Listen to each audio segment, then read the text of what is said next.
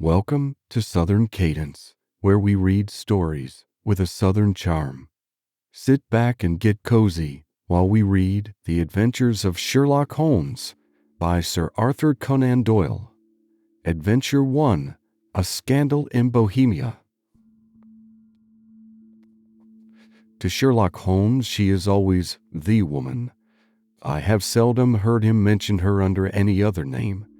In his eyes, she eclipses and predominates the whole of her sex. It was not that he felt any emotion akin to love for Irene Adler. All emotions, and that one particularly, were abhorrent to his cold, precise, but admirably balanced mind.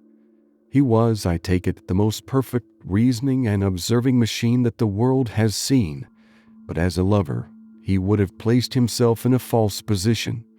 He never spoke of the softer passions, save with a gibe and a sneer. They were admirable things for the observer, excellent for drawing the veil from men's motives and actions. But for the trained reasoner to admit such intrusions into his own delicate and finely adjusted temperament was to introduce a distracting factor which might throw a doubt upon all his mental results. Grit in a sensitive instrument, or a crack in one of his own high-power lenses, would not be more disturbing than a strong emotion in a nature such as his. And yet there was but one woman to him, and that woman was the late Irene Adler, of dubious and questionable memory. I had seen little of Holmes lately. My marriage had drifted us away from each other. My own complete happiness and the home-centered interests which rise up around the man who first finds himself master of his own establishment was sufficient to absorb all my attention, while Holmes, who loathed every form of society with his whole Bohemian soul, remained in our lodgings in Baker Street, buried among his old books, and alternating from week to week between cocaine and ambition, the drowsiness of the drug, and the fierce energy of his own keen nature.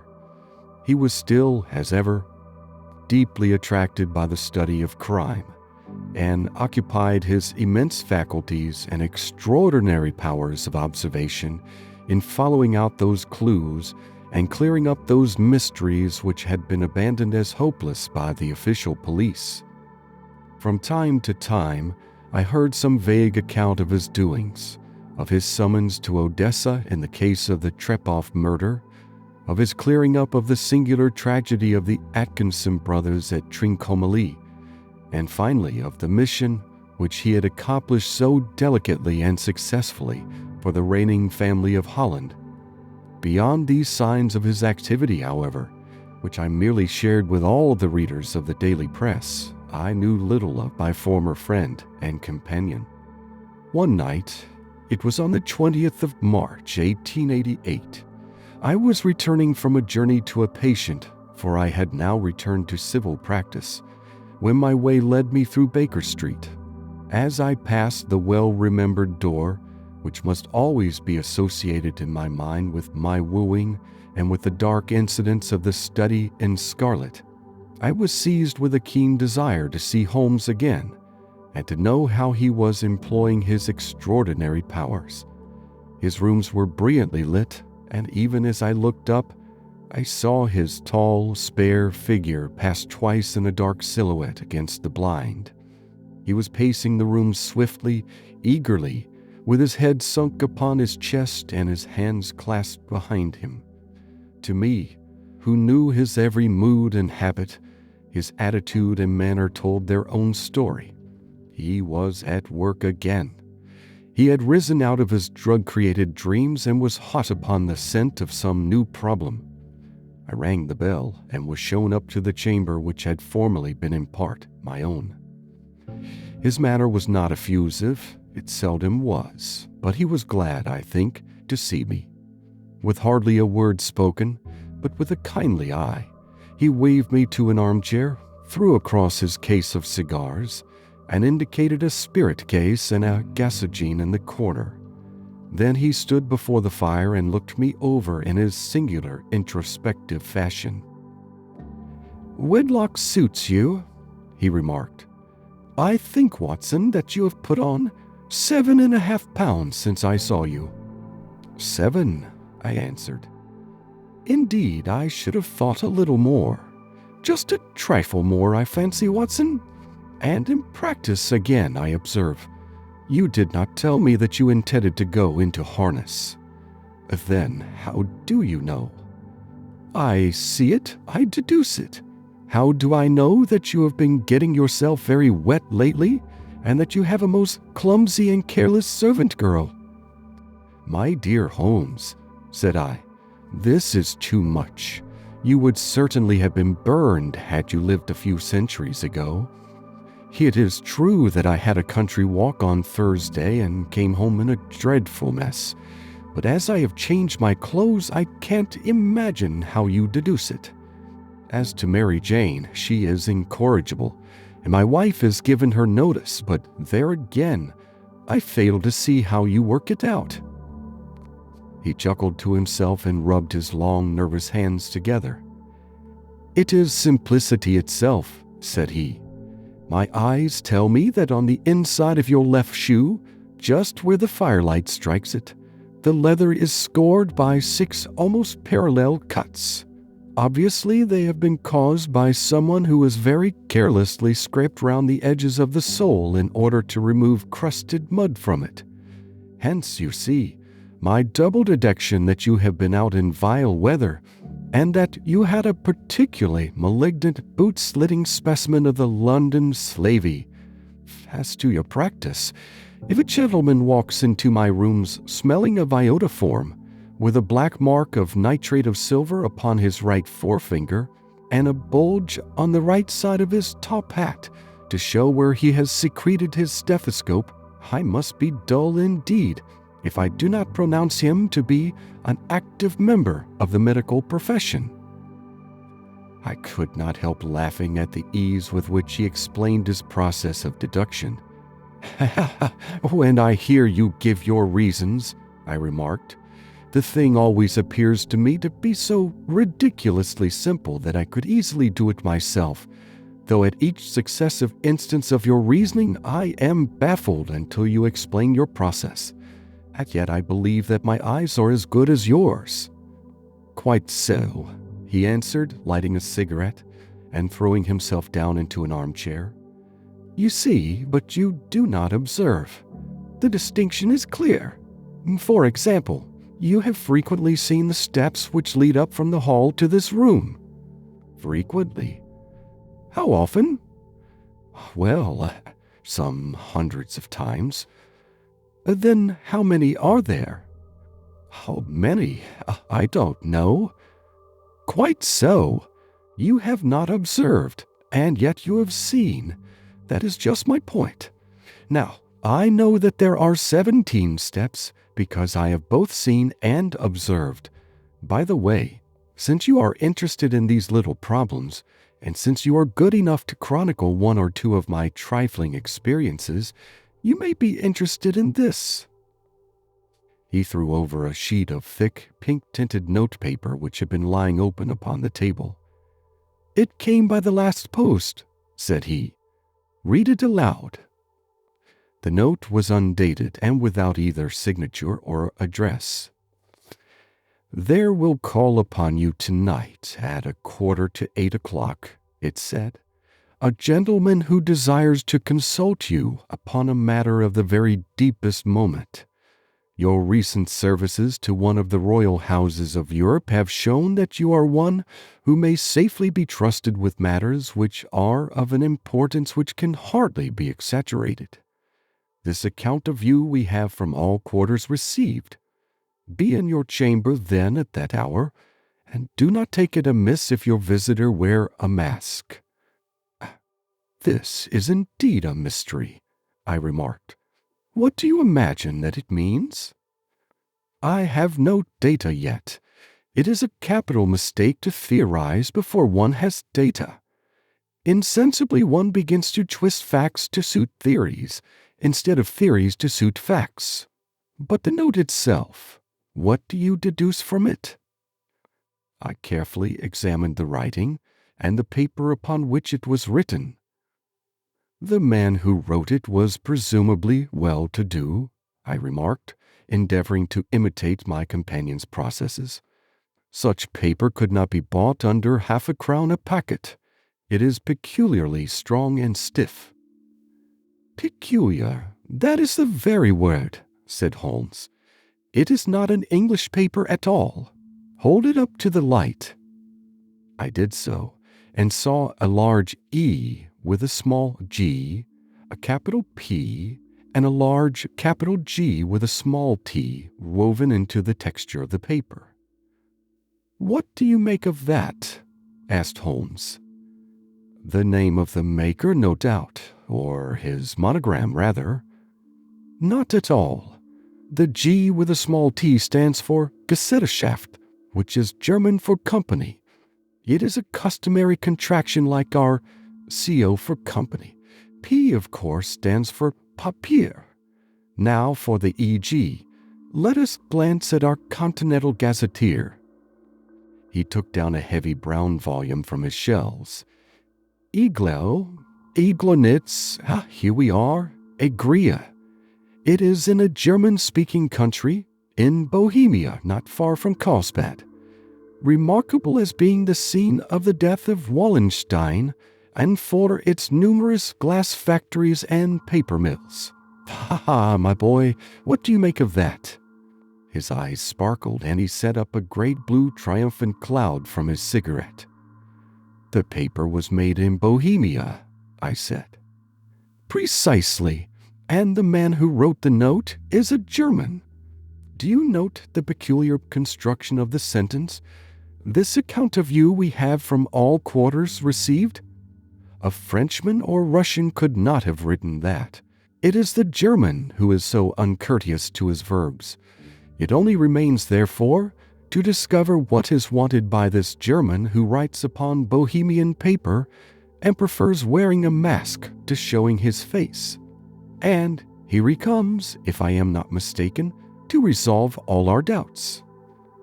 As he spoke, there was a sharp sound of horses' hoofs and grating wheels against the curb, followed by a sharp pull at the bell.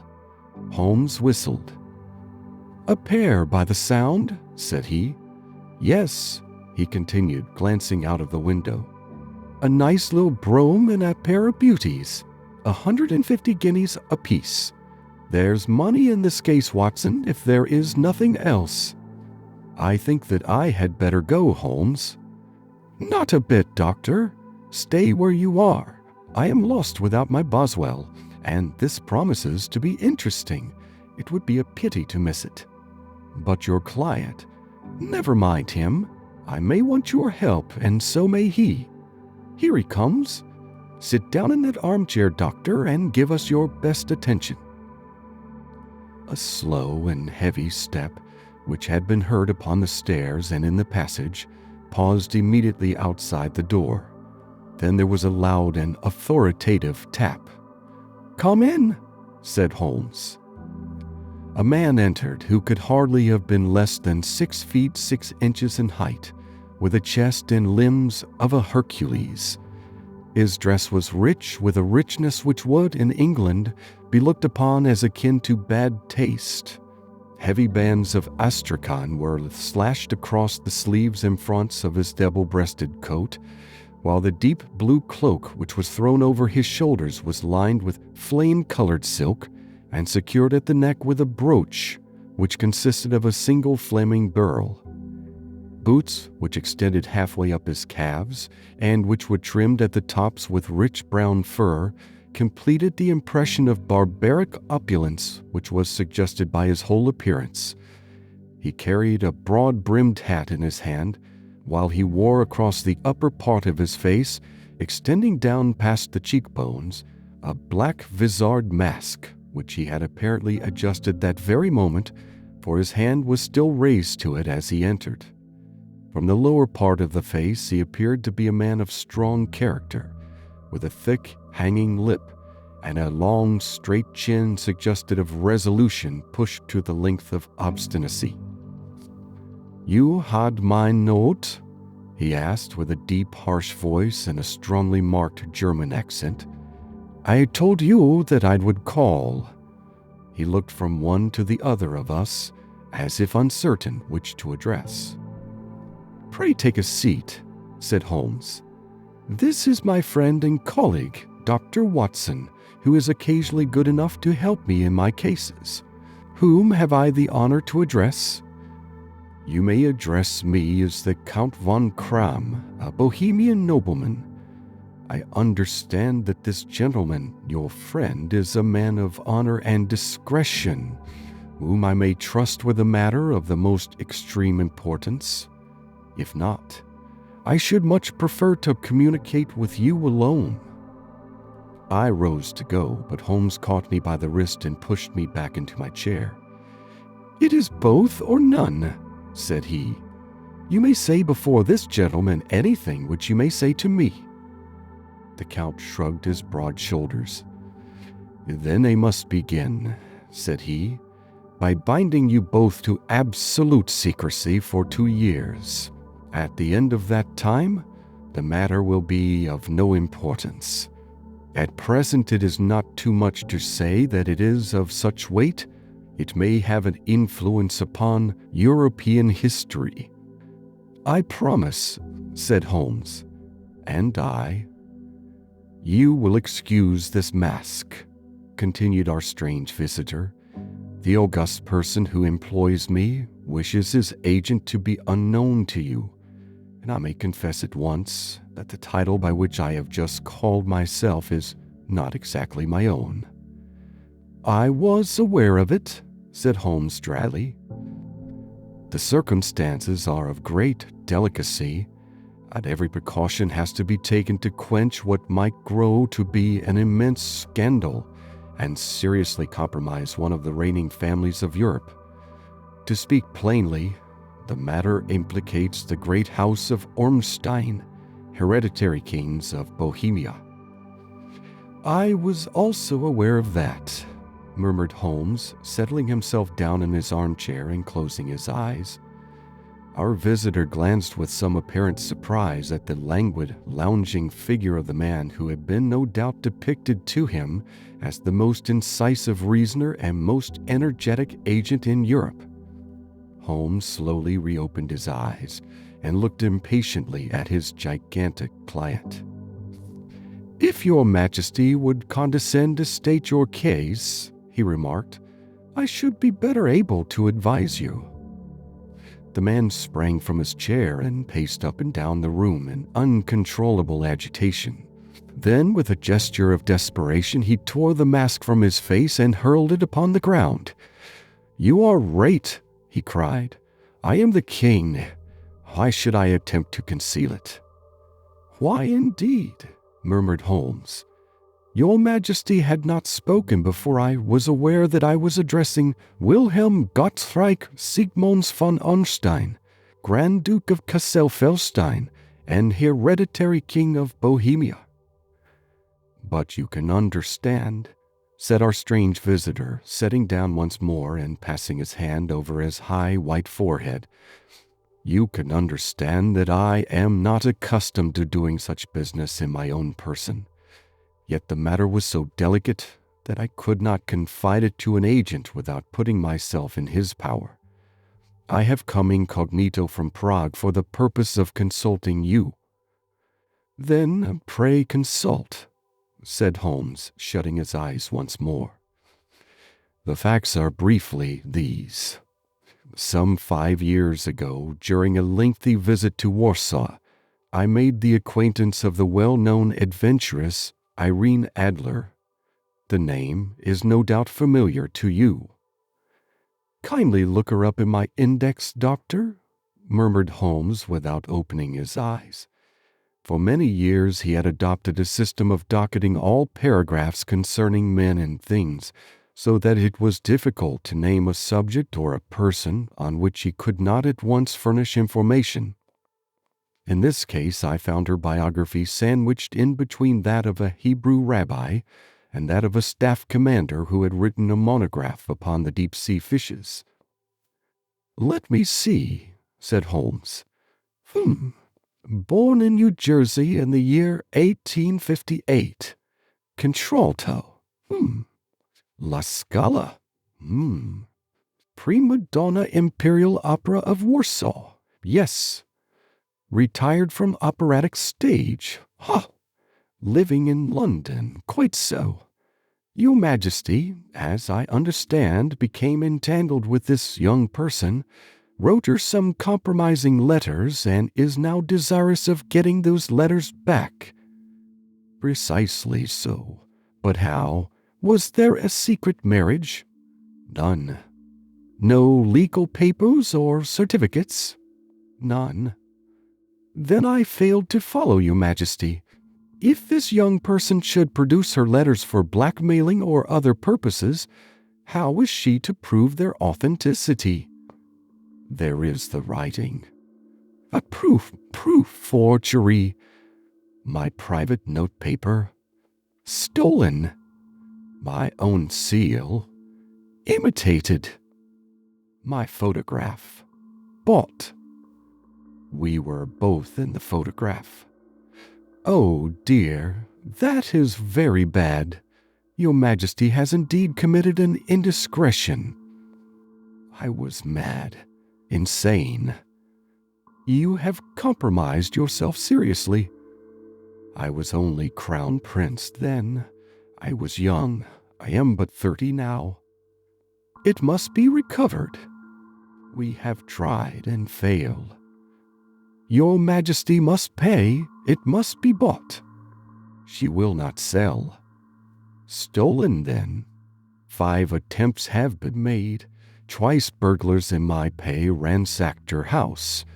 Once we diverted her luggage when she traveled. Twice she has been waylaid. There has been no result. No sign of it. Absolutely none.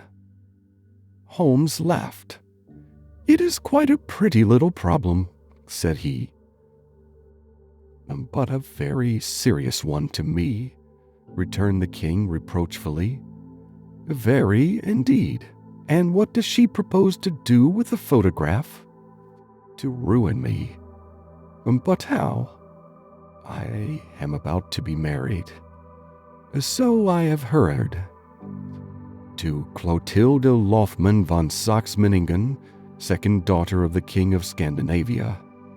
You may know the strict principles of her family. She is herself the very soul of delicacy. A shadow of a doubt as to my conduct would bring the matter to an end. And Irene Adler threatens to send them the photograph, and she will do it. I know that she will do it. You do not know her, but she has a soul of steel. She has the face of the most beautiful of women and the mind of the most resolute of men. Rather than I should marry another woman, there are no lengths to which she would not go. None. You are sure that she has not sent it yet? I am sure. And why? Because she has said that she would send it on the day when the betrothal was publicly proclaimed. That will be next Monday. Oh, then we have 3 days yet, said Holmes with a yawn. That is very fortunate, as I have 1 or 2 matters of importance to look into just at present. Your Majesty will, of course, stay in London for the present? Certainly. You will find me at the Langham under the name of the Count von Kram. Then I shall drop you a line to let you know how we progress. Pray do so. I shall be all anxiety. Then, as to money, you have carte blanche. Absolutely. I tell you that I would give 1 of the provinces of my kingdom to have that photograph. And for present expenses? The king took a heavy chamois leather bag from under his cloak and laid it on the table. There are 300 pounds in gold and 700 in notes, he said.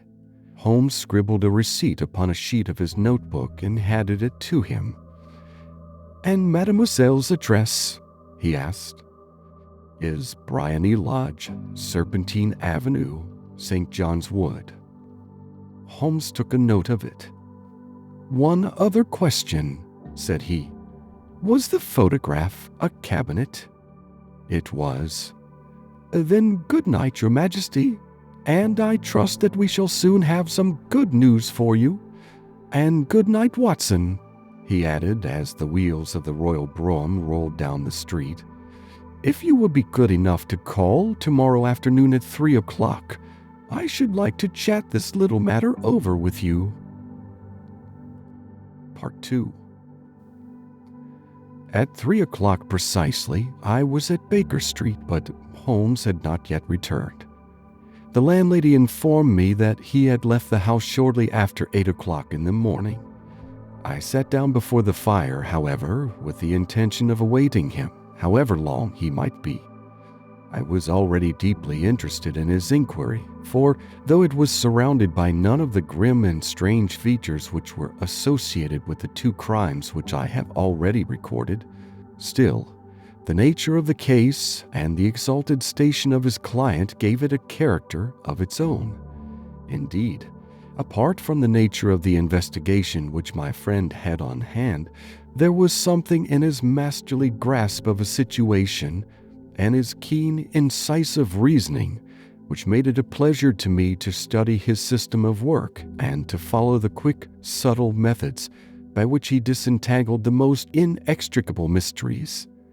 So accustomed was I to his invariable success that the very possibility of his failing had ceased to enter into my head. It was close upon 4 before the door opened, and a drunken-looking groom, ill-kempt and side-whiskered, with an inflamed face and disreputable clothes, walked into the room. Accustomed as I was to my friend's amazing powers in the use of disguises, I had to look 3 times before I was certain that it was indeed he. With a nod he vanished into the bedroom, whence he emerged in 5 minutes, tweed-suited and respectable as of old. Putting his hands into his pockets, he stretched out his legs in front of the fire and laughed heartily for some minutes. "Well, really," he cried, and then he choked and laughed again until he was obliged to lie back, limp and helpless in the chair. "What is it?" "It's quite too funny. I am sure you could never guess how I employed my morning, or what I ended by doing." "I can't imagine. I suppose that you must have been watching the habits and perhaps the house of Miss Irene Adler?" "Quite so, but the sequel was rather unusual. I will tell you, however. I left the house a little after 8 o'clock this morning in the character of a groom out of work. There's a wonderful sympathy and freemasonry among horsey men. Be one of them, and you will know all that there is to know. I soon found Briony Lodge. It is a bijou villa with a garden at the back, but built out in front right up to the road, 2 stories. Chubb locked to the door. Large sitting room on the right side, well furnished, with long windows almost to the floor, and those preposterous English window fasteners which a child could open. Behind there was nothing remarkable, save that the passage window could be reached from the top of the coach-house. I walked round it and examined it closely from every point of view, but without noting anything of interest.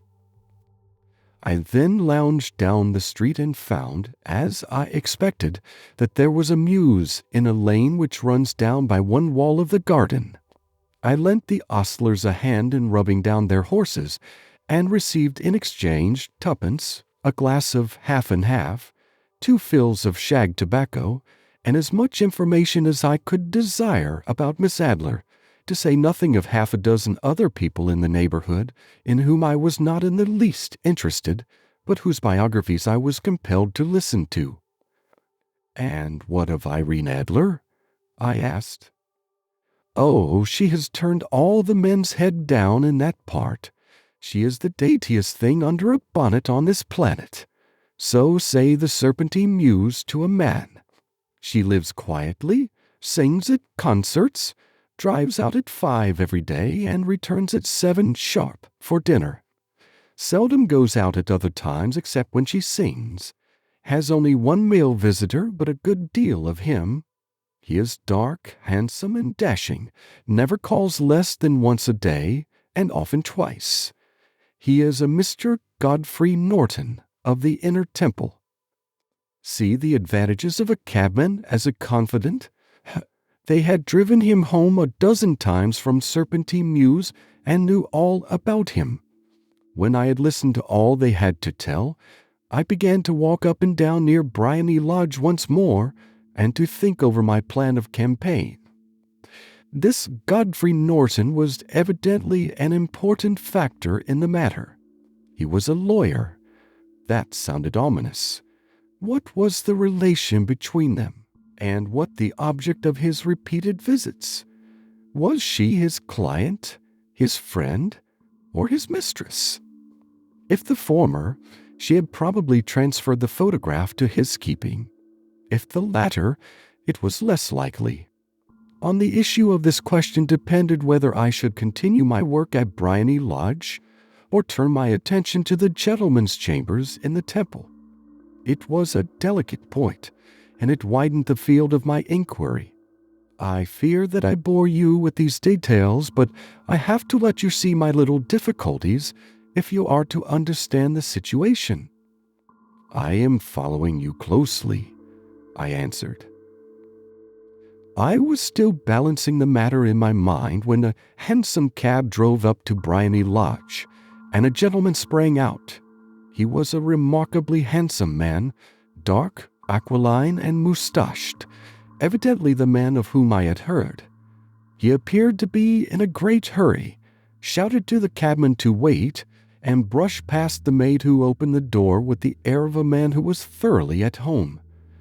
He was in the house about half an hour, and I could catch glimpses of him in the windows of the sitting-room, pacing up and down, talking excitedly, and waving his arms. Of her, I could see nothing. Presently he emerged, looking even more flurried than before. As he stepped up to the cab, he pulled a gold watch from his pocket and looked at it earnestly. "Drive like the devil," he shouted.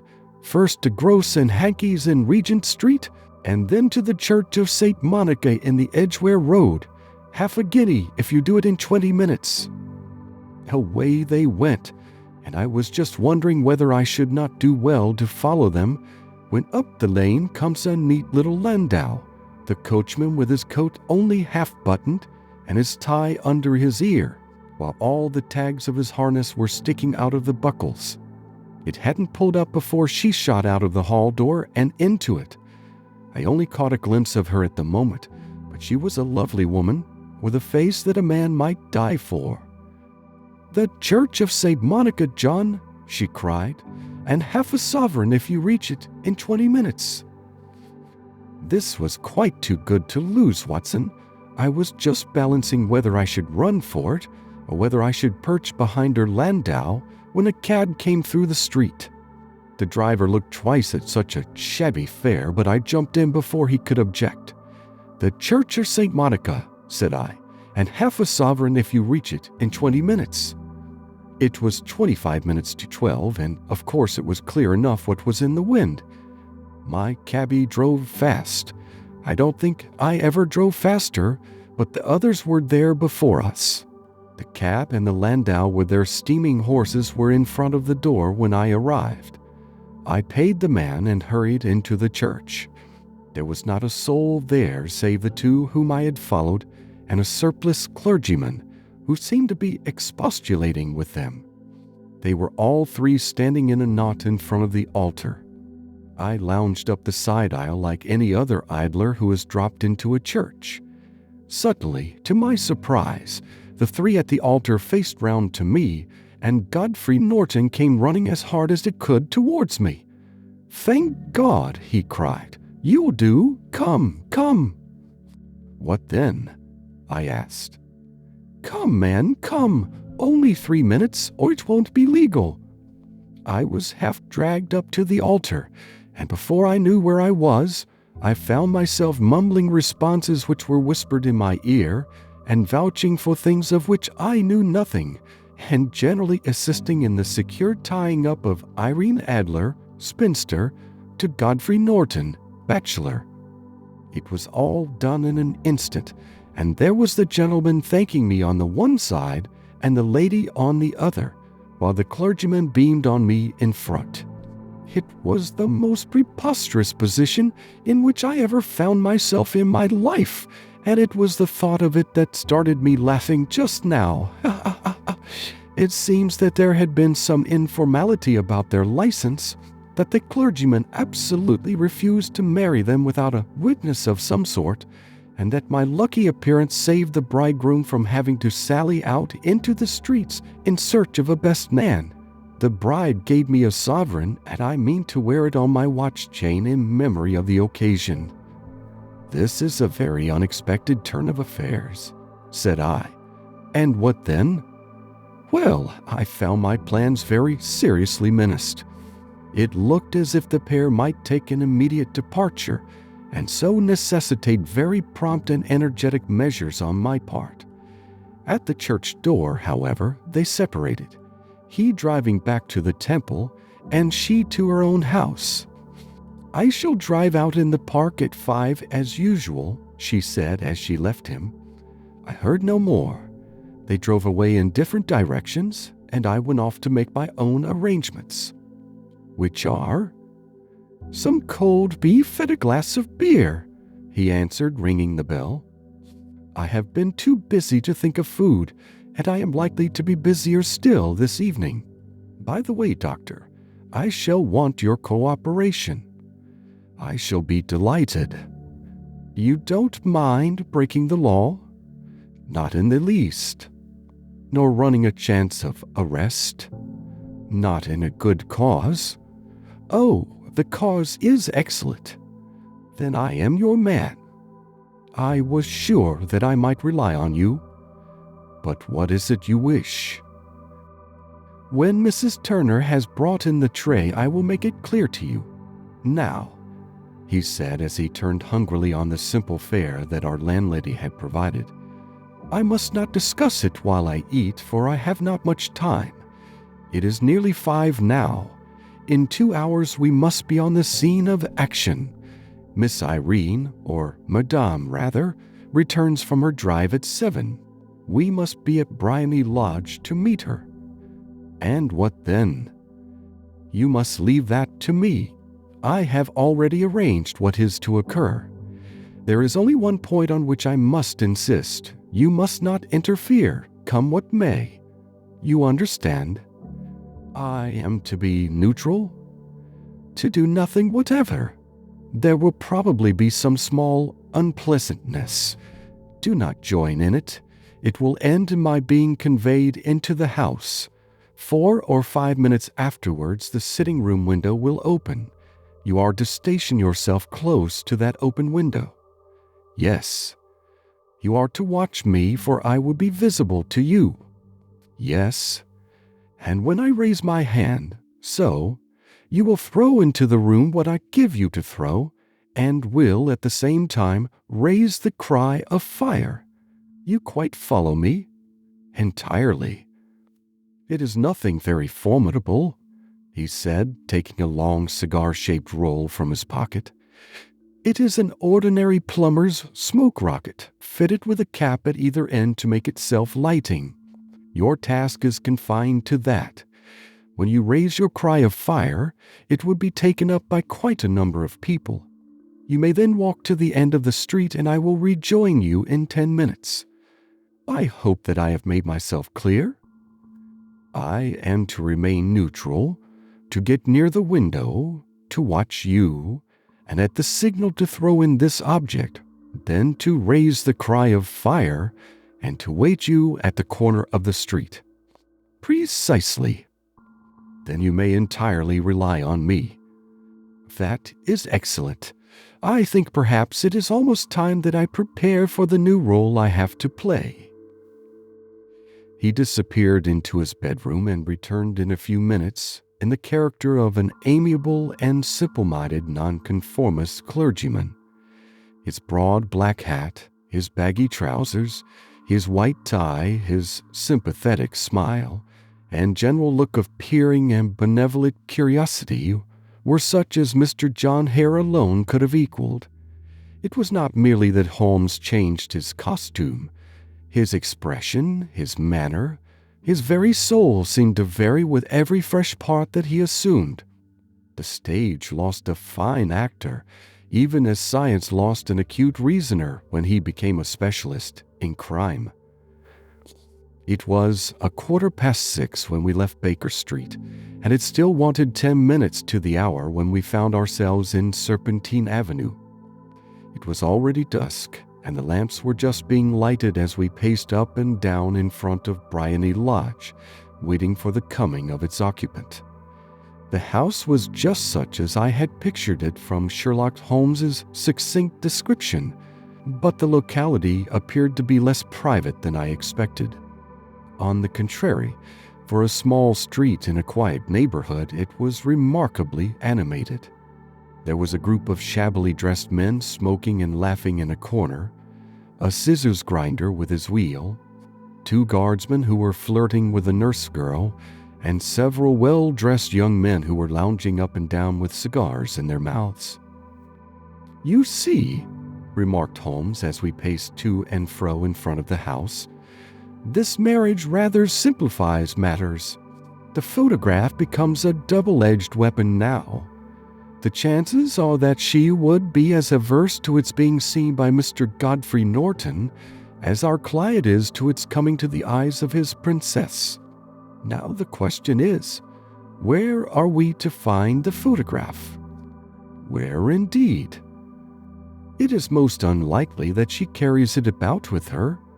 It is cabinet size, too large for easy concealment about a woman's dress. She knows that the king is capable of having her waylaid and searched. 2 attempts of the sort have already been made. We may take it, then, that she does not carry it about with her. Where, then? Her banker or her lawyer? There is that double possibility. But I am inclined to think neither. Women are naturally secretive, and they like to do their own secreting. Why should she hand it over to anyone else? She could trust her own guardianship, but she could not tell what indirect or political influence might be brought to bear upon a businessman. Besides, remember that she had resolved to use it within a few days. It must be where she can lay her hands upon it. It must be in her own house. But it has twice been burgled. Pshaw, they did not know how to look. But how will you look? I will not look. What then? I will get her to show me. But she will refuse. She will not be able to. But I hear the rumble of wheels. It is her carriage. Now, carry out my orders to the letter." As he spoke, the gleam of the sidelights of a carriage came round the curve of the avenue. It was a smart little landau which rattled up to the door of Briony Lodge. As it pulled up, one of the loafing men at the corner dashed forward to open the door in the hope of earning a copper, but was elbowed away by another loafer who had rushed up with the same intention. A fierce quarrel broke out, which was increased by the 2 guardsmen who took sides with one of the loungers, and by the scissors grinder, who was equally hot upon the other side. A blow was struck, and in an instant the lady, who had stepped from her carriage, was the center of a little knot of flushed and struggling men who struck savagely at each other with their fists and sticks. Holmes dashed into the crowd to protect the lady, but just as he reached her, he gave a cry and dropped to the ground with the blood running freely down his face. At his fall, the guardsmen took to their heels in one direction and the loungers in the other, while a number of better-dressed people, who had watched the scuffle without taking part in it, crowded in to help the lady and to attend to the injured man. Irene Adler, as I will still call her, had hurried up the steps, but she stood at the top with her superb figure outlined against the lights of the hall, looking back into the street. "Is the poor gentleman much hurt?" she asked. "He is dead," cried several voices. "No, no, there's life in him," shouted another, "but he'll be gone before you can get him to hospital." "He's a brave fellow," said a woman. "They would have had the lady's purse and watch if it hadn't been for him. They were a gang, and a rough one too. Ah, he's breathing now." "He can't lie in the street. May we bring him in, marm?" "Surely. Bring him into the sitting room. There is a comfortable sofa. This way, please." Slowly and solemnly, he was borne into Briony Lodge and laid out in the principal room, while I still observed the proceedings from my post by the window. The lamps had been lit, but the blinds had not been drawn, so that I could see Holmes as he lay upon the couch. I do not know whether he was seized with compunction at that moment for the part he was playing, but I know that I never felt more heartily ashamed of myself in my life than when I saw the beautiful creature against whom I was conspiring, or the grace and kindliness with which she waited upon the injured man. And yet it would be the blackest treachery to Holmes to draw back now from the part which he had entrusted to me. I hardened my heart and took the smoke rocket from under my ulster. After all, I thought, we are not injuring her. We are but preventing her from injuring another. Holmes had sat up upon the couch, and I saw him motion like a man who is in need of air. A maid rushed across and threw open the window. At the same instant I saw him raise his hand, and at the signal I tossed my rocket into the room with a cry of "Fire!" The word was no sooner out of my mouth than the whole crowd of spectators, well-dressed and ill, gentlemen, ostlers, and servant-maids, joined in a general shriek of "Fire!" Thick clouds of smoke curled through the room and out at the open window. I caught a glimpse of rushing figures, and a moment later the voice of Holmes from within, assuring them that it was a false alarm. Slipping through the shouting crowd, I made my way to the corner of the street, and in 10 minutes was rejoiced to find my friend's arm in mine and to get away for the scene of uproar. He walked swiftly and in silence for some minutes until we had turned down one of the quiet streets which lead towards the Edgware Road. "You did it very nicely, Doctor," he remarked. "Nothing could have been better. It is all right." "You have the photograph?" "I know where it is." "And how did you find out?" "She showed me, as I told you she would." "I am still in the dark." "I did not wish to make a mystery," said he, laughing. "The matter was perfectly simple. You, of course, saw that everyone in the street was an accomplice. They were all engaged for the evening." "I guessed as much." Then, when the row broke out, I had a little moist red paint in the palm of my hand. I rushed forward, fell down, clapped my hand to my face, and became a piteous spectacle. It is an old trick. That also I could fathom. Then they carried me in. She was bound to have me in. What else could she do? And into her sitting room, which was the very room which I suspected. It lay between that and her bedroom, and I was determined to see which. They laid me on a couch. I motioned for air. They were compelled to open the window, and you had your chance. How did that help you? It was all important. When a woman thinks that her house is on fire, her instinct is at once to rush to the thing which she values most. It is a perfectly overpowering impulse, and I had more than once taken advantage of it. In the case of the Darlington substitution scandal, it was of use to me, and also in the Arnsworth Castle business. A married woman grabs at her baby. An unmarried one reaches for her jewel box. Now it was clear to me that Our Lady of today had nothing in the house more precious to her than what we are in quest of. She would rush to secure it. The alarm of fire was admirably done. The smoke and shouting were enough to shake nerves of steel. She responded beautifully. The photograph is in a recess behind a sliding panel just above the right bell pull. She was there in an instant, and I caught a glimpse of it as she half drew it out. When I cried out that it was a false alarm, she replaced it, glanced at the rocket, rushed from the room, and I have not seen her since. I rose and, making my excuses, escaped from the house. I hesitated whether to attempt to secure the photograph at once, but the coachman had come in, and as he was watching me narrowly, it seemed safer to wait.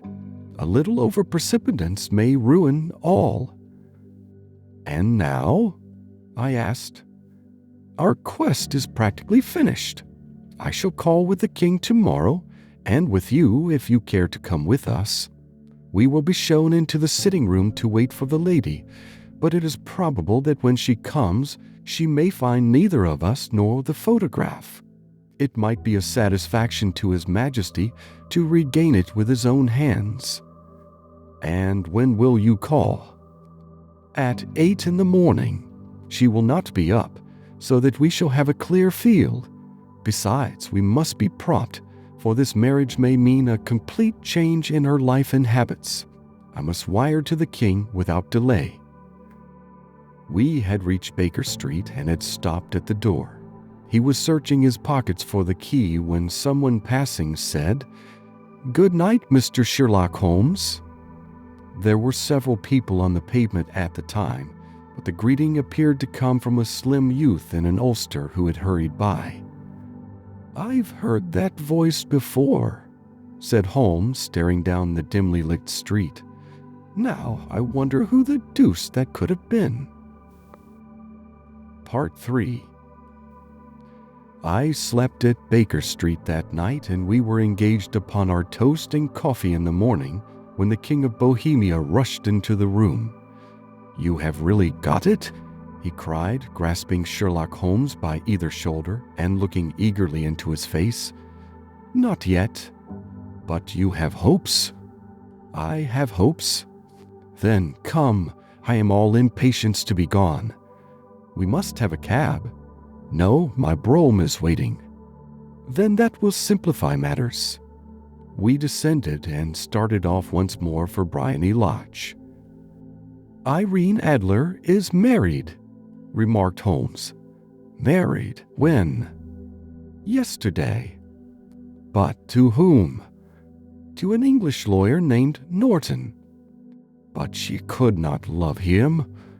"I am in hopes that she does." "And why in hopes?" "Because it would spare your Majesty all fear of future annoyance. If the lady loves her husband, she does not love your Majesty. If she does not love your Majesty, there is no reason why she should interfere with your Majesty's plan." "It is true, and yet, well, I wish she had been of my own station. What a queen she would have made."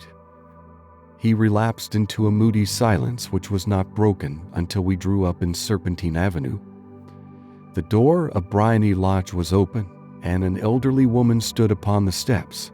She watched us with a sardonic eye as we stepped from the brougham. "Mr. Sherlock Holmes, I believe," said she.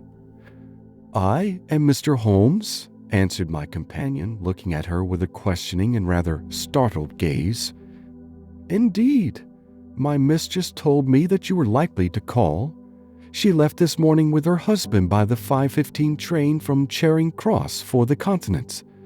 "What?" Sherlock Holmes staggered back, white with chagrin and surprise. "Do you mean that she has left England?" "Never to return." "And the papers?" asked the king hoarsely. "All is lost."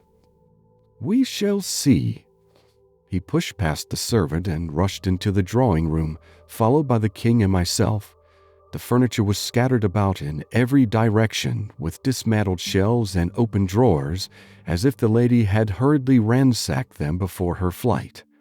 Holmes rushed at the bell pull, tore back a small sliding shutter, and plunging in his hand, pulled out a photograph and a letter. The photograph was of Irene Adler herself in evening dress. The letter was superscribed to Sherlock Holmes, Esquire, to be left till called for. My friend tore it open, and we all three read it together. It was dated at midnight of the preceding night and ran in this way. My dear Mr. Sherlock Holmes, you really did it very well. You took me in completely. Until after the alarm of fire, I had not a suspicion. But then when I found how I had betrayed myself, I began to think. I had been warned against you months ago. I had been told that, if the king employed an agent, it would certainly be you. And your address had been given me. Yet, with all this, you made me reveal what you wanted to know. Even after I became suspicious, I found it hard to think evil of such a dear, kind old clergyman. But, you know, I have been trained as an actress myself. Male costume is nothing new to me. I often take advantage of the freedom which it gives.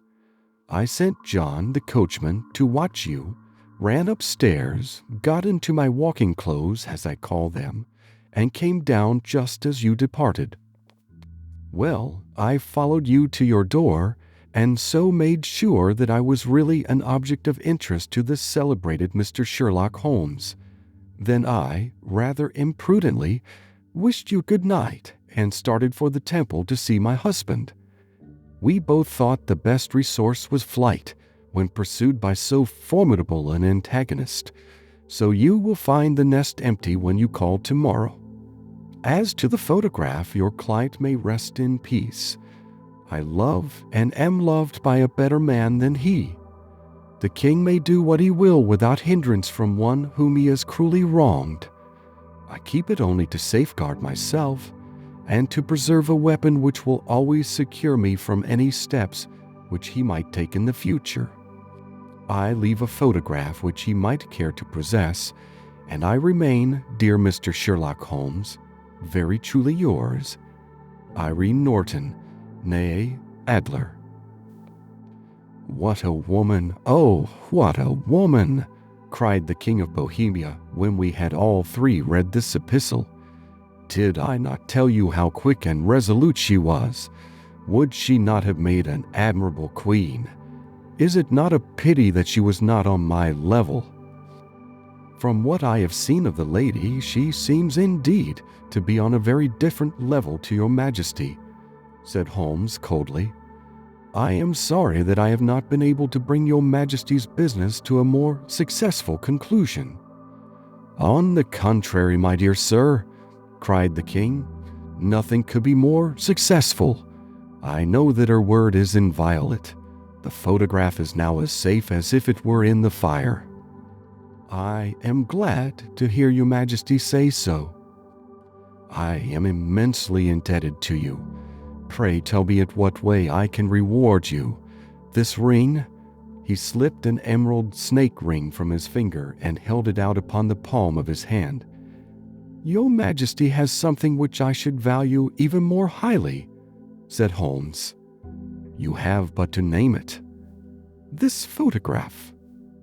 The king stared in amazement.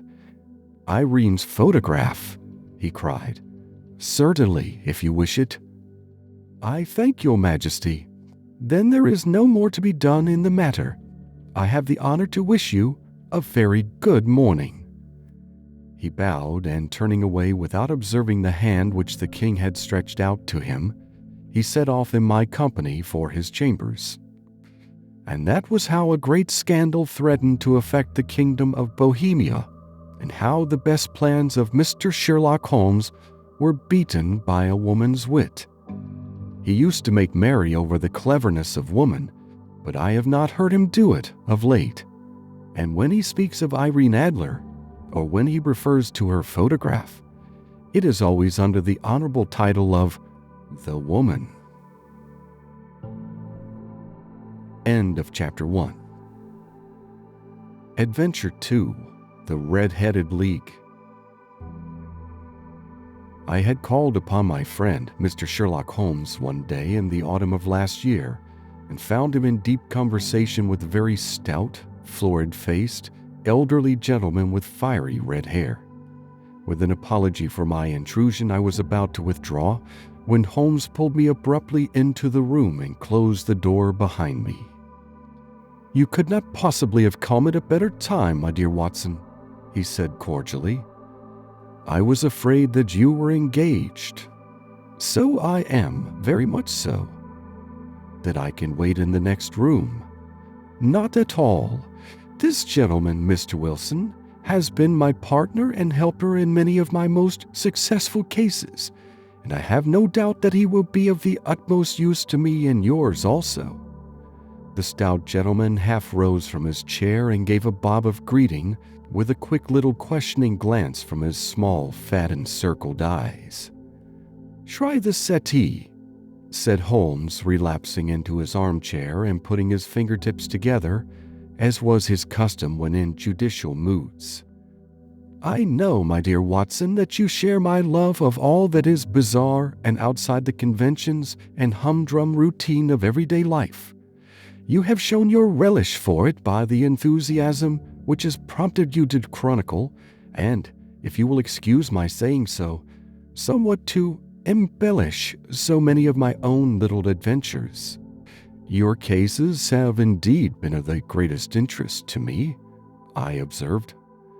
"You will remember that I remarked the other day, just before we went into the very simple problem presented by Miss Mary Sutherland, that for strange effects and extraordinary combinations we must go to life itself, which is always far more daring than any effort of the imagination. A proposition which I took the liberty of doubting." "You did, Doctor, but nonetheless you must come round to my view, for otherwise I shall keep on piling fact upon fact on you until your reason breaks down under them and acknowledges me to be right. Now, Mr. Jabez Wilson here has been good enough to call upon me this morning and to begin a narrative which promises to be one of the most singular which I have listened to for some time. You have heard me remark that the strangest and most unique things are very often connected not with the larger but with the smaller crimes, and occasionally, indeed, where there is room for doubt whether any positive crime has been committed. As far as I have heard, it is impossible for me to say whether the present case is an instance of crime or not, but the course of events is certainly among the most singular that I have ever listened to. Perhaps, Mr. Wilson, you would have the great kindness to recommence your narrative. I ask you not merely because my friend Dr. Watson has not heard the opening part, but also because the peculiar nature of the story makes me anxious to have every possible detail from your lips. As a rule, when I have heard some slight indication of the course of events, I am able to guide myself by thousands of other similar cases which occur to my memory. In the present instance, I am forced to admit that the facts are, to the best of my belief, unique." The portly client puffed out his chest with an appearance of some little pride, and pulled a dirty and wrinkled newspaper from the inside pocket of his greatcoat. As he glanced down the advertisement column with his head thrust forward and the paper flattened out upon his knee, I took a good look at the man and endeavored, after the fashion of my companion, to read the indications which might be presented by his dress or appearance. I did not gain very much, however, by my inspection. Our visitor bore every mark of being an average, commonplace British tradesman, obese, pompous, and slow. He wore rather baggy gray shepherd's check trousers, a not over-clean black frock coat, unbuttoned in the front, and a drab waistcoat with a heavy brassy Albert chain, and a square pierced bit of metal dangling down as an ornament. A frayed top hat and a faded brown overcoat with a wrinkled velvet collar lay upon a chair beside him. Altogether, look as I would, there was nothing remarkable about the man save his blazing red head and the expression of extreme chagrin and discontent upon his features. Sherlock Holmes's quick eye took in my occupation, and he shook his head with a smile as he noticed my questioning glances. Beyond the obvious facts that he has at some time done manual labor, that he takes snuff, that he is a Freemason, that he has been in China, and that he has done a considerable amount of writing lately, I can deduce nothing else." Mr. Jabez Wilson started up in his chair, with his forefinger upon the paper, but his eyes upon my companion. "How in the name of good fortune did you know all that, Mr. Holmes?" he asked. "How did you know, for example, that I did manual labor? It's as true as gospel, for I began as a ship's carpenter." "Your hands, my dear sir. Your right hand is quite a size larger than your left. You have worked with it, and the muscles are more developed." "Well, there's snuff then, and the Freemasonry?" "I won't insult your intelligence by telling you how I read that, especially as, rather against the strict rules of your order, you use an arc and compass breastpin." "Huh? Ah, of course, I forgot that. But the writing?"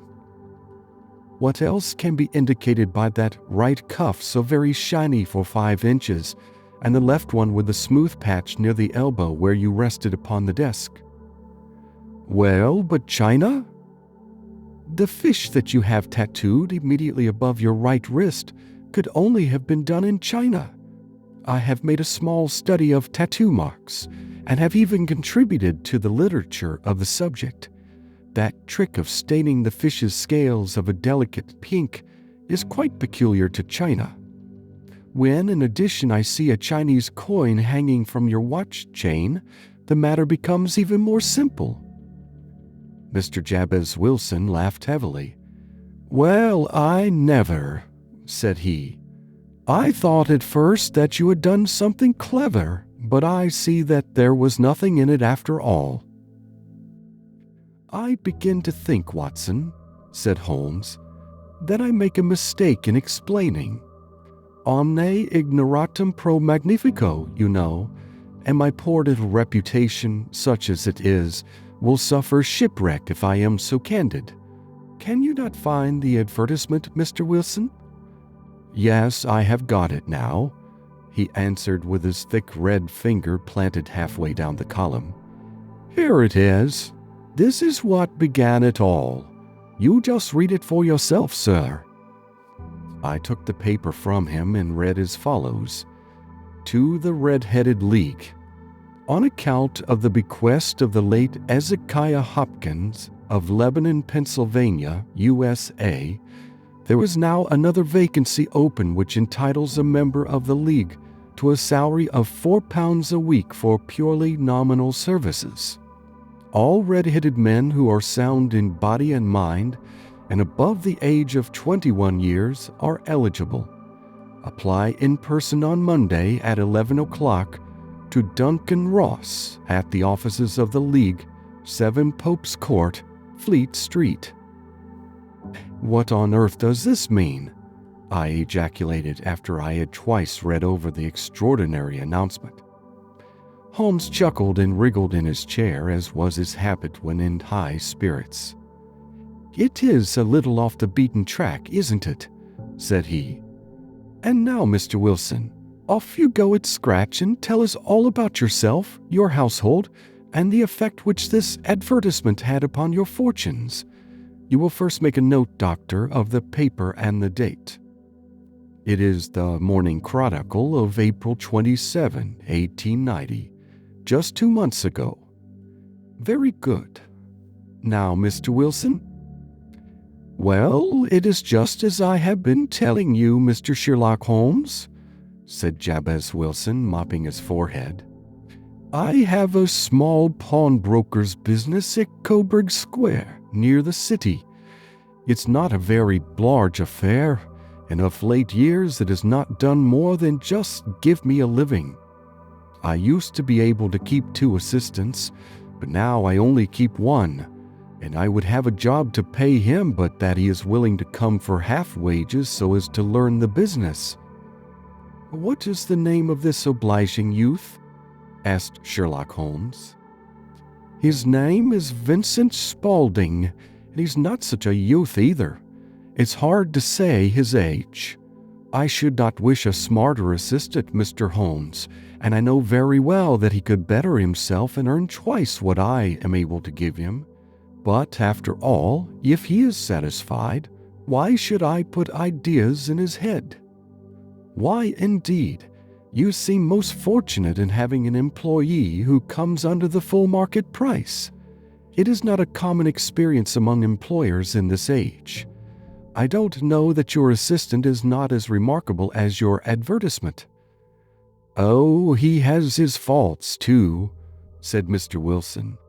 "Never was such a fellow for photography, snapping away with a camera when he ought to be improving his mind, and then diving down into the cellar like a rabbit into its hole to develop his pictures. That is his main fault, but on the whole, he's a good worker. There's no vice in him." "He is still with you, I presume?" "Yes, sir. He and a girl of 14, who does a bit of simple cooking and keeps the place clean. That's all I have in the house, for I am a widower and never had any family.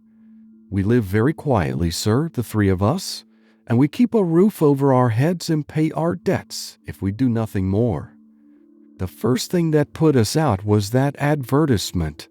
Spaulding, he came down into the office just this day 8 weeks with this very paper in his hand, and he says, 'I wish to the Lord, Mr. Wilson, that I was a red-headed man.' 'Why that?' I asks. 'Why,' says he, 'here's another vacancy on the League of the Red-Headed Men. It's worth quite a little fortune to any man that gets it, and I understand that there are more vacancies than there are men, so that the trustees are at their wits' end what to do with the money. If my hair would only change color, here's a nice little crib all ready for me to step into.' 'Why, what is it then?' I asked. 'You see, Mr. Holmes, I am a very stay-at-home man, and as my business come to me instead of my having to go to it, I was often weeks on end without putting my foot over the doormat. In that way, I didn't know much of what was going on outside, and I was always glad of a bit of news.' 'Have you never heard of the League of the Red-Headed Men?' he asked with his eyes open. 'Never.'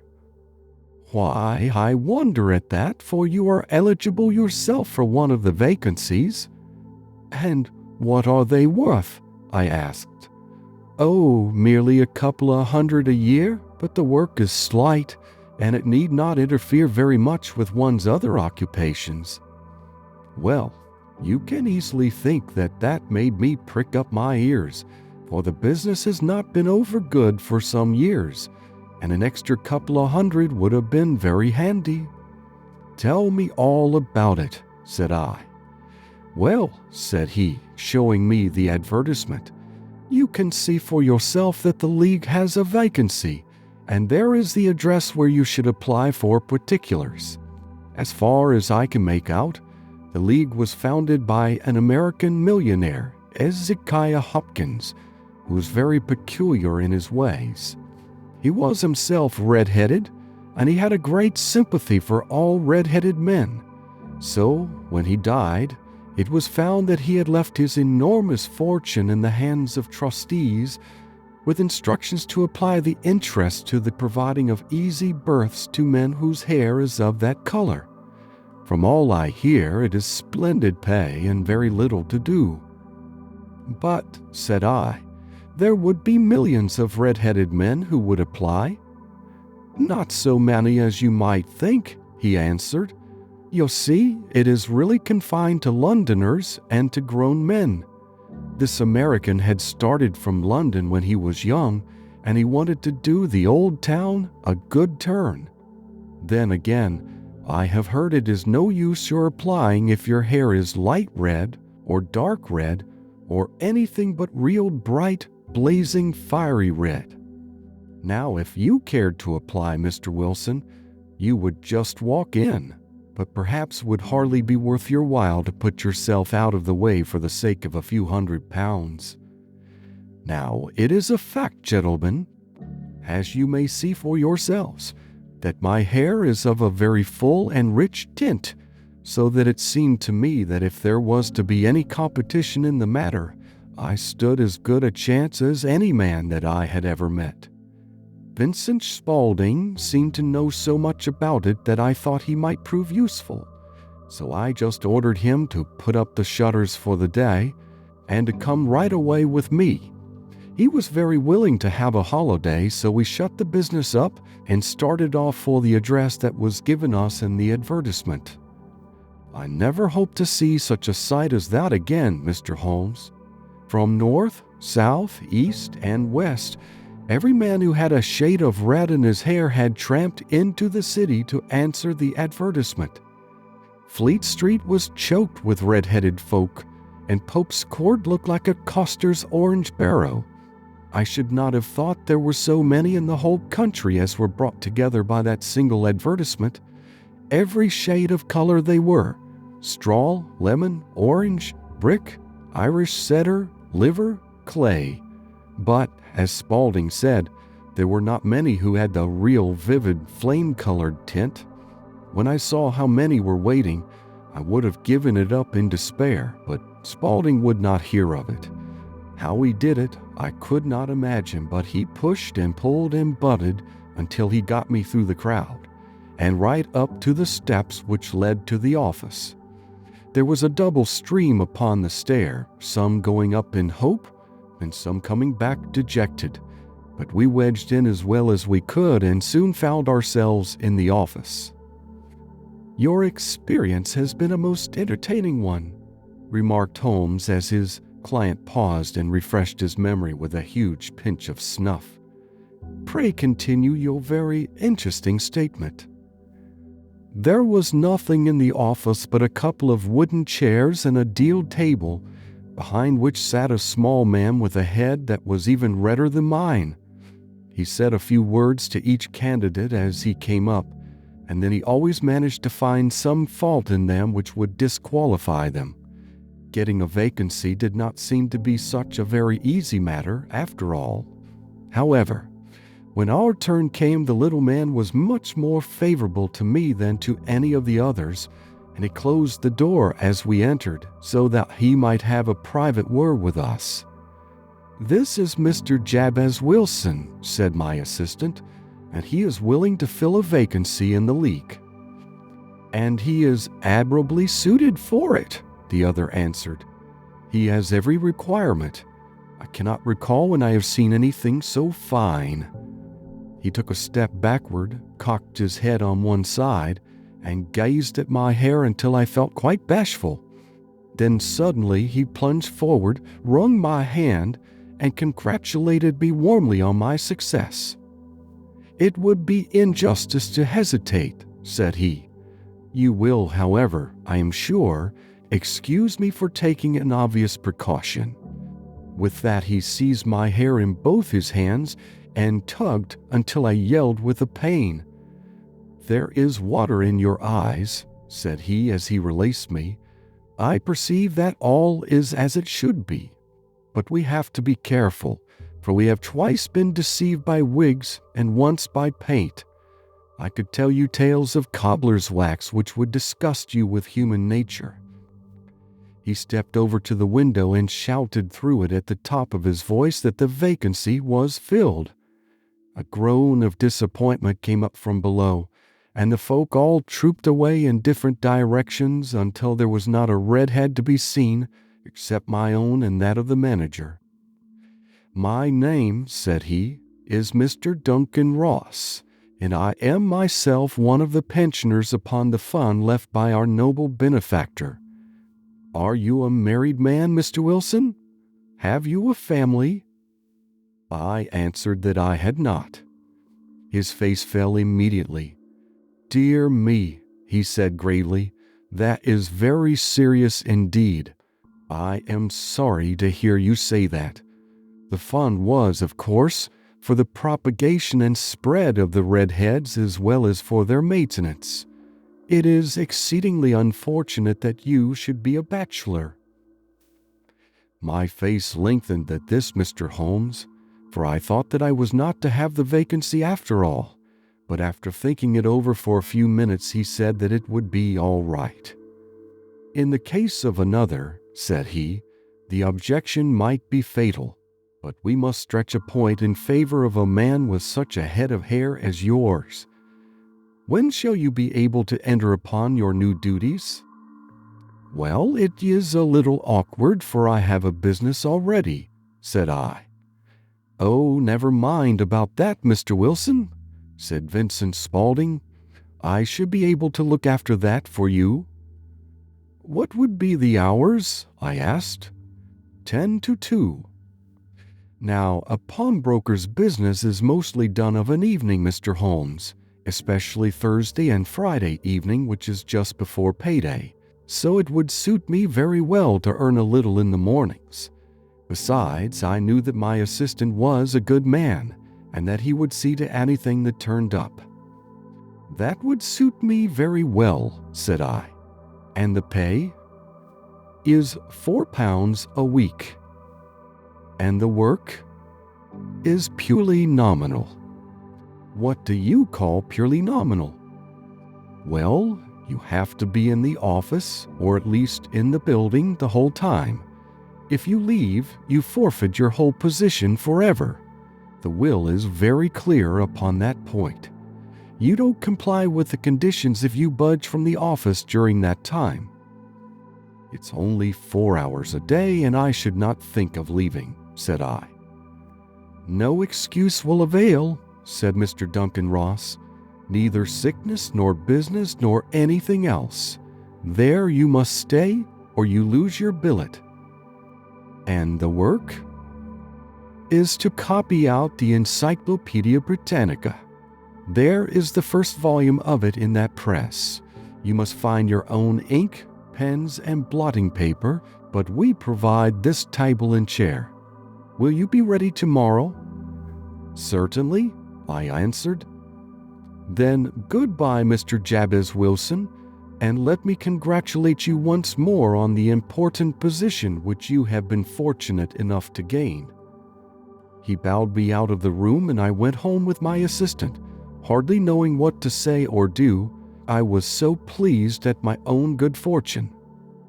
Well, I thought over the matter all day, and by evening I was in low spirits again, for I had quite persuaded myself that the whole affair must be some great hoax or fraud, though what its object might be I could not imagine. It seemed altogether past belief that anyone could make such a will, or that they would pay such a sum for doing anything so simple as copying out the Encyclopedia Britannica. Vincent Spaulding did what he could to cheer me up, but by bedtime I had reasoned myself out of the whole thing. However, in the morning I determined to have a look at it anyhow, so I bought a penny bottle of ink, and with a quill pen and 7 sheets of foolscap paper, I started off for Pope's Court. Well, to my surprise and delight, everything was as right as possible. The table was set out ready for me, and Mr. Duncan Ross was there to see that I got fairly to work. He started me off upon the letter A, and then he left me, but would drop in from time to time to see that all was right with me. At 2 o'clock he bade me good day, complimented me upon the amount that I had written, and locked the door of the office after me. This went on for day after day, Mr. Holmes, and on Saturday the manager came in and planked down 4 golden sovereigns for my week's work. It was the same next week, and the same the week after. Every morning I was there at 10, and every afternoon I left at 2. By degrees, Mr. Duncan Ross took to coming in only once of a morning, and then, after a time, he did not come in at all. Still, of course, I never dared to leave the room for an instant, for I was not sure when he might come, and the billet was such a good one and suited me so well that I would not risk the loss of it.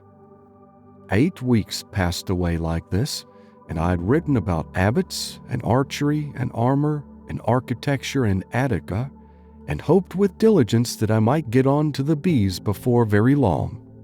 It cost me something in foolscap, and I had pretty nearly filled a shelf with my writings, and then suddenly the whole business came to an end." "To an end?" "Yes, sir, and no later than this morning. I went to my work as usual at 10 o'clock, but the door was shut and locked, with a little square of cardboard hammered onto the middle of the panel with a tack. Here it is, and you can read for yourself."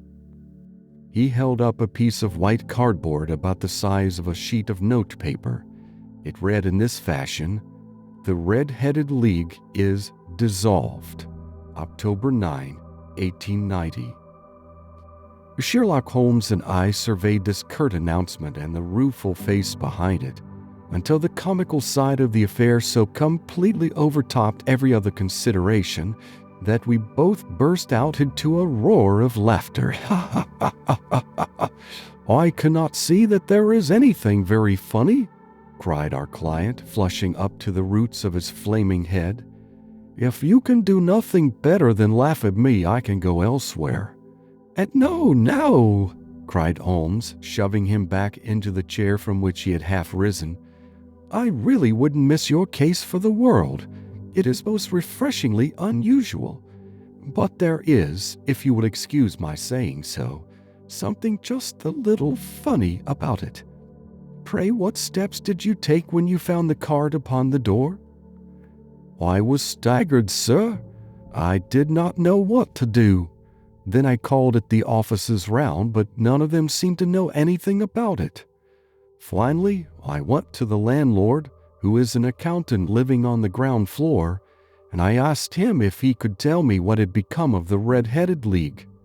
He said that he had never heard of any such body. That I asked him who Mr. Duncan Ross was. He answered that the name was new to him. 'Well,' said I, 'the gentleman at number 4. "'What, the red-headed man?' "'Yes.' "'Oh,' said he, 'his name was William Morris. He was a solicitor and was using my room as a temporary convenience until his new premises were ready. He moved out yesterday.' "'Where could I find him?' "'Oh, at his new offices. He did tell me the address. Yes, 17 King Edward Street, near St. Paul's.'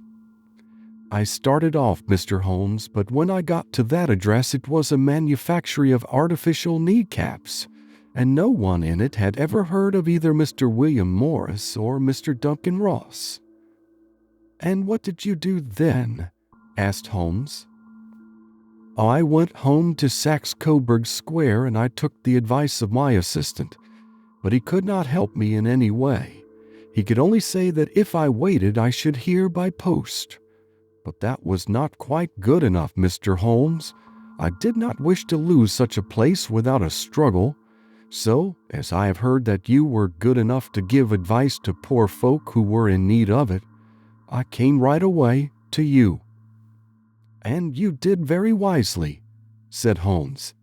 "Your case is an exceedingly remarkable one, and I shall be happy to look into it. From what you have told me, I think it is possible that graver issues hang from it than might at first sight appear."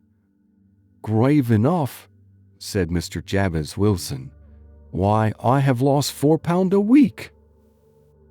"As far as you are personally concerned," remarked Holmes, "I do not see that you have any grievance against this extraordinary league.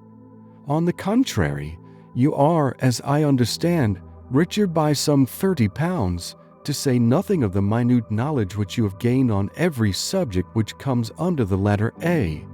You have lost nothing by them."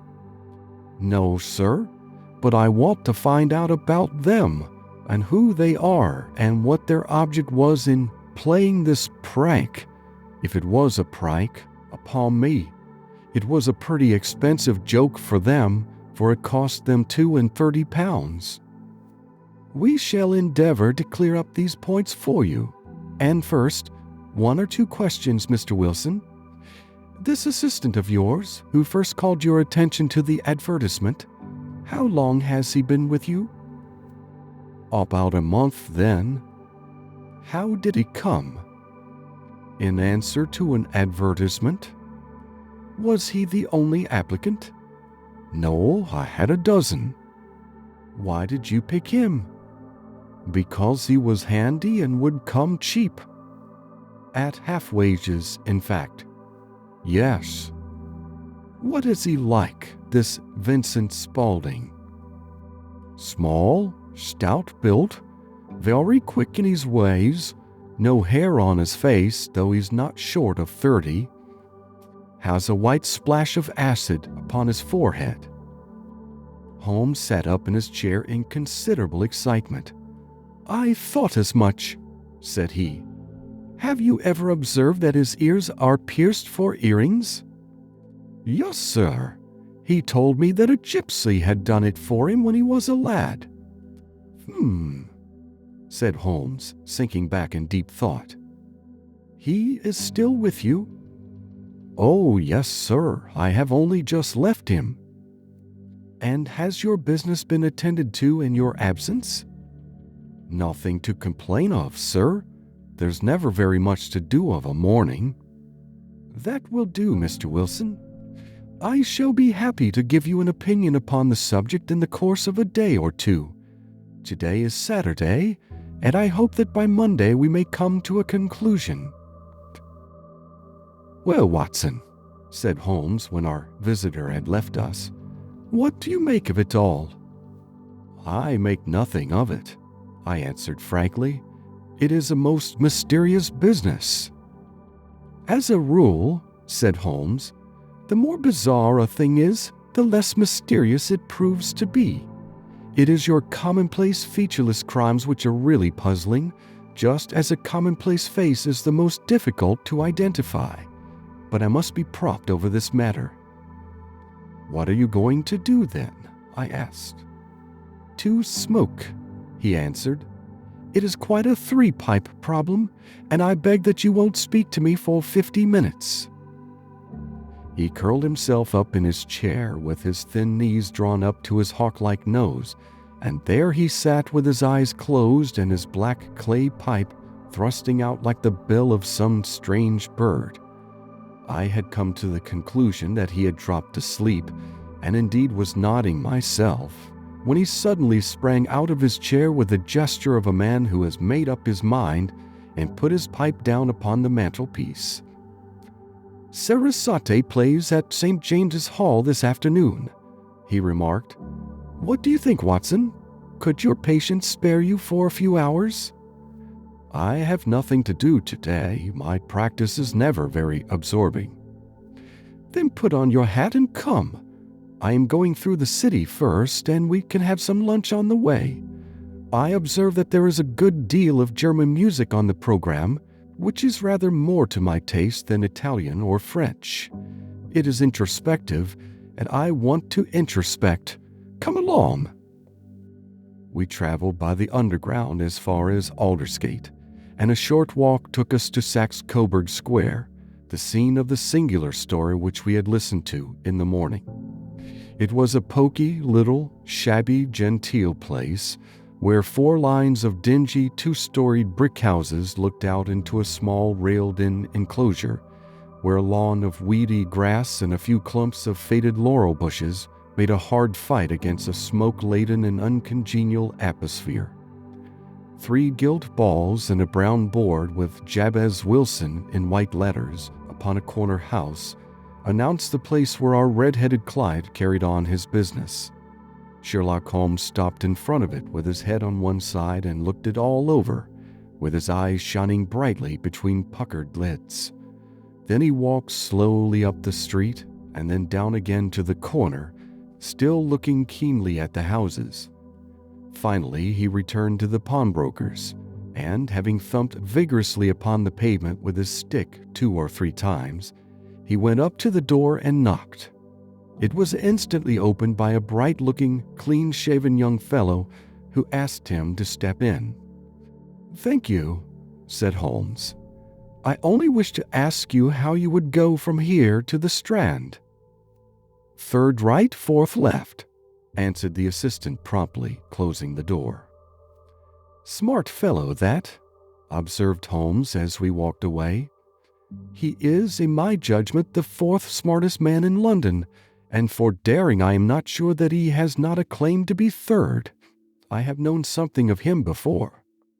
"Evidently," said I, "Mr. Wilson's assistant counts for a good deal in this mystery of the Red-Headed League.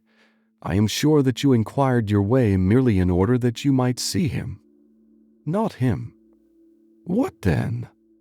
"The knees of his trousers." "And what did you see?" "What I expected to see." "Why did you beat the pavement?" "My dear doctor, this is a time for observation, not for talk. We are spies in an enemy's country. We know something of Saxe-Coburg Square. Let us now explore the parts which lie behind it." The road in which we found ourselves as we turned round the corner from the retired Saxe-Coburg Square presented as great a contrast to it as the front of a picture does to the back. It was one of the main arteries which conveyed the traffic of the city to the north and west. The roadway was blocked with the immense stream of commerce flowing in a double tide inward and outward, while the footpaths were black with the hurrying swarm of pedestrians. It was difficult to realize, as we looked at the line of fine shops and stately business premises, that they really abutted on the other side upon the faded and stagnant square which we had just quitted. "Let me see," said Holmes, standing at the corner and glancing along the line. "I should like just to remember the order of the houses here. It is a hobby of mine to have an exact knowledge of London. There is Mortimer's, the tobacconist, the Coburg branch of the City and Suburban Bank, the Vegetarian Restaurant, and McFarlane's Carriage Building Depot. That carries us right on to the other block. And now, Doctor, we've done our work, so it's time we had some play. A sandwich and a cup of coffee, and then off to Violin Land, where all is sweetness and delicacy and harmony, and there are no red-headed clients to vex us with their conundrums." My friend was an enthusiastic musician, being himself not only a very capable performer, but a composer of no ordinary merit. All the afternoon he sat in the stalls, wrapped in the most perfect happiness, gently waving his long, thin fingers in time to the music, while his gently smiling face and his languid, dreamy eyes were as unlike those of Holmes the sleuth hound, Holmes the relentless, keen-witted, ready-handed criminal agent, as it was possible to conceive. In his singular character, the dual nature alternately asserted itself, and his extreme exactness and astuteness represented, as I have often thought, the reaction against the poetic and contemplative mood which occasionally predominated in him. The swing of his nature took him from extreme languor to devouring energy, and as I knew well, he was never so truly formidable as when, for days on end, he had been lounging in his armchair amid his improvisations and his black-letter editions. Then it was that the lust of the chase would suddenly come upon him, and that his brilliant reasoning power would rise to the level of intuition, until those who were unacquainted with his methods would look askance at him as on a man whose knowledge was not that of other mortals. When I saw him that afternoon so enwrapped in the music at St. James's Hall, I felt that an evil time might be coming upon those whom he had set himself to hunt down. "You want to go home, no doubt, Doctor," he remarked as we emerged. "Yes, it could be as well." "And I have some business to do which will take some hours. This business at Coburg Square is serious." "Why serious?" "A considerable crime is in contemplation. I have every reason to believe that we shall be in time to stop it. But today being Saturday rather complicates matters. I shall want your help tonight." "At what time?" 10 will be early enough. I shall be at Baker Street at 10. "Very well. And, I say, Doctor, there may be some little danger. so kindly put your army revolver in your pocket." He waved his hand, turned on his heel, and disappeared in an instant among the crowd. I trust that I am not more dense than my neighbors, but I was always oppressed with a sense of my own stupidity in my dealings with Sherlock Holmes. Here I had heard what he had heard, I had seen what he had seen, and yet from his words it was evident that he saw clearly not only what had happened but what was about to happen, while to me the whole business was still confused and grotesque. As I drove home to my house in Kensington, I thought over it all, with the extraordinary story of the red-headed copier of the encyclopedia, down to the visit to Saxe-Coburg Square and the ominous words with which he had parted from me. What was this nocturnal expedition, and why should I go armed? Where were we going, and what were we to do? I had the hint from Holmes that this smooth-faced pawnbroker's assistant was a formidable man, a man who might play a deep game. I tried to puzzle it out, but only gave it up in despair and set the matter aside until night should bring an explanation. It was 9:15 when I started from home and made my way across the park, and so through Oxford Street to Baker Street. 2 hansoms were standing at the door, and as I entered the passage I heard the sound of voices from above.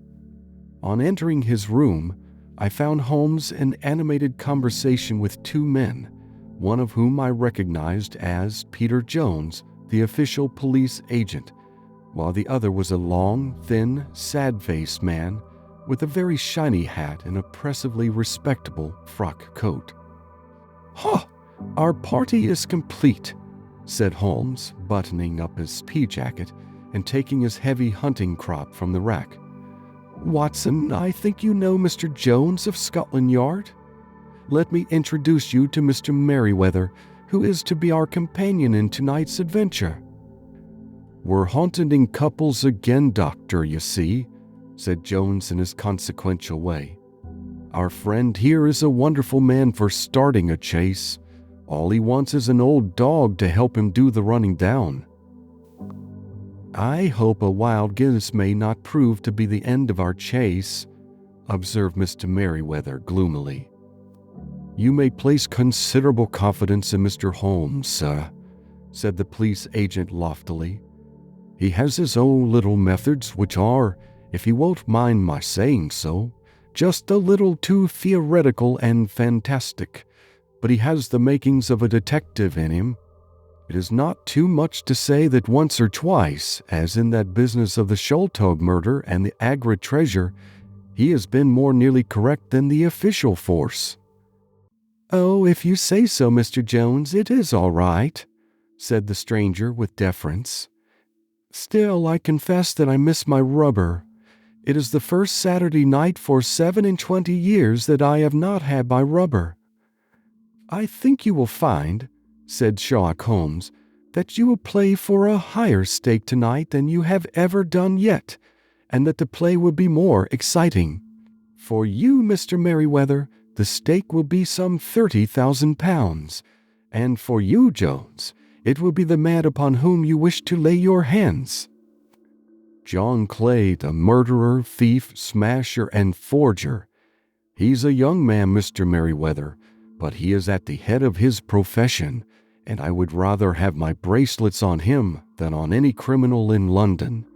He's a remarkable man, is young John Clay. His grandfather was a royal duke, and he himself has been to Eton and Oxford. His brain is as cunning as his fingers, and though we've made signs of him at every turn, we never know where to find the man himself.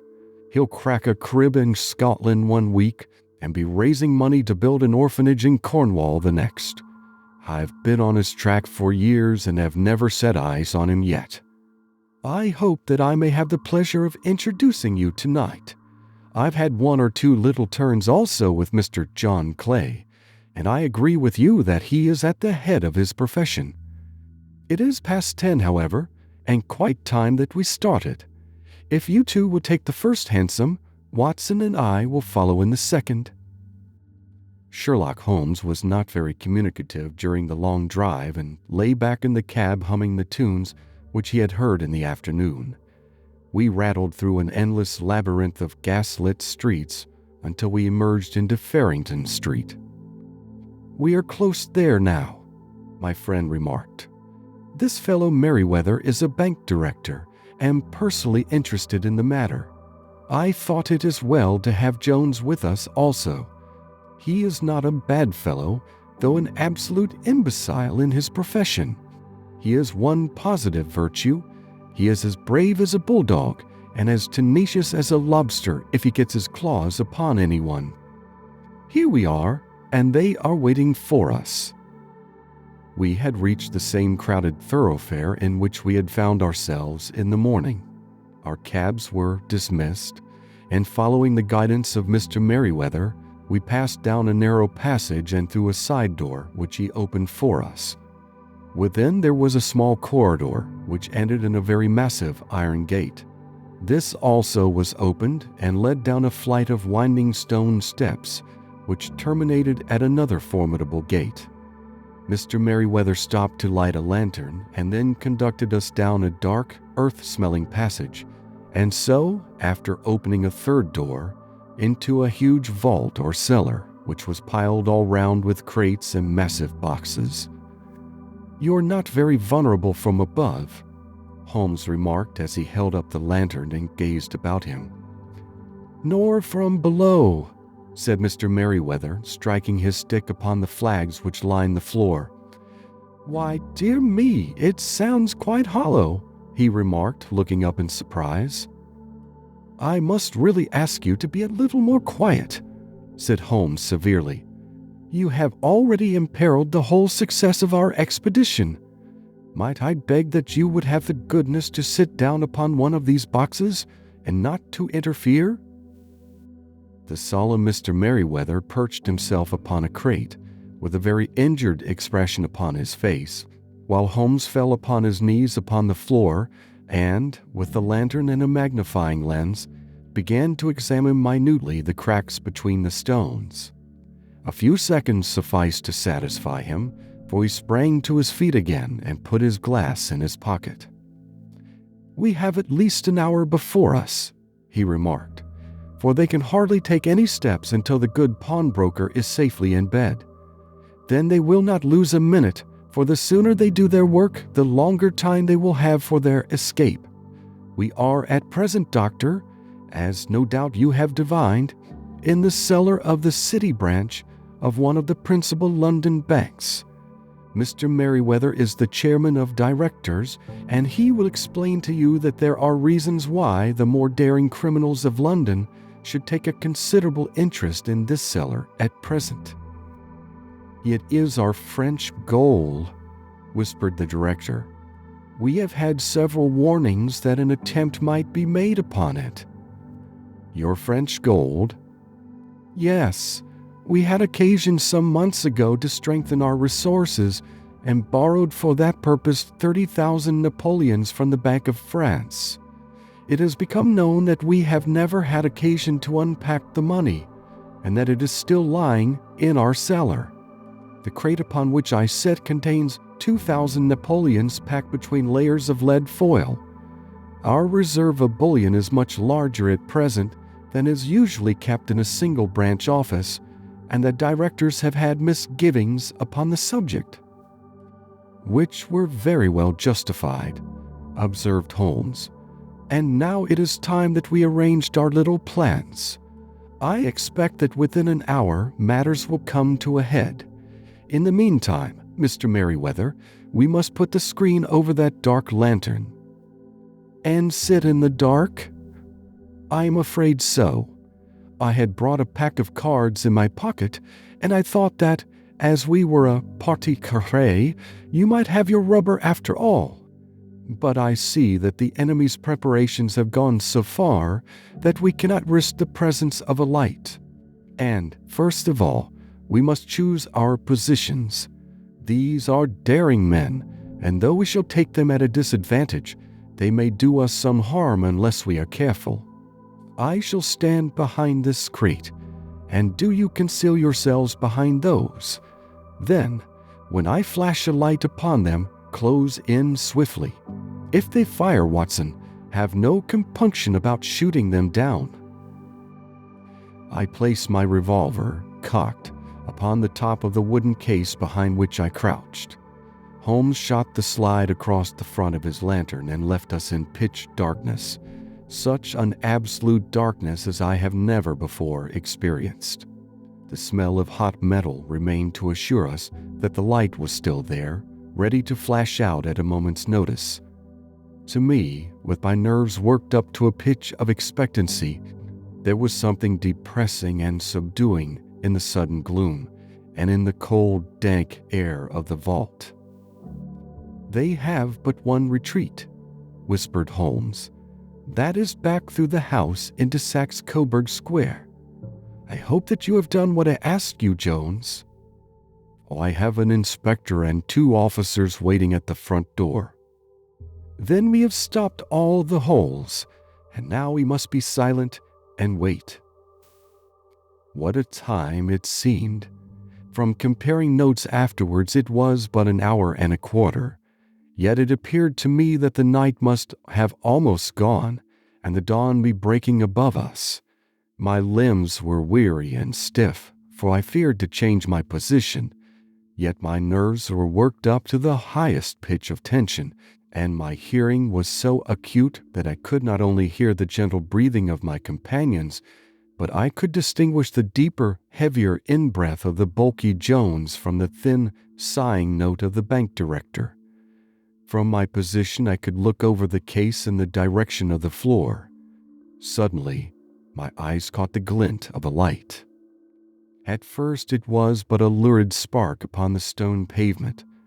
Then it lengthened out until it became a yellow line, and then, without any warning or sound, a gash seemed to open, and a hand appeared, a white, almost womanly hand, which felt about in the center of the little area of light. For a minute or more the hand, with its writhing fingers, protruded out of the floor. Then it was withdrawn as suddenly as it appeared, and all was dark again save the single lurid spark which marked a chink between the stones. Its disappearance, however, was but momentary. With a rending, tearing sound, one of the broad white stones turned over upon its side and left a square, gaping hole, through which streamed the light of a lantern. Over the edge there peeped a clean-cut, boyish face, which looked keenly about it, and then, with a hand on either side of the aperture, drew itself shoulder-high and waist-high until one knee rested upon the edge. In another instant he stood at the side of the hole and was hauling after him a companion, lithe and small like himself, with a pale face and a shock of very red hair. "It's all clear," he whispered. "Have you the chisel and the bags? Great Scott! Jump, Archie, jump, and I'll swing for it." Sherlock Holmes had sprung out and seized the intruder by the collar. The other dived down the hole, and I heard the sound of rending cloth as Jones clutched at his skirts. The light flashed upon the barrel of a revolver, but Holmes's hunting crop came down on the man's wrist, and the pistol clinked upon the stone floor. "It's no use, John Clay," said Holmes blandly. "You have no chance at all." "So I see," the other answered with the utmost coolness. "I fancy that my pal is all right, though I see you have got his coat-tails." "There are 3 men waiting for him at the door," said Holmes. "Oh, indeed. You seem to have done the thing very completely. I must compliment you." "And I, you," Holmes answered. "Your red-headed idea was very new and effective." "You'll see your pal again presently," said Jones. "He's quicker at climbing down holes than I am. Just hold out while I fix the derbies." "I beg that you will not touch me with your filthy hands," remarked our prisoner as the handcuffs clattered upon his wrist. "You may not be aware that I have royal blood in my veins. Have the goodness also, when you address me, always to say 'sir' and 'please.'" "All right," said Jones with a stare and a snigger. "Well, would you please, sir, march upstairs where we can get a cab to carry your highness to the police station?" "That is better," said John Clay serenely. He made a sweeping bow to the three of us and walked quietly off in the custody of the detective. "Really, Mr. Holmes," said Mr. Merriweather as we followed them from the cellar, "I do not know how the bank can thank you or repay you. There is no doubt that you have detected and defeated in the most complete manner one of the most determined attempts at bank robbery that have ever come within my experience. I have had one or two little scores of my own to settle with Mr. John Clay," said Holmes.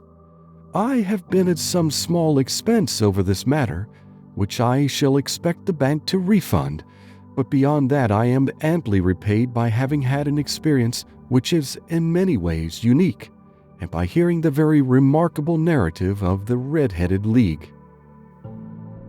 You see, Watson," he explained in the early hours of the morning as we sat over a glass of whiskey and soda in Baker Street, "it was perfectly obvious from the first that the only possible object of this rather fantastic business of the advertisement of the League and the copying of the encyclopedia must be to get this not overbright pawnbroker out of the way for a number of hours every day.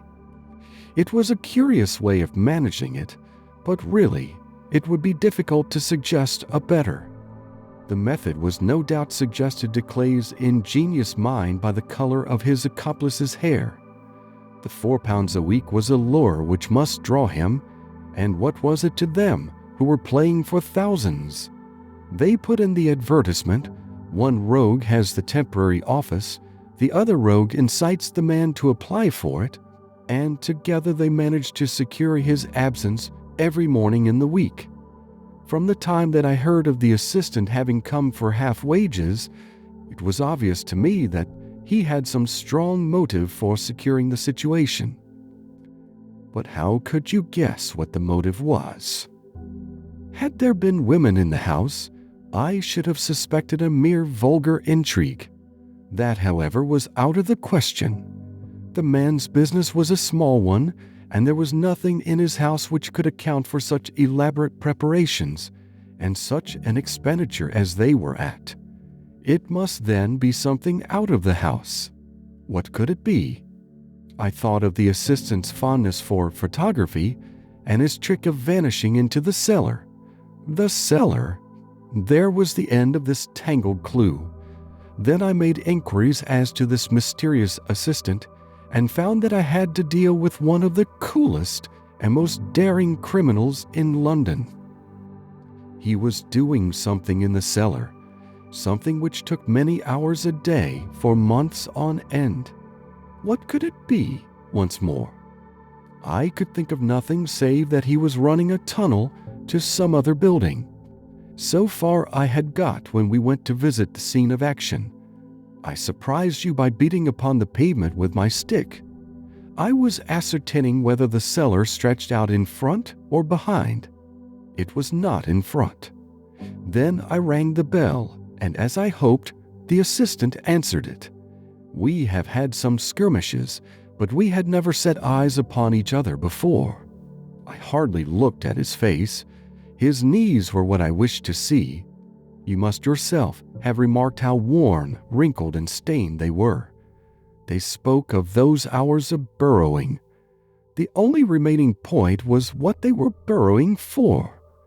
I walked round the corner, saw the City and Suburban Bank abutted on our friend's premises, and felt that I had solved my problem. When you drove home after the concert, I called upon Scotland Yard and upon the chairman of the bank directors, with the result that you have seen. And how could you tell that they would make their attempt tonight? I asked. Well, when they closed their league offices, that was a sign that they cared no longer about Mr. Jabez Wilson's presence. In other words, that they had completed their tunnel. But it was essential that they should use it soon, as it might be discovered, or the bullion might be removed. Saturday would suit them better than any other day, as it would give them 2 days for their escape. For all these reasons, I expected them to come tonight." "You reasoned it out beautifully," I exclaimed in unfeigned admiration. "It is so long a chain, and yet every link rings true." "It saved me from ennui," he answered, yawning. "Alas, I already feel it closing in upon me. My life is spent in one long effort to escape from the commonplaces of existence. These little problems help me to do so." "And you are a benefactor of the race," said I. He shrugged his shoulders. "Well, perhaps after all it is of some little use," he remarked. "L'homme c'est rien, l'ouvre c'est tout," as Gustave Flaubert wrote to George Sand. End of Adventure 2. Adventure 3, A Case of Identity. "My dear fellow," said Sherlock Holmes as we sat on either side of the fire in his lodgings at Baker Street, "life is infinitely stranger than anything which the mind of man could invent. We would not dare to conceive the things which are really mere commonplaces of existence. If we could fly out of that window hand in hand, hover over this great city, gently remove the roofs, and peep in at the queer things which are going on, the strange coincidences, the plannings, the cross purposes, the wonderful chains of events, working through generations and leading to the most outre results, it would make all fiction with its conventionalities and foreseen conclusions most stale and unprofitable. And yet I am not convinced of it," I answered. "The cases which come to light in the papers are, as a rule, bald enough and vulgar enough. We have in our police reports realism pushed to its extreme limits, and yet the result is, it must be confessed, neither fascinating nor artistic. A certain selection and discretion must be used in producing a realistic effect," remarked Holmes. "This is wanting in the police report, where more stress is laid, perhaps, upon the platitudes of the magistrate than upon the details, which to an observer contain the vital essence of the whole matter. Depend upon it, there is nothing so unnatural as the commonplace." I smiled and shook my head. "I can quite understand your thinking so," I said. "Of course, in your position of unofficial advisor and helper to everybody who is absolutely puzzled throughout 3 continents, you are brought in contact with all that is strange and bizarre. But here," I picked up the morning paper from the ground, "let us put it to a practical test. Here is the first heading upon which I come: a husband's cruelty to his wife. There is half a column of print, but I know without reading it that it is all perfectly familiar to me. There is, of course, the other woman, the drink, the push, the blow, the bruise, the sympathetic sister or landlady. The crudest of writers could invent nothing more crude." "Indeed, your example is an unfortunate one for your argument," said Holmes, taking the paper and glancing his eye down it. "This is the Dundas separation case, and as it happens, I was engaged in clearing up some small points in connection with it. The husband was a teetotaler. There was no other woman, and the conduct complained of was that he had drifted into the habit of winding up every meal by taking out his false teeth and hurling them at his wife, which, you will allow, is not an action likely to occur to the imagination of the average storyteller. Take a pinch of snuff, doctor, and acknowledge that I have scored over you in your example." He held out his snuff-box of old gold with a great amethyst in the center of the lid. Its splendor was in such contrast to his homely ways and simple life that I could not help commenting upon it. "Ah," said he, "I forgot that I had not seen you for some weeks. It is a little souvenir from the King of Bohemia in return for my assistance in the case of the Irene Adler papers." "And the ring?" I asked, glancing at a remarkable brilliant which sparkled upon his finger. "It was from the reigning family of Holland, though the matter in which I served them was of such delicacy that I cannot confide it even to you, who have been good enough to chronicle one or two of my little problems." "And have you any on hand just now?" I asked with interest. "Some 10 or 12, but none which present any feature of interest. They are important, you understand, without being interesting. Indeed, I have found that it is usually in unimportant matters that there is a field for the observation and for the quick analysis of cause and effect which gives the charm to an investigation. The larger crimes are apt to be the simpler, for the bigger the crime, the more obvious, as a rule, is the motive. In these cases, save for one rather intricate matter which has been referred to me from Marseille, there is nothing which presents any features of interest. It is possible, however, that I may have something better before very many minutes are over, for this is one of my clients, or I am much mistaken." He had risen from his chair and was standing between the parted blinds, gazing down into the dull, neutral-tinted London street.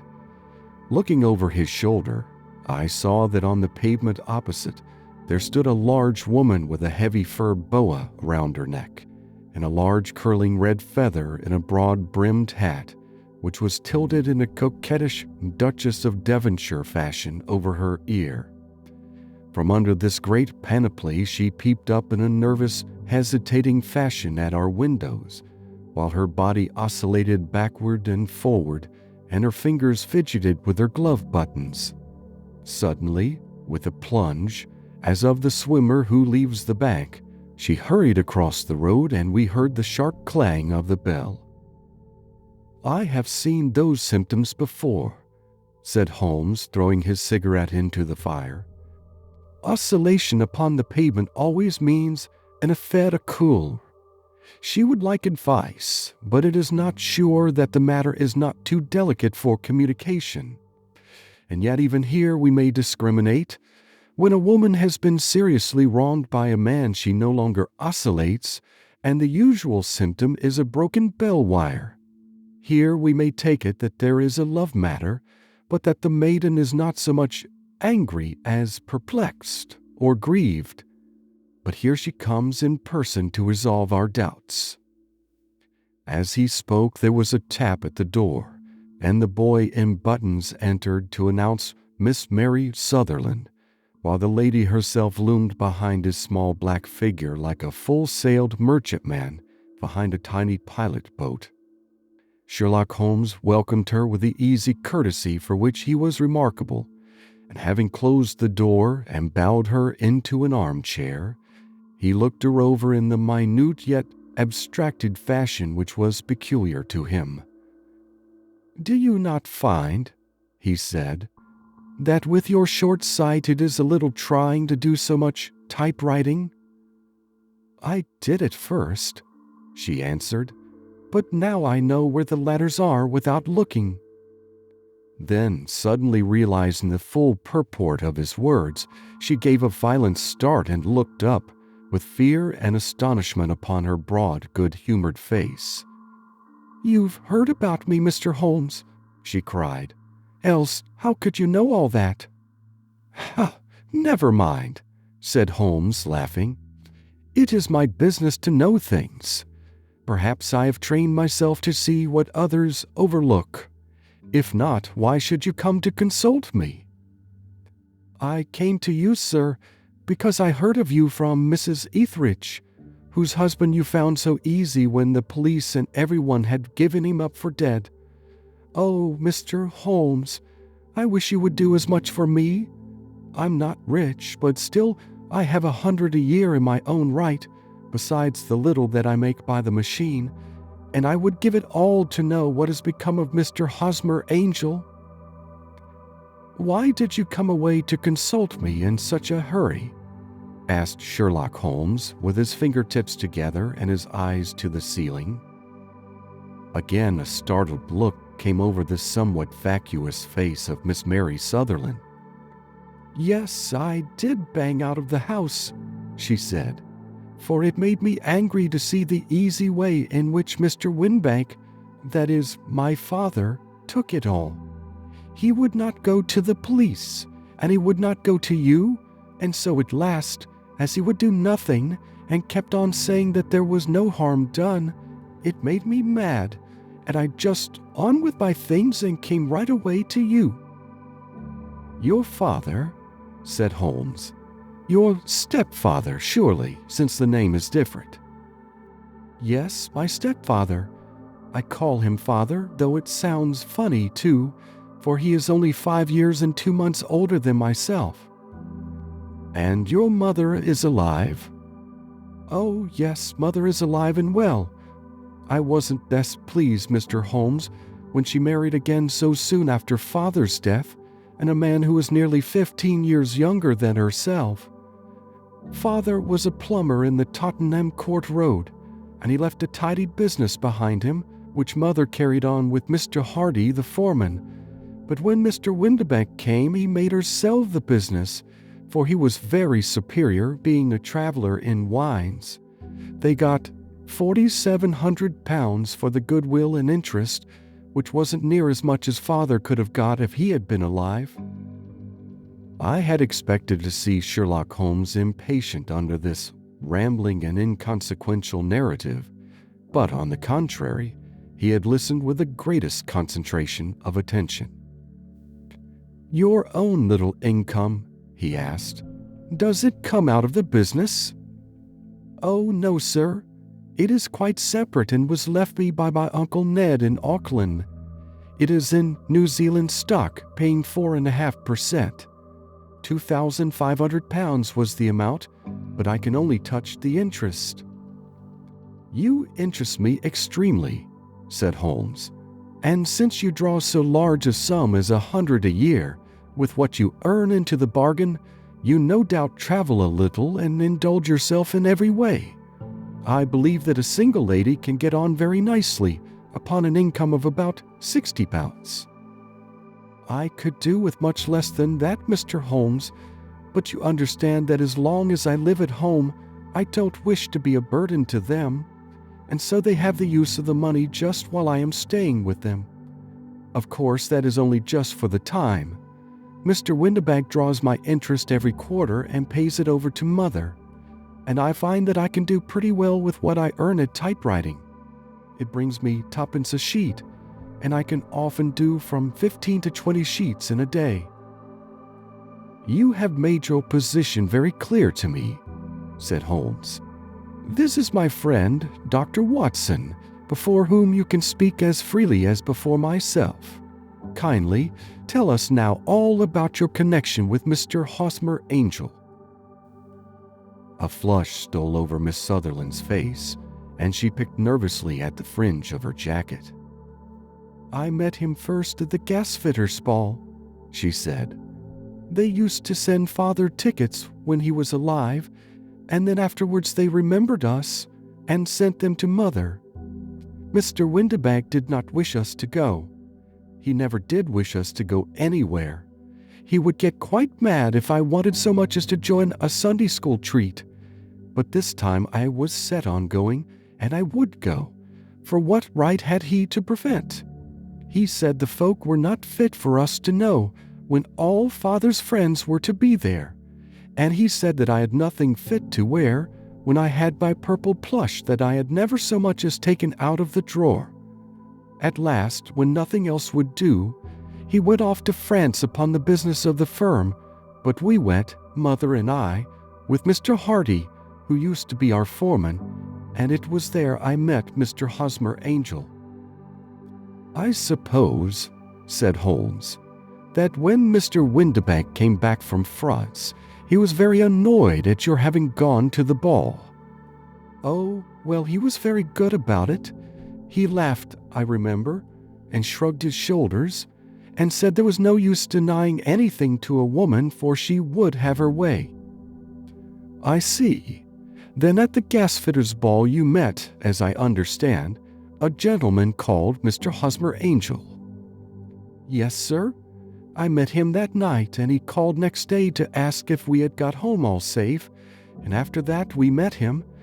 That is to say, Mr. Holmes, I met him twice for walks, but after that Father came back again, and Mr. Hosmer Angel could not come to the house any more. No.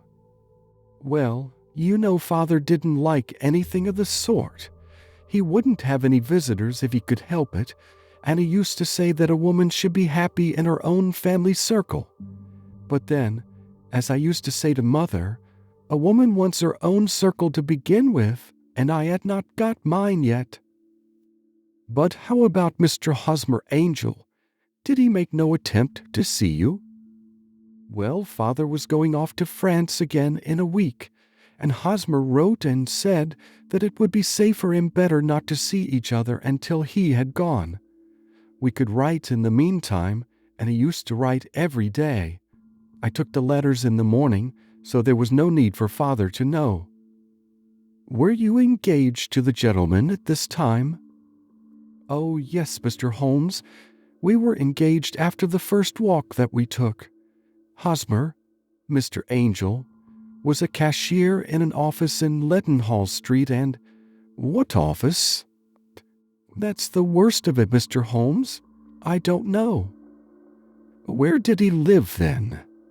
He slept on the premises. And you don't know his address? No, except that it was Leadenhall Street. Where did you address your letters, then? To the Leadenhall Street post office, to be left till called for. He said that if they were sent to the office he would be chaffed by all the other clerks about having letters from a lady, so I offered to typewrite them, like he did his, but he wouldn't have that, for he said that when I wrote them, they seemed to come from me, but when they were typewritten he always felt that the machine had come between us. That will just show you how fond he was of me, Mr. Holmes, and the little things that he would think of. It was most suggestive, said Holmes. It has long been an axiom of mine that the little things are infinitely the most important. Can you remember any other little things about Mr. Hosmer Angel? He was a very shy man, Mr. Holmes. He would rather walk with me in the evening than in the daylight, for he said that he hated to be conspicuous. Very retiring and gentlemanly he was. Even his voice was gentle. He'd had the quinsy and swollen glands when he was young, he told me, and it had left him with a weak throat and a hesitating, whispering fashion of speech. He was always well dressed, very neat and plain, but his eyes were weak just as mine are, and he wore tinted glasses against the glare. Well, and what happened when Mr. Windibank, your stepfather, returned to France? Mr. Hosmer Angel came to the house again and proposed that we should marry before Father came back.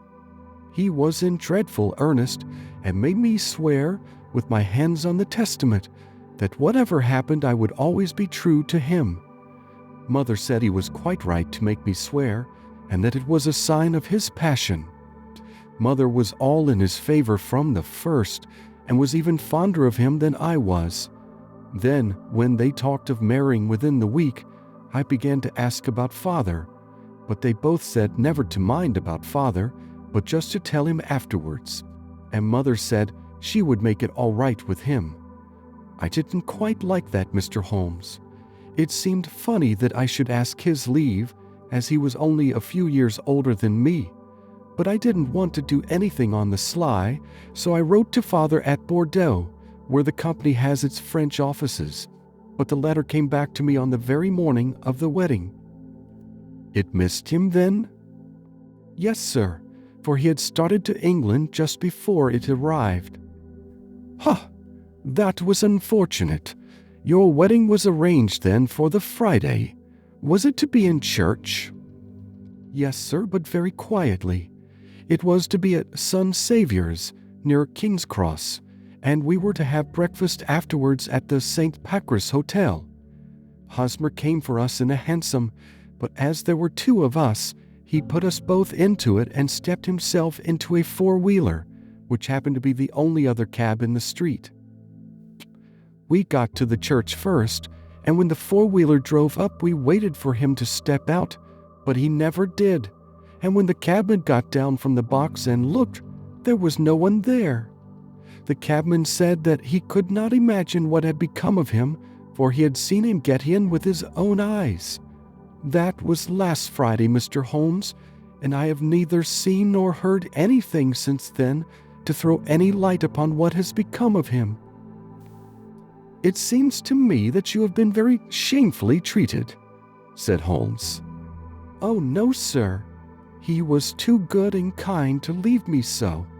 Why, all the morning he was saying to me that, whatever happened, I was to be true, and that even if something quite unforeseen occurred to separate us, I was always to remember that I was pledged to him, and that he would claim his pledge sooner or later. It seemed strange talk for a wedding morning, but what has happened since gives a meaning to it. Most certainly it does. Your own opinion is, then, that some unforeseen catastrophe has occurred to him? Yes, sir. I believe that he foresaw some danger, or else he would not have talked so. And then I think that what he foresaw happened. But you have no notion as to what it could have been. None. One more question. How did your mother take the matter? She was angry, and said that I was never to speak of the matter again. And your father, did you tell him? Yes, and he seemed to think, with me, that something had happened, and that I should hear of Hosmer again. As he said, what interest could anyone have in bringing me to the doors of the church and then leaving me? Now, if he had borrowed my money, or if he had married me and got my money settled on him, there might be some reason, but Hosmer was very independent about money and never would look at a shilling of mine. And yet, what could have happened? And why could he not write? Oh, it drives me half mad to think of it, and I can't sleep a wink at night. She pulled a little handkerchief out of her muff and began to sob heavily into it. I shall glance into the case for you, said Holmes, rising, and I have no doubt that we shall reach some definite result. Let the weight of the matter rest upon me now, and do not let your mind dwell upon it further. Above all, try to let Mr. Hosmer Angel vanish from your memory as he has done from your life. Then you don't think I'll see him again? I fear not. Then what has happened to him? You will leave that question in my hands. I should like an accurate description of him and any letters of his which you can spare. I advertised for him in last Saturday's Chronicle, said she. Here is the slip, and here are 4 letters from him. Thank you. And your address? Number 31 Lion Place, Camberwell. Mr. Angel's address you never had, I understand. Where is your father's place of business? He travels for Westhouse and Marbank, the great claret importers of Fenchurch Street. Thank you. You have made your statement very clearly. You will leave the papers here, and remember the advice which I have given you. Let the whole incident be a sealed book, and do not allow it to affect your life. You are very kind, Mr. Holmes, but I cannot do that. I shall be true to Hosmer. He shall find me ready when he comes back. For all the preposterous hat and the vacuous face, there was something noble in the simple faith of our visitor which compelled our respect. She laid her little bundle of papers upon the table and went her way, with a promise to come again whenever she might be summoned. Sherlock Holmes sat silent for a few minutes with his fingertips still pressed together, his legs stretched out in front of him, and his gaze directed upward to the ceiling. Then he took down from the rack the old and oily clay pipe, which was to him as a counselor, and, having lit it, he leaned back in his chair, with the thick blue cloud wreaths spinning up from him, and a look of infinite languor in his face. "Quite an interesting study, that maiden," he observed. "I found her more interesting than her little problem, which, by the way, is rather a trite one. You will find parallel cases if you consult by index in Andover in '77, and there was something of the sort at The Hague last year. Old as is the idea, however, there were one or two details which were new to me, but the maiden herself was most instructive." "You appeared to read a good deal upon her which was quite invisible to me," I remarked. "Not invisible, but unnoticed, Watson. You did not know where to look, and so you missed all that was important. I can never bring you to realize the importance of sleeves, the suggestiveness of thumbnails, or the great issues that may hang from a bootlace. Now, what did you gather from that woman's appearance? Describe it." "Well, she had a slate-colored, broad-brimmed straw hat with a feather of a brickish red. Her jacket was black, with black beads sewn upon it, and a fringe of little black jet ornaments. Her dress was brown, rather darker than coffee color, with a little purple plush at the neck and sleeves. Her gloves were grayish and were worn through at the right forefinger. Her boots I didn't observe. She had small, round, hanging gold earrings, and a general air of being fairly well-to-do in a vulgar, comfortable, easygoing way." Sherlock Holmes clapped his hands softly together and chuckled. "Upon my word, Watson, you are coming along wonderfully. You have really done very well indeed. It is true that you have missed everything of importance, but you have hit upon the method, and you have a quick eye for color. Never trust to general impressions, my boy, but concentrate yourself upon details. My first glance is always at a woman's sleeve. In a man, it is perhaps better first to take the knee of the trouser.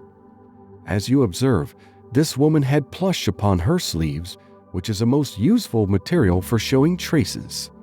The double line a little above the wrist, where the typewriter presses against the table, was beautifully defined. The sewing machine of the hand type leaves a similar mark, but only on the left arm, and on the side of it farthest from the thumb, instead of being right across the broadest part as this was. I then glanced at her face, and, observing the dint of a pince-nez at either side of her nose, I ventured to remark upon short sight and typewriting, which seemed to surprise her. It surprised me. But surely it was obvious. I was then much surprised and interested on glancing down to observe that, though the boots which she was wearing were not unlike each other, they were really odd ones, the one having a slightly decorated toe cap and the other a plain one. One was buttoned only in the 2 lower buttons out of 5, and the other at the 1st, 3rd, and 5th. Now, when you see that a young lady, otherwise neatly dressed, has come away from home with odd boots, half-buttoned, it is no great deduction to say that she came away in a hurry." "And what else?" I asked, keenly interested, as I always was, by my friend's incisive reasoning. "I noted in passing that she had written a note before leaving home, but after being fully dressed. You observed that her right glove was torn at the forefinger, but you did not apparently see that both glove and finger were stained with violet ink.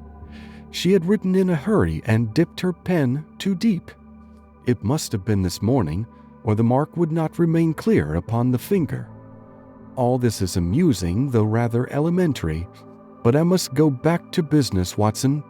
Would you mind reading me the advertised description of Mr. Hosmer Angel?" I held the little printed slip to the light. "Missing," it said, "on the morning of the 14th, a gentleman named Hosmer Angel, about 5 feet 7 inches in height, strongly built, sallow complexion, black hair, a little bald in the center, bushy black side whiskers and mustache, tinted glasses, slight infirmity of speech, was dressed when last seen in black frock coat faced with silk, black waistcoat, gold Albert chain, and gray Harris tweed trousers with brown gaiters over elastic-sided boots, known to have been employed in an office in Leadenhall Street. "Anybody bringing that will do," said Holmes. "As to the letters," he continued, glancing over them, "they are very commonplace. Absolutely no clue in them to Mr. Angel, save that he quotes Balzac once. There is one remarkable point, however, which will no doubt strike you." "They are typewritten," I remarked. "Not only that, but the signature is typewritten. Look at the neat little Hosmer Angel at the bottom. There is a date, you see, but no superscription except Leadenhall Street, which is rather vague. The point about the signature is very suggestive. In fact, we may call it conclusive." "Of what?" "My dear fellow, is it possible you do not see how strongly it bears upon the case?" "I cannot say that I do, unless it were that he wished to be able to deny his signature if an action for breach of promise were instituted." "No, that was not the point. However, I shall write 2 letters which should settle the matter. One is to a firm in the city, the other is to the young lady's stepfather, Mr. Windibank, asking him whether he could meet us here at 6 o'clock tomorrow evening. It is just as well that we should do business with the male relatives. And now, Doctor, we can do nothing until the answers to those letters come, so we may put our little problem upon the shelf for the interim." I had had so many reasons to believe in my friend's subtle powers of reasoning and extraordinary energy in action that I felt that he must have some solid grounds for the assured and easy demeanor with which he treated the singular mystery which he had been called upon to fathom. Once only had I known him to fail, in the case of the King of Bohemia and the Irene Adler photograph. But when I looked back to the weird business of the sign of 4, and the extraordinary circumstances connected with the study in scarlet, I felt that it would be a strange tangle indeed which he could not unravel. I left him then, still puffing at his black clay pipe, with the conviction that when I came again on the next evening, I would find that he held in his hands all the clues which would lead up to the identity of the disappearing bridegroom of Miss Mary Sutherland. A professional case of great gravity was engaging my own attention at the time, and the whole of next day I was busy at the bedside of the sufferer. It was not until close upon 6 o'clock that I found myself free and was able to spring into a hansom and drive to Baker Street, half afraid that I might be too late to assist at the denouement of the little mystery. I found Sherlock Holmes alone, however, half asleep, with his long, thin form curled up in the recesses of his armchair. A formidable array of bottles and test tubes, with the pungent, cleanly smell of hydrochloric acid, told me that he had spent his day in the chemical work which was so dear to him. "Well, have you solved it?" I asked as I entered. "Yes, it was the bisulfate of baryta." No, the mystery," I cried. "Oh, that. I thought of the salt that I had been working upon. There was never any mystery in the matter, though, as I said yesterday, some of the details are of interest. The only drawback is that there is no law, I fear, that can touch the scoundrel." "Who was he then, and what was his object in deserting Miss Sutherland?" The question was hardly out of my mouth, and Holmes had not yet opened his lips to reply, when we heard a heavy footfall in the passage and a tap at the door. "This is the girl's stepfather, Mr. James Windibank," said Holmes. "He has written to me to say that he would be here at 6. Come in." The man who entered was a sturdy, middle-sized fellow, some 30 years of age, clean-shaven and sallow-skinned, with a bland, insinuating manner and a pair of wonderfully sharp and penetrating gray eyes. He shot a questioning glance at each of us, placed his shiny top hat upon the sideboard, and with a slight bow sidled down into the nearest chair. "Good evening, Mr. James Windibank," said Holmes. "I think that this typewritten letter is from you, in which you have made an appointment with me for 6 o'clock?" "Yes, sir. I am afraid that I am a little late, but I am not quite my own master, you know. I am sorry that Miss Sutherland has troubled you about this little matter, for I think it is far better not to wash linen of the sort in public. It was quite against my wishes that she came, but she is a very excitable, impulsive girl, as you may have noticed, and she is not easily controlled when she has made up her mind on a point. Of course, I did not mind you so much, as you are not connected with the official police, but it is not pleasant to have a family misfortune like this noised abroad. Besides, it is a useless expense, for how could you possibly find this Hosmer angel?" "On the contrary," said Holmes quietly, "I have every reason to believe that I will succeed in discovering Mr. Hosmer angel." Mr. Windibank gave a violent start and dropped his gloves. "I am delighted to hear it," he said. "It is a curious thing," remarked Holmes, "that a typewriter has really quite as much individuality as a man's handwriting. Unless they are quite new, no two of them write exactly alike. Some letters get more worn than others, and some wear only on one side. Now, you remark in this note of yours, Mr. Windibank, that in every case there is some little slurring over of the E and a slight defect in the tail of the R. There are 14 other characteristics, but those are the more obvious. We do all our correspondence with this machine at the office, and no doubt it is a little worn," our visitor answered, glancing keenly at Holmes with his bright little eyes. "And now I will show you what is really a very interesting study, Mr. Windibank," Holmes continued. "I think of writing another little monograph some of these days on the typewriter and its relation to crime. It is a subject to which I have devoted some little attention. I have here 4 letters which purport to come from the missing man. They are all typewritten. In each case, not only are the E's slurred and the R's tailless, but you will observe, if you care to use my magnifying lens, that the 14 other characteristics to which I have alluded are there as well." Mr. Windibank sprang out of his chair and picked up his hat. "I cannot waste time over this sort of fantastic talk, Mr. Holmes," he said. "If you can catch the man, catch him, and let me know when you have done it." "Certainly," said Holmes, stepping over and turning the key in the door. "I let you know then that I have caught him." "What? Where?" shouted Mr. Windibank, turning white to his lips and glancing about him like a rat in a trap. "Oh, it won't do. Really, it won't," said Holmes suavely. "There is no possible getting out of it, Mr. Windibank. It is quite too transparent, and it was a very bad compliment when you said that it was impossible for me to solve so simple a question. That's right. Sit down and let us talk it over." Our visitor collapsed into a chair with a ghastly face and a glitter of moisture on his brow. It's not actionable," he stammered. "I am very much afraid that it is not. But between ourselves, Windibank, it was as cruel and selfish and heartless a trick in a petty way as ever came before me. Now, let me just run over the course of events, and you will contradict me if I go wrong."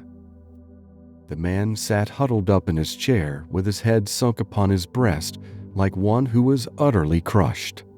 Holmes stuck his feet up on the corner of the mantelpiece and, leaning back with his hands in his pockets, began talking rather to himself, as it seemed, than to us. "The man married a woman very much older than himself for her money," said he, "and he enjoyed the use of the money of the daughter as long as she lived with them. It was a considerable sum for people in their position, and the loss of it would have made a serious difference. It was worth an effort to preserve it. The daughter was of a good, amiable disposition, but affectionate and warm-hearted in her ways, so that it was evident that with her fair personal advantages and her little income, she would not be allowed to remain single long. Now her marriage would mean, of course, the loss of 100 a year, so what does her stepfather do to prevent it? He takes the obvious course of keeping her at home and forbidding her to seek the company of people of her own age. But soon he found that that would not answer forever. She became restive, insisted upon her rights, and finally announced her positive intention of going to a certain ball. What does her clever stepfather do then? He conceives an idea more creditable to his head than to his heart.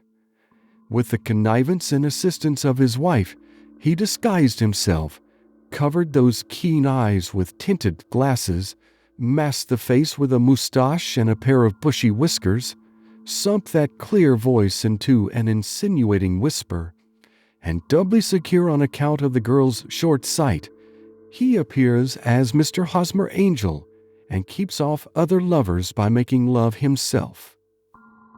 "It was only a joke at first," groaned our visitor.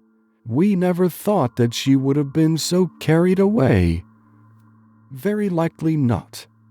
However that may be, the young lady was very decidedly carried away, and having quite made up her mind that her stepfather was in France, the suspicion of treachery never for an instant entered her mind.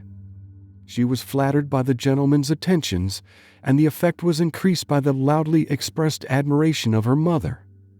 Then Mr. Angel began to call, for it was obvious that the matter should be pushed as far as it would go if a real effect were to be produced. There were meetings and an engagement which would finally secure the girl's affections from turning towards anyone else. But the deception could not be kept up forever. These pretended journeys to France were rather cumbrous. The thing to do was clearly to bring the business to an end in such a dramatic manner that it would leave a permanent impression upon the young lady's mind and prevent her from looking upon any other suitor for some time to come.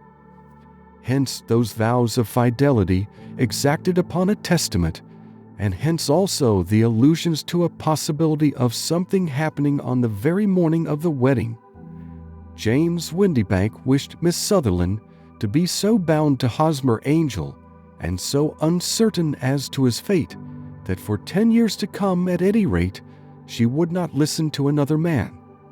As far as the church door he brought her, and then, as he could go no farther, he conveniently vanished away by the old trick of stepping in at one door of a four-wheeler and out at the other.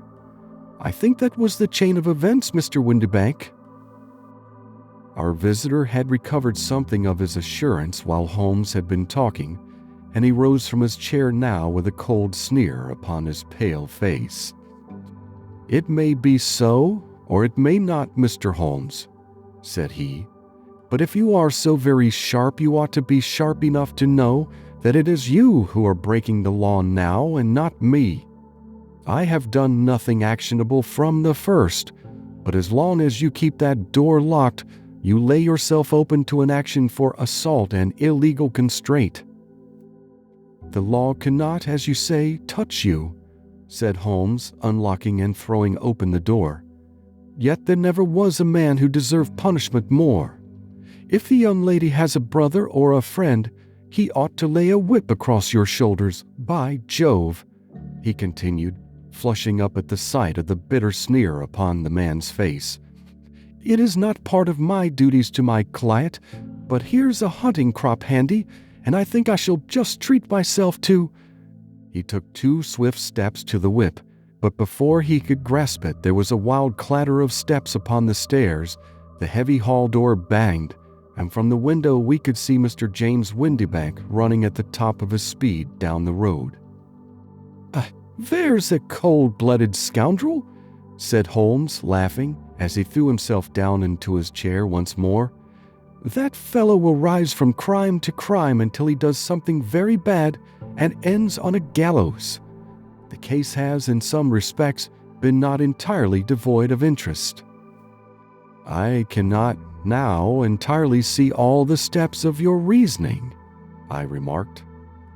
"Well, of course it was obvious from the first that this Mr. Hosmer Angel must have some strong object for his curious conduct, and it was equally clear that the only man who really profited by the incident, as far as we could see, was the stepfather. Then the fact that the two men were never together, but that the one always appeared when the other was away, was suggestive. So were the tinted spectacles and the curious voice, which both hinted at a disguise, as did the bushy whiskers. My suspicions were all confirmed by his peculiar action in typewriting his signature, which of course inferred that his handwriting was so familiar to her that she would recognize even the smallest sample of it. You see, all these isolated facts, together with many minor ones, all pointed in the same direction." "And how did you verify them?" "Having once spotted my man, it was easy to get corroboration. I knew the firm for which this man worked. Having taken the printed description, I eliminated everything from it which could be the result of a disguise, the whiskers, the glasses, the voice, and I sent it to the firm with a request that they would inform me whether it answered to the description of any of their travelers. I had already noticed the peculiarities of the typewriter, and I wrote to the man himself at his business address, asking him if he would come here. As I expected, his reply was typewritten and revealed the same trivial but characteristic defects. The same post brought me a letter from Westhouse and Marbeck of Fenchurch Street to say that the description tallied in every respect with that of their employee, James Wintebeck. Voilà tout." "And Miss Sutherland?" "If I tell her, she will not believe me. You may remember the old Persian saying, 'There is danger for him who taketh the tiger cub, and danger also for whoso snatches a delusion from a woman.' There is as much sense in Hafiz as in Horace, and as much knowledge of the world." End of Adventure 3. Adventure 4, The Boscombe Valley Mystery. We were seated at breakfast one morning, my wife and I, when the maid brought in a telegram. It was from Sherlock Holmes and ran in this way: "Have you a couple of days to spare? Have just been wired for from the west of England in connection with Boscombe Valley tragedy. Shall be glad if you will come with me. Air and scenery perfect. Leave Paddington by the 11:15. "What do you say, dear?" said my wife, looking across at me. "Will you go?" "I really don't know what to say. I have a fairly long list at present." "Oh, Anstruther would do your work for you. You have been looking a little pale lately. I think that the change would do you good, and you are always so interested in Mr. Sherlock Holmes's cases." "I should be ungrateful if I were not, seeing what I gained through one of them," I answered. "But if I am to go, I must pack at once, for I have only half an hour." My experience of camp life in Afghanistan had at least had the effect of making me a prompt and ready traveler. My wants were few and simple, so that in less than the time stated I was in a cab with my valise, rattling away to Paddington Station. Sherlock Holmes was pacing up and down the platform, his tall, gaunt figure made even gaunter and taller by his long gray traveling cloak and close-fitting cloth cap. "It is really very good of you to come, Watson," said he. "It makes a considerable difference to me, having someone with me on whom I can thoroughly rely. Local aid is always either worthless or else biased. If you will keep the two corner seats, I shall get the tickets." We had the carriage to ourselves, save for an immense litter of papers which Holmes had brought with him. Among these he rummaged and read, with intervals of note-taking and of meditation, until we were past Reading. Then he suddenly rolled them all into a gigantic ball and tossed them up onto the rack. "Have you heard anything of the case?" he asked. "Not a word. I have not seen a paper for some days." The London press has not had very full accounts. I have just been looking through all the recent papers in order to master the particulars. It seems, from what I gather, to be one of those simple cases which are so extremely difficult." That sounds a little paradoxical, but it is profoundly true. Singularity is almost invariably a clue. The more featureless and commonplace a crime is, the more difficult it is to bring it home. In this case, however, they have established a very serious case against the son of the murdered man. It is a murder, then? Well, it is conjectured to be so. I shall take nothing for granted until I have the opportunity of looking personally into it. I will explain the state of things to you, as far as I've been able to understand it, in a very few words. Boscombe Valley is a country district not very far from Ross, in Herefordshire. The largest landed proprietor in that part is a Mr. John Turner, who made his money in Australia and returned some years ago to the old country. One of the farms which he held, that of Hatherley, was let to Mr. Charles McCarthy, who was also an ex-Australian. The men had known each other in the colonies, so that it was not unnatural that when they came to settle down, they should do so as near each other as possible. Turner was apparently the richer man, so McCarthy became his tenant, but still remained, it seems, upon terms of perfect equality, as they were frequently together. McCarthy had one son, a lad of 18, and Turner had an only daughter of the same age, but neither of them had wives living. They appeared to have avoided the society of the neighboring English families and to have led retired lives, though both the McCarthys were fond of sport and were frequently seen at the race meetings of the neighborhood. McCarthy kept 2 servants, a man and a girl. Turner had a considerable household, some half-dozen at the least. That is as much as I have been able to gather about the families. Now for the facts. On June 3rd, that is, on Monday last, McCarthy left his house at Hatherley about 3 in the afternoon and walked down to the Boscombe Pool, which is a small lake formed by the spreading out of the stream which runs down the Boscombe Valley. He had been out with his serving man in the morning at Ross, and he had told the man that he must hurry, as he had an appointment of importance to keep at 3. From that appointment he never came back alive. From Hatherley farmhouse to the Boscombe Pool is a quarter of a mile, and 2 people saw him as he passed over this ground. One was an old woman, whose name is not mentioned, and the other was William Crowder, a gamekeeper in the employ of Mr. Turner. Both these witnesses depose that Mr. McCarthy was walking alone. The gamekeeper adds that within a few minutes of his seeing McCarthy pass, he had seen his son, Mr. James McCarthy, going the same way with a gun under his arm. To the best of his belief, the father was actually in sight at the time, and the son was following him. He thought no more of the matter until he heard in the evening of the tragedy that had occurred. The 2 McCarthys were seen after the time when William Crowder, the gamekeeper, lost sight of them. The Boscombe Pool is thickly wooded round, with just a fringe of grass and of reeds around the edge. A girl of 14, Patience Moran, who is the daughter of the lodge-keeper of the Boscombe Valley estate, was in one of the woods picking flowers. She states that while she was there she saw, at the border of the wood and close by the lake, Mr. McCarthy and his son, and that they appeared to be having a violent quarrel. She heard Mr. McCarthy the elder using very strong language to his son, and she saw the latter raise up his hand as if to strike his father.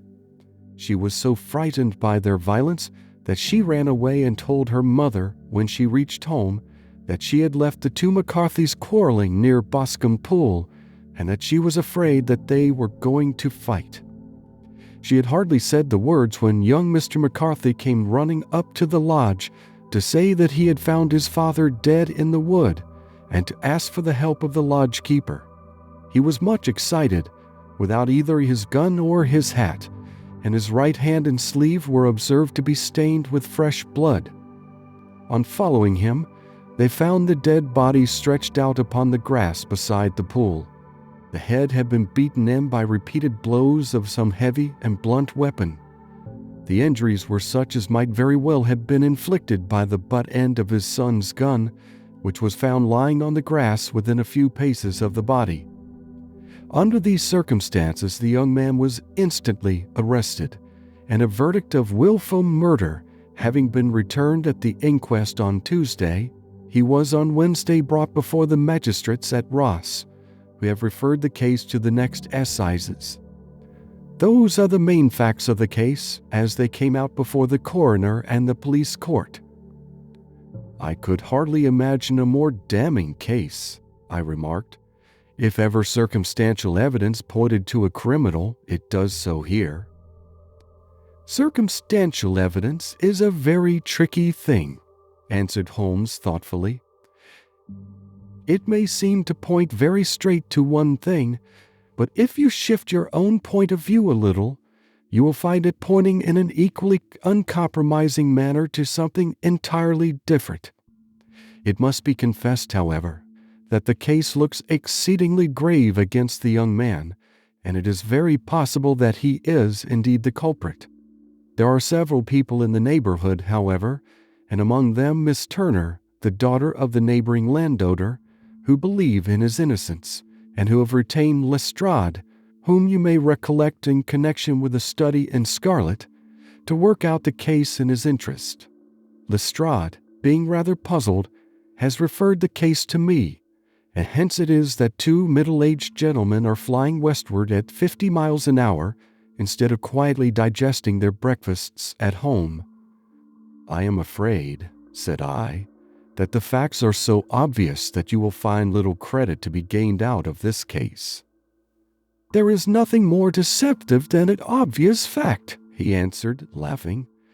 Besides, we may chance to hit upon some other obvious facts, which may have been by no means obvious to Mr. Lestrade.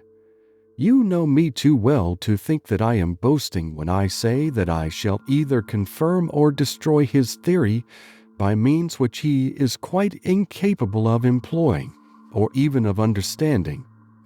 To take the first example to hand, I very clearly perceive that in your bedroom the window is upon the right-hand side, and yet I question whether Mr. Lestrade would have noted even so self-evident a thing as that. How on earth, my dear fellow, I know you well. I know the military neatness which characterizes you. You shave every morning, and in this season you shave by the sunlight. But since your shaving is less and less complete as we get farther back on the left side, until it becomes positively slovenly as we get round the angle of the jaw, it is surely very clear that that side is less illuminated than the other. I could not imagine a man of your habits looking at himself in an equal light and being satisfied with such a result. I only quote this as a trivial example of observation and inference. Therein lies my métier, and it is just possible that it may be of some service in the investigation which lies before us. There are one or two minor points which were brought out in the inquest and which are worth considering. What are they? It appears that his arrest did not take place at once, but after the return to Hatherley Farm. On the inspector of constabulary informing him that he was a prisoner, he remarked that he was not surprised to hear it, and that it was no more than his deserts. This observation of his had the natural effect of removing any traces of doubt which might have remained in the minds of the coroner's jury. It was a confession, I ejaculated. No, for it was followed by a protestation of innocence. Coming on the top of such a damning series of events, it was at least a most suspicious remark. On the contrary, said Holmes, it is the brightest rift which I can at present see in the clouds. However innocent he might be, he could not be such an absolute imbecile as not to see that the circumstances were very black against him. Had he appeared surprised at his own arrest, or feigned indignation at it, I should have looked upon it as highly suspicious, because such surprise or anger would not be natural under the circumstances, and yet might appear to be the best policy to a scheming man. His frank acceptance of the situation marks him as either an innocent man or else as a man of considerable self-restraint and firmness. As to his remark about his deserts, it was also not unnatural if you consider that he stood beside the dead body of his father, and that there is no doubt that he had that very day so far forgotten his filial duty as to bandy words with him, and even, according to the little girl whose evidence is so important, to raise his hand as if to strike him. The self-reproach and contrition which are displayed in his remark appear to me to be the signs of a healthy mind rather than of a guilty one. I shook my head. Many men have been hanged on far slighter evidence, I remarked. So they have, and many men have been wrongfully hanged. What is the young man's own account of the matter? It is, I'm afraid, not very encouraging to his supporters, though there are one or two points in it which are suggestive. You will find it here and may read it for yourself. He picked out from his bundle a copy of the local Herefordshire paper, and having turned down the sheet, he pointed out the paragraph in which the unfortunate young man had given his own statement of what had occurred. I settled myself down in the corner of the carriage and read it very carefully. It ran in this way. Mr. James McCarthy, the only son of the deceased, was then called and gave evidence as follows.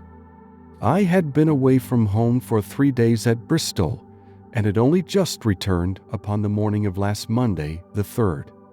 My father was absent from home at the time of my arrival, and I was informed by the maid that he had driven over to Ross with John Cobb, the groom. Shortly after my return, I heard the wheels of his trap in the yard, and looking out of my window, I saw him get out and walk rapidly out of the yard, though I was not aware in which direction he was going. I then took my gun and strolled out in the direction of the Boscombe Pool, with the intention of visiting the rabbit warren which is upon the other side.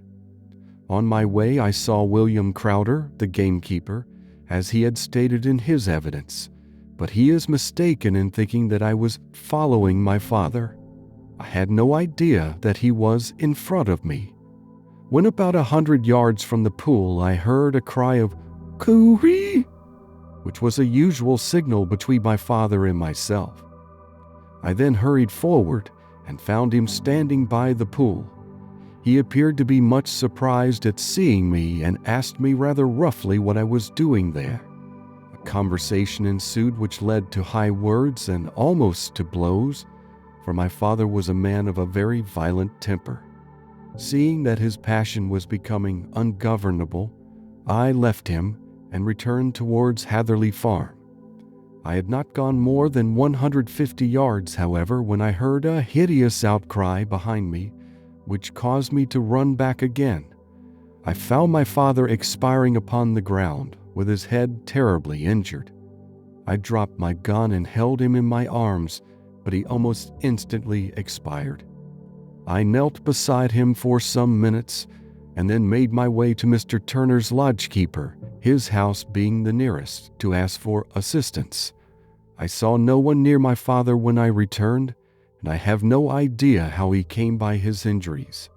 He was not a popular man, being somewhat cold and forbidding in his manners, but he had, as far as I know, no active enemies. I know nothing further of the matter. The Coroner. Did your father make any statement to you before he died? Witness. He mumbled a few words, but I could only catch some allusion to a rat. The Coroner. What did you understand by that? Witness. It conveyed no meaning to me. I thought that he was delirious. The Coroner. What was the point upon which you and your father had this final quarrel? Witness. I should prefer not to answer. The Coroner. I am afraid that I must press it. Witness: It is really impossible for me to tell you. I can assure you that it has nothing to do with the sad tragedy which followed. The Coroner: That is for the court to decide.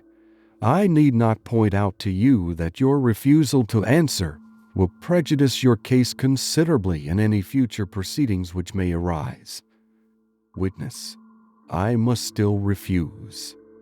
The Coroner: I understand that the cry of "Cooey" was a common signal between you and your father? Witness: It was. The Coroner: How was it then that he uttered it before he saw you, and before he even knew that you had returned from Bristol? Witness, with considerable confusion: I do not know. A juryman: Did you see nothing which aroused your suspicions when you returned on hearing the cry and found your father fatally injured? Witness: Nothing definite. The Coroner: What do you mean? Witness: I was so disturbed and excited as I rushed out into the open that I could think of nothing except of my father. Yet I have a vague impression that as I ran forward, something lay upon the ground to the left of me. It seemed to me to be something gray in color, a coat of some sort, or a plaid perhaps. When I rose from my father, I looked round for it, but it was gone. Do you mean that it disappeared before you went for help? Yes, it was gone. You cannot say what it was? No, I had a feeling something was there. How far from the body? 12 yards or so. And how far from the edge of the wood? About the same. That if it was removed, it was while you were within 12 yards of it? Yes, but with my back toward it. This concluded the examination of the witness. I see, said I as I glanced down the column, that the coroner in his concluding remarks was rather severe upon young McCarthy. He calls attention, and with reason, to the discrepancy about his father having signaled to him before seeing him, also to his refusal to give details of his conversation with his father, and his singular account of his father's dying words. They are all, as he remarks, very much against the son. Holmes laughed softly to himself and stretched himself out upon the cushioned seat. Both you and the coroner have been at some pains, said he, to single out the very strongest points in the young man's favor. Don't you see that you alternately give him credit for having too much imagination and too little? Too little if he could not invent a cause of quarrel which would give him the sympathy of the jury. Too much if he evolved from his own inner consciousness anything so outré as a dying reference to a rat and the incident of the vanishing cloth. No, sir, I shall approach this case from the point of view that what this young man says is true, and we shall see whither that hypothesis will lead us. And now here is my pocket pectrage, and not another word shall I say of this case until we are on the scene of action. We lunch at Swindon, and I see that we shall be there in 20 minutes. It was nearly 4 o'clock when we at last, after passing through the beautiful Stroud Valley and over the broad gleaming Severn, found ourselves at the pretty little country town of Ross. A lean, ferret-like man, furtive and sly-looking, was waiting for us upon the platform. In spite of the light brown dust coat and leather leggings which he wore in deference to his rustic surroundings, I had no difficulty in recognizing Lestrade of Scotland Yard. With him we drove to the Hereford Arms, where a room had already been engaged for us. "I have ordered a carriage," said Lestrade as we sat over a cup of tea. "I knew your energetic nature, and that you would not be happy until you had been on the scene of the crime." "It was very nice and complimentary of you," Holmes answered. "It is entirely a question of barometric pressure. Lestrade looked startled. "I do not quite follow," he said. "How is the glass? 29, I see. No wind and not a cloud in the sky. I have a case full of cigarettes here which need smoking, and the sofa is very much superior to the usual country hotel abomination. I do not think that it is probable that I shall use the carriage tonight." Lestrade laughed indulgently. "You have no doubt already formed your conclusions from the newspapers," he said. "The case is as plain as a pikestaff, and the more one goes into it, the plainer it becomes. Still, of course, one can't refuse a lady, and such a very positive one, too. She has heard of you, and would have your opinion, though I repeatedly told her that there was nothing which you could do which I have not already done. Why, bless my soul, here is her carriage at the door." He had hardly spoken before there rushed into the room one of the most lovely young women that I have ever seen in my life. Her violet eyes shining, her lips parted, a pink flush upon her cheeks, all thought of her natural reserve lost in her overpowering excitement and concern. "Oh, Mr. Sherlock Holmes!" she cried, glancing from one to the other of us, and finally, with a woman's quick intuition, fastening upon my companion. "I am so glad that you have come. I have driven down to tell you so. I know that James didn't do it. I know it, and I want you to start upon your work knowing it, too. Never let yourself doubt upon that point. We have known each other since we were little children, and I know his faults as no one else does, but he is too tender-hearted to hurt a fly. Such a charge is absurd to anyone who really knows him." "I hope we may clear him, Miss Turner," said Sherlock Holmes. "You may rely upon my doing all that I can." "But you have read the evidence? You have formed some conclusion? Do you not see some loophole, some flaw? Do you not yourself think that he is innocent?" "I think that it is very probable." "There now!" she cried, throwing back her head and looking defiantly at Lestrade. "You hear? He gives me hopes." Lestrade shrugged his shoulders. "I am afraid that my colleague has been a little quick in forming his conclusions," he said. "But he is right. Oh, I know that he is right. James never did it.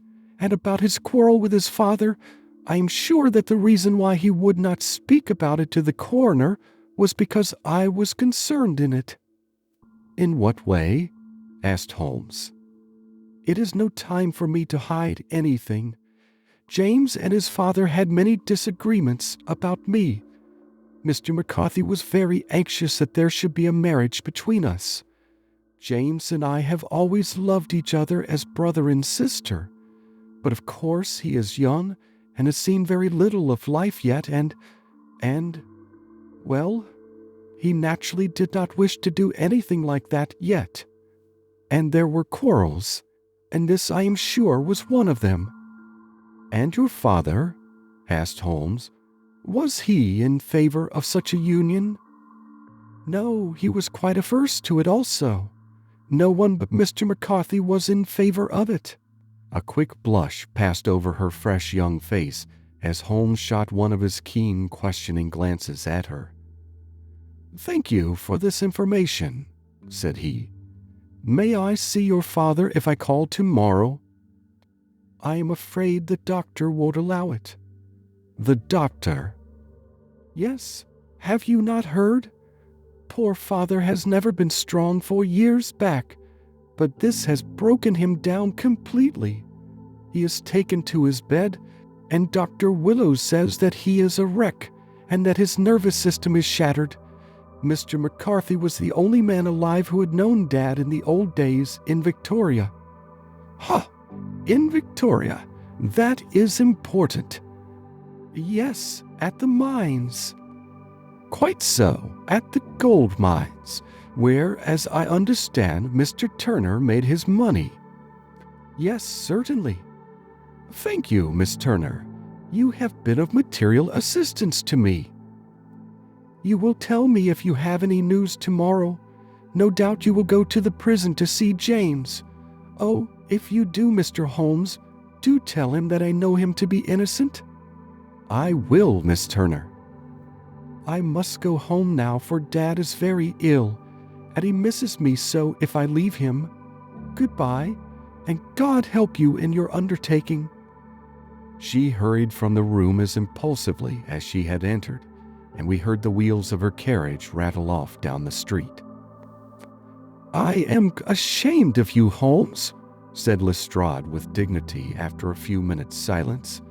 "Why should you raise up hopes which you are bound to disappoint? I am not over-tender of heart, but I call it cruel." "I think that I see my way to clearing James McCarthy," said Holmes. "Have you an order to see him in prison?" "Yes, but only for you and me." "Then I shall reconsider my resolution about going out. We have still time to take a train to Hereford and see him tonight?"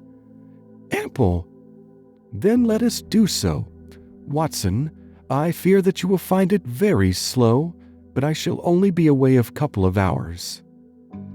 I walked down to the station with them and then wandered through the streets of the little town, finally returning to the hotel, where I lay upon the sofa and tried to interest myself in a yellow-backed novel.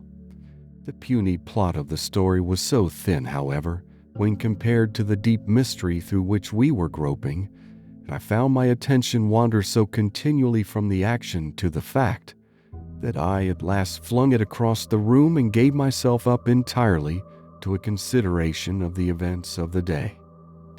Supposing that this unhappy young man's story were absolutely true, then what hellish thing, what absolutely unforeseen and extraordinary calamity could have occurred between the time when he parted from his father and the moment when, drawn back by his screams, he rushed into the glade?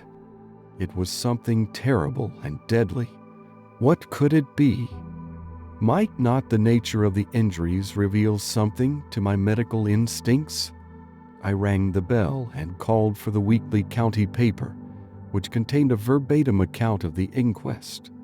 In the surgeon's deposition, it was stated that the posterior third of the left parietal bone and the left half of the occipital bone had been shattered by a heavy blow from a blunt weapon. I marked the spot upon my own head. Clearly, such a blow must have been struck from behind.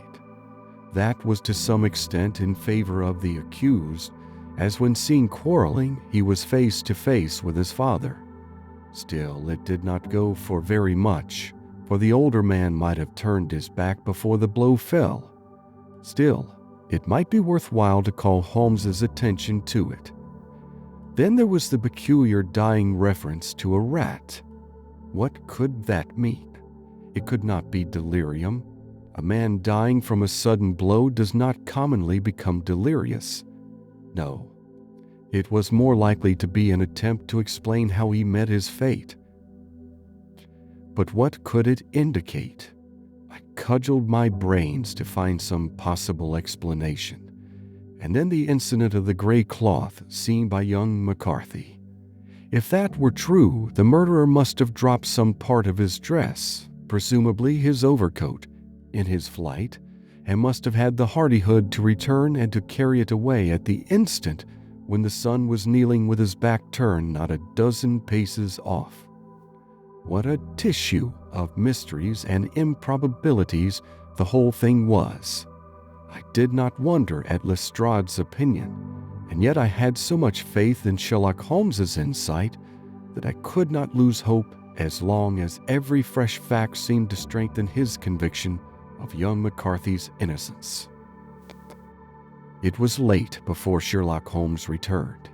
He came back alone, for Lestrade was staying in lodgings in the town. "The glass still keeps very high," he remarked as he sat down. "It is of importance that it should not rain before we are able to go over the ground. On the other hand, a man should be at his very best and keenest for such nice work as that, and I did not wish to do it when fagged by a long journey. I have seen young McCarthy." And what did you learn from him? Nothing. Could he throw no light? None at all. I was inclined to think at one time that he knew who had done it and was screening him or her, but I am convinced now that he is as puzzled as everyone else. He is not a very quick-witted youth, though comely to look at and, I should think, sound at heart.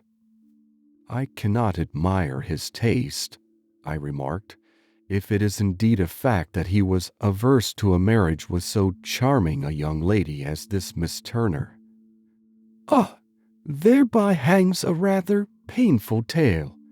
This fellow is madly, insanely in love with her, but some 2 years ago, when he was only a lad, and before he really knew her, for she had been away 5 years at a boarding school, what does the idiot do but get into the clutches of a barmaid in Bristol and marry her at a registry office? No one knows a word of the matter, but you can imagine how maddening it must be to him to be upbraided for not doing what he would give his very eyes to do, but what he knows to be absolutely impossible. It was sheer frenzy of this sort which made him throw his hands up into the air when his father, at their last interview, was goading him on to propose to Miss Turner. On the other hand, he had no means of supporting himself, and his father, who was by all accounts a very hard man, would have thrown him over utterly had he known the truth. It was with his barmaid wife that he had spent the last 3 days in Bristol, and his father did not know where he was. Mark that point. It is of importance. Good has come out of evil, however, for the barmaid, finding from the papers that he is in serious trouble and likely to be hanged, has thrown him over utterly and has written to him to say that she has a husband already in the Bermuda dockyard, so that there is really no tie between them. I think that that bit of news has consoled young McCarthy for all that he has suffered. But if he is innocent, who has done it? Ah, who? I would call your attention very particularly to 2 points. One is that the murdered man had an appointment with someone at the pool, and that the someone could not have been his son, for his son was away, and he did not know when he would return. The second is that the murdered man was heard to cry "Cooey" before he knew that his son had returned. Those are the crucial points upon which the case depends. And now let us talk about George Meredith, if you please, and we shall leave all minor matters until tomorrow. There was no rain, as Holmes had foretold, and the morning broke bright and cloudless. At 9 o'clock Lestrade called for us with the carriage, and we set off for Hatherley Farm and the Boscombe Pool. "There is serious news this morning," Lestrade observed. "It is said that Mr. Turner of the Hall is so ill that his life is despaired of." "An elderly man, I presume?" said Holmes. "About 60, but his constitution has been shattered by his life abroad, and he has been in failing health for some time. This business has had a very bad effect upon him. He was an old friend of McCarthy's, and, I may add, a great benefactor to him, for I have learned that he gave him Hatherley Farm rent-free." "Indeed, that is interesting," said Holmes. "Oh yes, in 100 other ways he has helped him. Everybody about here speaks of his kindness to him." "Really? Does it not strike you as a little singular that this McCarthy, who appears to have had little of his own, and to have been under such obligations to Turner, should still talk of marrying his son to Turner's daughter, who is presumably heiress to the estate, and that in such a very cocksure manner, as if it were merely a case of a proposal and all else would follow? It is the more strange, since we know that Turner himself was averse to the idea. The daughter told us as much. Do you not deduce something from that?" "We have got to the deductions and the inferences," said Lestrade, winking at me. "I find it hard enough to tackle facts, Holmes, without flying away after theories and fancies." "You are right. said Holmes demurely. "You do find it very hard to tackle the facts." "Anyhow, I have grasped one fact which you seem to find it difficult to get hold of," replied Lestrade with some warmth. "And that is that McCarthy Sr. met his death from McCarthy Jr., and that all theories to the contrary are the merest moonshine." "Well, moonshine is a brighter thing than fog," said Holmes, laughing. "But I am very much mistaken if this is not Hatherley Farm upon the left." "Yes, that is it." It was a widespread, comfortable-looking building, two-storied, slate-roofed, with great yellow blotches of lichen upon the gray walls. The drawn blinds and the smokeless chimneys, however, gave it a stricken look, as though the weight of this horror still lay heavy upon it. We called at the door when the maid, at Holmes's request, showed us the boots which her master wore at the time of his death, and also a pair of the son's, though not the pair which he had then had. Having measured these very carefully from 7 or 8 different points, Holmes desired to be led to the courtyard, from which we all followed the winding track which led to Boscombe Pool. Sherlock Holmes was transformed when he was hot upon such a scent as this. Men who had only known the quiet thinker and logician of Baker Street would have failed to recognize him. His face flushed and darkened. His brows were drawn into 2 hard black lines, while his eyes shone out from beneath them with a steely glitter. His face was bent downward, his shoulders bowed, his lips compressed, and the veins stood out like whipcord in his long, sinewy neck. His nostrils seemed to dilate with a purely animal lust for the chase, and his mind was so absolutely concentrated upon the matter before him that a question or remark fell unheeded upon his ears, or at the most only provoked a quick, impatient snarl in reply. Swiftly and silently he made his way along the track which ran through the meadows, and so by way of the woods to the Boscombe Pool.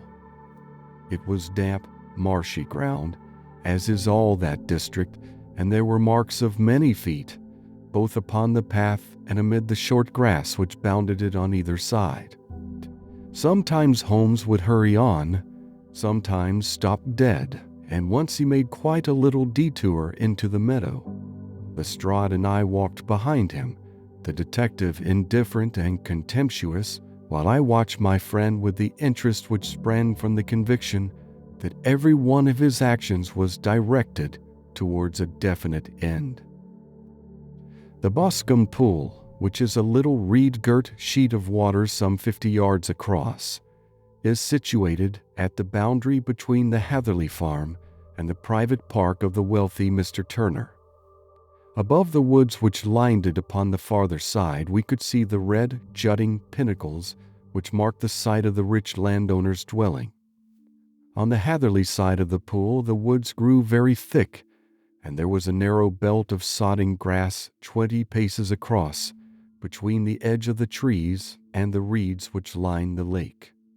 Lestrade showed us the exact spot at which the body had been found, and indeed, so moist was the ground that I could plainly see the traces which had been left by the fall of the stricken man.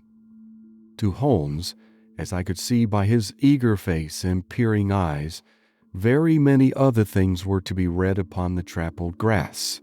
He ran round like a dog who is picking up a scent, and then turned upon my companion. "What did you go into the pool for?" he asked. "I fished about with a rake. I thought there might be some weapon or other trace. But how on earth? Oh, tut, I have no time. That left foot of yours with its inward twist is all over the place. A mole could trace it, and there it vanishes among the reeds. Oh, how simple it would all have been had I been here before they came like a herd of buffalo and wallowed all over it. Here is where the party with the lodge-keeper came, and they have covered all tracks for 6 or 8 feet round the body. But here are 3 separate tracks of the same feet." He drew out a lens and lay down upon his waterproof to have a better view, talking all the time rather to himself than to us. "These are young McCarthy's feet. Twice he was walking, and once he ran swiftly, so that the soles are deeply marked and the heels hardly visible. That bears out his story. He ran when he saw his father on the ground. Then here are the father's feet as he paced up and down. What is this then? It is the butt end of the gun as the son stood listening. And this? Ha ha, what have we here? Tiptoes, tiptoes.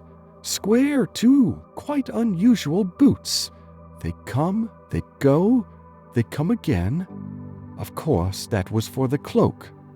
Now where did they come from?" He ran up and down, sometimes losing, sometimes finding the track until we were well within the edge of the wood and under the shadow of a great beech, the largest tree in the neighborhood. Holmes traced his way to the farther side of this and lay down once more upon his face with a little cry of satisfaction. For a long time he remained there, turning over the leaves and dried sticks, gathering up what seemed to me to be dust into an envelope, and examining with his lens not only the ground but even the bark of the tree as far as he could reach. A jagged stone was lying among the moss, and this also he carefully examined and retained. Then he followed a pathway through the wood until he came to the high road, where all traces were lost. "It has been a case of considerable interest," he remarked, returning to his natural manner. "I fancy that this gray house on the right must be the lodge. I think that I will go in and have a word with Moran, and perhaps write a little note. Having done that, we may drive back to our luncheon. You may walk to the cab, and I shall be with you presently." It was about 10 minutes before we regained our cab and drove back into Ross, Holmes still carrying with him the stone which he had picked up in the wood. "This may interest you, Lestrade," he remarked, holding it out. "The murder was done with it." "I see no marks." "There are none." "How do you know, then?" "The grass was growing under it. It had only lain there a few days. There was no sign of a place whence it had been taken. It corresponds with the injuries. There is no sign of any other weapon." "And the murderer?" "Is a tall man, left-handed, limps with the right leg, wears thick-soled shooting boots and a gray cloak, smokes Indian cigars, uses a cigar holder, and carries a blunt penknife in his pocket. There are several other indications, but these may be enough to aid us in our search." Lestrade laughed. "I am afraid that I am still a skeptic," he said. "Theories are all very well, but we have to deal with a hard-headed British jury." "Nous verrons," answered Holmes calmly. "You work your own method, and I shall work mine. I shall be busy this afternoon, and shall probably return to London by the evening train." "And leave your case unfinished?" "No, finished." "But the mystery?" "It is solved." "Who was the criminal, then?" "The gentleman I describe." "But who is he?" "Surely it would not be difficult to find out. This is not such a populous neighborhood." Lestrade shrugged his shoulders. "I am a practical man," he said, "and I really cannot undertake to go about the country looking for a left-handed gentleman with a game leg. I should become the laughingstock of Scotland Yard." "All right," said Holmes quietly. "I have given you the chance. Here are your lodgings. Goodbye. I shall drop you a line before I leave." Having left Lestrade at his rooms, we drove to our hotel, where we found lunch upon the table. Holmes was silent and buried in thought, with a pained expression upon his face, as one who finds himself in a perplexing position. "Look here, Watson," he said when the cloth was cleared. "Just sit down in this chair and let me preach to you for a little. I don't know quite what to do, and I should value your advice. Light a cigar and let me expound." "Pray do so." "Well now, in considering this case, there are 2 points about young McCarthy's narrative which struck us both instantly, although they impressed me in his favor and you against him.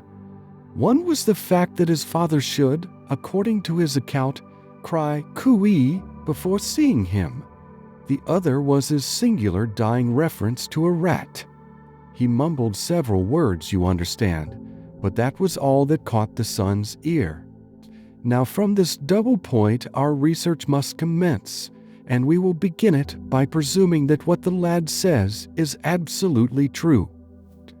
"What of this cooee, then?" "Well, obviously, it could not have been meant for the son. The son, as far as he knew, was in Bristol. It was mere chance that he was within earshot.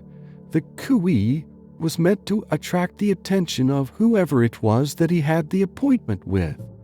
But cooee is a distinctly Australian cry, and one which is used between Australians. There is a strong presumption that the person whom McCarthy expected to meet him at Baskervilles was someone who had been in Australia." "What of the rat, then?" Sherlock Holmes took a folded paper from his pocket and flattened it out on the table. "This is a map of the colony of Victoria," he said. "I wired to Bristol for it last night." He put his hand over part of the map. "What do you read?" "A rat," I read. "And now?" He raised his hand. "Ballarat." "Quite so.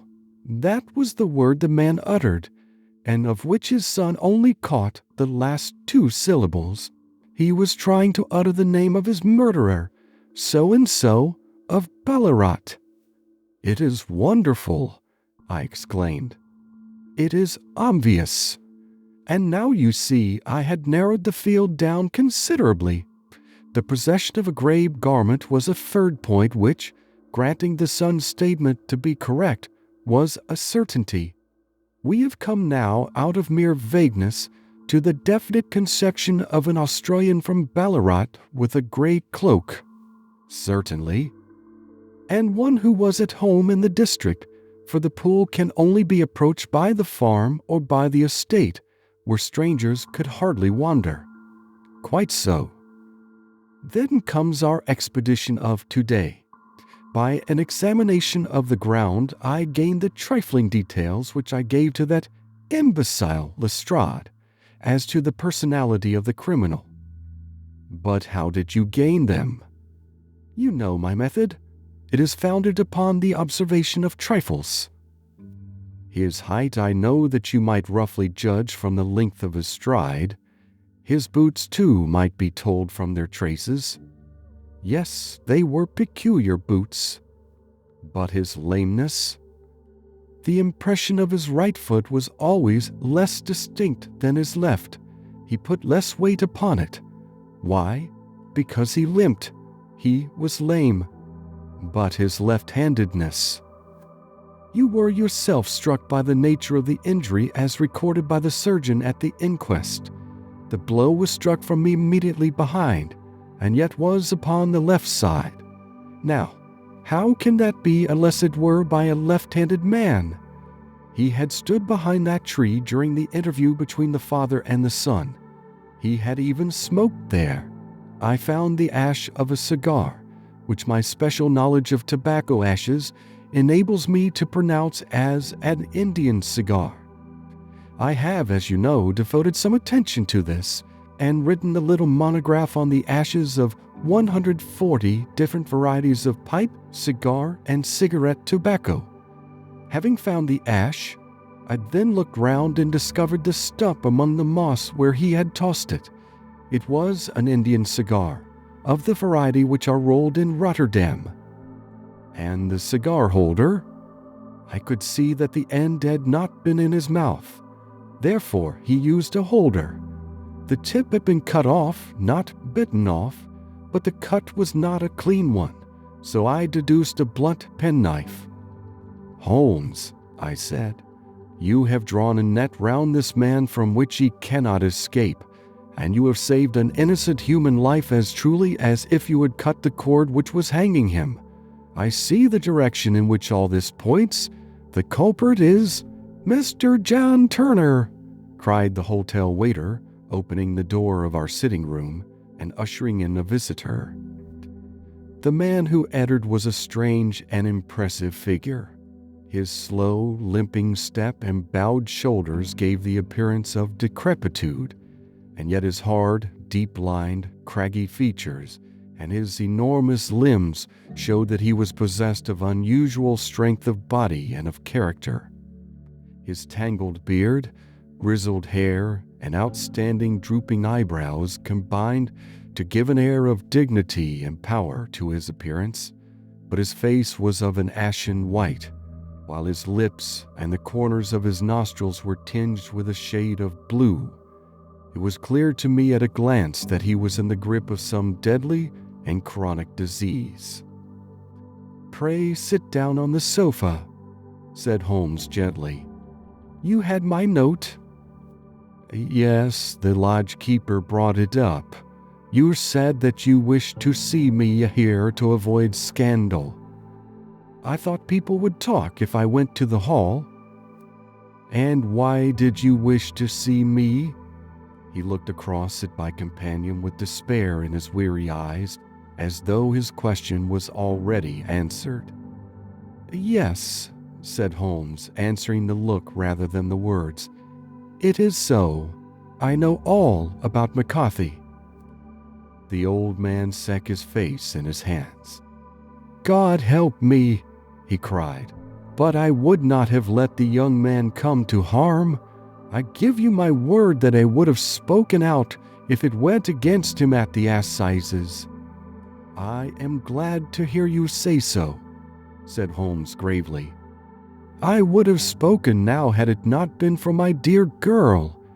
It would break her heart. It will break her heart when she hears that I am arrested." "It may not come to that," said Holmes. "What?" "I am no official agent. I understand that it was your daughter who required my presence here, and I am acting in her interests. Young McCarthy must be got off, however." "I am a dying man," said old Turner. "I have had diabetes for years. My doctor says it is a question whether I shall live a month. Yet I would rather die under my own roof than in a jail." Holmes rose and sat down at the table with his pen in his hand and a bundle of paper before him. "Just tell us the truth," he said. "I shall jot down the facts. You will sign it, and Watson here can witness it. Then I could produce your confession at the last extremity to save young McCarthy. I promise you that I shall not use it unless it is absolutely needed." "It's as well," said the old man. "It's a question whether I shall live to the assizes, so it matters little to me. But I should wish to spare Alice the shock. And now I will make the thing clear to you. It has been a long time in the acting, but will not take me long to tell. You didn't know this dead man, McCarthy. He was a devil incarnate. I tell you that. God keep you out of the clutches of such a man as he. His grip has been upon me these 20 years, and he has blasted my life. I'll tell you first how I came to be in his power. It was in the early 60s at the diggings. I was a young chap then, hot-blooded and reckless, ready to turn my hand at anything. I got among bad companions, took to drink, had no luck with my claim, took to the bush, and in a word became what you would call over here a highway robber.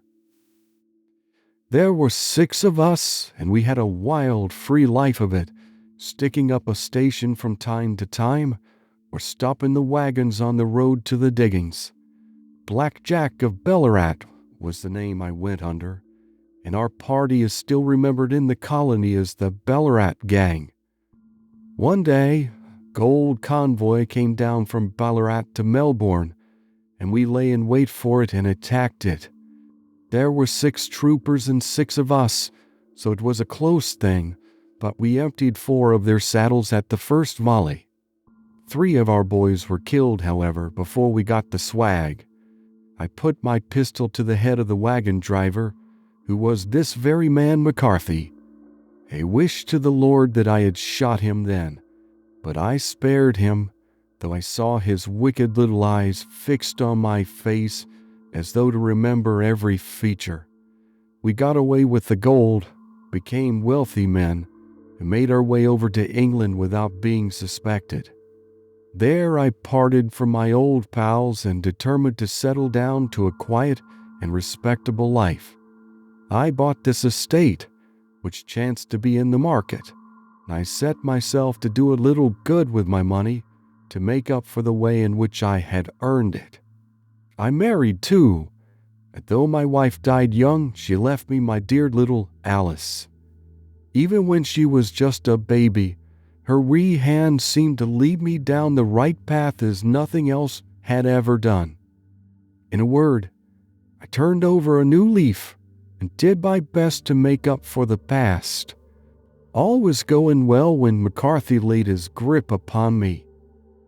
I had gone up to town about an investment, and I met him in Regent Street with hardly a coat to his back or a boot to his foot. "Here we are, Jack," says he, touching me on the arm. "We'll be as good as a family to you. There's 2 of us, me and my son, and you can have the keeping of us. If you don't, it's a fine law-abiding country is England, and there's always a policeman within hail." Well, down they came to the West Country. There was no shaking them off, and there they have lived rent-free on my best land ever since. There was no rest for me, no peace, no forgetfulness. Turn where I would, there was his cunning, gritting face at my elbow. It grew worse as Alice grew up, for he soon saw I was more afraid of her knowing my past than of the police. Whatever he wanted, he must have, and whatever it was I gave him without question: land, money, houses, till at last he asked a thing which I could not give. He asked for Alice. His son, you see, had grown up, and so had my girl, and as I was known to be in weak health, it seemed a fine stroke to him that his lad should step into the whole property. But there I was firm. I would not have his cursed stock mixed with mine. Not that I had any dislike to the lad, but his blood was in him, and that was enough. I stood firm. McCarthy threatened. I braved him to do his worst. We were to meet at the pool midway between our houses to talk it over. When I went down there, I found him talking with his son, so I smoked a cigar and waited behind a tree until he should be alone. But as I listened to his talk, all that was black and bitter in me seemed to come uppermost. He was urging his son to marry my daughter with as little regard for what she might think as if she were a slut from off the streets. It drove me mad to think that I and all that I held most dear should be in the power of such a man as this. Could I not snap the bond? I was already a dying and desperate man. Though clear of mind and fairly strong of limb, I knew that my own fate was sealed. But my memory and my girl, both could be saved if I could but silence that foul tongue. I did it, Mr. Holmes.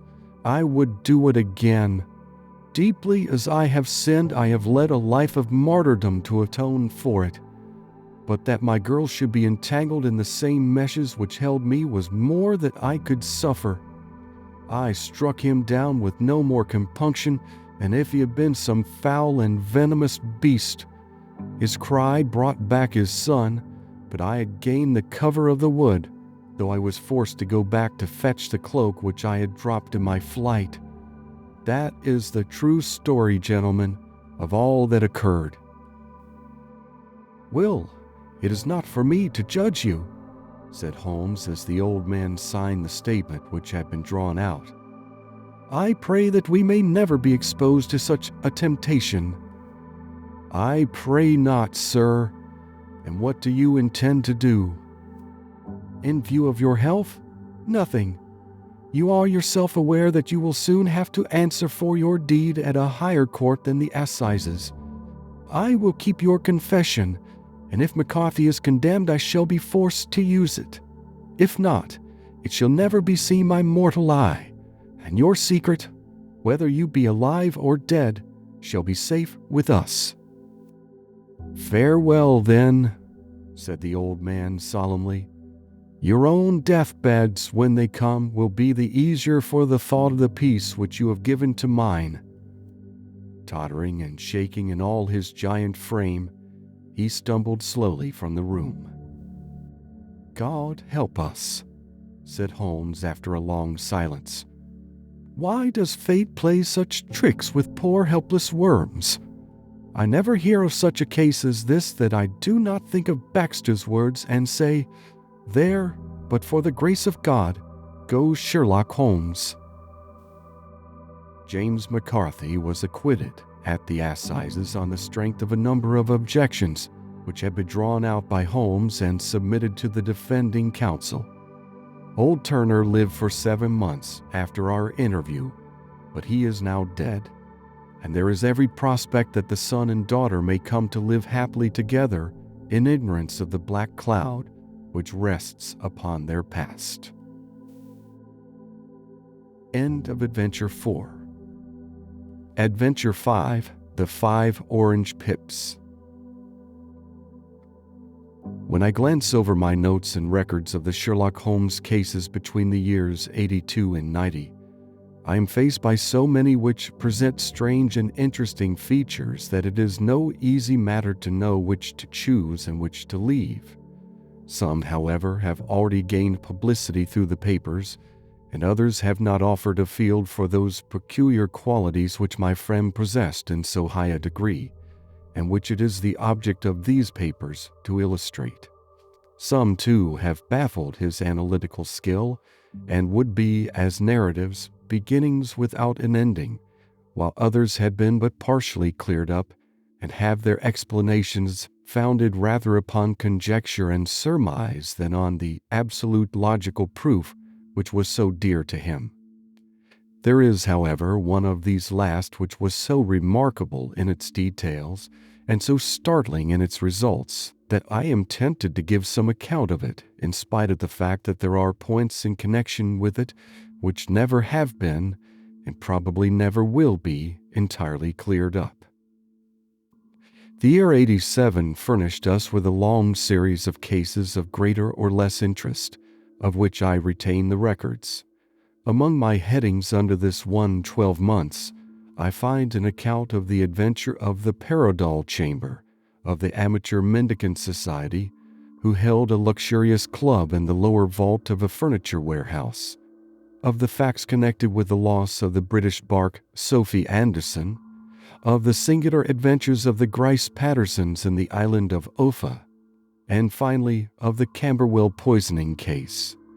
In the latter, as may be remembered, Sherlock Holmes was able, by winding up the dead man's watch, to prove that it had been wound up 2 hours before, and that therefore the deceased had gone to bed within that time, a deduction which was of the greatest importance in clearing up the case. All these I may sketch out at some future date, but none of them present such singular features as the strange train of circumstances which I have now taken up my pen to describe.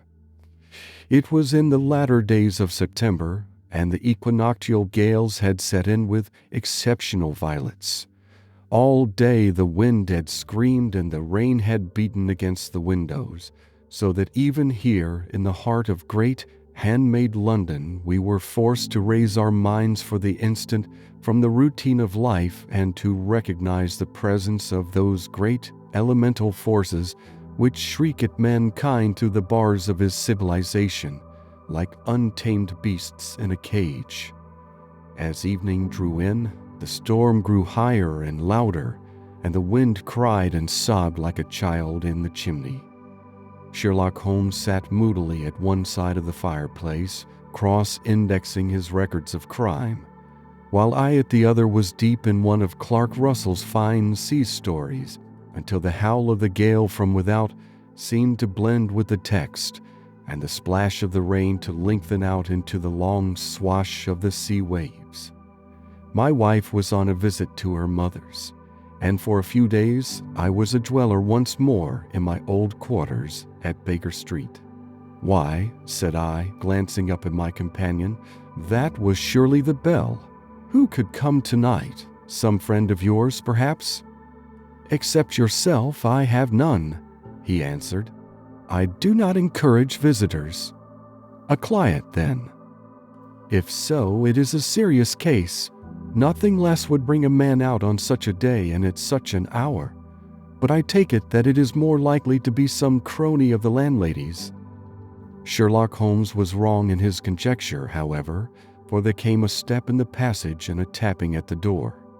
He stretched out his long arm to turn the lamp away from himself and towards the vacant chair upon which a newcomer must sit. "Come in," said he. The man who entered was young, some 22 at the outside, well-groomed and trimly clad, with something of refinement and delicacy in his bearing. The streaming umbrella which he held in his hand, and his long shining waterproof, told of the fierce weather through which he had come. He looked about him anxiously in the glare of the lamp, and I could see that his face was pale and his eyes heavy, like those of a man who is weighed down with some great anxiety. "I owe you an apology," he said, raising his golden pince-nez to his eyes. "I trust that I am not intruding. I fear that I have brought some traces of the storm and rain into your snug chamber." "Give me your coat and umbrella," said Holmes. "They may rest here on the hook and will be dry presently. You have come up from the southwest, I see." "Yes, from Horsham. That clay and chalk mixture which I see upon your toe caps is quite distinctive." "I have come for advice." "That is easily got." "And help." "That is not always so easy." "I have heard of you, Mr. Holmes. I heard from Major Prendergast how you saved him in the Tankerville Club scandal." "Ah, of course. He was wrongfully accused of cheating at cards." "He said that you could solve anything." "He said too much." "That you are never beaten." "I have been beaten 4 times, 3 times by men and once by a woman." "But what is that compared with the number of your successes?" "It is true that I have been generally successful." "Then you may be so with me." "I beg that you will draw your chair up to the fire and favor me with some details as to your case." "It is no ordinary one." "None of those which come to me are. I am the last court of appeal." "And yet I question, sir, whether, in all your experience, you have ever listened to a more mysterious and inexplicable chain of events than those which have happened to my own family." "You fill me with interest," said Holmes. "Pray give us the essential facts from the commencement, and I can afterwards question you as to those details which seem to me to be most important." The young man pulled his chair up and pushed his wet feet out towards the blaze. "My name," said he, "is John Openshaw, but my own affairs have, as far as I can understand, little to do with this awful business. It is a hereditary matter, so in order to give you an idea of the facts, I must go back to the commencement of the affair. You must know that my grandfather had 2 sons, my uncle Elias and my father Joseph. My father had a small factory at Coventry, which he enlarged at the time of the invention of bicycling. He was a patentee of the Openshaw unbreakable tire, and his business met with such success that he was able to sell it and to retire upon a handsome competence. My uncle Elias emigrated to America when he was a young man and became a planter in Florida, where he was reported to have done very well. At the time of the war, he fought in Jackson's army, and afterwards under Hood, where he rose to be a colonel. When Lee laid down his arms, my uncle returned to his plantation, where he remained for 3 or 4 years. About 1869 or 1870, he came back to Europe and took a small estate in Sussex, near Horsham. He had made a very considerable fortune in the States, and his reason for leaving them was his aversion to the Negroes and his dislike of the Republican policy in extending the franchise to them. He was a singular man, fierce and quick-tempered, very foul-mouthed when he was angry, and of a most retiring disposition. During all the years that he lived at Horsham, I doubt if ever he set foot in the town. He had a garden and 2 or 3 fields round his house, and there he would take his exercise, though very often for weeks on end he would never leave his room. He drank a great deal of brandy and smoked very heavily, but he would see no society and did not want any friends, not even his own brother. He didn't mind me. In fact, he took a fancy to me, for at the time when he saw me first I was a youngster of 12 or so. This would be in the year 1878, after he had been 8 or 9 years in England. He begged my father to let me live with him, and he was very kind to me in his way. When he was sober, he used to be fond of playing backgammon and draughts with me, and he would make me his representative both with the servants and with the tradespeople, so that by the time that I was 16 I was quite master of the house. I kept all the keys and could go where I liked and do what I liked, so long that I did not disturb him in his privacy. There was one singular exception, however, for he had a single room, a lumber room up among the attics, which was invariably locked, and which he would never permit either me or anyone else to enter. With a boy's curiosity, I have peeped through the keyhole, but I was never able to see more than such a collection of old trunks and bundles as would be expected in such a room. One day, it was in March 1883, a letter with a foreign stamp lay upon the table in front of the colonel's plate. It was not a common thing for him to receive letters, for his bills were all paid in ready money, and he had no friends of any sort. "From India," said he as he took it up. "Pondicherry postmark. What can this be?" Opening it hurriedly, out there jumped 5 little dried orange pips, which pattered down upon his plate. I began to laugh at this, but the laugh was struck from my lips at the sight of his face. His lip had fallen, his eyes were protruding, his skin the color of putty, and he glared at the envelope which he still held in his trembling hand. "K," he shrieked, and then, my God, my sins have overtaken me." "What is it, uncle?" I cried. "Death," said he, and rising from the table he retired to his room, leaving me palpitating with horror.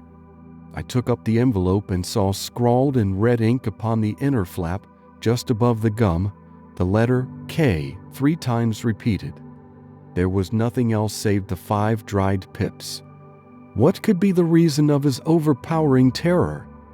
I left the breakfast table, and as I ascended the stair I met him coming down with an old rusty key, which must have belonged to the attic, in one hand, and a small brass box like a cash box in the other. "They may do what they like, but I'll checkmate them still," said he with an oath. "Tell Mary that I shall want a fire in my room today, and send down to Fordham the Horsham lawyer." I did as he ordered, and when the lawyer arrived I was asked to step up to the room. The fire was burning brightly, and in the grate there was a mass of black fluffy ashes as of burned paper, while the brass box stood open and empty beside it. As I glanced at the box I noticed, with a start, that upon the lid was printed the treble K which I had read in the morning upon the envelope. "I wish you, John," said my uncle, "to witness my will." I leave my estate with all its advantages and all its disadvantages to my brother, your father, whence it will no doubt descend to you. If you can enjoy it in peace, well and good. If you find you cannot, take my advice, my boy, and leave it to your deadliest enemy. I'm sorry to give you such a two-edged thing, but I can't say what turn things are going to take. Kindly sign the paper where Mr. Fordham shows you." I signed the paper as directed, and the lawyer took it away with him. The singular incident made, as you may think, the deepest impression upon me, and I pondered over it and turned it every way in my mind without being able to make anything of it. Yet I could not shake off the vague feeling of dread which it left behind, though the sensation grew less keen as the weeks passed and nothing happened to disturb the usual routine of our lives. I could see a change in my uncle, however. He drank more than ever, and he was less inclined for any sort of society. Most of his time he would spend in his room, with the door locked upon the inside. But sometimes he would emerge in a sort of drunken frenzy and would burst out of the house and tear about the garden with a revolver in his hand, screaming out that he was afraid of no man and that he was not to be cooped up like a sheep in a pen by man or devil. When these hot fits were over, however, he would rush tumultuously in at the door and lock and bar it behind him, like a man who can brazen it out no longer against the terror which lies at the roots of his soul. At such times I have seen his face, even on a cold day, glisten with moisture, as though it were new raised from a basin.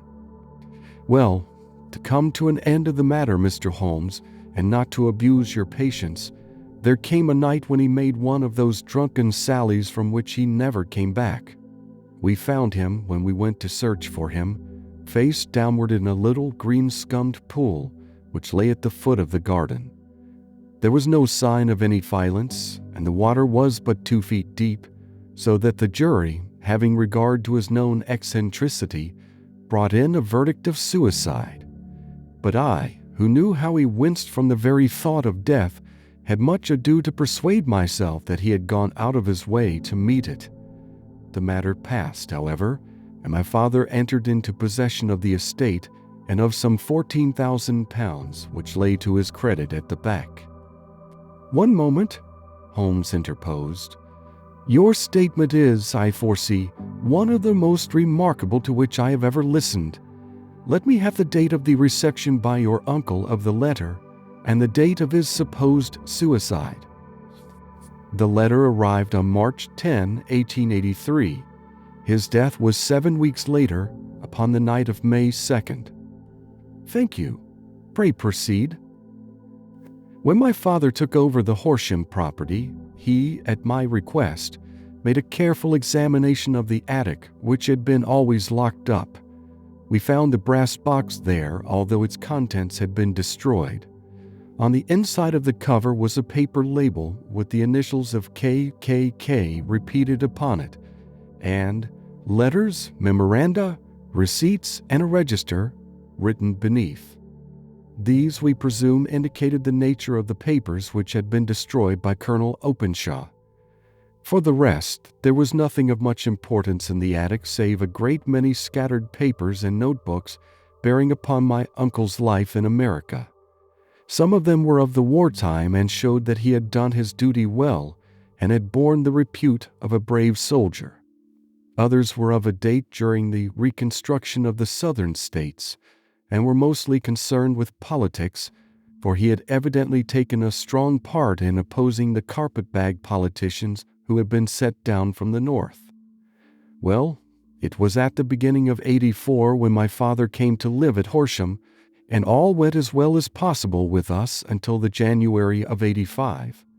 On the 4th day after the New Year, I heard my father give a sharp cry of surprise as we sat together at the breakfast table.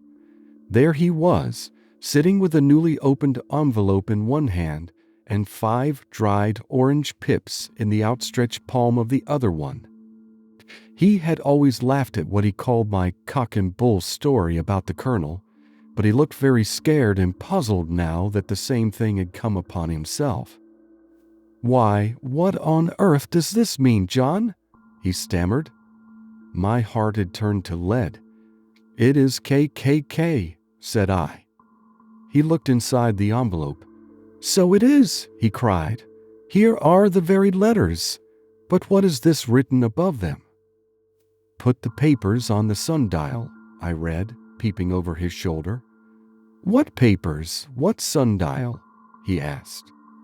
"The sundial in the garden, there is no other," said I. "But the papers must be those that are destroyed."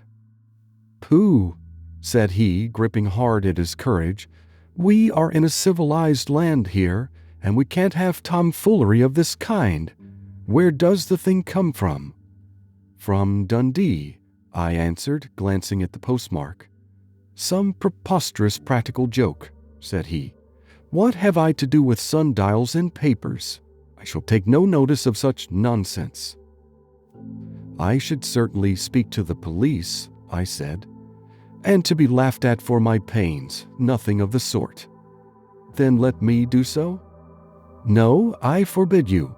I won't have a fuss made about such nonsense." It was in vain to argue with him, for he was a very obstinate man. I went about, however, with a heart which was full of forebodings.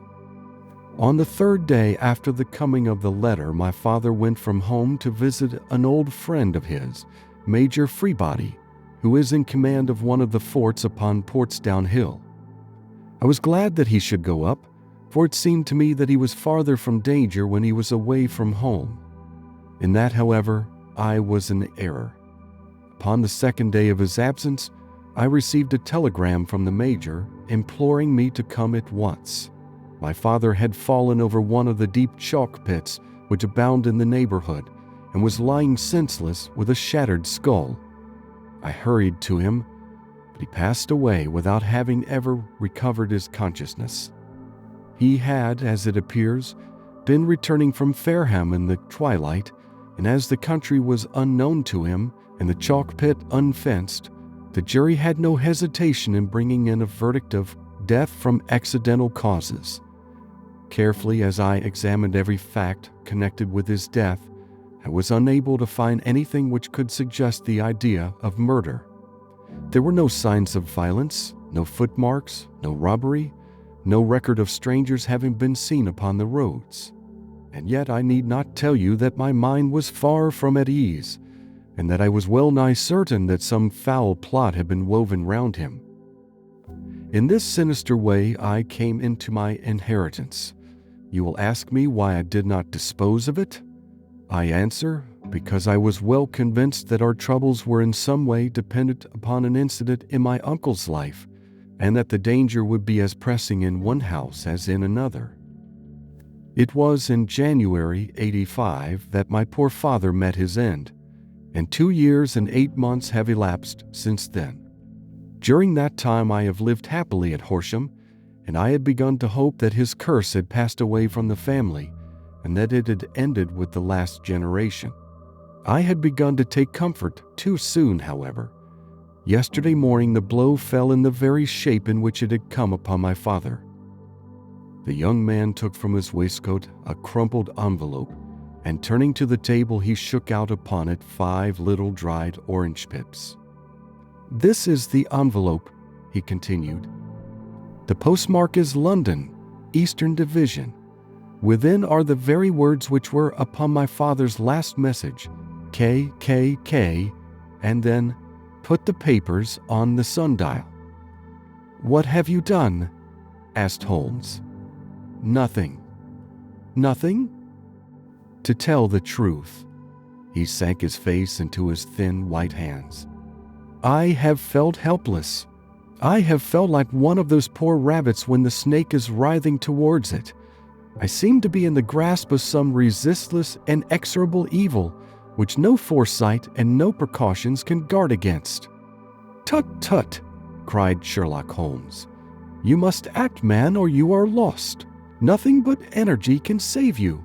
This is no time for despair." "I have seen the police." "Ah! but they listened to my story with a smile.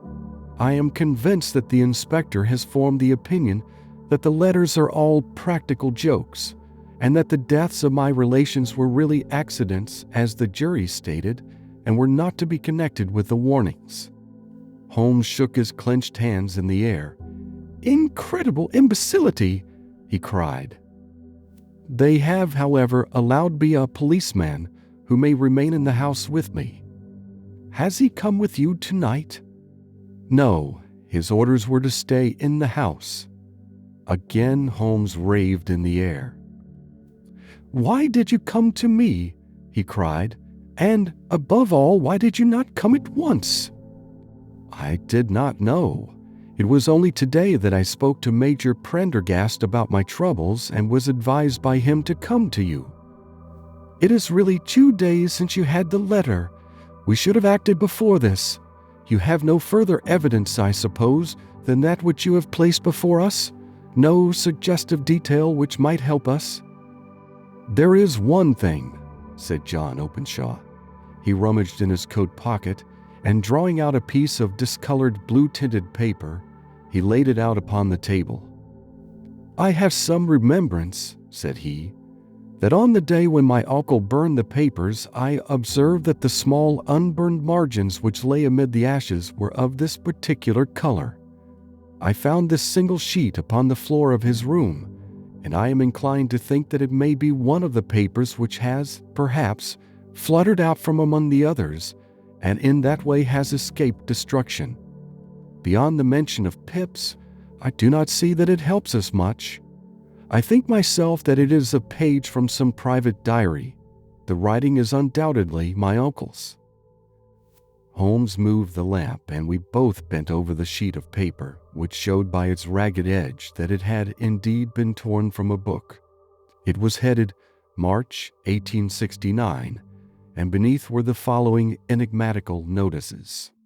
4th, Hudson came, same old platform. 7th, set the pips on Macaulay, Paramore, and John Swain of St. Augustine. 9th, Macaulay cleared. 10th, John Swain cleared. 12th, visited Paramore, all well.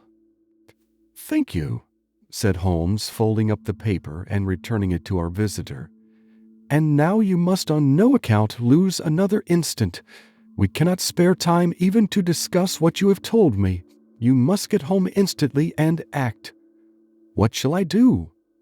"There is but one thing to do. It must be done at once. You must put this piece of paper which you have shown us into the brass box which you have described. You must also put in a note to say that all the other papers were burned by your uncle, and that this is the only one which remains. You must assert that in such words as will carry conviction with them. Having done this, you must at once put the box out upon the sundial as directed. Do you understand?" "Entirely." "Do not think of revenge or anything of the sort at present. I think that we may gain that by means of the law, but we have our web to weave, while theirs is already woven.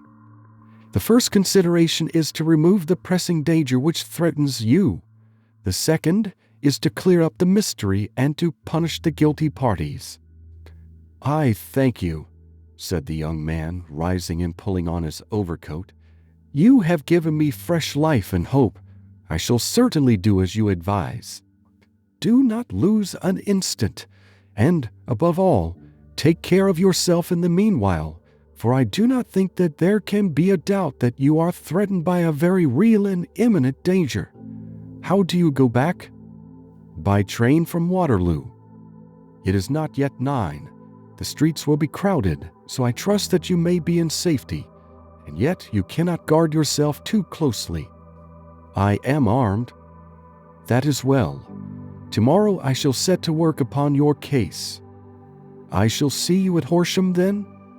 "No, your secret lies in London. It is there that I shall seek it." "Then I shall call upon you in a day, or in 2 days, with news as to the box and the papers. I shall take your advice in every particular." He shook hands with us and took his leave.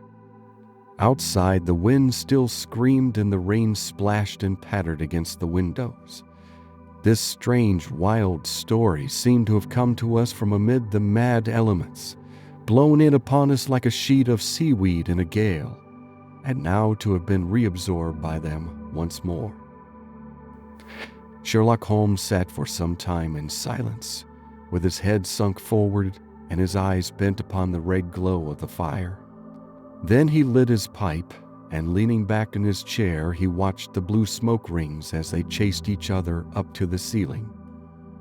"I think, Watson," he remarked at last, "that of all our cases we have had none more fantastic than this. Save perhaps the sign of 4. Well, yes, save perhaps that. And yet this John Openshaw seems to me to be walking amid even greater perils than did the Sholtos." "But have you," I asked, "formed any definite conception as to what these perils are?" "There can be no question as to their nature," he answered. "Then what are they? Who is this KKK, and why does he pursue this unhappy family?" Sherlock Holmes closed his eyes and placed his elbows upon the arms of his chair, with his fingertips together. "The ideal reasoner," he remarked, "would, when he had once been shown a single fact in all its bearings, deduce from it not only all the chain of events which led up to it, but also all the results which would follow from it. As Cuvier could correctly describe a whole animal by the contemplation of a single bone, so the observer who has thoroughly understood one link in a series of incidents should be able to accurately state all the other ones, both before and after. We have not yet grasped the results which the reason alone can attain to. Problems may be solved in the study which have baffled all those who have sought a solution by the aid of their senses. To carry the art, however, to its highest pitch, it is necessary that the reasoner should be able to utilize all the facts which have come to his knowledge. And this in itself implies, as you will readily see, a possession of all knowledge, which, even in these days of free education and encyclopedias, is a somewhat rare accomplishment. It is not so impossible, however, that a man should possess all knowledge which is likely to be useful to him in his work, and this I have endeavored in my case to do. If I remember rightly, you on one occasion, in the early days of our friendship, defined my limits in a very precise fashion." "Yes," I answered, laughing. "It was a singular document. Philosophy, astronomy, and politics were marked at 0, I remember. Botany variable, geology profound as regards the mud stains from any region within 50 miles of town, chemistry eccentric, anatomy unsystematic, sensational literature and crime records unique, violin player, boxer, swordsman, lawyer, and self-poisoner by cocaine and tobacco. Those, I think, were the main points of my analysis." Holmes grinned at the last item. "Well," he said, "I say now, as I said then, that a man should keep his little brain attic stocked with all the furniture that he is likely to use, and the rest he can put away in the lumber room of his library, where he can get it if he wants it. Now, for such a case as the one which has been submitted to us tonight, we need certainly to muster all our resources. Kindly hand me down the letter K of the American Encyclopedia, which stands upon the shelf beside you." "Thank you. Now let us consider the situation and see what may be deduced from it. In the first place, we may start with a strong presumption that Colonel Openshaw had some very strong reason for leaving America. Men at his time of life do not change all their habits and exchange willingly the charming climate of Florida for the lonely life of an English provincial town. His extreme love of solitude in England suggests the idea that he was in fear of someone or something, so we may assume as a working hypothesis that it was fear of someone or something which drove him from America. As to what it was he feared, we can only deduce that by considering the formidable letters which were received by himself and his successors. Did you remark the postmarks of these letters? The first was from Pondicherry, the second from Dundee, and the third from London. From East London, what do you deduce from that? They are all seaports, that the writer was on board of a ship. Excellent. We have already a clue. There can be no doubt that the probability, the strong probability, is that the writer was on board of a ship. And now let us consider another point. In the case of Pondicherry, 7 weeks elapsed between the threat and its fulfillment. In Dundee, it was only some 3 or 4 days. Does that suggest anything? A greater distance to travel. But the letter had also a greater distance to come. Then I do not see the point. There is at least a presumption that the vessel in which the man or men are is a sailing ship. It looks as if they always send their singular warning or token before them when starting upon their mission. You see how quickly the deed followed the sign when it came from Dundee. If they had come from Pondicherry in a steamer, they would have arrived almost as soon as their letter. But, as a matter of fact, 7 weeks elapsed. I think that those 7 weeks represented the difference between the mail boat which brought the letter and the sailing vessel which brought the writer. It is possible. More than that, it is probable. And now you see the deadly urgency of this new case, and why I urged young Openshaw to caution. The blow has always fallen at the end of the time which it would take the senders to travel the distance. But this one comes from London, and therefore we cannot count upon delay. Good God, I cried. What can it mean, this relentless persecution? The papers which Openshaw carried are obviously of vital importance to the person or persons in the sailing ship. I think that it is quite clear that there must be more than one of them. A single man could not have carried out 2 deaths in such a way as to deceive a coroner's jury. There must have been several in it, and they must have been men of resource and determination. Their papers they mean to have, be the holder of them who it may. In this way, you see, KKK ceases to be the initials of an individual, it becomes the badge of a society. But of what society? Have you never, said Sherlock Holmes, bending forward and sinking his voice, have you never heard of the Ku Klux Klan? I never have. Holmes turned over the leaves of the book upon his knee. Here it is, said he presently. Ku Klux Klan, a name derived from the fanciful resemblance to the sound produced by cocking a rifle. This terrible secret society was formed by some ex-Confederate soldiers in the southern states after the Civil War, and it rapidly formed local branches in different parts of the country, notably in Tennessee, Louisiana, the Carolinas, Georgia, and Florida. Its power was used for political purposes, principally for the terrorizing of the Negro voters and the murdering and driving from the country of those who were opposed to its views. Its outrages were usually preceded by a warning sent to the marked man in some fantastic but generally recognized shape: a sprig of oak leaves in some parts, melon seeds or orange pips in others. On receiving this, the victim might either openly abjure his former ways or might fly from the country. If he braved the matter out, death would unfailingly come upon him, and usually in some strange and unforeseen manner. So perfect was the organization of the society, and so systematic its methods, that there is hardly a case upon record where any man succeeded in braving it with impunity, or in which any of its outrages were traced home to the perpetrators. For some years, the organization flourished in spite of the efforts of the United States government and of the better classes of the community in the South. Eventually, in the year 1869, the movement rather suddenly collapsed, although there have been sporadic outbreaks of the same sort since that date. You will observe, said Holmes, laying down the volume, that the sudden breaking up of the society was coincident with the disappearance of Openshaw from America with their papers. May well have been cause and effect.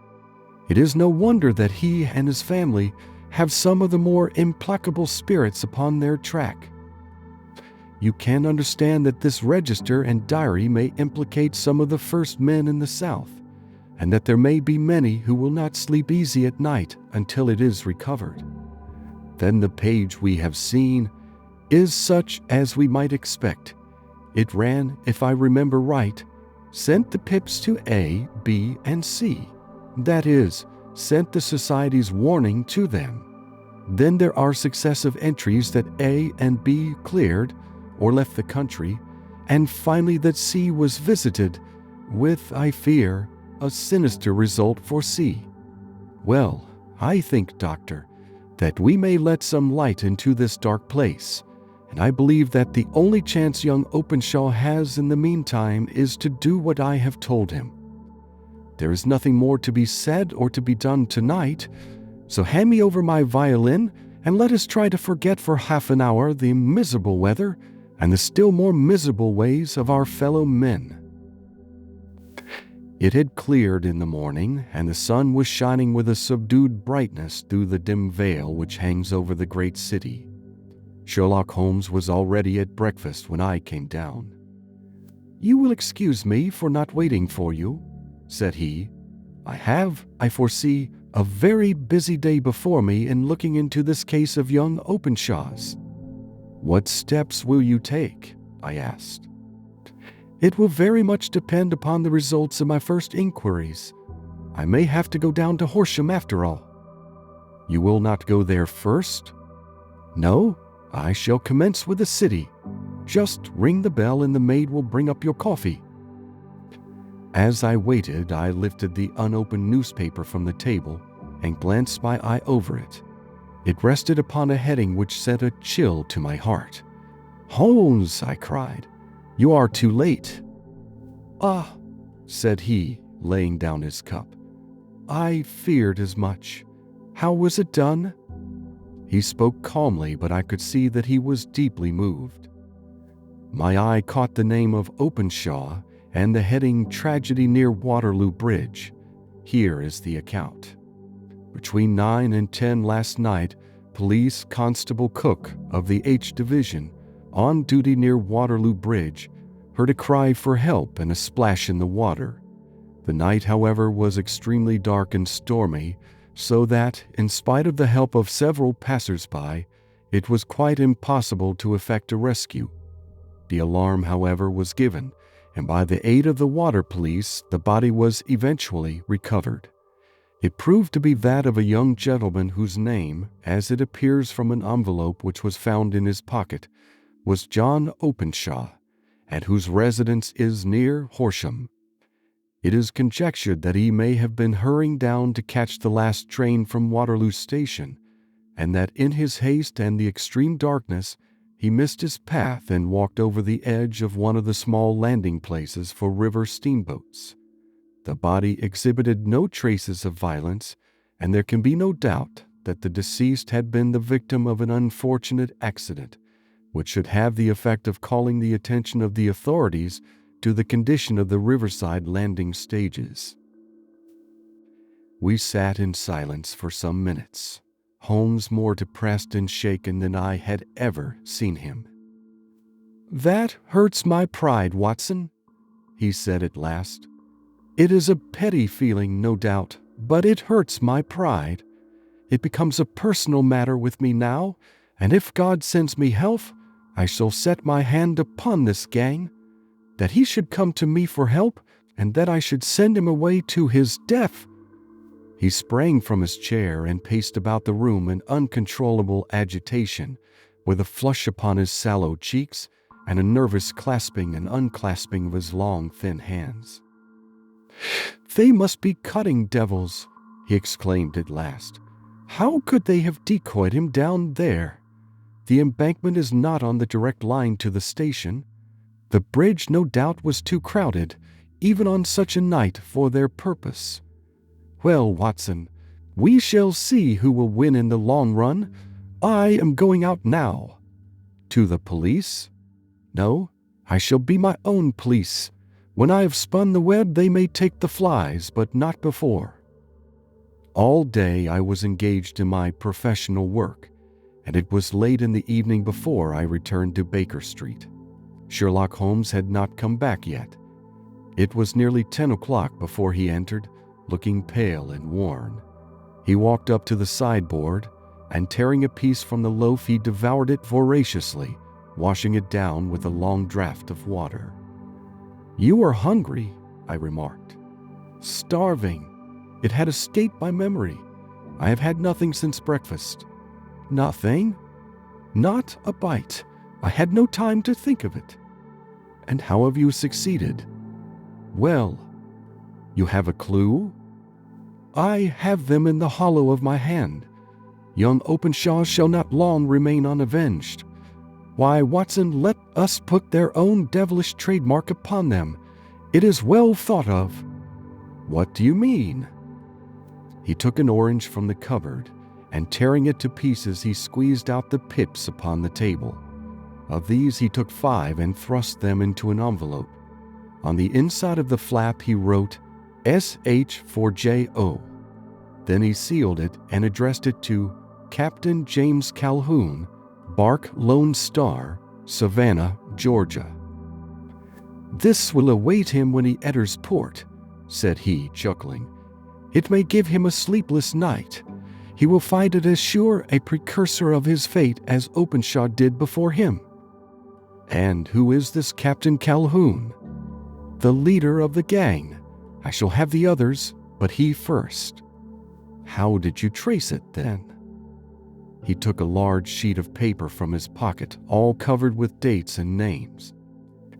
"I have spent the whole day," said he, "over Lloyd's registers and files of the old papers, following the future career of every vessel which touched at Pondicherry in January and February in '83.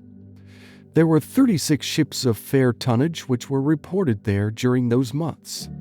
Of these, one, the Lone Star, instantly attracted my attention, since, although it was reported as having cleared from London, the name is that which is given to one of the states of the Union. Texas, I think.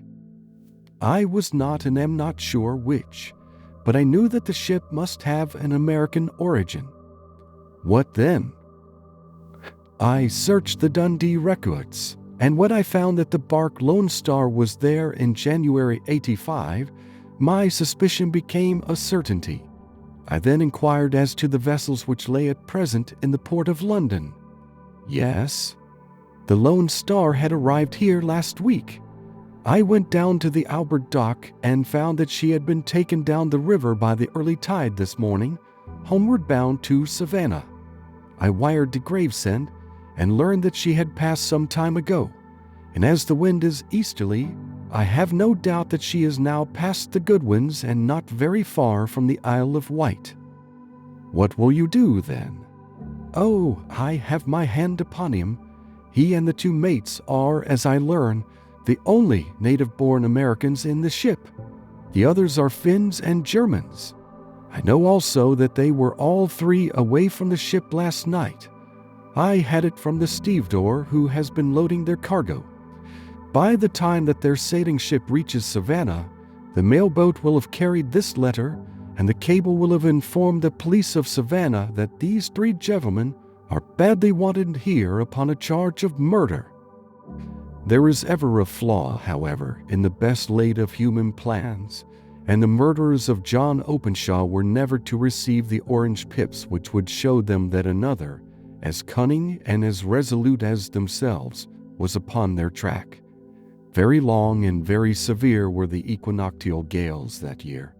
We waited long for news of the Lone Star of Savannah, but none ever reached us.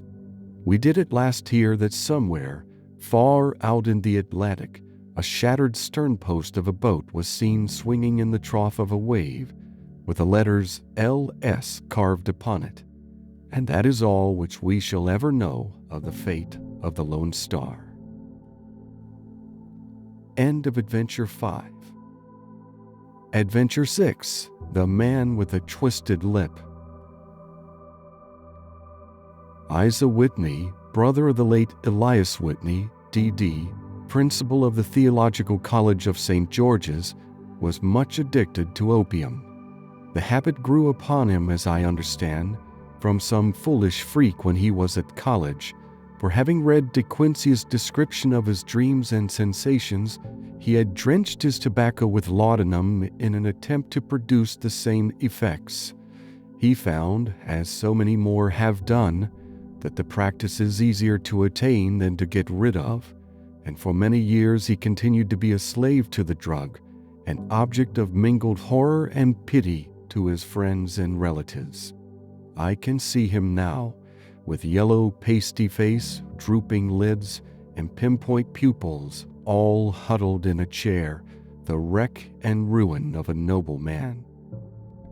One night, it was in June '89, there came a ring to my bell, about the hour when a man gives his first yawn and glances at the clock.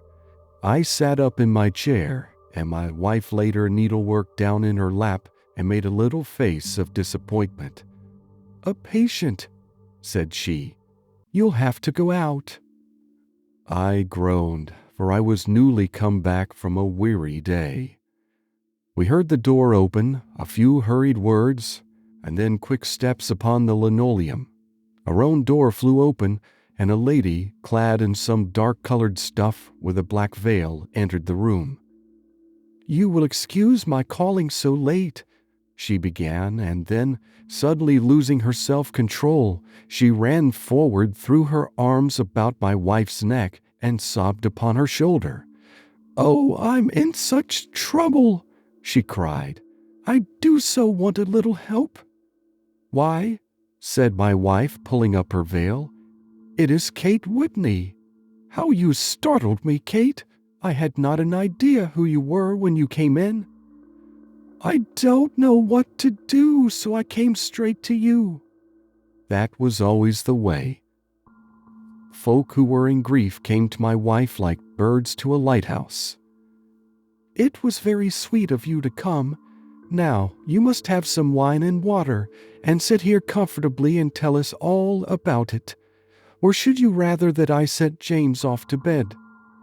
"Oh, no, I want the doctor's advice and help too. It's about Isa. He's not been home for 2 days. I'm so frightened about him." It was not the first time that she had spoken to us of her husband's trouble, to me as a doctor, to my wife as an old friend and school companion. We soothed and comforted her by such words as we could find. Did she know where her husband was? Was it possible that we could bring him back to her? It seems that it was. She had the surest information that of late he had, when the fit was on him, made use of an opium den in the farthest east of the city. Hitherto his orgies had always been confined to one day, and he had come back twitching and shattered in the evening.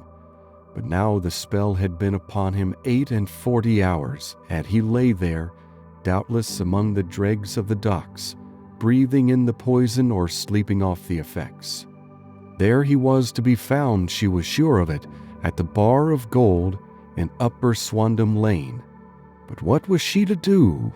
How could she, a young and timid woman, make her way into such a place and pluck her husband out from among the ruffians who surrounded him? There was the case, and of course there was but one way out of it. Might I not escort her to this place? And then, as a second thought, why should she come at all? I was Isa Whitney's medical advisor, and as such I had influence over him. I could manage it better if I were alone. I promised her on my word that I would send him home in a cab within 2 hours if he were indeed at the address which she had given me. And so in 10 minutes I had left my armchair and cheery sitting room behind me, and was speeding eastward in a hansom on a strange errand, as it seemed to me at the time, though the future only could show how strange it was to be. But there was no great difficulty in the first stage of my adventure. Upper Swandam Lane is a vile alley lurking behind the high wharves which line the north side of the river to the east of London Bridge. Between a slop shop and a gin shop, approached by a steep flight of steps leading down to a black gap like the mouth of a cave, I found the den of which I was in search. Ordering my cab to wait, I passed down the steps, worn hollow in the center by the ceaseless tread of drunken feet, and by the light of a flickering oil lamp above the door, I found the latch and made my way into a long, low room, thick and heavy with the brown opium smoke, and terraced with wooden berths like the forecastle of an emigrant ship. Through the gloom one could dimly catch a glimpse of bodies lying in strange, fantastic poses, bowed shoulders, bent knees, heads thrown back, chins pointing upward, with here and there a dark, lackluster eye turned upon the newcomer. Out of the black shadows there glimmered little red circles of light, now bright, now faint, as the burning poison waxed or waned in the bowls of the metal pipes. The most lay silent, but some muttered to themselves, and others talked together in a strange, low, monotonous voice, their conversation coming in gushes, and then suddenly tailing off into silence, each mumbling out his own thoughts and paying little heed to the words of his neighbor. At the farther end was a small brazier of burning charcoal, beside which, on a three-legged wooden stool, there sat a tall, thin old man, with his jaw resting upon his two fists and his elbows upon his knees, staring into the fire. As I entered, a sallow Malay attendant had hurried up with a pipe for me and a supply of the drug, beckoning me to an empty berth. "Thank you, I have not come to stay," said I. "There is a friend of mine here, Mr. Isa Whitney, and I wish to speak with him." There was a movement and an exclamation from my right, and peering through the gloom, I saw Whitney, pale, haggard, and unkempt, staring out at me. "My God, it's Watson," said he. He was in a pitiable state of reaction, with every nerve in a twitter. "I say, Watson, what o'clock is it?" "Nearly 11. "Of what day?" "Of Friday, June 19th. "Good heavens, I thought it was Wednesday." "It is Wednesday. What do you want to frighten a chap for?" He sank his face onto his arms and began to sob in a high treble key. "I tell you that it is Friday, man. Your wife has been waiting this 2 days for you. You should be ashamed of yourself." "So I am. But you've got mixed, Watson, for I have only been here a few hours. 3 pipes, 4 pipes, I forget how many. But I'll go home with you. I wouldn't frighten Kate, poor little Kate. Give me your hand. Have you a cab?" "Yes, I have one waiting." "Then I shall go in it. But I must owe something. Find what I owe, Watson. I am all off color. I can do nothing for myself." I walked down the narrow passage between the double row of sleepers, holding my breath to keep out the vile, stupefying fumes of the drug, and looking about for the manager. As I passed the tall man who sat by the brazier, I felt a sudden pluck at my skirt, and a low voice whispered, "Walk past me, and then look back at me." The words fell quite distinctly upon my ear. I glanced down.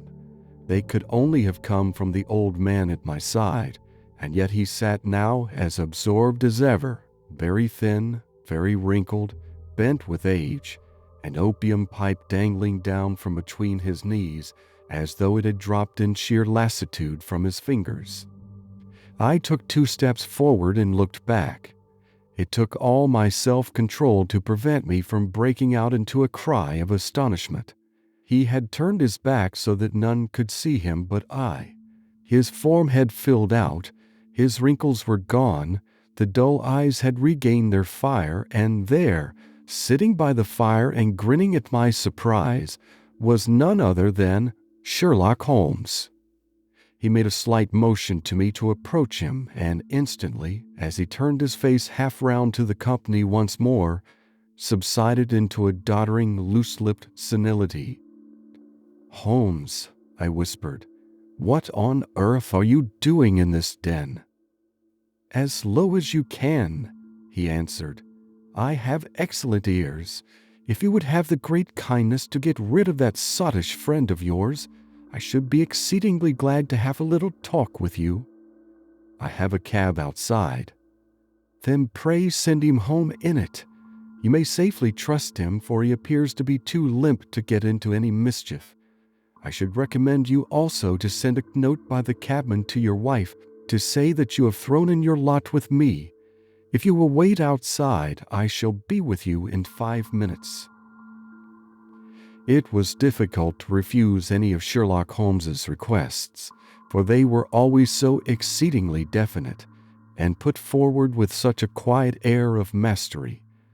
I felt, however, that when Whitney was once confined in the cab, my mission was practically accomplished, and for the rest, I could not wish anything better than to be associated with my friend in one of those singular adventures which were the normal condition of his existence. In a few minutes I had written my note, paid Whitney's bill, led him out to the cab, and seen him driven through the darkness. In a very short time a decrepit figure had emerged from the opium den, and I was walking down the street with Sherlock Holmes. For 2 streets he shuffled along with a bent back and an uncertain foot. Then, glancing quickly round, he straightened himself out and burst into a hearty fit of laughter. "I suppose, Watson," said he, "that you imagine that I have added opium smoking to cocaine injections and all the other little weaknesses on which you have favored me with your medical views. I was certainly surprised to find you there, but not more so than I to find you. I came to find a friend, and I to find an enemy." "An enemy?" "Yes, one of my natural enemies, or shall I say, my natural prey. Briefly, Watson, I am in the midst of a very remarkable inquiry, and I have hoped to find a clue in the incoherent ramblings of these sots, as I have done before now. Had I been recognized in that den, my life would not have been worth an hour's purchase, for I have used it before now for my own purposes, and the rascally Lascar who runs it has sworn to have vengeance upon me. There is a trapdoor at the back of that building, near the corner of Paul's Wharf, which could tell some strange tales of what has passed through it upon the moonless nights." "What? You do not mean bodies?" "Aye, bodies, Watson. We should be rich men if we had £1,000 for every poor devil who has been done to death in that den.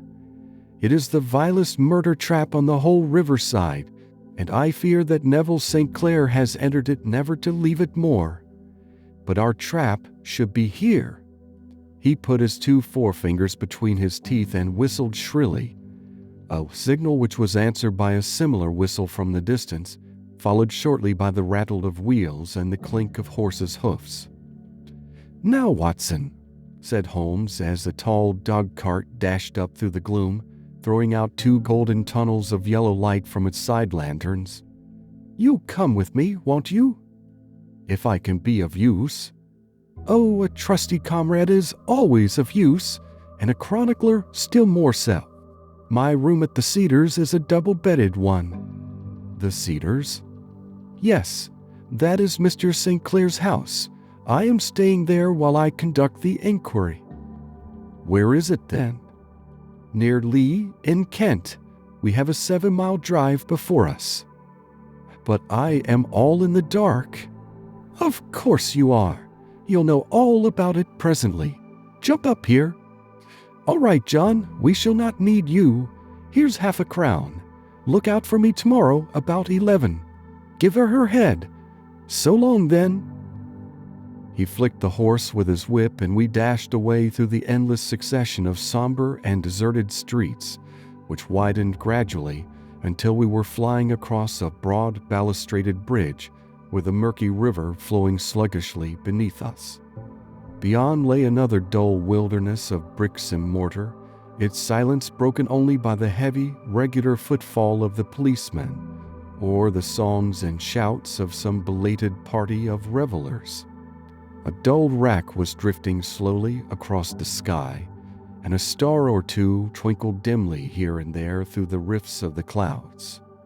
Holmes drove in silence, with his head sunk upon his breast, and the air of a man who is lost in thought, while I sat beside him, curious to learn what this new quest might be, which seemed to tax his powers so sorely, and yet afraid to break in upon the current of his thoughts. We had driven several miles and were beginning to get to the fringe of the belt of suburban villas, when he shook himself, shrugged his shoulders, and lit up his pipe with the air of a man who has satisfied himself that he is acting for the best. "You have a grand gift of silence, Watson," said he. "It makes you quite invaluable as a companion. Upon my word, it is a great thing for me to have someone to talk to, for my own thoughts are not over-pleasant. I was wondering what I should say to this dear little woman tonight when she meets me at the door. You forget that I know nothing about it. I shall just have time to tell you the facts of the case before we get to Lee. It seems absurdly simple, and yet, somehow I can get nothing to go upon. There's plenty of thread, no doubt, but I can't get the end of it into my hand. Now, I'll state the case clearly and concisely to you, Watson, and maybe you can see a spark where all is dark to me." "Proceed, then." "Some years ago, to be definite, in May 1884, there came to Lee a gentleman, Neville St. Clair by name, who appeared to have plenty of money. He took a large villa, laid out the grounds very nicely, and lived generally in good style. By degrees he made friends in the neighborhood, and in 1887 he married the daughter of a local brewer, by whom he now has 2 children. He had no occupation, but was interested in several companies and went into town, as a rule, in the morning, returning by the 5:14 from Cannon Street every night. Mr. St. Clair is now 37 years of age, is a man of temperate habits, a good husband, a very affectionate father, and a man who is popular with all who know him. I may add that his whole debts at the present moment, as far as we have been able to ascertain, amount to £88 10s, while he has £220 standing to his credit in the Capital and Counties Bank.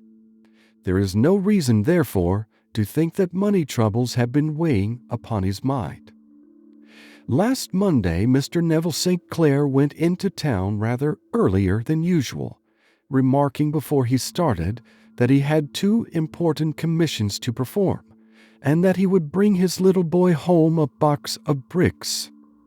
Now, by the merest chance, his wife received a telegram upon this same Monday, very shortly after his departure, to the effect that a small parcel of considerable value which she had been expecting was waiting for her at the offices of the Aberdeen Shipping Company. Now, if you are well up in your London, you will know that the office of the company is in Fresno Street, which branches out of Upper Swandam Lane, where you found me tonight. Mrs. St. Clair had her lunch, started for the city, did some shopping, proceeded to the company's office, got her packet, and found herself at exactly 4:35 walking through Swandam Lane on her way back to the station. Have you followed me so far? It is very clear.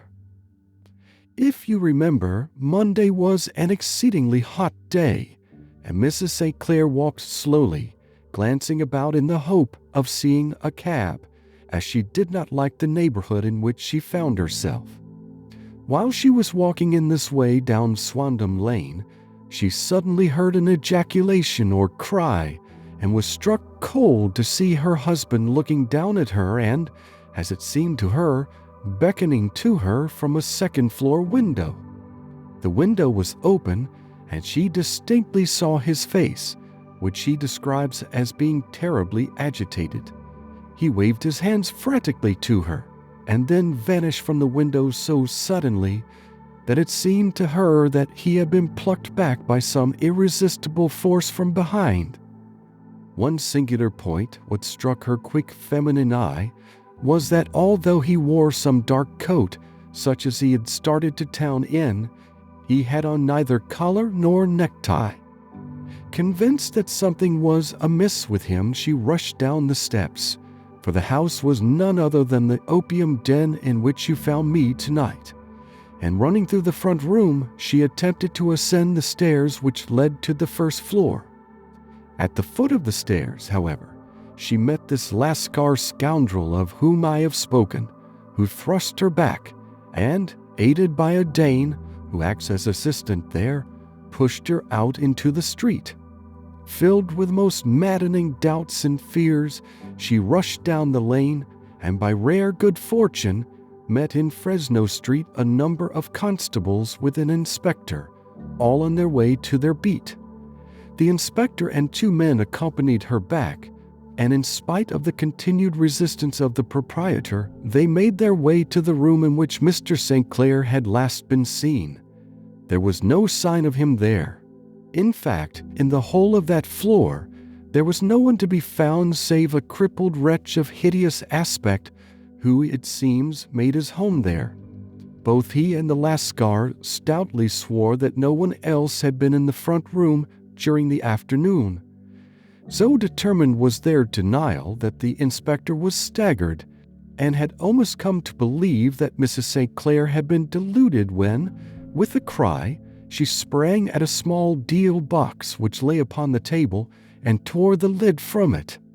Out there fell a cascade of children's bricks.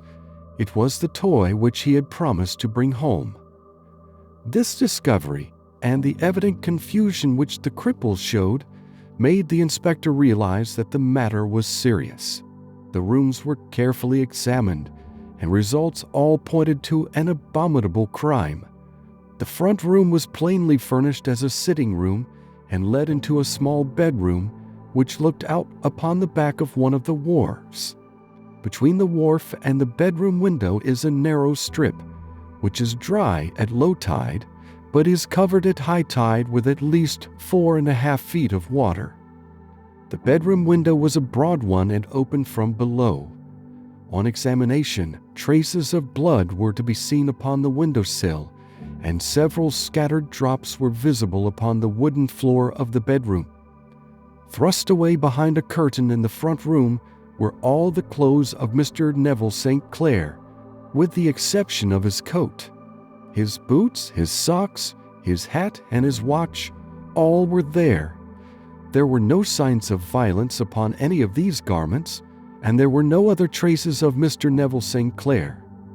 Out of the window he must apparently have gone, for no other exit could be discovered, and the ominous bloodstains upon the sill gave little promise that he could save himself by swimming, for the tide was at its very highest at the moment of the tragedy. And now, as to the villains who seemed to be immediately implicated in the matter. The Lascar was known to be a man of the vilest antecedents, but as, by Mrs. St. Clair's story, he was known to have been at the foot of the stair within a very few seconds of her husband's appearance at the window, he could hardly have been more than an accessory to the crime. His defense was one of absolute ignorance, and he protested that he had no knowledge as to the doings of Hugh Bone, his lodger, and that he could not account in any way for the presence of the missing gentleman's clothes. So much for the Lascar manager. Now for the sinister cripple who lives upon the second floor of the opium den, and who was certainly the last human being whose eyes rested upon Neville St. Clair. His name is Hugh Bone, and his hideous face is one which is familiar to every man who goes much to the city. He is a professional beggar, though in order to avoid the police regulations, he pretends to a small trade in wax vestas.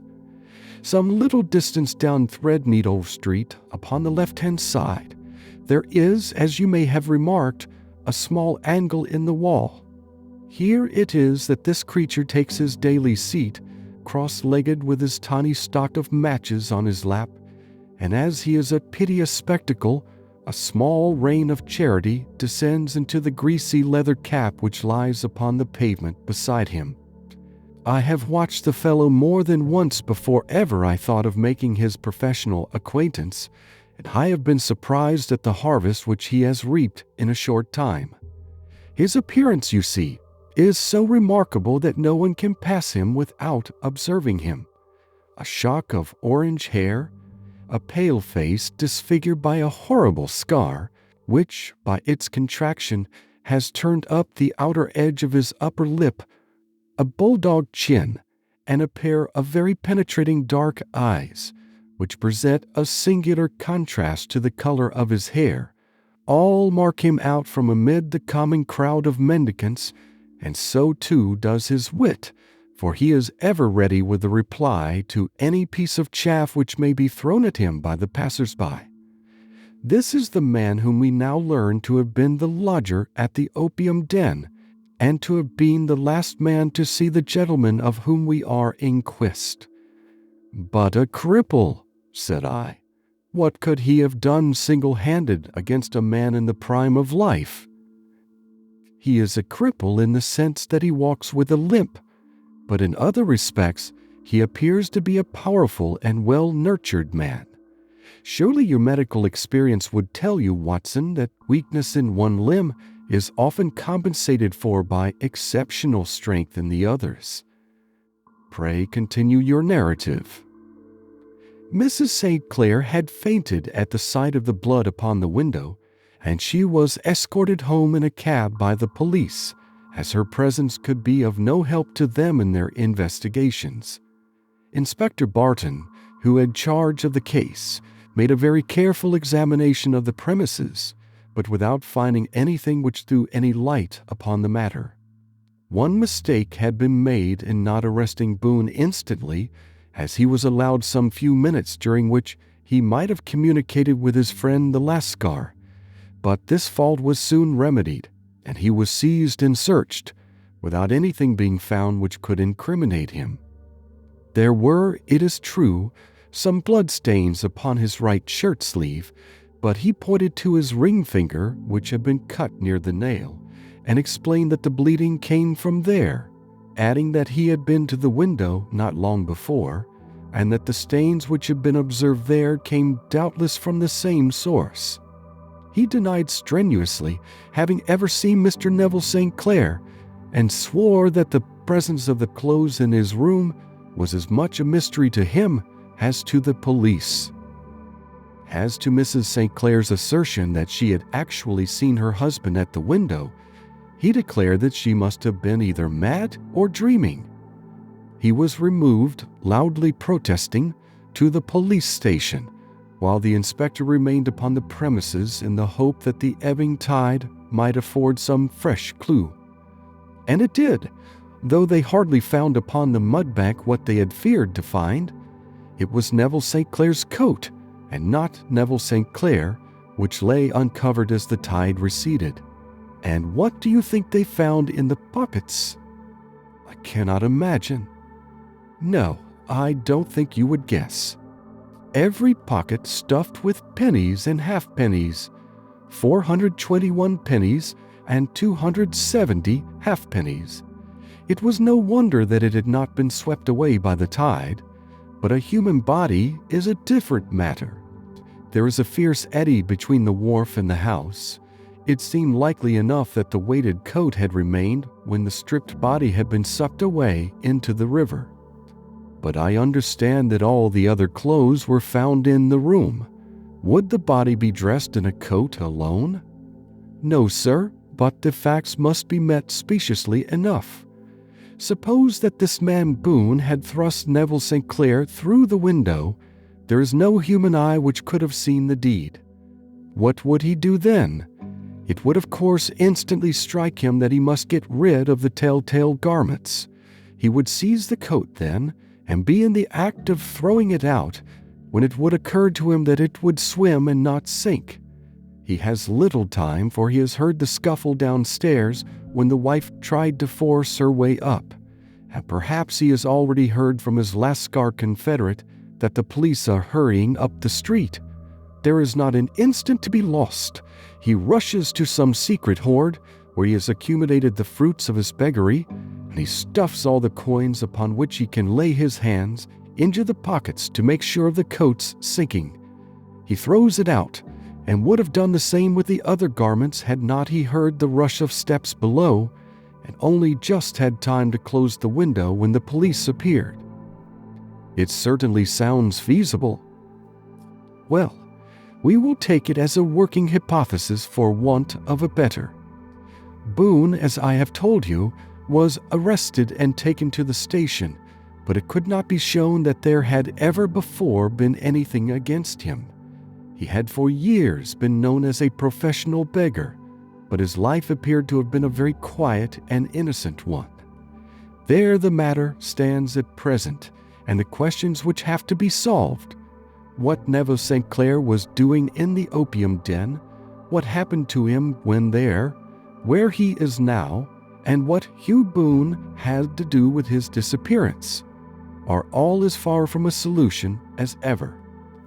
I confess that I cannot recall any case within my experience which looked at the first glance so simple, and yet which presented such difficulties.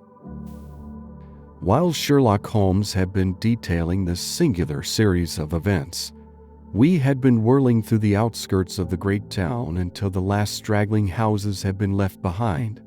We rattled along with a country hedge upon either side of us. Just as he finished, however, we drove through two scattered villages where a few lights still glimmered in the windows. "We are on the outskirts of Lee," said my companion. "We have touched on 3 English counties in our short drive, starting in Middlesex, passing over an angle of Surrey, and ending in Kent. See that light among the trees? That is the Cedars, and beside that lamp sits a woman whose anxious ears have already, I have little doubt, caught the clink of our horses' feet." "But why are you not conducting the case from Baker Street?" I asked. "Because there are many inquiries which must be made out here. Mrs. St. Clair has most kindly put 2 rooms at my disposal, and you may rest assured that she will have nothing but a welcome for my friend and colleague. I hate to meet her, Watson, when I have no news of her husband. Here we are. Whoa there, whoa!" We had pulled up in front of a large villa which stood within its own grounds. A stable boy had run out to the horse's head, and springing down, I followed Holmes up the small, winding gravel drive which led to the house. As we approached, the door flew open, and a little blonde woman stood in the opening, clad in some sort of light mousseline de sol, with a touch of fluffy pink chiffon at her neck and wrists.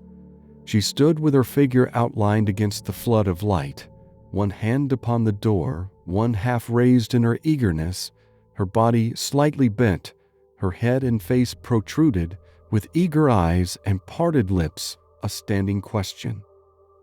"Well?" she cried. "Well?"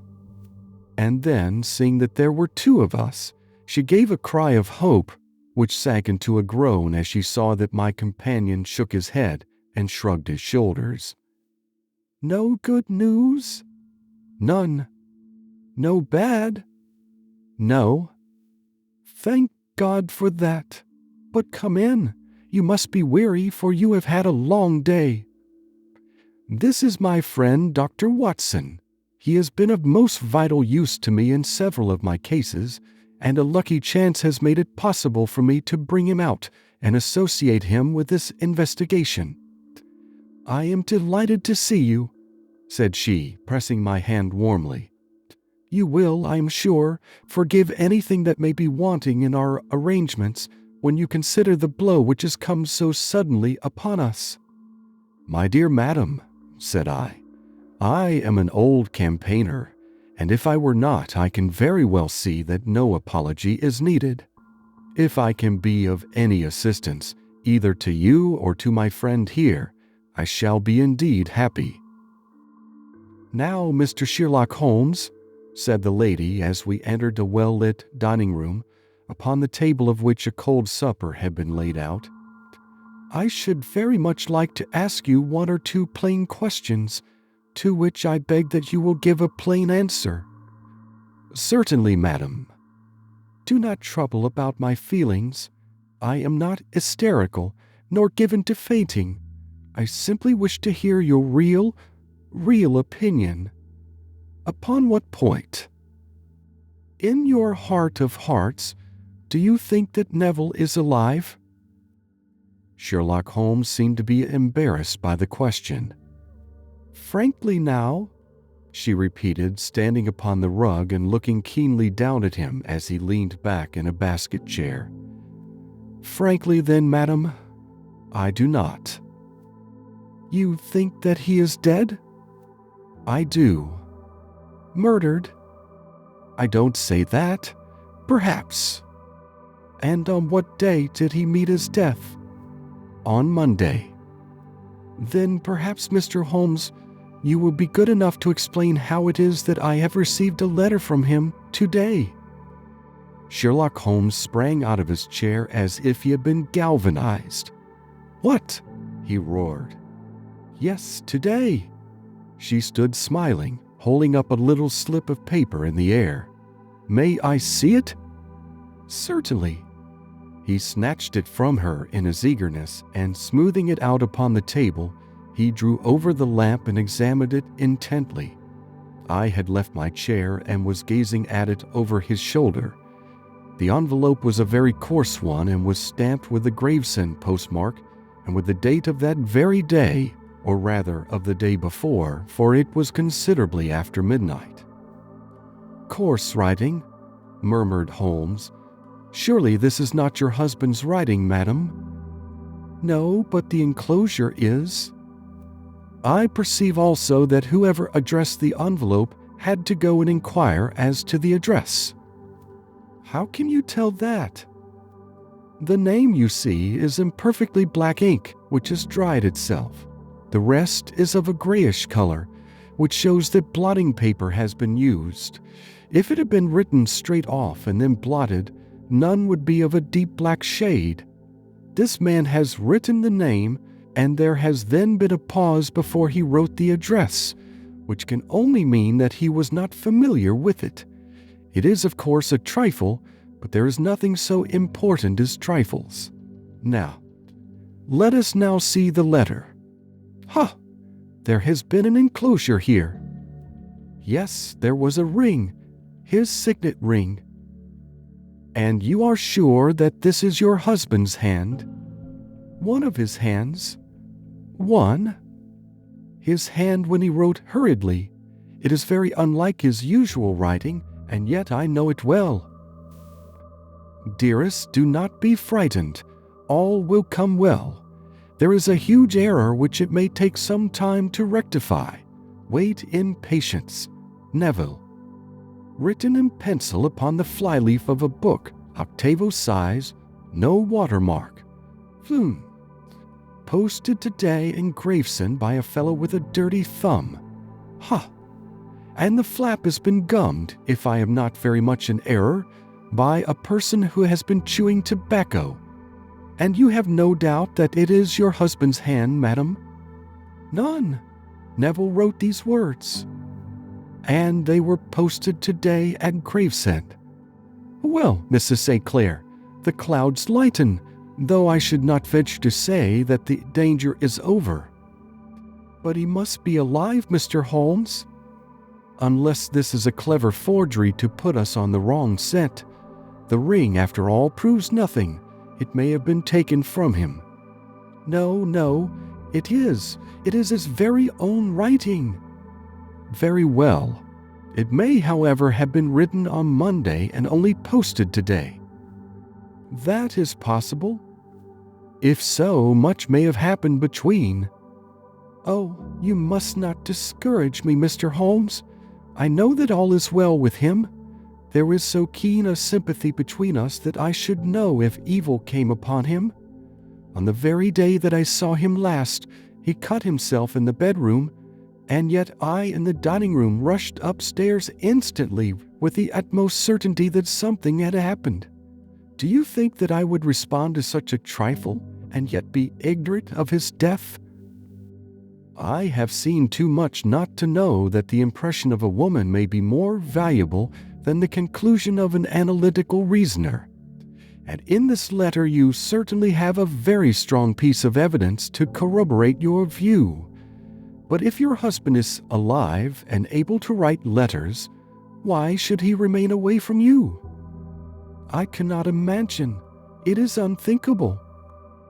And on Monday he made no remarks before leaving you? No? And you were surprised to see him in Swandam Lane? Very much so. Was the window open? Yes. Then he might have called to you? He might. He only, as I understand, gave an inarticulate cry. Yes. A call for help, you thought? Yes, he waved his hands. But it might have been a cry of surprise. Astonishment at the unexpected sight of you might cause him to throw up his hands? It is possible. And you thought he was pulled back. He disappeared so suddenly. He might have leaped back. You did not see anyone else in the room? No, but this horrible man confessed to having been there, and the Lascar was at the foot of the stairs. Quite so. Your husband, as far as you could see, had his ordinary clothes on? But without his collar or tie. I distinctly saw his bare throat. Had he ever spoken of Swandam Lane? Never. Had he ever showed any signs of having taken opium? Never. Thank you, Mrs. St. Clair. Those are the principal points about which I wish to be absolutely clear. We shall now have a little supper and then retire, for we may have a very busy day tomorrow. A large and comfortable double-bedded room had been placed at our disposal, and I was quickly between the sheets, for I was weary after my night of adventure. Sherlock Holmes was a man, however, who, when he had an unsolved problem upon his mind, would go for days and even for a week without rest, turning it over, rearranging his facts, looking at it from every point of view until he had either fathomed it or convinced himself that his data were insufficient. It was soon evident to me that he was now preparing for an all-night sitting. He took off his coat and waistcoat, put on a large blue dressing gown, and then wandered about the room collecting pillows from his bed and cushions from the sofa and armchairs. With these he constructed a sort of Eastern divan, upon which he perched himself cross-legged, with an ounce of shag tobacco and a box of matches laid out in front of him. In the dim light of the lamp I saw him sitting there, an old briar pipe between his lips, his eyes fixed vacantly upon the corner of the ceiling, the blue smoke curling up from him, silent, motionless, and the light shining upon his strong-set, aquiline features. So he sat as I dropped off to sleep, and so he sat when a sudden ejaculation caused me to wake up, and I found the summer sun shining into the apartment. The pipe was still between his lips, the smoke still curled upward, and the room was full of a dense tobacco haze, but nothing remained of the heap of shag which I had seen upon the previous night. "Awake, Watson?" he asked. "Yes." "Game for a morning drive?" "Certainly." "Then dress. No one is stirring yet, but I know where the stable boy sleeps, and we shall soon have the trap out." He chuckled to himself as he spoke. His eyes twinkled, and he seemed a different man to the somber thinker of the previous night. As I dressed, I glanced at my watch. It was no wonder that no one was stirring. It was 25 minutes past 4. I had hardly finished when Holmes returned with the news that the boy was putting in the horse. "I want to test a little theory of mine," said he, pulling on his boots. "I think, Watson, that you are now standing in the presence of one of the most absolute fools in Europe. I deserve to be kicked from here to Charing Cross, but I think I have the key of the affair now." "And where is it?" I asked, smiling. "In the bathroom," he answered. "Oh, yes, I am not joking," he continued, seeing my look of incredulity. "I have just been there, and I have taken it out, and I have got it in this Gladstone bag. Come on, my boy, and we shall see whether it will fit the lock." We made our way downstairs as quietly as possible and out into the bright morning sunshine. In the road stood our horse and trap, with a half-clad stable boy waiting at the head. We both sprang in, and away we dashed down the London road. A few country carts were stirring, bearing in vegetables to the metropolis, but the lines of villas on either side were as silent and lifeless as some city in a dream. "It has been in some points a singular case," said Holmes, flicking the horse on into a gallop.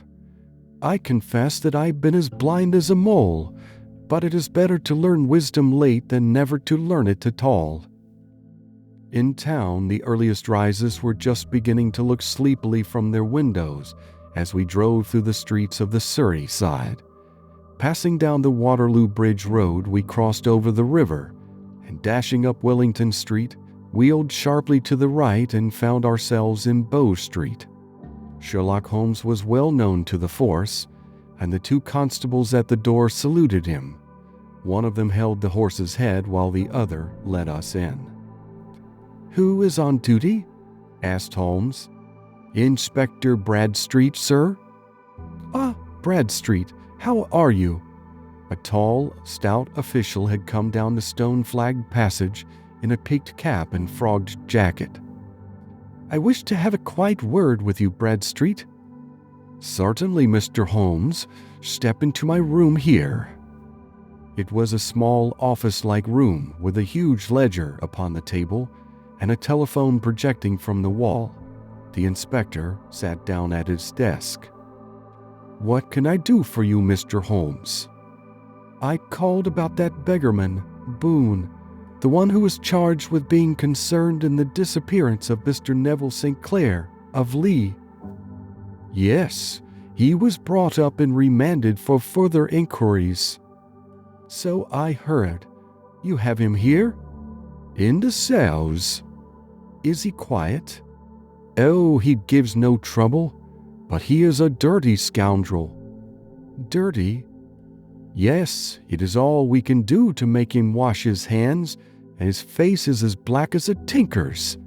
Well, when once his case has been settled, he will have a regular prison bath, and I think if you saw him, you would agree with me that he needed it." "I should like to see him very much." "Would you? That is easily done. Come this way. You can leave your bag." "No, I think that I'll take it." "Very good. Come this way, if you please." He led us down a passage, opened a barred door, passed down a winding stair, and brought us to a whitewashed corridor with a line of doors on each side. "The third on the right is his," said the inspector. "Here it is." He quietly shot back a panel in the upper part of the door and glanced through. "He is asleep," said he. "You can see him very well." We both put our eyes to the grating. The prisoner lay with his face towards us in a very deep sleep, breathing slowly and heavily. He was a middle-sized man, coarsely clad as became his calling, with a colored shirt protruding through the rent in his tattered coat. He was, as the inspector had said, extremely dirty, but the grime which covered his face could not conceal its repulsive ugliness. A broad wheal from an old scar ran right across it from eye to chin, and by its contraction had turned up one side of the upper lip, so that 3 teeth were exposed in a perpetual snarl. A shock of very bright red hair grew low over his eyes and forehead. "He's a beauty, isn't he?" said the inspector. "He certainly needs a wash," remarked Holmes. "I had an idea that he might, and I took the liberty of bringing the tools with me." He opened the Gladstone bag as he spoke and took out, to my astonishment, a very large bath sponge. "Ha! You are a funny one," chuckled the inspector. "Now, if you will have the great goodness to open that door very quietly, we will soon make him cut a much more respectable figure." "Well, I don't know why not," said the inspector. "He doesn't look a credit to the Bow Street cells, does he?" He slipped his key into the lock, and we all very quietly entered the cell. The sleeper half turned and then settled down once more into a deep slumber. Holmes stooped to the water jug, moistened his sponge, and then rubbed it twice vigorously across and down the prisoner's face.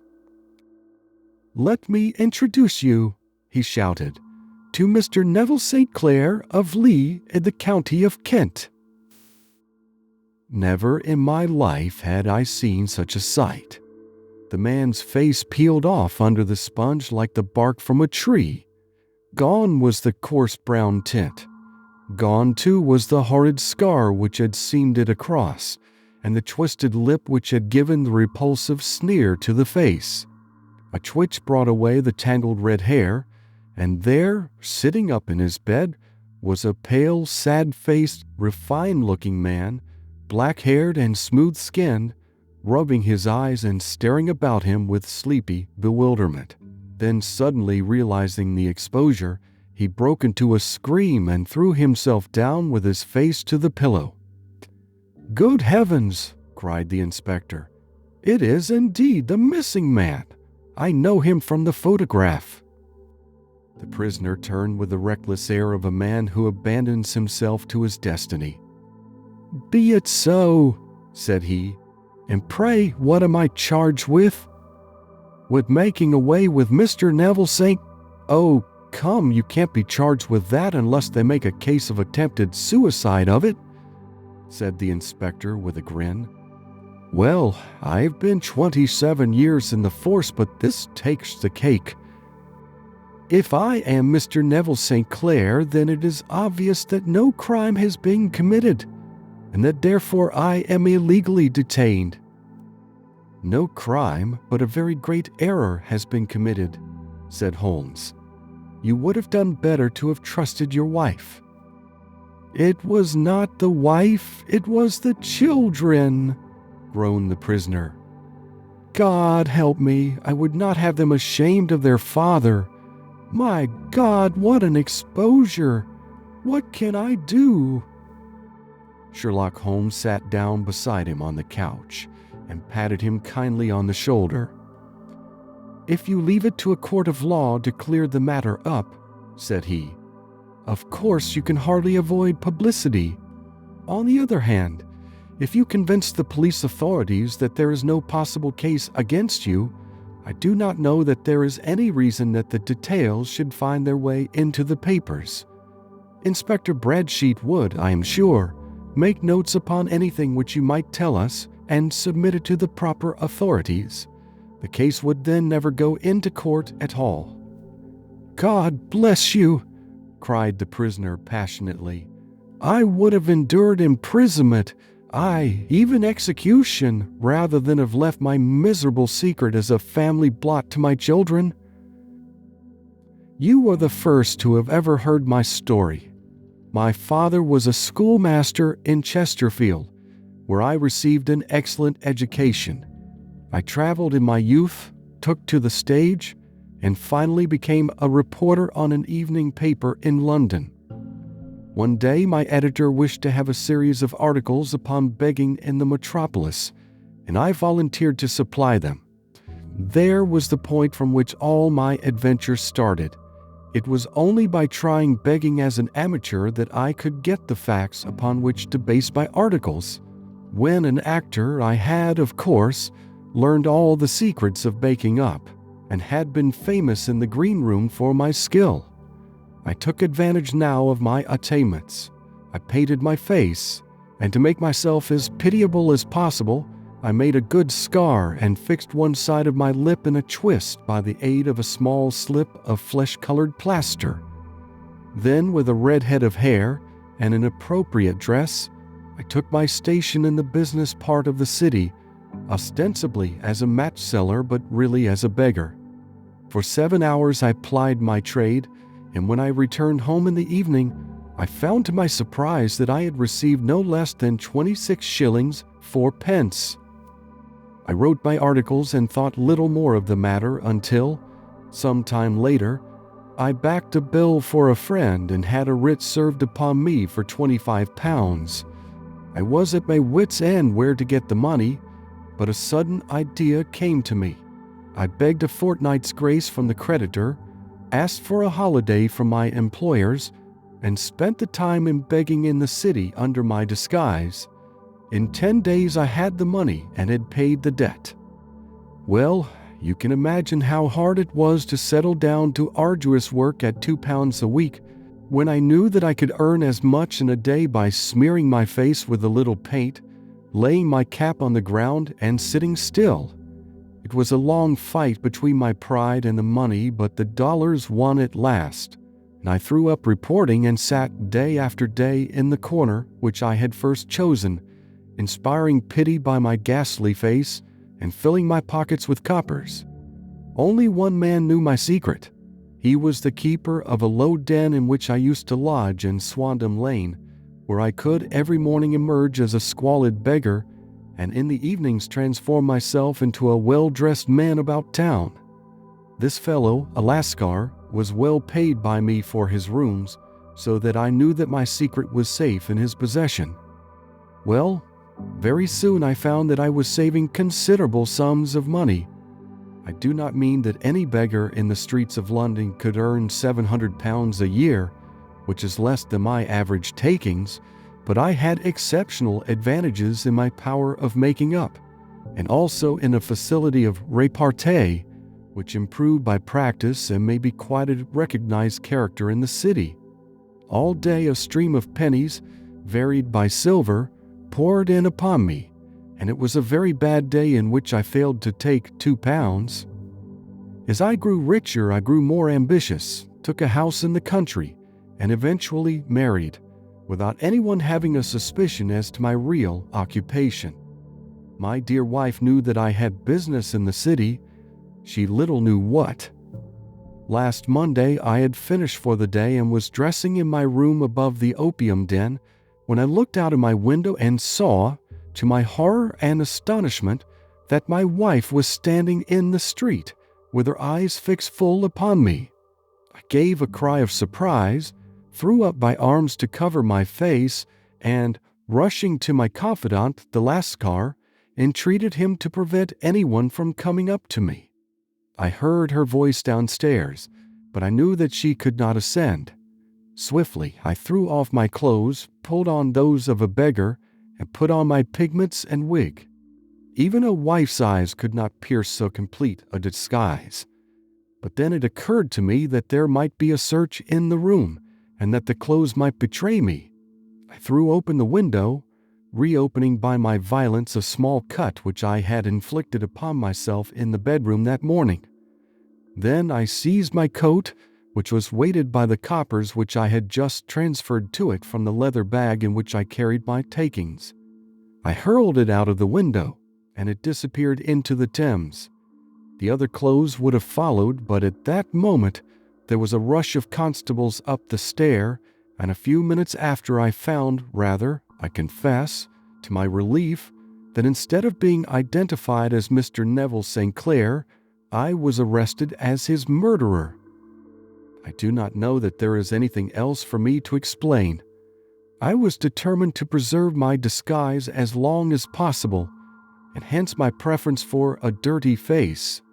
Knowing that my wife would be terribly anxious, I slipped off my ring and confided it to the Lascar at a moment when no constable was watching me, together with a hurried scrawl, telling her that she had no cause to fear.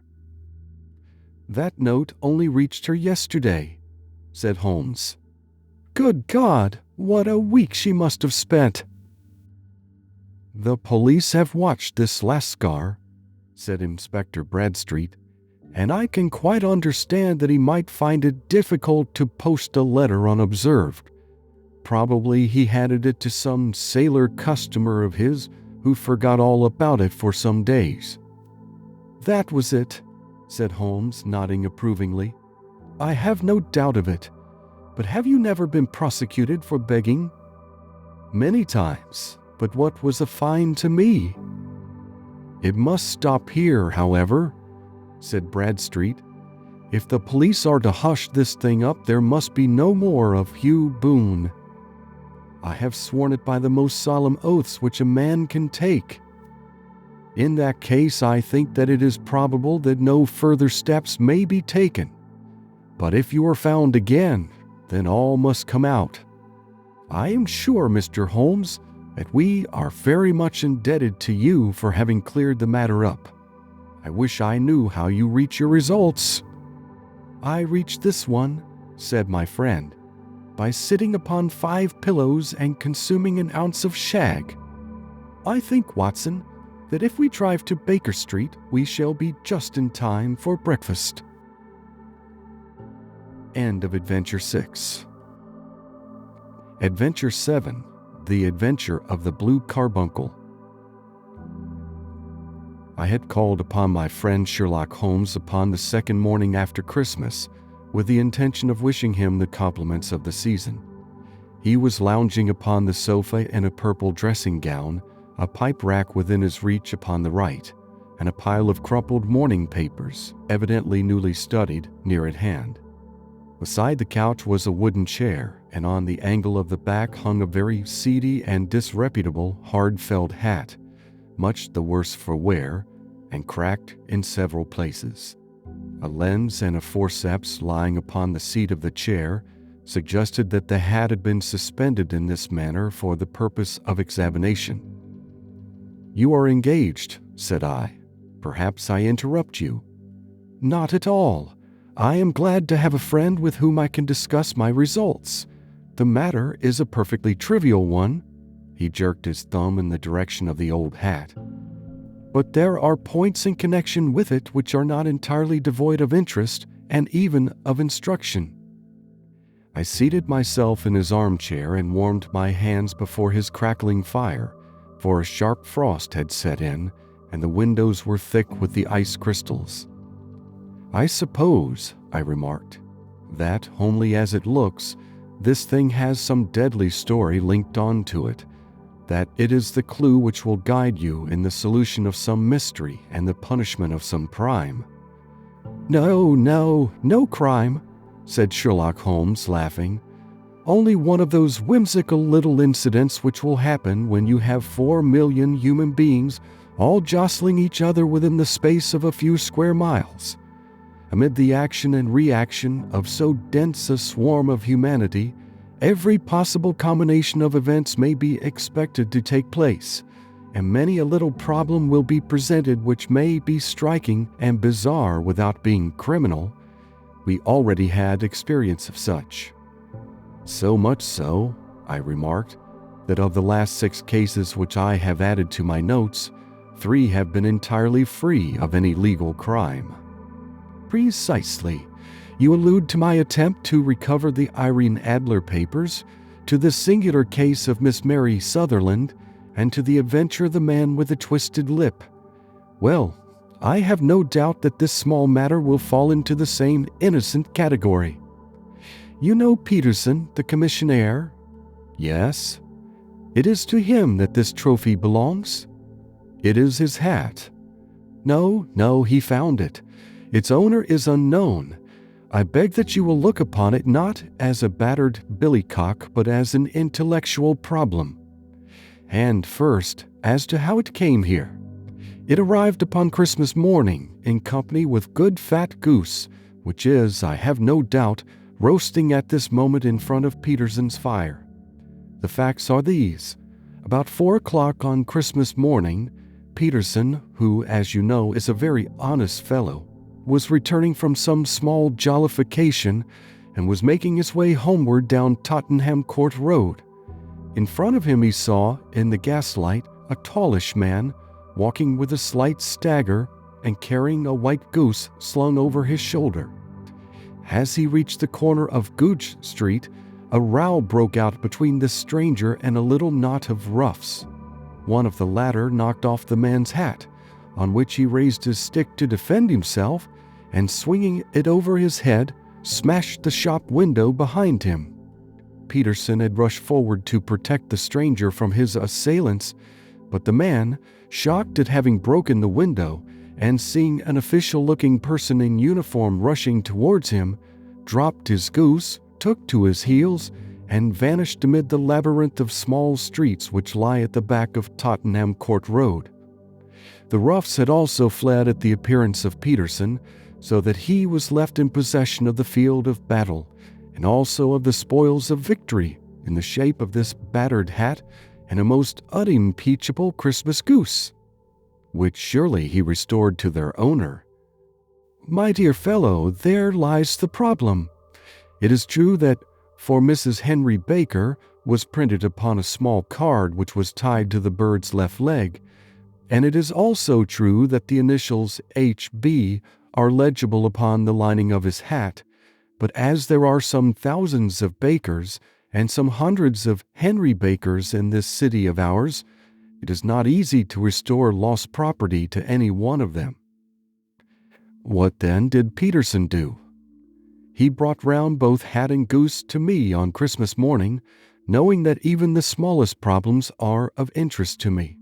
The goose we retained until this morning, when there were signs that, in spite of the slight frost, it would be well that it should be eaten without unnecessary delay. Its finder has carried it off, therefore, to fulfill the ultimate destiny of a goose, while I continue to retain the hat of the unknown gentleman who lost his Christmas dinner. Did he not advertise? No? Then what clue could you have as to his identity? Only as much as we can deduce. From his hat? Precisely. But you are joking. What can you gather from this old battered felt? Here is my lens. You know my methods. What can you gather yourself as to the individuality of the man who has worn this article? I took the tattered object in my hands and turned it over rather ruefully. It was a very ordinary black hat of the usual round shape, hard and much the worse for wear. The lining had been of red silk, but was a good deal discolored. There was no maker's name, but, as Holmes had remarked, the initials H.B. were scrawled upon one side. It was pierced in the brim for a hat securer, but the elastic was missing. For the rest, it was cracked, exceedingly dusty, and spotted in several places, although there seemed to have been some attempt to hide the discolored patches by smearing them with ink. I can see nothing, said I, handing it back to my friend. On the contrary, Watson, you can see everything. You fail, however, to reason from what you see. You are too timid in drawing your inferences. Then pray tell me what it is that you can infer from this hat. He picked it up and gazed at it in the peculiar introspective fashion which was characteristic of him. It is perhaps less suggestive than it might have been, he remarked, and yet there are a few inferences which are very distinct, and a few others which represent at least a strong balance of probability.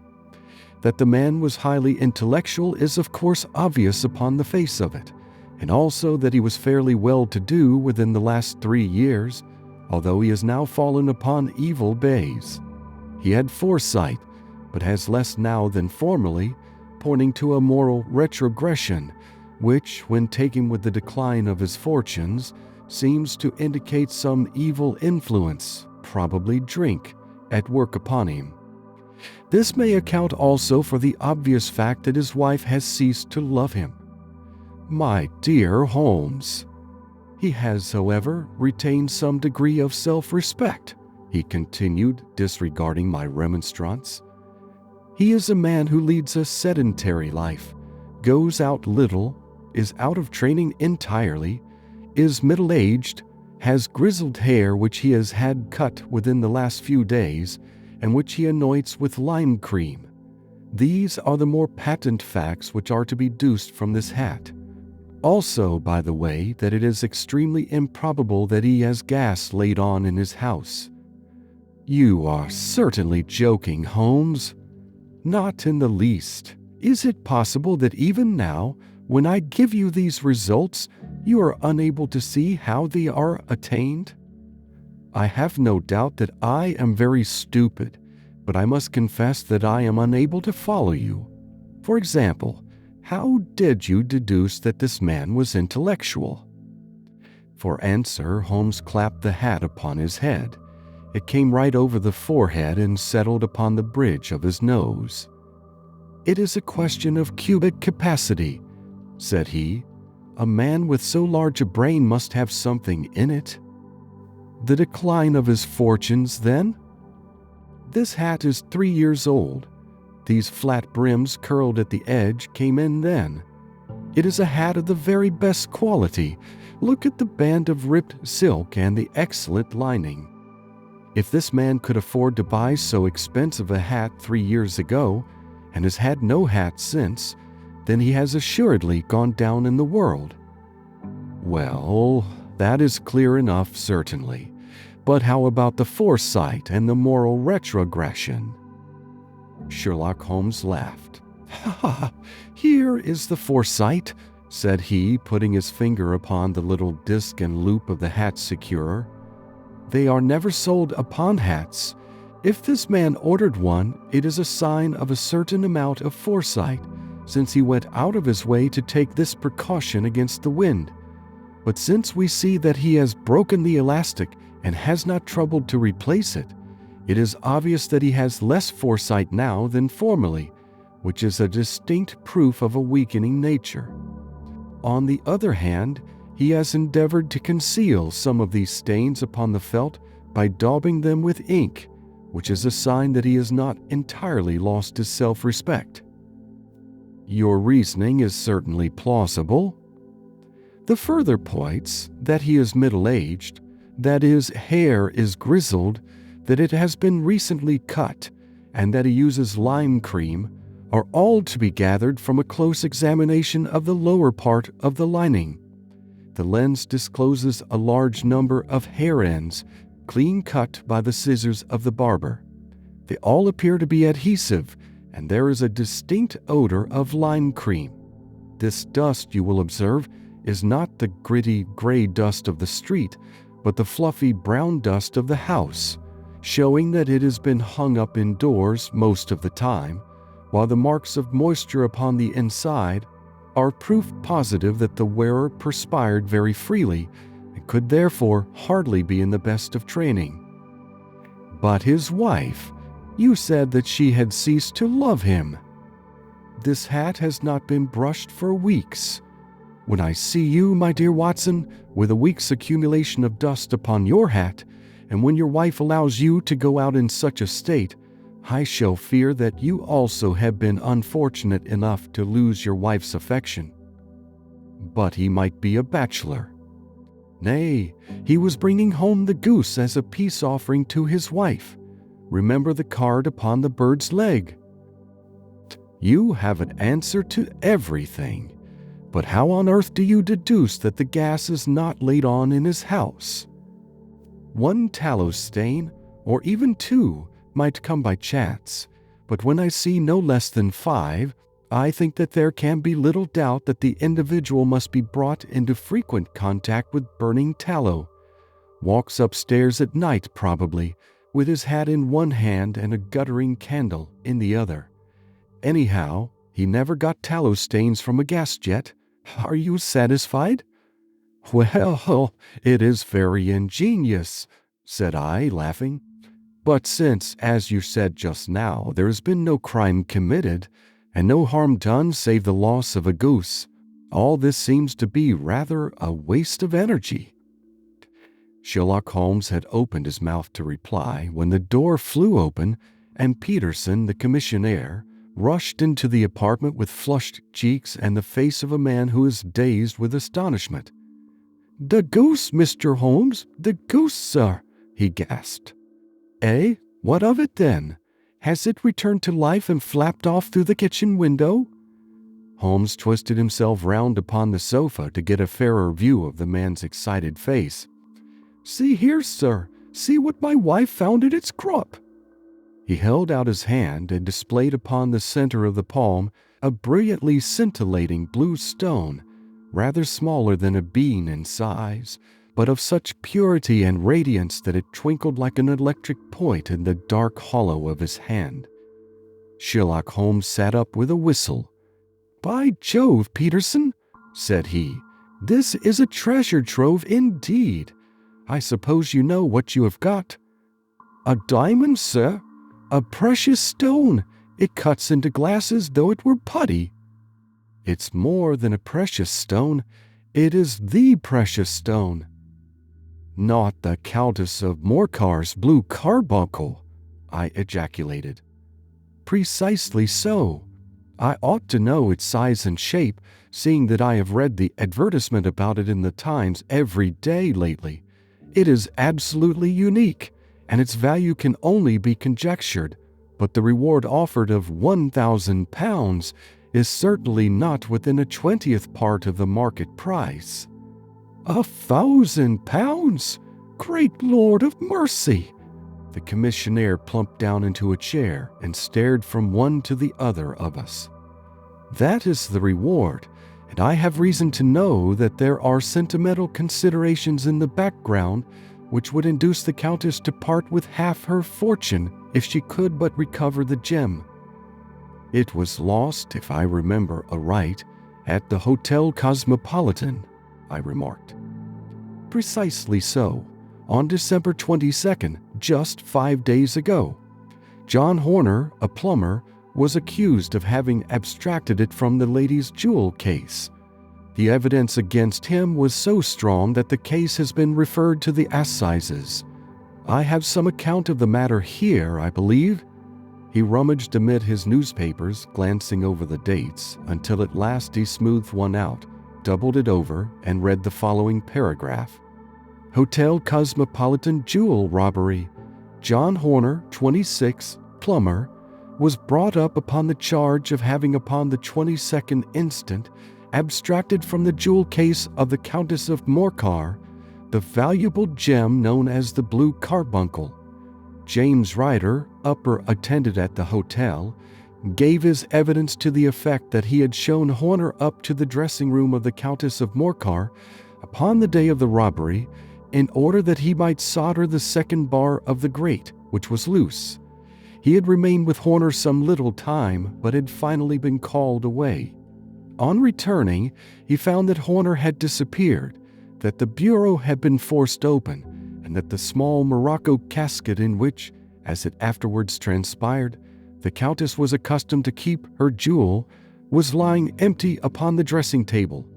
Ryder instantly gave the alarm, and Horner was arrested the same evening, but the stone could not be found either upon his person or in his rooms. Catherine Cusack, maid to the Countess, deposed to having heard Ryder's cry of dismay on discovering the robbery, and to having rushed into the room, where she found matters as described by the last witness. Inspector Bradstreet, B Division, gave evidence as to the arrest of Horner, who struggled frantically and protested his innocence in the strongest terms. Evidence of a previous conviction for robbery having been given against the prisoner, the magistrate refused to deal summarily with the offense, but referred it to the assizes. Horner, who had shown signs of intense emotion during the proceedings, fainted away at the conclusion and was carried out of court. So much for the police court," said Holmes thoughtfully, tossing aside the paper. "The question for us now to solve is the sequence of events leading from a rifled jewel case at one end to the crop of a goose in Tottenham Court Road at the other. You see, Watson, our little deductions have suddenly assumed a much more important and less innocent aspect. Here is the stone. The stone came from the goose, and the goose came from Mr. Henry Baker, the gentleman with the bad hat, and all the other characteristics with which I have bored you. So now we must set ourselves very seriously to finding this gentleman and ascertaining what part he has played in this little mystery. To do this, we must try the simplest means first, and these lie undoubtedly in an advertisement in all the evening papers. If this fail, I shall have recourse to other methods. What will you say? Give me a pencil and that slip of paper. Now then, found at the corner of Goodge Street, a goose and a black felt hat. Mr. Henry Baker can have the same by applying at 6:30 this evening at 221B Baker Street. That is clear and concise. Very, but will he see it? Well, he is sure to keep an eye on the papers, since, to a poor man, the loss was a heavy one. He was clearly so scared by his mischance in breaking the window and by the approach of Peterson that he thought of nothing but flight. But since then he must have bitterly regretted the impulse which caused him to drop his bird. Then again, the introduction of his name will cause him to see it, for everyone who knows him will direct his attention to it. Here you are, Peterson. Run down to the advertising agency and have this put in the evening papers. In which, sir? Oh, in the Globe, Star, Pell Mell, St. James's, Evening News, Standard, Echo, and any others that occur to you. Very well, sir. And this stone? Ah, yes. I shall keep the stone. Thank you. And I say, Peterson, just buy a goose on your way back and leave it here with me, for we must have one to give to this gentleman in place of the one which your family is now devouring. When the commissionaire had gone, Holmes took up the stone and held it against the light. It's a bonny thing, said he. Just see how it glints and sparkles. Of course it is the nucleus and focus of crime. Every good stone is. They are the devil's pet baits. In the larger and older jewels, every facet may stand for a bloody deed. This stone is not yet 20 years old. It was found in the banks of the Amoy River in southern China and is remarkable in having every characteristic of the carbuncle, save that it is blue in shade instead of ruby red. In spite of its youth, it has already a sinister history. There have been 2 murders, a vitriol throwing, a suicide, and several robberies brought about for the sake of this 40-grain weight of crystallized charcoal. Who would think that so pretty a toy would be a purveyor to the gallows and the prison? I'll lock it up in my strong-box now and drop a line to the Countess to say that we have it. Do you think that this man Horner is innocent? I cannot tell. Well then, do you imagine that this other one, Henry Baker, had anything to do with the matter?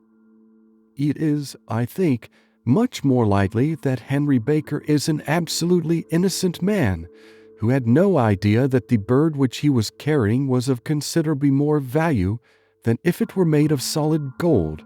That, however, I shall determine by a very simple test if we have an answer to our advertisement. And you can do nothing until then? Nothing. In that case, I shall continue my professional round, but I shall come back in the evening at the hour you have mentioned, for I should like to see the solution of so tangled a business. Very glad to see you. I dine at 7. There is a woodcock, I believe. By the way, in view of recent occurrences, perhaps I ought to ask Mrs. Hudson to examine its crop. I had been delayed at a case, and it was a little after 6:30 when I found myself in Baker Street once more. As I approached the house, I saw a tall man in a Scotch bonnet, with a coat which was buttoned up to its chin, waiting outside in the bright semicircle which was thrown from the fanlight. Just as I arrived, the door was opened, and we were shown up together to Holmes's room. "Mr. Henry Baker, I believe," said he, rising from his armchair and greeting his visitor with the easy air of geniality which he could so readily assume. "Pray take this chair by the fire, Mr. Baker. It is a cold night, and I observe that your circulation is more adapted for summer than for winter. Ah, Watson, you have just come at the right time. Is that your hat, Mr. Baker?" "Yes, sir, that is undoubtedly my hat." He was a large man with rounded shoulders, a massive head, and a broad, intelligent face, sloping down to a pointed beard of grizzled brown. A touch of red in nose and cheeks, with a slight tremor of his extended hand, recalled Holmes's surmise as to his habits.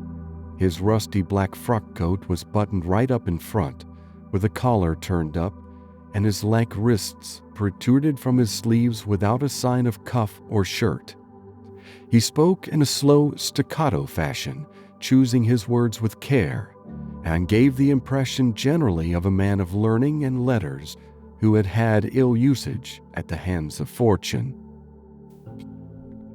"We have retained these things for some days," said Holmes, "because we expected to see an advertisement from you giving your address. I am at a loss to know why you did not advertise." Our visitor gave a rather shamefaced laugh. "Shillings have not been so plentiful with me as they once were," he remarked. "I had no doubt that the gang of roughs who assaulted me had carried off both my hat and the bird. I did not care to spend more money in a hopeless attempt at recovering them." "Very naturally. By the way, about the bird, we were compelled to eat it." "To eat it?" Our visitor half rose from his chair in his excitement. "Yes, it would have been of no use to anyone had we not done so. But I presume that this other goose upon the sideboard, which is about the same weight and perfectly fresh, will answer your purpose equally well?" "Oh, certainly, certainly," answered Mr. Baker with a sigh of relief. "Of course, we still have the feathers, legs, crop, and so on of your own bird, so if you wish—" The man burst into a hearty laugh. "They might be useful to me as relics of my adventure," said he, "but beyond that I can hardly see what use the disjecta membra of my late acquaintance are going to be to me. No, sir, I think that, with your permission, I will confine my attentions to the excellent bird which I perceive upon the sideboard." Sherlock Holmes glanced sharply across at me with a slight shrug of his shoulders. "There is your hat, then, and there your bird," said he. "And by the way, would it bore you to tell me where you got the other one from? I am somewhat of a fowl fancier, and I have seldom seen a better grown goose." "Certainly, sir," said Baker, who had risen and tucked his newly gained property under his arm. "There are a few of us who frequent the Alpha Inn near the museum. We are to be found in the museum itself during the day, you understand. This year our good host, Windigate by name, instituted a goose club, by which, on consideration of some few pence every week, we were each to receive a bird at Christmas. My pence were duly paid, and the rest is familiar to you.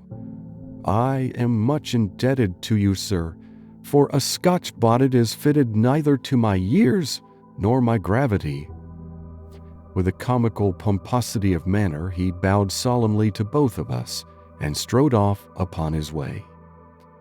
"So much for Mr. Henry Baker," said Holmes when he had closed the door behind him. "It is quite certain that he knows nothing whatever about the matter. Are you hungry, Watson?" "Not particularly," Then I suggest that we turn our dinner into a supper and follow up this clue while it is still hot. By all means. It was a bitter night, so we drew on our ulsters and wrapped cravats about our throats. Outside, the stars were shining coldly in a cloudless sky, and the breath of the passers-by blew out into smoke like so many pistol shots. Our footfalls rang out crisply and loudly as we swung out through the Doctor's Quarter, Wimpole Street, Harley Street, and so through Wigmore Street into Oxford Street. In a quarter of an hour we were in Bloomsbury at the Alpha Inn, which is a small public house at the corner of one of the streets which runs down into Holborn. Holmes pushed open the door of the private bar and ordered 2 glasses of beer from the ruddy-faced, white-aproned landlord. "Your beer should be excellent if it is as good as your geese," said he. "My geese?" The man seemed surprised. "Yes, I was speaking only half an hour ago to Mr. Henry Baker, who was a member of your goose club." "Ah, yes, I see. But you see, sir, them's not our geese." "Indeed. Whose then?" "Well, I got the 2 dozen from a salesman in Covent Garden." "Indeed. I know some of them. Which was it?" "Breckinridge is his name." "Ah, I don't know him. Well, here's your good health, landlord, and prosperity to your house. Good night." "Now for Mr. Breckinridge," he continued, buttoning up his coat as we came out into the frosty air.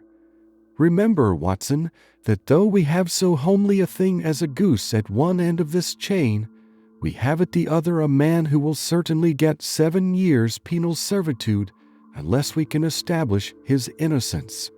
It is possible that our inquiry may but confirm his guilt, but in any case, we have a line of investigation which has been missed by the police and which a singular chance has placed in our hands. Let us follow it out to the bitter end. Faces to the south, then, and quick march." We passed across Holborn, down Endell Street, and so through a zigzag of slums to Covent Garden Market. One of the largest stalls bore the name of Breckinridge upon it, and the proprietor, a horsey-looking man with a sharp face and trimmed side whiskers, was helping a boy to put up the shutters. "Good evening. It's a cold night," said Holmes.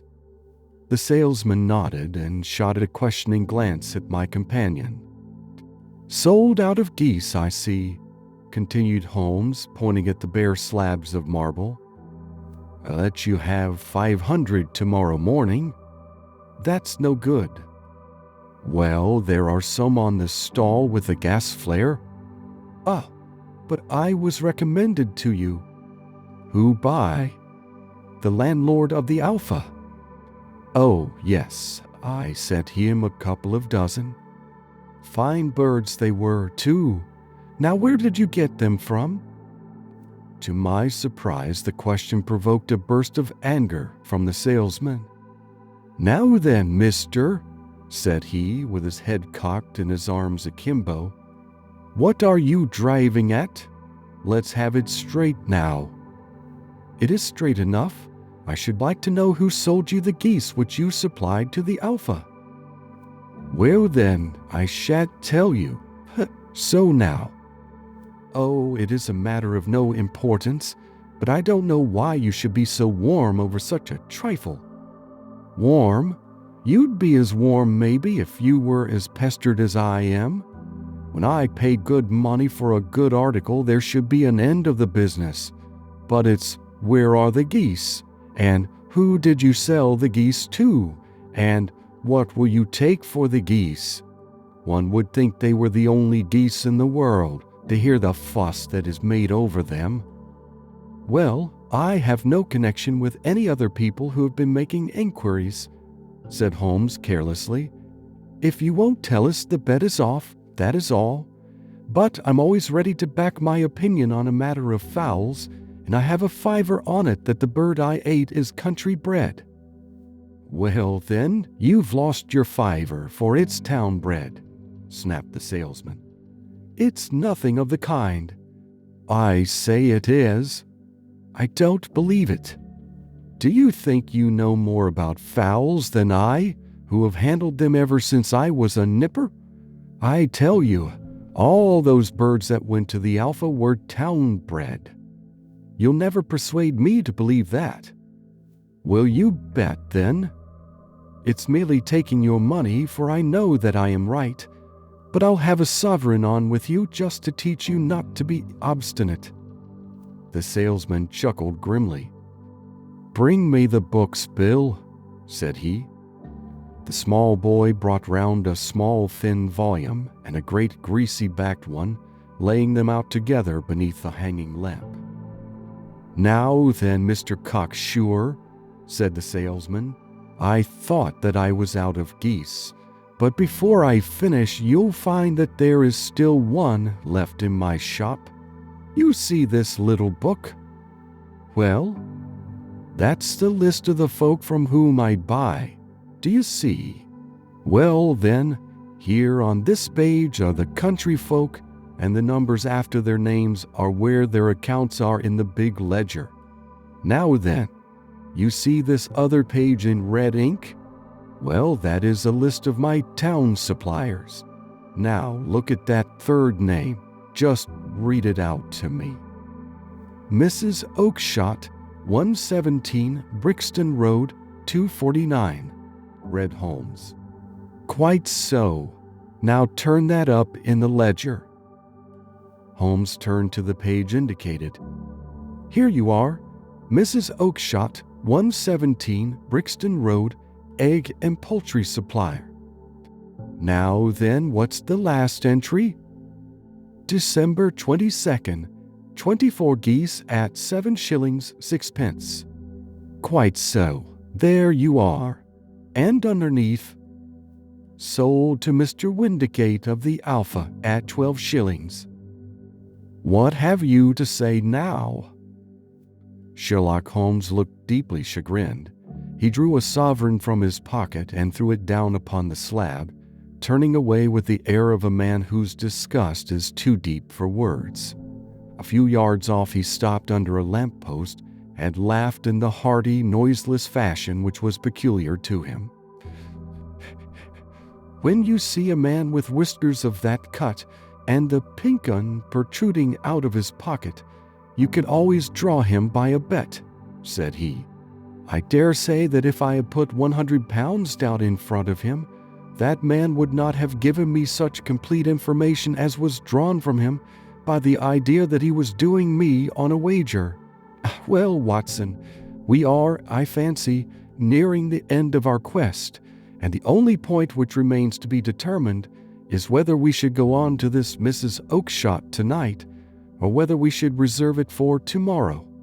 It is clear from what that surly fellow said that there are others beside ourselves who are anxious about the matter, and I should—" His remarks were suddenly cut short by a loud hubbub which broke out from the stall which we had just left. Turning round, we saw a little rat-faced fellow standing in the center of the circle of yellow light which was thrown by the swinging lamp, while Breckenridge, the salesman, framed in the door of his stall, was shaking his fists fiercely at the cringing figure. "I've had enough of you and your geese," he shouted. "I wish you were all at the devil together. If you come pestering me any more with your silly talk, I'll set the dog at you. You bring Mrs. Oakshott here, and I'll answer her. But what have you to do with it? Did I buy the geese off you?" "No, but one of them was mine all the same," whined the little man.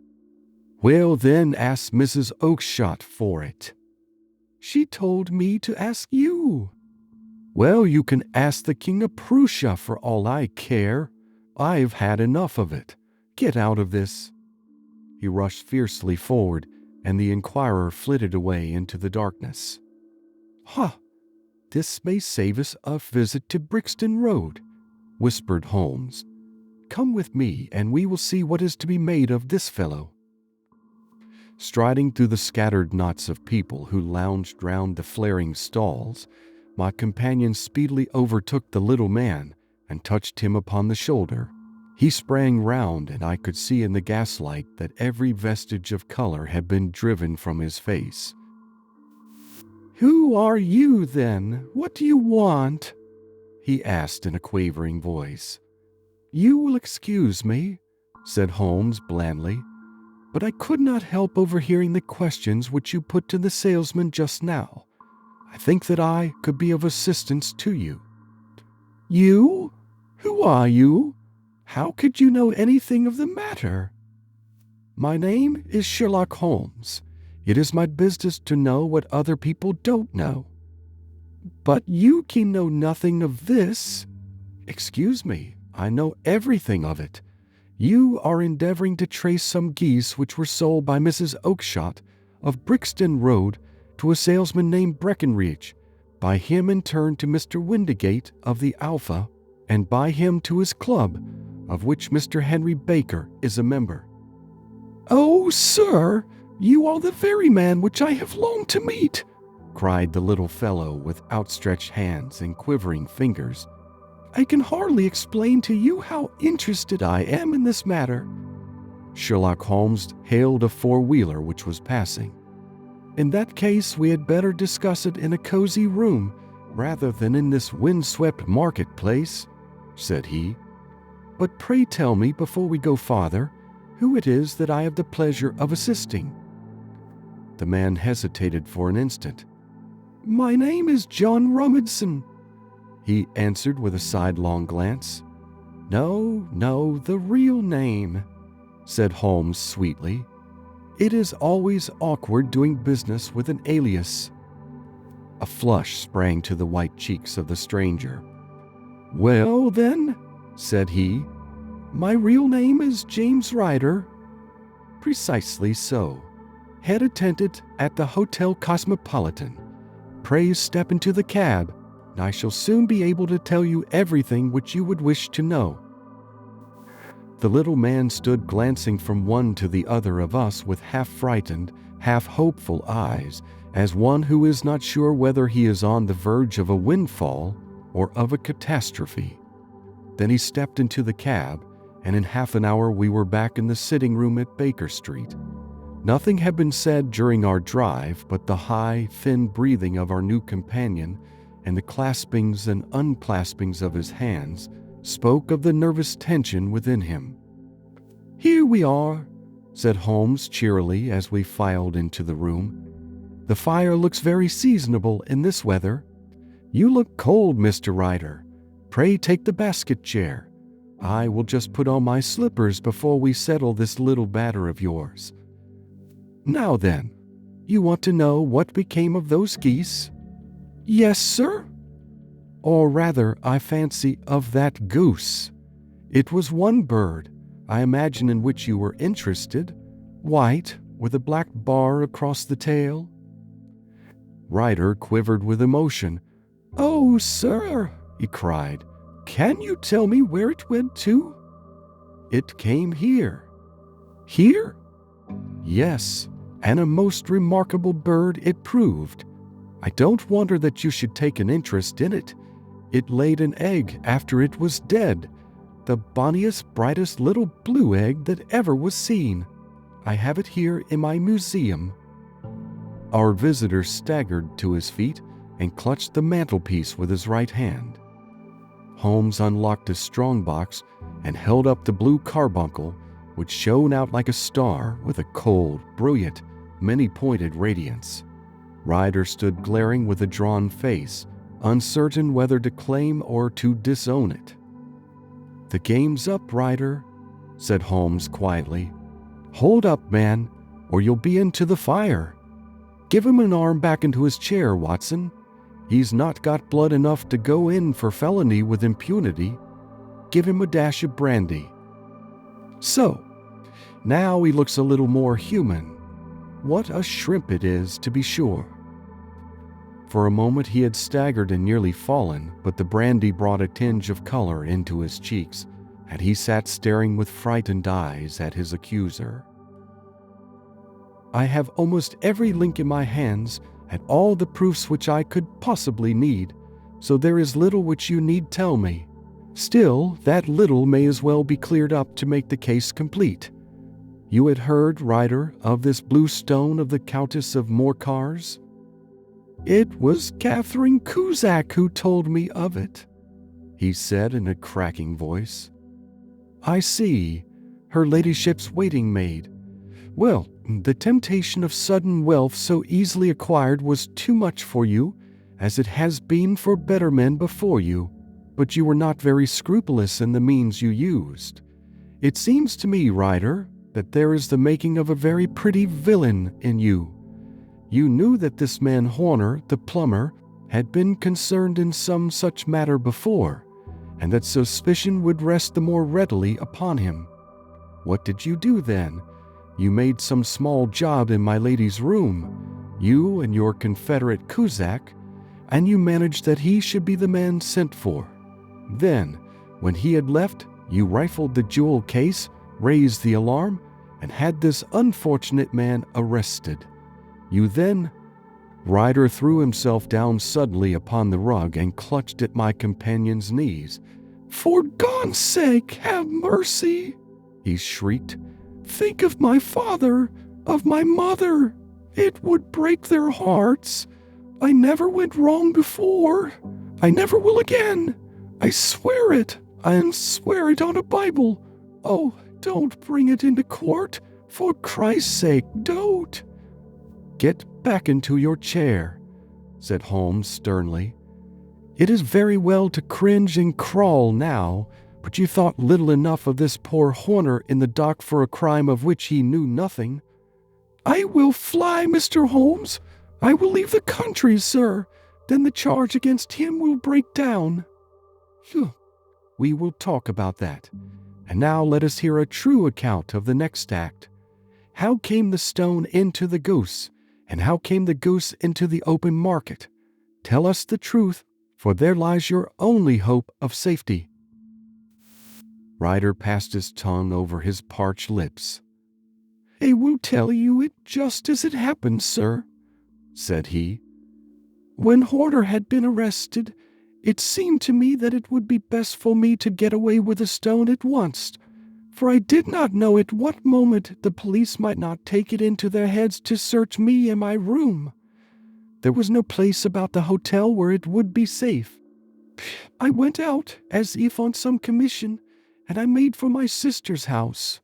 She had married a man named Oakshott, and lived in Brixton Road, where she fattened fowls for the market. All the way there, every man I met seemed to me to be a policeman or a detective, and for all that it was a cold night, the sweat was pouring down my face before I came to the Brixton Road. My sister asked me what was the matter, and why I was so pale, but I told her that I had been upset by the jewel robbery at the hotel. Then I went into the backyard and smoked a pipe and wondered what it would be best to do. I had a friend once called Maudsley, who went to the bad, and has just been serving his time in Pentonville. One day he had met me and fell into talk about the ways of thieves and how they could get rid of what they stole. I knew that he would be true to me, for I knew one or two things about him, so I made up my mind to go right on to Kilburn, where he lived, and take him into my confidence. He would show me how to turn the stone into money, but how to get to him in safety. I thought of the agonies I had gone through in coming from the hotel. I might at any moment be seized and searched, and there would be the stone in my waistcoat pocket. I was leaning against the wall at the time, and looking at the geese which were waddling about round my feet, and suddenly an idea came into my head which showed me how I could beat the best detective that ever lived. My sister had told me some weeks before that I might have the pick of her geese for a Christmas present, and I knew that she was always as good as her word. I would take my goose now, and in it I would carry my stone to Kilburn. There was a little shed in the yard, and behind this I drove one of the birds, a fine big one, white with a barred tail. I caught it, and prying its bill open, I thrust the stone down its throat as far as my finger could reach. The bird gave a gulp, and I felt the stone pass along its gullet and down into its crup. But the creature flapped and struggled, and out came my sister to know what was the matter. As I turned to speak to her, the brute broke loose and fluttered off among the others. "Whatever were you doing with that bird, Jim?" says she. "Well," says I, "you said you'd give me one for Christmas, and I was feeling which was the fattest." "Oh," says she, "we've set yours aside for you. Jem's bird, we call it. It's the big white one over yonder. There's 26 of them, which makes one for you, and one for us, and 24 for the market." "Thank you, Maggie," says I, "but if it is all the same to you, I'd rather have that one I was handling just now." "The other is a good 3 pound heavier," said she, "and we fattened it expressly for you." "Never mind, I'll have the other, and I'll take it now," said I. "Oh, just as you like," said she, a little huffed. "Which is it you want, then?" "That white one with the barred tail right in the middle of the flock." "Oh, very well, kill it and take it with you." Well, I did what she said, Mr. Holmes. I carried the bird all the way to Kilburn. I told my pal what I had done, for he was a man that it was easy to tell a thing like that to. He laughed until he choked, and we got a knife and opened the goose. My heart turned to water, for there was no sign of the stone, and I knew that some terrible mistake had occurred. I left the bird, rushed back to my sister's, and hurried into the backyard. There was not a bird to be seen there. "Where are they all, Maggie?" I cried. "Gone to the dealers, Jim." "Which dealers?" "Breckenridge of Covent Garden." "But was there another with a barred tail?" I asked. "The same as the one I chose?" "Yes, Jim, there were 2 barred-tailed ones, and I never could tell them apart." Well, then, of course, I saw it all, and I ran off as hard as my feet would carry me to this man Breckenridge, but he had sold the lot at once, and not one word would he tell me as to where they had gone. You heard him yourselves tonight. Well, he has always answered me like that. My sister thinks that I am going mad. Sometimes I think that I am myself, and now I am myself a branded thief, without ever having touched the wealth for which I sold my character. God help me! God help me!" He burst into convulsive sobbing, with his face buried in his hands. There was a long silence, broken only by his heavy breathing and by the measured tapping of Sherlock Holmes's fingertips upon the edge of the table.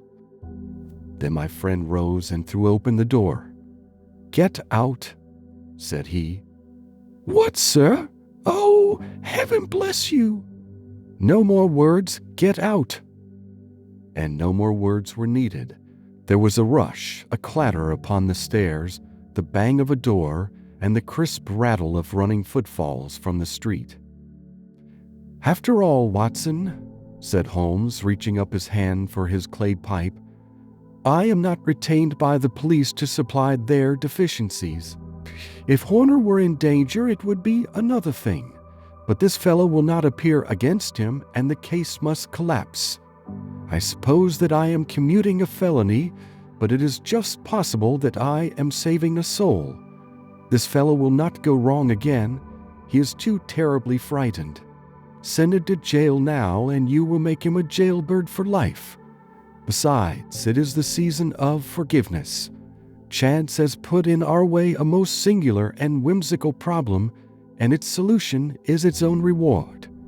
If you will have the goodness to touch the bell, Doctor, we will begin another investigation, in which also a bird will be the chief feature." End of Adventure 7. Adventure 8. The Adventure of the Speckled Band. On glancing over my notes of the 70-odd cases in which I have, during the last 8 years, studied the methods of my friend Sherlock Holmes, I find many tragic, some comic, a large number merely strange, but none commonplace.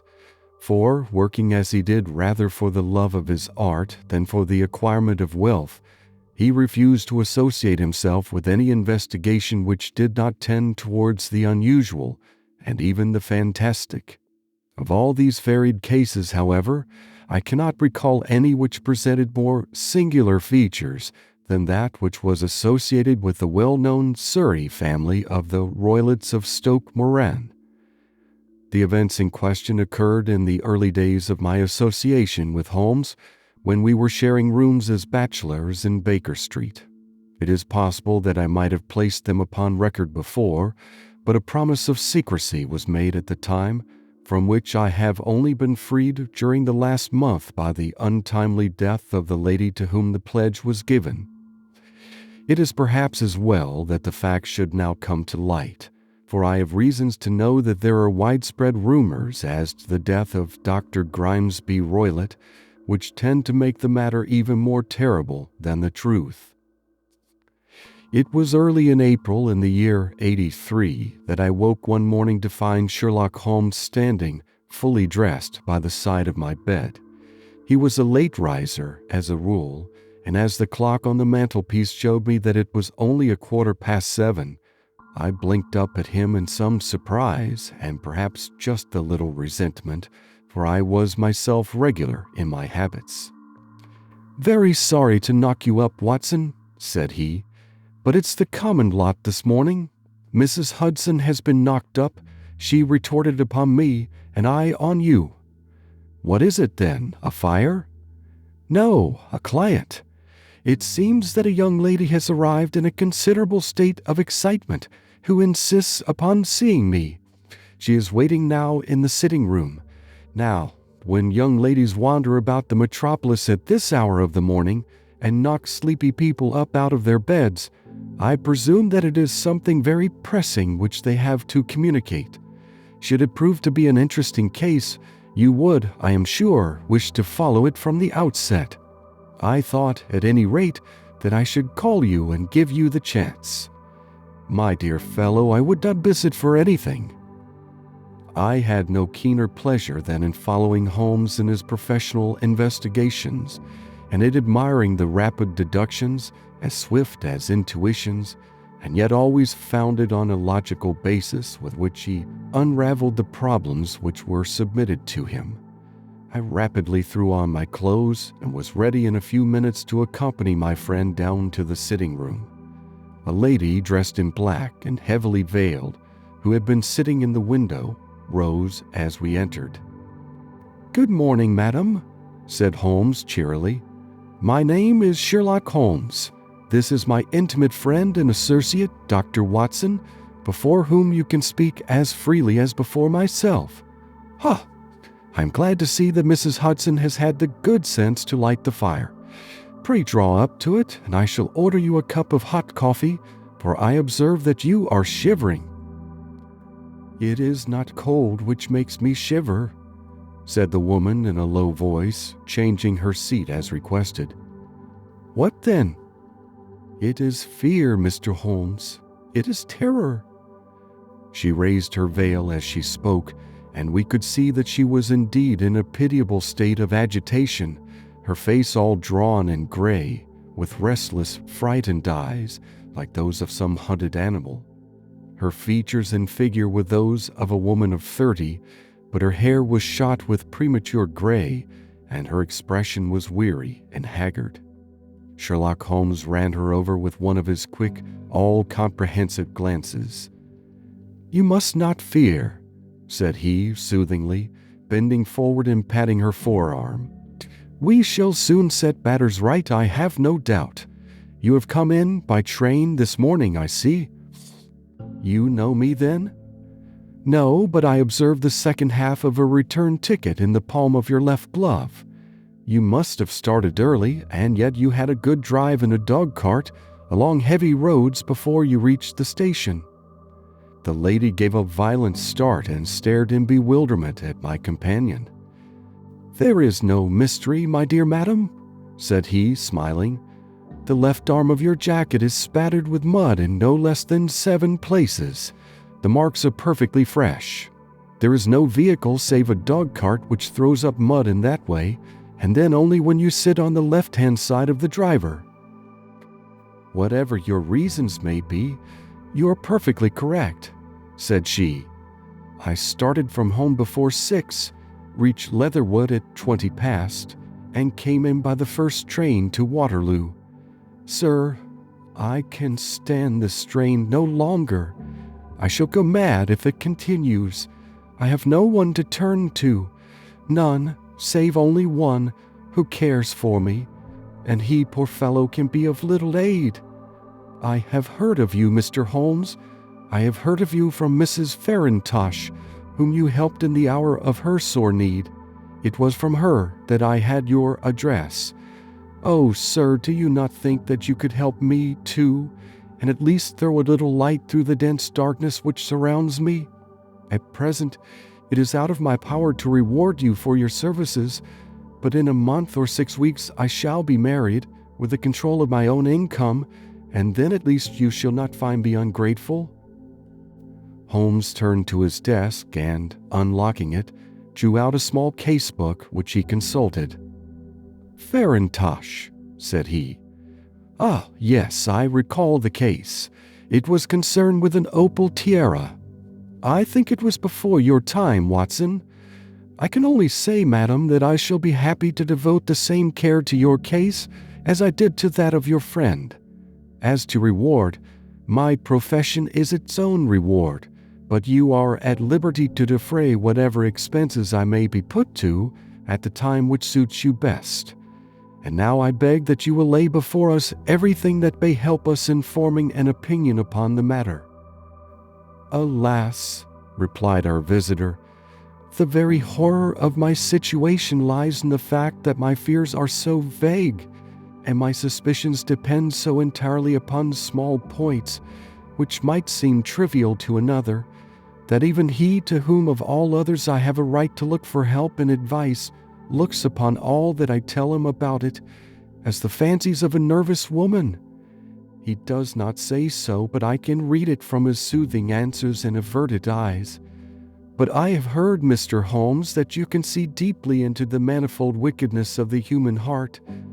You may advise me how to walk amid the dangers which encompass me." "I am all attention, madam."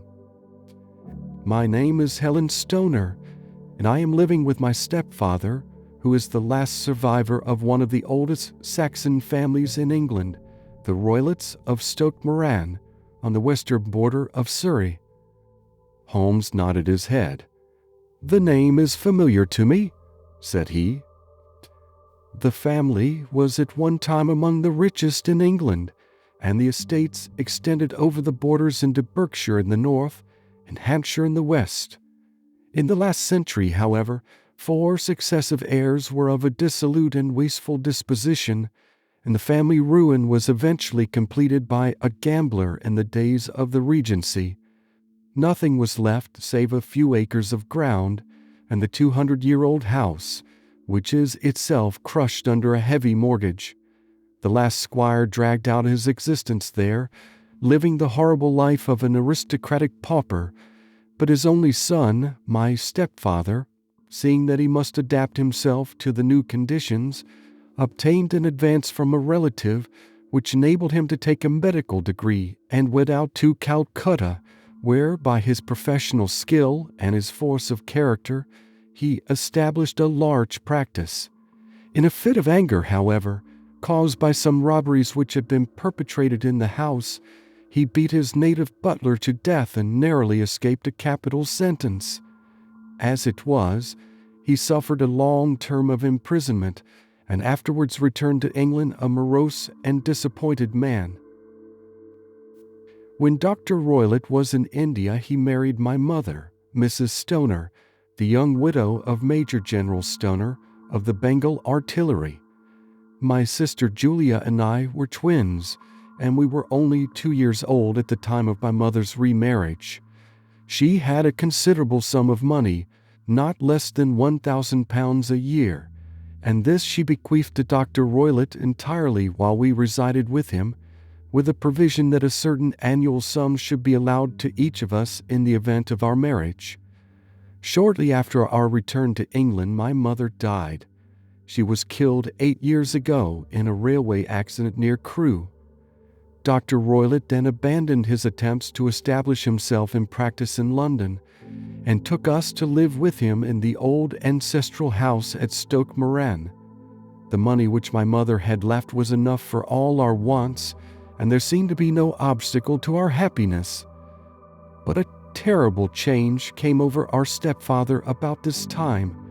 Instead of making friends and exchanging visits with our neighbors, who had at first been overjoyed to see a Roylott of Stoke Moran back in the old family seat, he shut himself up in his house and seldom came out save to indulge in ferocious quarrels with whoever might cross his path. Violence of temper approaching to mania has been hereditary in the men of the family, and in my stepfather's case it had, I believe, been intensified by his long residence in the tropics. A series of disgraceful brawls took place, 2 of which ended in the police court, until at last he became the terror of the village, and the folks would fly at his approach, for he is a man of immense strength and absolutely uncontrollable in his anger. Last week he hurled the local blacksmith over a parapet into a stream, and it was only by paying over all the money which I could gather together that I was able to avert another public exposure. He had no friends at all save the wandering gypsies, and he would give these vagabonds leave to encamp upon the few acres of bramble-covered land which represent the family estate, and would accept in return the hospitality of their tents, wandering away with them sometimes for weeks on end. He has a passion also for Indian animals, which are sent over to him by a correspondent, and he has at this moment a cheetah and a baboon, which wander freely over his grounds and are feared by the villagers almost as much as their master. You can imagine from what I say that my poor sister Julia and I had no great pleasure in our lives. No servant would stay with us, and for a long time we did all the work of the house. She was but 30 at the time of her death, and yet her hair had already begun to whiten, even as mine has. Your sister is dead, then? She died just 2 years ago, and it is of her death that I wish to speak to you. You can understand that, living the life which I have described, we were little likely to see anyone of her own age and position. We had, however, an aunt, my mother's maiden sister, Miss Honoria Westphale, who lives near Harrow, and we were occasionally allowed to pay short visits at this lady's house. Julia went there at Christmas 2 years ago and met there a half-pay major of Marines to whom she became engaged. My stepfather learned of the engagement when my sister returned and offered no objection to the marriage, but within a fortnight of the day which had been fixed for the wedding, the terrible event occurred which has deprived me of my only companion. Sherlock Holmes had been leaning back in his chair with his eyes closed and his head sunk in a cushion, but he half opened his lids now and glanced across at his visitor. "Pray be precise as to details," said he. "It is easy for me to be so, for every event of that dreadful time is seared into my memory. The manor house is, as I have already said, very old, and only one wing is now inhabited. The bedrooms in this wing are on the ground floor, the sitting rooms being in the central block of the buildings. Of these bedrooms, the first is Dr. Roylott's, the second my sister's, and the third my own. There is no communication between them, but they all open out into the same corridor. Do I make myself plain?" "Perfectly so." The windows of the 3 rooms opened out upon the lawn. That fatal night, Dr. Roylott had gone to his room early, though we knew that he had not retired to rest, for my sister was troubled by the smell of the strong Indian cigars which it was his custom to smoke. She left a room, therefore, and came into mine, where she sat for some time, chatting about her approaching wedding. At 11 o'clock she rose to leave me, but she paused at the door and looked back. "Tell me, Helen," said she, "have you ever heard anyone whistle in the dead of the night?" "Never," said I. "I suppose that you cannot possibly whistle yourself in your sleep?" "Certainly not. But why?" "Because during the last few nights I have always, about 3 in the morning, heard a low, clear whistle. I am a light sleeper, and it has awakened me. I cannot tell where it came from, perhaps from the next room, perhaps from the lawn. I thought that I would just ask you whether you had heard it." "No, I have not. It must be those wretched gypsies in the plantation." "Very likely. And yet, if it were on the lawn, I wonder that you did not hear it also." "Ah, but I sleep more heavily than you." "Well, it is of no great consequence at any rate." She smiled back at me, closed my door, and a few moments later I heard her key turn in the lock. "Indeed," said Holmes. "Was it your custom always to lock yourselves in at night?" "Always. And why?" "I think that I mentioned to you that the doctor kept a cheetah and a baboon. We had no feeling of security unless our doors were locked." "Quite so. Pray proceed with your statement." "I could not sleep that night. A vague feeling of impending misfortune impressed me. My sister and I, you will recollect, were twins, and you know how subtle are the links which bind two souls which are so closely allied. It was a wild night. The wind was howling outside, and the rain was beating and splashing against the windows. Suddenly, amid all the hubbub of the gale, there burst forth the wild scream of a terrified woman.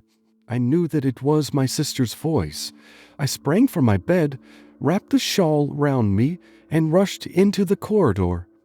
As I opened my door, I seemed to hear a low whistle, such as my sister described, and a few moments later a clanging sound, as if a mass of metal had fallen. As I ran down the passage, my sister's door was unlocked and revolved slowly upon its hinges. I stared at it, horror-stricken, not knowing what was about to issue from it. By the light of the corridor lamp I saw my sister appear at the opening, her face blanched with terror, her hands groping for help, her whole figure swaying to and fro like that of a drunkard. I ran to her and threw my arms round her, but at that moment her knees seemed to give way, and she fell to the ground. She writhed as one who is in terrible pain, and her limbs were dreadfully convulsed. At first, I thought that she had not recognized me, but as I bent over her she suddenly shrieked out in a voice which I shall never forget, "Oh my God, Helen, it was the band, the speckled band!" There was something else which she would fain have said, and she stabbed with her finger into the air in the direction of the doctor's room, but a fresh convulsion seized her and choked her words. I rushed out, calling loudly for my stepfather, and I met him hastening from his room in his dressing gown. When he reached my sister's side, she was unconscious, and though he poured brandy down her throat and sent for medical aid from the village, all efforts were in vain, for she slowly sank and died without having recovered her consciousness. Such was the dreadful end of my beloved sister. "One moment," said Holmes. "Are you sure about this whistle and metallic sound? Could you swear to it?" "That was what the county coroner asked me at the inquiry. It is my strong impression that I heard it, and yet, among the crash of the gale and the creaking of an old house, I may possibly have been deceived." "Was your sister dressed?" "No, she was in her nightdress. In her right hand was found the charred stump of a match, and in her left a matchbox, showing that she had struck a light and looked about her when the alarm took place. That is important. And what conclusions did the coroner come to? He investigated the case with great care, for Dr. Roylett's conduct had long been notorious in the county, but he was unable to find any satisfactory cause of death. My evidence showed that the door had been fastened upon the inner side, and the windows were blocked by old-fashioned shutters with broad iron bars, which were secured every night. The walls were carefully sounded and were shown to be quite solid all round, and the flooring was also thoroughly examined, with the same result. The chimney is wide, but is barred up by 4 large staples. It is certain, therefore, that my sister was quite alone when she met her end. Besides, there were no marks of any violence upon her. How about poison? The doctors examined her for it, but without success. What do you think that this unfortunate lady died of, then? It is my belief that she died of pure fear and nervous shock, though what it was that frightened her, I cannot imagine. Were there gypsies in the plantation at the time? Yes, there were nearly always some there. Oh, and what did you gather from this allusion to a band, a speckled band? Sometimes I have thought that it was merely the wild talk of delirium. Sometimes that it may have referred to some band of people, perhaps to these very gypsies in the plantation. I do not know whether the spotted handkerchiefs which so many of them wear over their heads might have suggested the strange adjective which he used. Holmes shook his head like a man who is far from being satisfied. "These are very deep waters," said he. "Pray go on with your narrative." 2 years have passed since then, and my life has been until lately lonelier than ever. A month ago, however, a dear friend, whom I have known for many years, has done me the honor to ask my hand in marriage. His name is Armitage, Percy Armitage, the second son of Mr. Armitage of Crane Water, near Reading. My stepfather has offered no opposition to the match, and we are to be married in the course of the spring. 2 days ago, some repairs were started in the west wing of the building, and my bedroom wall has been pierced, so that I have had to move into the chamber in which my sister died, and to sleep in the very bed in which she slept. Imagine, then, my thrill of terror when last night, as I lay awake, thinking over her terrible fate, I suddenly heard in the silence of the night the low whistle which had been the herald of her own death. I sprang up and lit the lamp, but nothing was to be seen in the room. I was too shaken to go to bed again, however, so I dressed, and as soon as it was daylight I slipped down, got a dog cart at the Crown Inn, which is opposite, and drove to Leatherhead, from whence I have come on this morning with the one object of seeing you and asking your advice." "You have done wisely," said my friend. "But have you told me all?" "Yes, all." "Miss Roylott, you have not. You are screening your stepfather." "Why, what do you mean?" For answer, Holmes pushed back the frill of black lace which fringed the hand that lay upon our visitor's knee. 5 little livid spots, the marks of 4 fingers and a thumb, were printed upon the white wrist.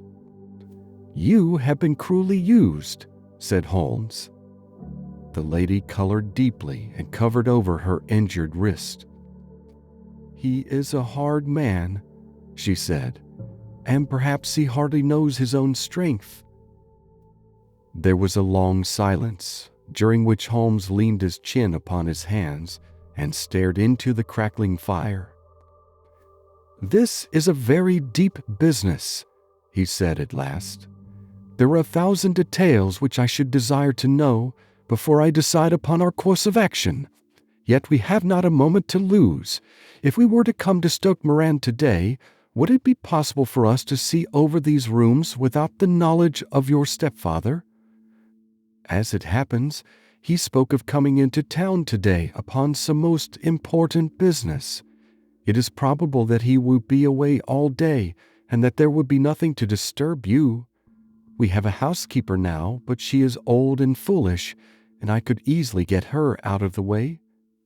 "Excellent. You are not averse to this trip, Watson?" "By no means." "Then we shall both come. What are you going to do yourself?" "I have one or two things which I would wish to do now that I am in town, but I shall return by the 12 o'clock train so as to be there in time for your coming. And you may expect us early in the afternoon. I have myself some small business matters to attend to. Will you not wait and breakfast?" "No, I must go. My heart is lightened already since I have confided my trouble to you. I shall look forward to seeing you again this afternoon." She dropped her thick black veil over her face and glided from the room. "And what do you think of it all, Watson?" asked Sherlock Holmes, leaning back in his chair. "It seems to me to be a most dark and sinister business." "Dark enough and sinister enough. Yet if the lady is correct in saying that the flooring and walls are sound, and that the door, window, and chimney are impassable, then her sister must have been undoubtedly alone when she met her mysterious end. What becomes then of these nocturnal whistles, and what are the very peculiar words of the dying woman? I cannot think. When you combine the ideas of whistles at night, the presence of a band of gypsies who are on intimate terms with this old doctor, the fact that we have every reason to believe that the doctor has an interest in preventing his stepdaughter's marriage, the dying allusion to a band, and finally, the fact that Miss Helen Stoner heard a metallic clang, which might have been caused by one of those metal bars that secured the shutters falling back into its place, I think that there is good ground to think that the mystery may be cleared along those lines. But what then did the gypsies do? I cannot imagine. I see many objections to any such theory. And so do I. It is precisely for that reason that we are going to Stoke Moran this day. I want to see whether the objections are fatal or if they may be explained away. But what in the name of the devil?" The ejaculation had been drawn from my companion by the fact that our door had been suddenly dashed open and that a huge man had framed himself in the aperture. His costume was a peculiar mixture of the professional and of the agricultural, having a black top hat, a long frock coat, and a pair of high gaiters with a hunting crop swinging in his hand. So tall was he that his hat actually brushed the crossbar of the doorway, and his breadth seemed to span it across from side to side. A large face, seared with 1,000 wrinkles, burned yellow with the sun, and marked with every evil passion, was turned from one to the other of us, while his deep-set, bile-shot eyes and his high, thin, fleshless nose gave him somewhat the resemblance to a fierce old bird of prey. "Which of you is Holmes?" asked this apparition. "My name, sir, but you have the advantage of me," said my companion quietly. "I am Dr. Grimesby Roylott of Stoke Moran." "Indeed, doctor," said Holmes blandly. "Pray take a seat." "I will do nothing of the kind. My stepdaughter has been here. I have traced her. What has she been saying to you?" "It is a little cold for the time of the year," said Holmes. "What has she been saying to you?" cried the old man furiously. "But I have heard that the crocuses promise well," continued my companion imperturbably. "Ha! You put me off, do you?" said our new visitor, taking a step forward and shaking his hunting crop. "I know you, you scoundrel. I have heard of you before. You are Holmes the meddler." My friend smiled. "Holmes the busybody." His smile broadened. "Holmes the Scotland Yard Jack-in-office." Holmes chuckled heartily. "Your conversation is most entertaining," said he. "When you go out, close the door, for there is a decided draught." "I will go when I have said my say. Don't you dare to meddle with my affairs. I know that Miss Stoner has been here. I traced her. I am a dangerous man to fall foul of. See here." He stepped swiftly forward, seized the poker, and bent it into a curve with his huge brown hands. "See that you keep yourself out of my grip," he snarled, and hurling the twisted poker into the fireplace, he strode out of the room. "He seems a very amiable person," said Holmes, laughing. "Ha, ha, I am not quite so bulky, but if he had remained, I might have shown him that my grip was not much more feeble than his own." As he spoke, he picked up the steel poker and, with a sudden effort, straightened it out again. "Fancy his having the insolence to confound me with the official detective force. This incident gives zest to our investigation, however, and I only trust that our little friend will not suffer from her imprudence in allowing this brute to trace her. And now, Watson, we shall order breakfast, and afterwards I shall walk down to Doctors' Commons, where I hope to get some data which may help us in this matter." It was nearly 1 o'clock when Sherlock Holmes returned from his excursion. He held in his hand a sheet of blue paper, scrawled over with notes and figures. "I have seen the will of the deceased wife," said he. "To determine its exact meaning, I have been obliged to work out the present prices of the investments with which it is concerned. The total income, which at the time of the wife's death was little short of £1,100, is now, through the fall in agricultural prices, not more than £750. Each daughter can claim an income of £250 in case of marriage. It is evident, therefore, that if both girls had married, this beauty would have been a mere pittance, while even one of them would cripple him to a very serious extent. My morning's work has not been wasted, since it is proved that he has the very strongest motives for standing in the way of anything of the sort. And now, Watson, this is too serious for dawdling, especially as the old man is aware that we are interesting ourselves in his affairs. So if you are ready, we shall call a cab and drive to Waterloo. I should be very much obliged if you would slip your revolver into your pocket. An Ely's No. 2 is an excellent argument with gentlemen who can twist steel pokers into knots. That and a toothbrush are, I think, all that we need." At Waterloo, we were fortunate in catching a train for Leatherhead, where we hired a trap at the station inn and drove for 4 or 5 miles through the lovely Surrey lanes. It was a perfect day, with a bright sun and a few fleecy clouds in the heavens. The trees and wayside hedges were just throwing out their first green shoots, and the air was full of the pleasant smell of the moist earth. To me, at least, there was a strange contrast between the sweet promise of the spring and this sinister quest upon which we were engaged. My companion sat in the front of the trap, his arms folded, his hat pulled down over his eyes, and his chin sunk upon his breast, buried in the deepest thought. Suddenly, however, he started, tapped me on the shoulder, and pointed over the meadows. "Look there," said he.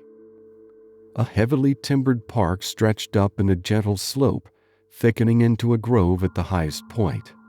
From amid the branches there jutted out the gray gables and high roof tree of a very old mansion. "Stoke Moran?" said he. "Yes, Sarah, that be the house of Dr. Grimesby Roylott," remarked the driver. "There is some building going on there," said Holmes.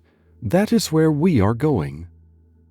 "There's the village," said the driver, pointing to a cluster of roofs some distance to the left. "But if you want to get to the house, you'll find it shorter to get over this stile and so by the footpath over the fields. There it is, where the lady is walking." "And the lady, I fancy, is Miss Stoner," observed Holmes, shading his eyes. Yes, I think we had better do as you suggest. We got off, paid our fare, and the trap rattled back on its way to Leatherhead. I thought it as well, said Holmes as we climbed the stile, that this fellow should think we had come here as architects or on some definite business. It may stop his gossip. Good afternoon, Miss Stoner. You see that we have been as good as our word. Our client of the morning had hurried forward to meet us with a face which spoke her joy. I had been waiting so eagerly for you, she cried, shaking hands with us warmly. All has turned out splendidly. Dr. Roylott has gone to town, and it is unlikely that he will be back before evening. We have had the pleasure of making the doctor's acquaintance, said Holmes, and in a few words he sketched out what had occurred. Miss Stoner turned white to the lips as she listened. Good heavens, she cried. He has followed me then. So it appears. He is so cunning that I never know when I am safe from him. What will he say when he returns?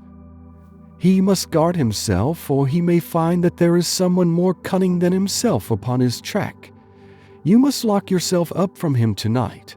If he is violent, we shall take you away to your aunts at Harrow. Now, we must make the best use of our time, so kindly take us at once to the rooms which we are to examine. The building was of gray, lichen-blotched stone, with a high central portion and two curving wings like the claws of a crab thrown out on each side. In one of these wings the windows were broken and blocked with wooden boards, while the roof was partly caved in, a picture of ruin.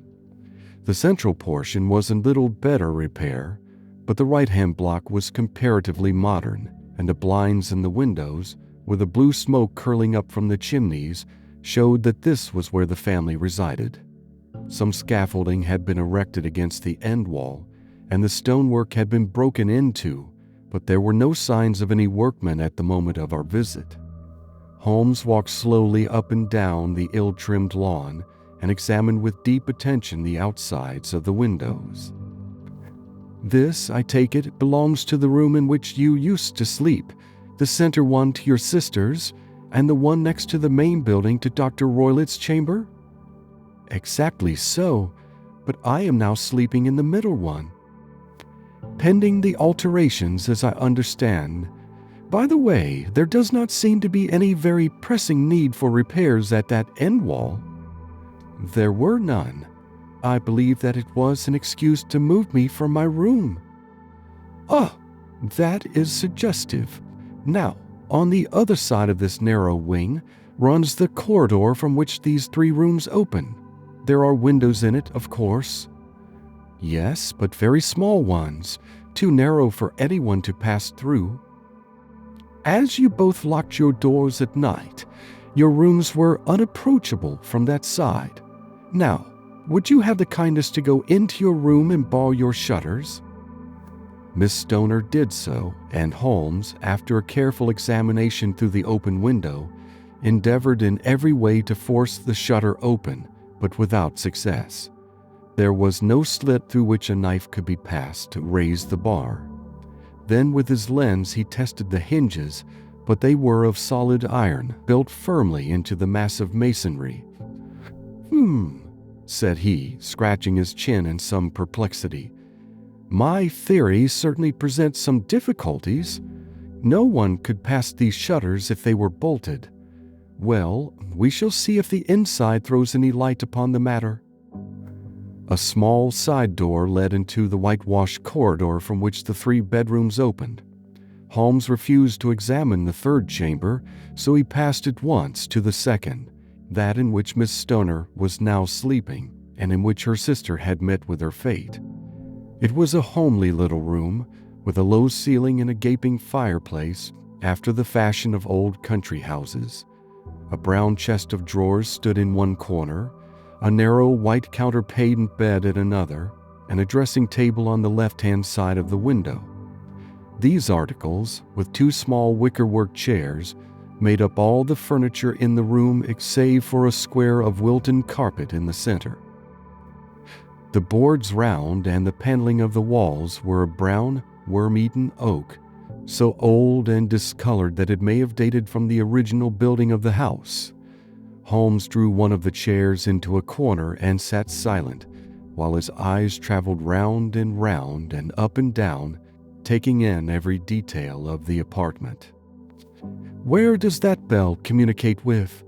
he asked at last, pointing to a thick bell rope which hung down beside the bed, the tassel actually lying upon the pillow.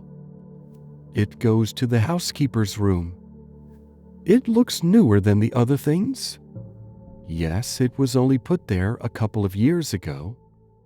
"Your sister asked for it, I suppose?" "No, I never heard of her using it. We used always to get what we wanted for ourselves." "Indeed, it seemed unnecessary to put so nice a bell pull there. You will excuse me for a few minutes while I satisfied myself as to this floor." He threw himself down upon his face with his lens in his hand and crawled swiftly backward and forward, examining minutely the cracks between the boards. Then he did the same with the woodwork with which the chamber was paneled.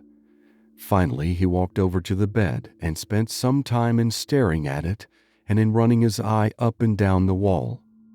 Finally, he took the bell rope in his hand and gave it a brisk tug. "Why, it's a dummy," said he. "Won't it ring?" "No, it is not even attached to a wire." "This is very interesting. You can see now that it is fastened to a hook just above where the little opening for the ventilator is." "How very absurd! I never noticed that before." "Very strange," muttered Holmes, pulling at the rope. "There are one or two very singular points about this room. For example, what a fool a builder must be to open a ventilator into another room when, with the same trouble, he might have communicated with the outside air." "That is also quite modern," said the lady. "Done about the same time as the bell rope," remarked Holmes. "Yes, there were several little changes carried out about that time. They seem to have been of a most interesting character, dummy bell ropes and ventilators which do not ventilate. With your permission, Miss Stoner, we shall now carry our researches into the inner apartment." Dr. Grimesby Roylott's chamber was larger than that of his stepdaughter, but was as plainly furnished. A camp bed, a small wooden shelf full of books, mostly of a technical character, an armchair beside the bed, a plain wooden chair against the wall, a round table, and a large iron safe were the principal things which met the eye. Holmes walked slowly round and examined each and all of them with the keenest interest. "What's in here?" he asked, tapping the safe. "My stepfather's business papers." "Oh, you have seen inside, then?" "Only once, some years ago. I remember that it was full of papers." "There isn't a cat in it, for example?" No. What a strange idea." "Well, look at this." He took up a small saucer of milk which stood on the top of it. "No, we don't keep a cat, but there is a cheetah and a baboon." "Ah, yes, of course. Well, a cheetah is just a big cat, and yet a saucer of milk does not go very far in satisfying its wants, I dare say. There is one point which I should wish to determine." He squatted down in front of the wooden chair and examined the seat of it with the greatest attention. "Thank you, that is quite settled," said he, rising and putting his lens in his pocket. "Hello! Here is something interesting." The object which had caught his eye was a small dog lash hung on one corner of the bed. The lash, however, was curled upon itself and tied so as to make a loop of whipcord. "What do you make of that, Watson?"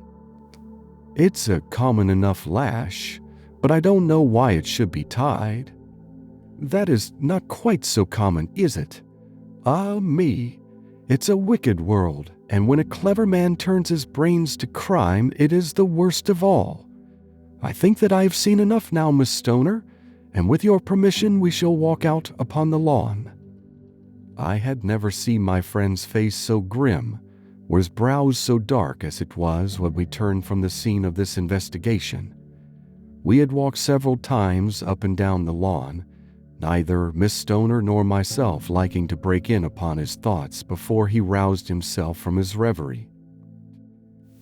"It is very essential, Miss Stoner," said he, "that you should absolutely follow my advice in every respect." "I shall most certainly do so. The matter is too serious for any hesitation. Your life may depend upon your compliance. I assure you that I am in your hands. In the first place, both my friend and I must spend the night in your room." Both Miss Stoner and I gazed at him in astonishment. "Yes, it must be so. Let me explain. I believe that is the village inn over there?" "Yes, that is the Crown." "Very good. Your windows would be visible from there?" "Certainly."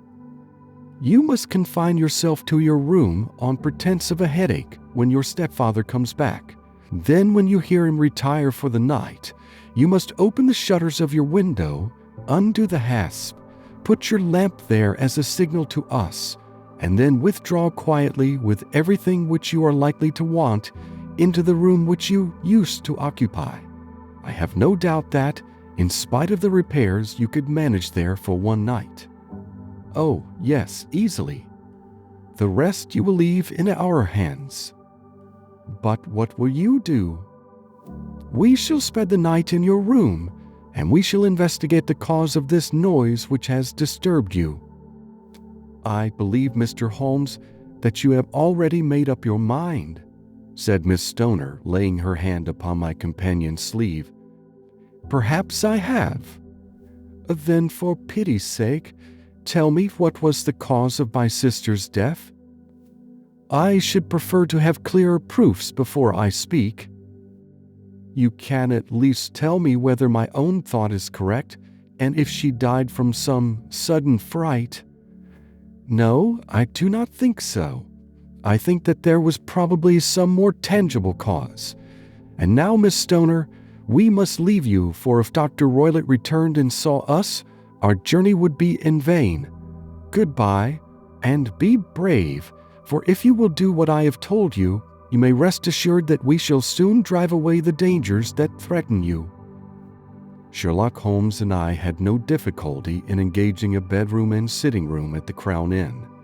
They were on the upper floor, and from our window we could command a view of the avenue gate and of the inhabited wing of Stoke Moran Manor House.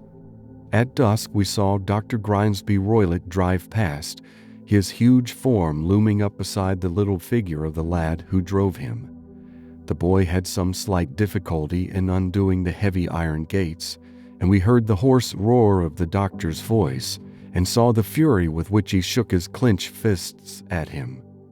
The trap drove on, and a few minutes later we saw a sudden light spring up among the trees as the lamp was lit in one of the sitting rooms.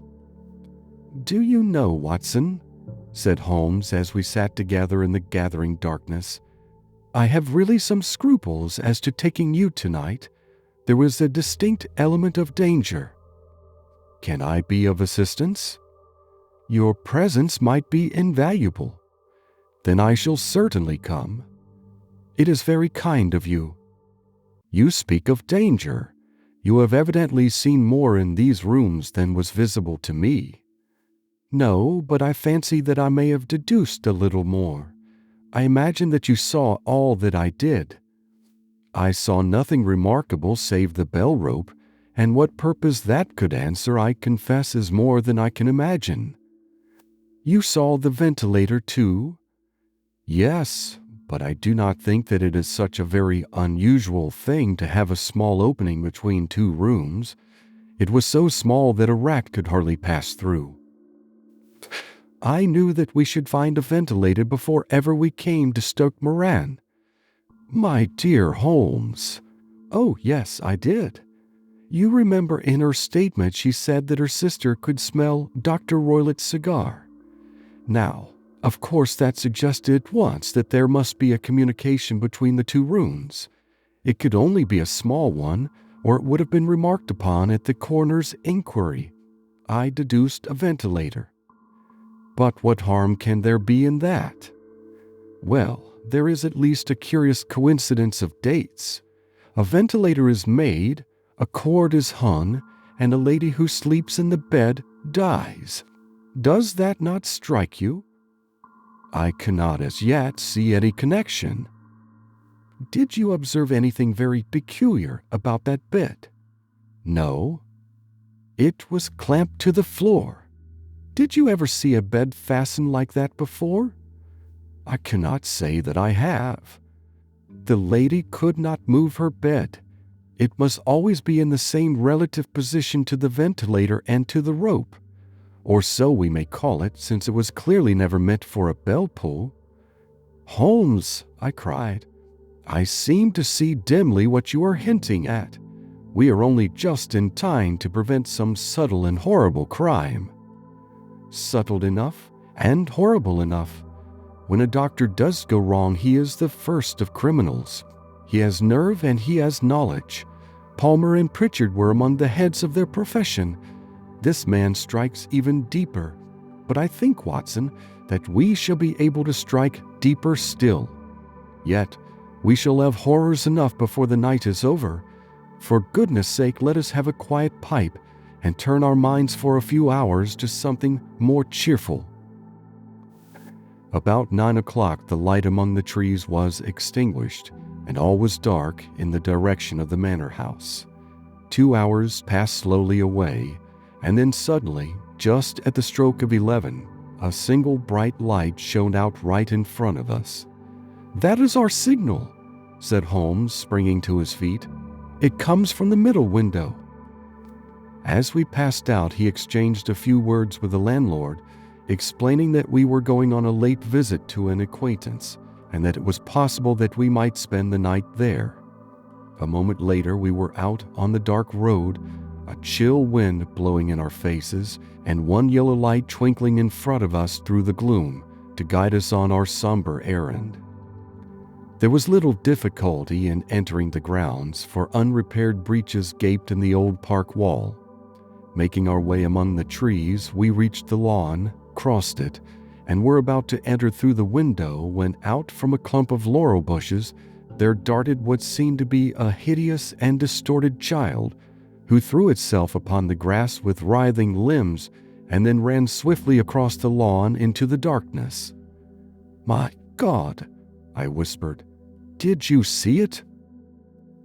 Holmes was for the moment as startled as I.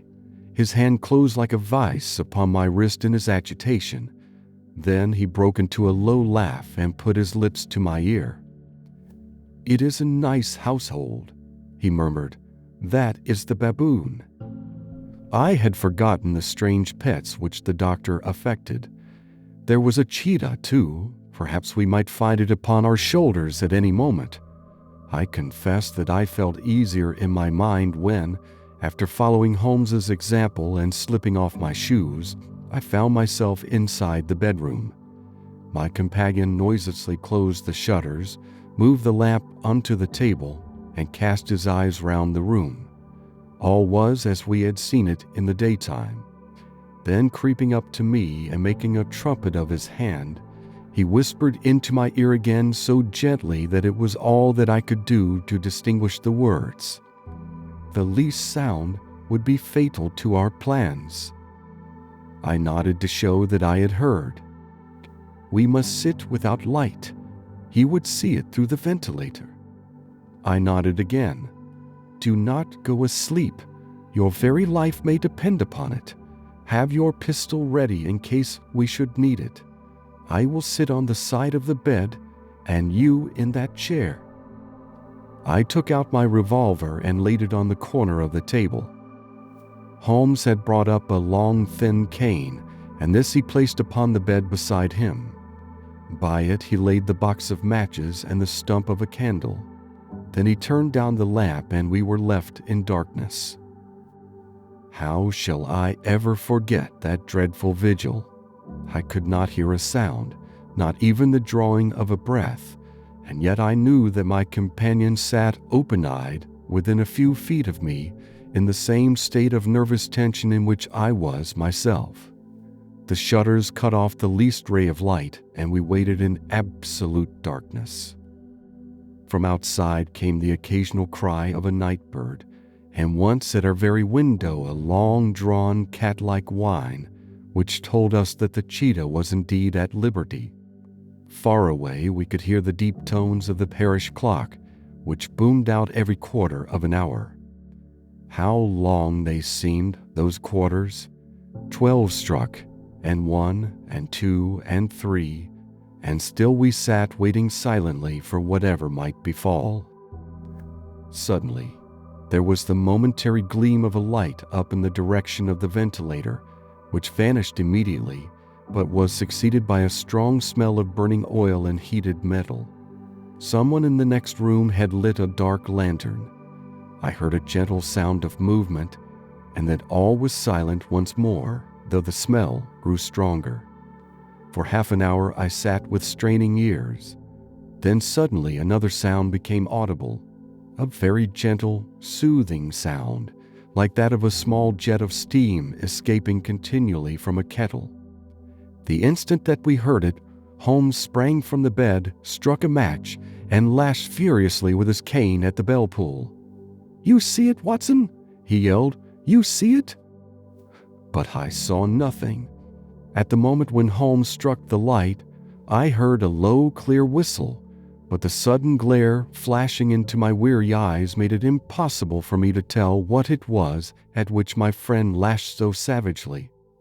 I could, however, see that his face was deadly pale and filled with horror and loathing. He had ceased to strike and was gazing up at the ventilator, when suddenly there broke from the silence of the night the most horrible cry to which I have ever listened. It swelled up louder and louder, a hoarse yell of pain and fear and anger, all mingled in the one dreadful shriek. They say that away down in the village, and even in the distant parsonage, that cry raised the sleepers from their beds. It struck cold to our hearts, and I stood gazing at Holmes and he at me until the last echoes of it had died away into the silence from which it rose. "What can it mean?" I gasped. "It means that it is all over," Holmes answered, "and perhaps, after all, it is for the best. Take you a pistol and we will enter Dr. Roylott's room." With a grave face he lit the lamp and led the way down the corridor. Twice he struck at the chamber door without any reply from within. Then he turned the handle and entered, I at his heels with the cocked pistol in my hand. It was a singular sight which met our eyes. On the table stood a dark lantern with a shutter half open, throwing a brilliant beam of light upon the iron safe, the door of which was ajar. Beside this table, on the wooden chair, sat Dr. Grimesby Roylott, clad in a long gray dressing gown, his bare ankles protruding beneath, and his feet thrust into red heelless Turkish slippers. Across his lap lay the short stock with the long lash which we had noticed during the day. His chin was cocked upward, and his eyes were fixed in a dreadful, rigid stare at the corner of the ceiling. Round his brow he had a peculiar yellow band, with brownish speckles, which seemed to be bound tightly round his head. As we entered, he made neither sound nor motion. "The band, the speckled band," whispered Holmes. I took a step forward. In an instant his strange headgear began to move, and there reared itself from among his hair the squat, diamond-shaped head and puffed neck of a loathsome serpent. "It is a swamp adder," cried Holmes, "the deadliest snake in India. He has died within 10 seconds of being bitten. Violence does in truth recoil upon the violent, and the schemer falls into the pit which he digs for another. Let us thrust this creature back into its den, and we can then remove Miss Stoner to some place of shelter, and let the county police know what has happened." As he spoke, he drew the dog whip swiftly from the dead man's lap, and throwing the noose round the reptile's neck, he drew it from its horrid perch, and carrying it at arm's length, threw it into the iron safe which he closed upon it. Such are the true facts of the death of Dr. Grimesby Roylott of Stoke Moran.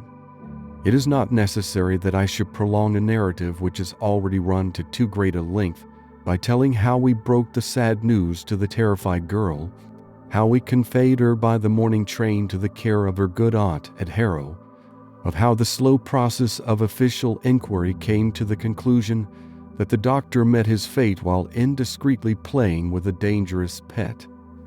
The little which I had yet to learn of the case was told me by Sherlock Holmes as we traveled back next day. "I had," said he, "come to an entirely erroneous conclusion which shows, my dear Watson, how dangerous it always is to reason from insufficient data. The presence of the gypsies and the use of the word band, which was used by the poor girl, no doubt, to explain the appearance which she had caught a hurried glimpse of by the light of her match, were sufficient to put me upon an entirely wrong scent. I can only claim the merit that I instantly reconsidered my position when, however, it became clear to me that whatever danger threatened an occupant of the room could not come either from the window or the door. My attention was speedily drawn, as I have already remarked to you, to this ventilator and to the bell rope which hung down to the bed. The discovery that this was a dummy and that the bed was clamped to the floor instantly gave rise to the suspicion that the rope was there as a bridge for something passing through the hole and coming to the bed. The idea of a snake instantly occurred to me, and when I coupled it with my knowledge that the doctor was furnished with a supply of creatures from India, I felt that I was probably on the right track. The idea of using a form of poison which could not possibly be discovered by any chemical test was just such a one as would occur to a clever and ruthless man who had had an Eastern training. The rapidity with which such a poison would take effect would also, from his point of view, be an advantage. It would be a sharp-eyed coroner, indeed, who could distinguish the two little dark punctures which would show where the poison fangs had done their work. Then I thought of the whistle. Of course, he must recall the snake before the morning light revealed it to the victim. He had trained it, probably by the use of the milk which we saw, to return to him when summoned. He would put it through this ventilator at the hour that he thought best, with the certainty that it would crawl down the rope and land on the bed. It might or might not bite the occupant. Perhaps she might escape every night for a week, but sooner or later she must fall a victim. I had come to these conclusions before ever I had entered his room. An inspection of his chairs showed me that he had been in the habit of standing on it, which of course would be necessary in order that he should reach the ventilator. The sight of the safe, the saucer of milk, and the loop of whipcord were enough to finally dispel any doubts which may have remained. The metallic clang heard by Miss Stoner was obviously caused by her stepfather hastily closing the door of his safe upon its terrible occupant. Having once made up my mind, you know the steps which I took in order to put the matter to the proof. I heard the creature hiss, as I have no doubt that you did also, and I instantly lit the light and attacked it, with the result of driving it through the ventilator, and also with the result of causing it to turn upon its master at the other side. Some of the blows of my cane came home and roused its snakish temper, so that it flew upon the first person it saw. In this way I am no doubt indirectly responsible for Dr. Grimesby Roylott's death, and I cannot say that it is likely to weigh very heavily upon my conscience. End of Adventure 8. Adventure 9. The Adventure of the Engineer's Thumb. Of all the problems which have been submitted to my friend, Mr. Sherlock Holmes, for solution during the years of our intimacy, there were only two which I was the means of introducing to his notice, that of Mr. Hatherley's thumb and that of Colonel Warburton's madness. Of these, the latter may have afforded a finer field for an acute and original observer, but the other was so strange in its inception and so dramatic in its details that it may be the more worthy of being placed upon record, even if it gave my friend fewer openings for those deductive methods of reasoning by which he achieved such remarkable results. The story has, I believe, been told more than once in the newspapers, but, like all such narratives, its effect is much less striking when set forth en bloc in a single half-column of print than when the facts slowly evolve before your own eyes, and the mystery clears gradually away as each new discovery furnishes a step which leads on to the complete truth. At the time, the circumstances made a deep impression upon me, and the lapse of 2 years has hardly served to weaken the effect. It was in the summer of '89, not long after my marriage, that the events occurred which I am now about to summarize. I had returned to civil practice and had finally abandoned Holmes in his Baker Street rooms, although I continually visited him and occasionally even persuaded him to forego his Bohemian habits so far as to come and visit us. My practice had steadily increased, and as I happened to live at no very great distance from Paddington Station, I got a few patients from among the officials. One of these, whom I had cured of a painful and lingering disease, was never weary of advertising my virtues and of endeavoring to send me on every sufferer over whom he might have any influence. One morning, at a little before 7 o'clock, I was awakened by the maid tapping at the door to announce that 2 men had come from Paddington and were waiting in the consulting room. I dressed hurriedly, for I knew by experience that railway cases were seldom trivial, and hastened downstairs. As I descended, my old ally, the guard, came out of the room and closed the door tightly behind him. "I've got him here," he whispered, jerking his thumb over his shoulder. "He's all right." "What is it, then?" I asked, for his manner suggested that it was some strange creature which he had caged up in my room. "It's a new patient," he whispered. "I thought I'd bring him round myself. Then he couldn't slip away. There he is, all safe and sound. I must go now, doctor. I had my duties just the same as you." And off he went, this trusty toot, without even giving me time to thank him. I entered my consulting room and found a gentleman seated by the table. He was quietly dressed in a suit of heather tweed, with a soft cloth cap which he had laid down upon my books. Round one of his hands he had a handkerchief wrapped, which was mottled all over with blood stains.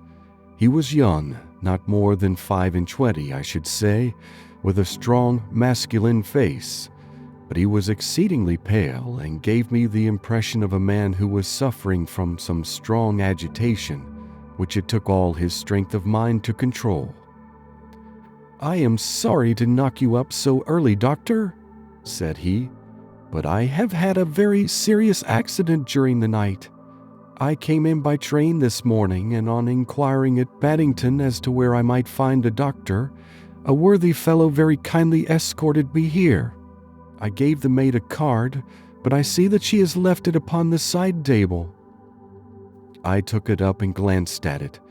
"Mr. Victor Hatherley, hydraulic engineer, 16A, Victoria Street, 3rd floor." That was the name, style, and abode of my morning visitor. "I regret that I have kept you waiting," said I, sitting down in my library chair. "You are fresh from a night journey, I understand, which is in itself a monotonous occupation." "Oh, my night could not be called monotonous," said he, and laughed. He laughed very heartily, with a high, ringing note, leaning back in his chair and shaking his sides. All my medical instincts rose up against that laugh. "Stop it," I cried. "Pull yourself together." And I poured out some water from a carafe. It was useless, however. He was off in one of those hysterical outbursts which come upon a strong nature when some great crisis is over and gone. Presently he came to himself once more, very weary and pale-looking. "I have been making a fool of myself," he gasped. "Not at all. Drink this." I dashed some brandy into the water, and the color began to come back to his bloodless cheeks. "That's better," said he. "And now, doctor, perhaps you would kindly attend to my thumb, or rather to the place where my thumb used to be?" He unwound the handkerchief and held out his hand. It gave even my hardened nerves a shudder to look at it. There were 4 protruding fingers and a horrid red, spongy surface where the thumb should have been. It had been hacked or torn right out from the roots. "Good heavens!" I cried. "This is a terrible injury. It must have bled considerably." "Yes, it did. I fainted when it was done, and I think that I must have been senseless for a long time. When I came to, I found that it was still bleeding, so I tied one end of my handkerchief very tightly round the wrist and braced it up with a twig." "Excellent. You should have been a surgeon." "It is a question of hydraulics, you see, and came within my own province." "This has been done," said I, examining the wound, "by a very heavy and sharp instrument." "A thing like a cleaver," said he. "An accident, I presume?" "By no means." "What? A murderous attack?" "Very murderous indeed." "You horrify me." I sponged the wound, cleaned it, dressed it, and finally covered it over with cotton wadding and carbolized bandages. He lay back without wincing, though he bit his lip from time to time. "How is that?" I asked when I had finished. "Capital. Between your brandy and your bandage, I feel a new man. I was very weak, but I have had a good deal to go through." "Perhaps you had better not speak of the matter. It is evidently trying to your nerves." "Oh, no, not now. I shall have to tell my tale to the police.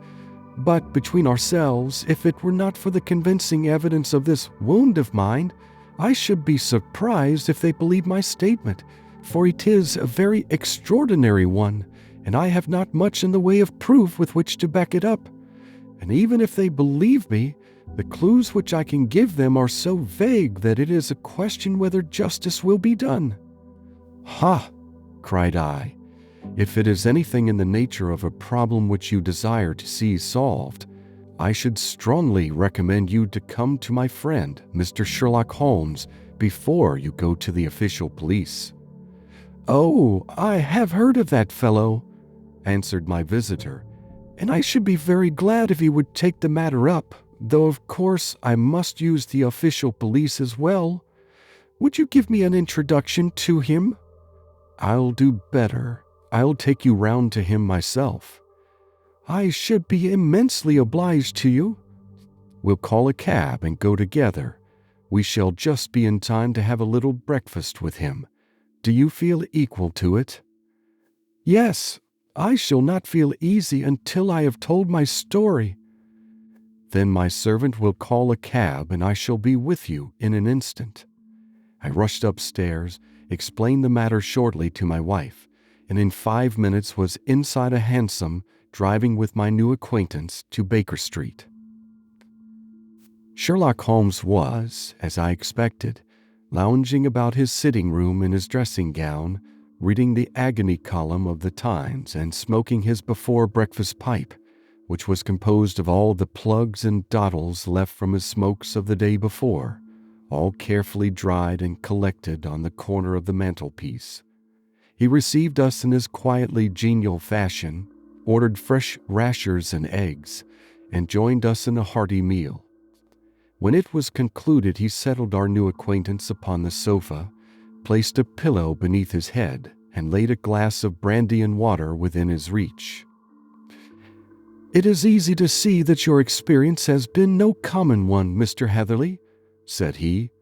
"Pray lie down there and make yourself absolutely at home. Tell us what you can, but stop when you are tired and keep up your strength with a little stimulant." "Thank you," said my patient. "But I have felt another man since the doctor bandaged me, and I think that your breakfast has completed the cure. I shall take up as little of your valuable time as possible, so I shall start at once upon my peculiar experiences." Holmes sat in his big armchair with the weary, heavy-lidded expression which veiled his keen and eager nature, while I sat opposite to him, and we listened in silence to the strange story which our visitor detailed to us. "You must know," said he, "that I am an orphan and a bachelor, residing alone in lodgings in London. By profession I am a hydraulic engineer, and I have had considerable experience of my work during the 7 years that I was apprenticed to Venner and Matheson, the well-known firm of Greenwich. 2 years ago, having served my time, and having also come into a fair sum of money through my poor father's death, I determined to start in business for myself, and took professional chambers in Victoria Street. I suppose that everyone finds his first independent start in business a dreary experience. To me, it has been exceptionally so. During 2 years, I have had 3 consultations and 1 small job, and that is absolutely all that my profession has brought me. My gross takings amount to £27 10s. Every day, from 9 in the morning until 4 in the afternoon, I waited in my little den until at last my heart began to sink. I came to believe that I should never have any practice at all.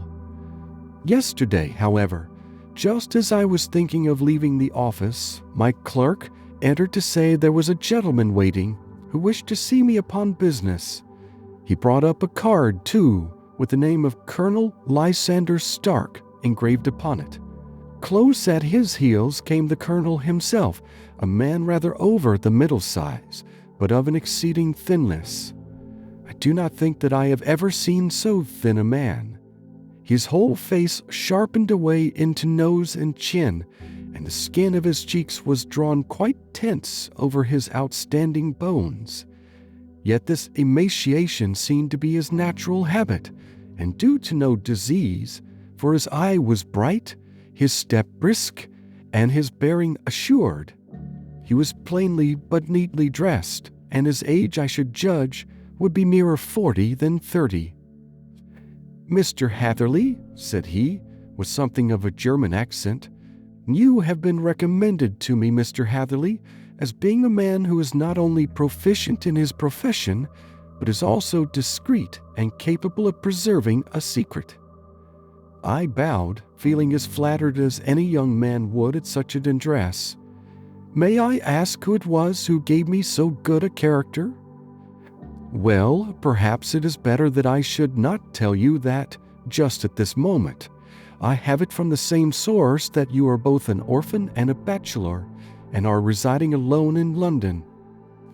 "That is quite correct," I answered, "but you will excuse me if I say that I cannot see how all this bears upon my professional qualifications. I understand that it was on a professional matter that you wished to speak to me?" "Undoubtedly so, but you will find that all I say is really to the point. I have a professional commission for you, but absolute secrecy is quite essential. Absolute secrecy, you understand. And of course we may expect that more from a man who is alone than from one who lives in the bosom of his family." "If I promise to keep a secret," said I, "you may absolutely depend upon my doing so." He looked very hard at me as I spoke, and it seemed to me that I had never seen so suspicious and questioning an eye. "Do you promise, then?" said he at last. "Yes, I promise." "Absolute and complete silence before, during, and after? No reference to the matter at all, either in word or writing?" "I have already given you my word." "Very good." He suddenly sprang up, and darting like lightning across the room, he flung open the door. The passage outside was empty. "That's all right," said he, coming back. I know that clerks are sometimes curious as to their master's affairs. Now we can talk in safety." He drew up his chair very close to mine and began to stare at me again with the same questioning and thoughtful look. A feeling of repulsion and of something akin to fear had begun to rise within me at the strange antics of this fleshless man. Even my dread of losing a client could not restrain me from showing my impatience. "I beg that you will state your business, sir," said I. "My time is of value." Heaven forgive me for that last sentence, but the words came to my lips. "How would 50 guineas for a night's work suit you?" he asked. "Most admirably." "I say a night's work, but an hour's would be nearer the mark. I simply want your opinion about a hydraulic stamping machine which has got out of gear. If you show us what is wrong, we shall soon set it right ourselves. What do you think of such a commission as that?" "The work appears to be light and the pay munificent." Precisely so. We shall want you to come tonight by the last train." "Where to?" "To Eyford in Berkshire. It is a little place near the borders of Oxfordshire and within 7 miles of Reading. There is a train from Paddington which would bring you there at about 11:15. "Very good. I shall come down in a carriage to meet you." "There is a drive, then?" "Yes, our little place is quite out in the country. It is a good 7 miles from Eyford Station." "Then we can hardly get there before midnight. I suppose there would be no chance of a train back. I should be compelled to stop the night." "Yes, we could easily give you a shakedown." "That is very awkward. Could I not come at some more convenient hour?" "We have judged it best that you should come late. It is to recompense you for any inconvenience that we are paying to you, a young and unknown man, a fee which would buy an opinion from the very heads of your profession. Still, of course, if you would like to draw out of the business, there is plenty of time to do so." I thought of the 50 guineas and of how useful they would be to me. "Not at all," said I. "I shall be very happy to accommodate myself to your wishes. I should like, however, to understand a little more clearly what it is that you wish me to do." "Quite so. It is very natural that the pledge of secrecy which we have exacted from you should have aroused your curiosity. I have no wish to commit you to anything without your having it all laid before you. I suppose that we are absolutely safe from eavesdroppers?" "Entirely." "Then the matter stands thus. You are probably aware that Fuller's earth is a valuable product, and that it is only found in 1 or 2 places in England?" "I have heard so." "Some little time ago I bought a small place, a very small place, within 10 miles of Reading. I was fortunate enough to discover that there was a deposit of Fuller's earth in one of my fields. On examining it, however, I found that this deposit was a comparatively small one, and that it formed a link between 2 very much larger ones upon the right and left, both of them, however, in the grounds of my neighbors. These good people were absolutely ignorant that their land contained that which was quite as valuable as a gold mine. Naturally, it was to my interest to buy their land before they discovered its true value, but unfortunately I had no capital by which I could do this. I took a few of my friends into the secret, however, and they suggested that we should quietly and secretly work our own little deposit, and that in this way we should earn the money which would enable us to buy the neighboring fields. This we have now been doing for some time, and in order to help us in our operations, we erected a hydraulic press. This press, as I have already explained, has got out of order, and we wish your advice upon the subject. We guard our secret very jealously, however, and if it once became known that we had hydraulic engineers coming to our little house, it would soon rouse inquiry, And then, if the facts came out, it would be goodbye to any chance of getting these fields and carrying out our plans. That is why I've made you promise me that you will not tell a human being that you are going to Eyford tonight. I hope that I make it all plain." "I quite follow you," said I. "The only point which I could not quite understand was what use you could make of a hydraulic press and excavating fuller's earth, which, as I understand, is dug out like gravel from a pit." "Ah," said he carelessly, "we have our own process.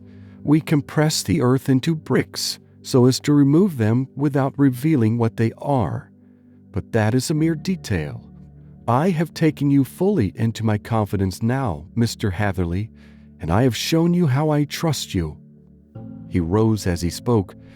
"I shall expect you then at Eyford at 11:15. "I shall certainly be there." And not a word to a soul.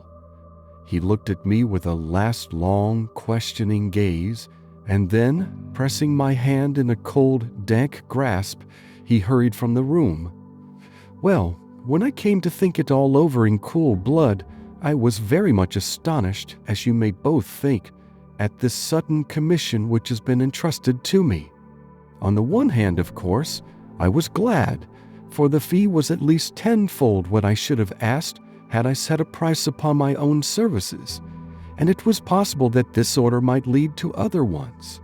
On the other hand, the face and manner of my patron had made an unpleasant impression upon me, and I could not think that his explanation of the fuller's earth was sufficient to explain the necessity of my coming at midnight, and his extreme anxiety lest I should tell anyone of my errand.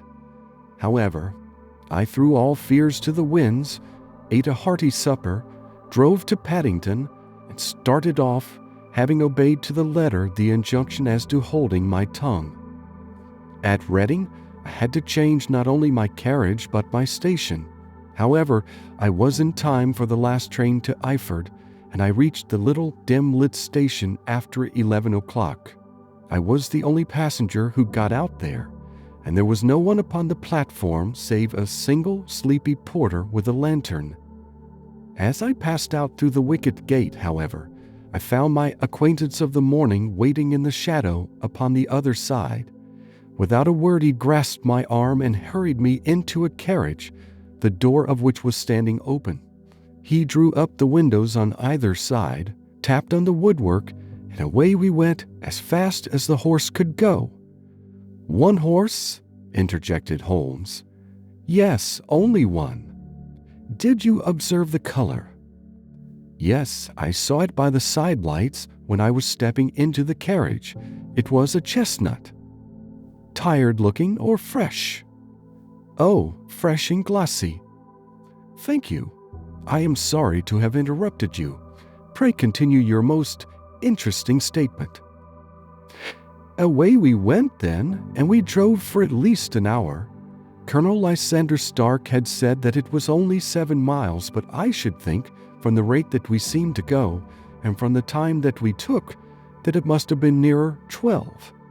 He sat at my side in silence all the time, and I was aware more than once when I glanced in his direction that he was looking at me with great intensity. The country road seemed to be not very good in that part of the world, for we lurched and jolted terribly. I tried to look out of the windows to see something of where we were, but they were made of frosted glass, and I could make out nothing save the occasional bright blur of a passing light. Now and then I hazarded some remark to break the monotony of the journey, but the colonel answered only in monosyllables, and the conversation soon flagged. At last, however, the bumping of the road was exchanged for the crisp smoothness of a graveled drive, and the carriage came to a stand. Colonel Lysander Stark sprang out, and, as I followed after him, pulled me swiftly into a porch which gaped in front of us. We stepped, as it were, right out of the carriage and into the hall, so that I failed to catch the most fleeting glance of the front of the house. The instant that I had crossed the threshold, the door slammed heavily behind us, and I heard faintly the rattle of the wheels as the carriage drove away. It was pitch dark inside the house, and the colonel fumbled about looking for matches and muttering under his breath. Suddenly, a door opened at the other end of the passage, and a long, golden bar of light shot out in our direction. It grew broader, and a woman appeared with a lamp in her hand, which she held above her head, pushing her face forward and peering at us. I could see that she was pretty, and from the gloss with which the light shone upon her dark dress, I knew that it was a rich material. She spoke a few words in a foreign tongue, in a tone as though asking a question, and when my companion answered in a gruff monosyllable, she gave such a start that the lamp nearly fell from her hand. Colonel Stark went up to her, whispered something in her ear, and then, pushing her back into the room from whence she had come, he walked towards me again with the lamp in his hand. "Perhaps you will have the kindness to wait in this room for a few minutes," said he, throwing open another door. It was a quiet, little, plainly furnished room, with a round table in the center, on which several German books were scattered. Colonel Stark laid down the lamp on the top of a harmonium beside the door. "I shall not keep you waiting an instant," said he, and vanished into the darkness. I glanced at the books upon the table, and in spite of my ignorance of German, I could see that 2 of them were treatises on science, the others being volumes of poetry. Then I walked across to the window, hoping that I might catch some glimpse of the countryside, but an oak shutter, heavily barred, was folded across it. It was a wonderfully silent house. There was an old clock ticking loudly somewhere in the passage, but otherwise, everything was deadly still. A vague feeling of uneasiness began to steal over me. Who were these German people, and what were they doing living in this strange, out-of-the-way place? And where was the place? I was 10 miles or so from Eyford, that was all I knew, but whether north, south, east, or west, I had no idea. For that matter, Reading and possibly other large towns were within that radius, so the place might not be so secluded after all. Yet it was quite certain, from the absolute stillness, that we were in the country. I paced up and down the room, humming a tune under my breath to keep up my spirits, and feeling that I was thoroughly earning my 50-guinea fee. Suddenly, without any preliminary sound in the midst of the utter stillness, the door of my room swung slowly open. The woman was standing in the aperture, the darkness of the hall behind her, the yellow light from my lamp beating upon her eager and beautiful face. I could see at a glance that she was sick with fear, and the sight sent a chill to my own heart. She held up one shaking finger to warn me to be silent, and she shot a few whispered words of broken English at me, her eyes glancing back like those of a frightened horse into the gloom behind her. "I would go," said she, trying hard, as it seemed to me, to speak calmly. "I would go. I should not stay here. There is no good for you to do." "But, madam," said I have not yet done what I came for. I cannot possibly leave until I have seen the machine." "It is not worth your while to wait," she went on. "You can pass through the door. No one hinders." And then, seeing that I smiled and shook my head, she suddenly threw aside her constraint and made a step forward, with her hands wrung together. "For the love of heaven," she whispered, "get away from here before it is too late." But I am somewhat headstrong by nature, and the more ready to engage in an affair when there is some obstacle in the way. I thought of my 50-guinea fee, of my wearisome journey, and of the unpleasant night which seemed to be before me. Was it all to go for nothing? Why should I slink away without having carried out my commission, and without the payment which was my due? This woman might, for all I knew, be a monomaniac. With a stout bearing, therefore, though her manner had shaken me more than I cared to confess, I still shook my head and declared my intention of remaining where I was. She was about to renew her entreaties when a door slammed overhead, and the sound of several footsteps was heard upon the stairs. She listened for an instant, threw up her hands with a despairing gesture, and vanished as suddenly and as noiselessly as she had come. The newcomers were Colonel Lysander Stark and a short, thick man with a chinchilla beard growing out of the creases of his double chin, who was introduced to me as Mr. Ferguson. "This is my secretary and manager," said the colonel. "By the way, I was under the impression that I left this door shut just now. I fear that you have felt the draft." "On the contrary," said I opened the door myself because I felt the room to be a little close." He shot one of his suspicious looks at me. "Perhaps we had better proceed to business then," said he. "Mr. Ferguson and I will take you up to see the machine." "I had better put my hat on, I suppose." "Oh, no, it is in the house." "What? You dig fuller's earth in the house?" No, this is only where we compress it. But never mind that. All we wish you to do is to examine the machine and to let us know what is wrong with it."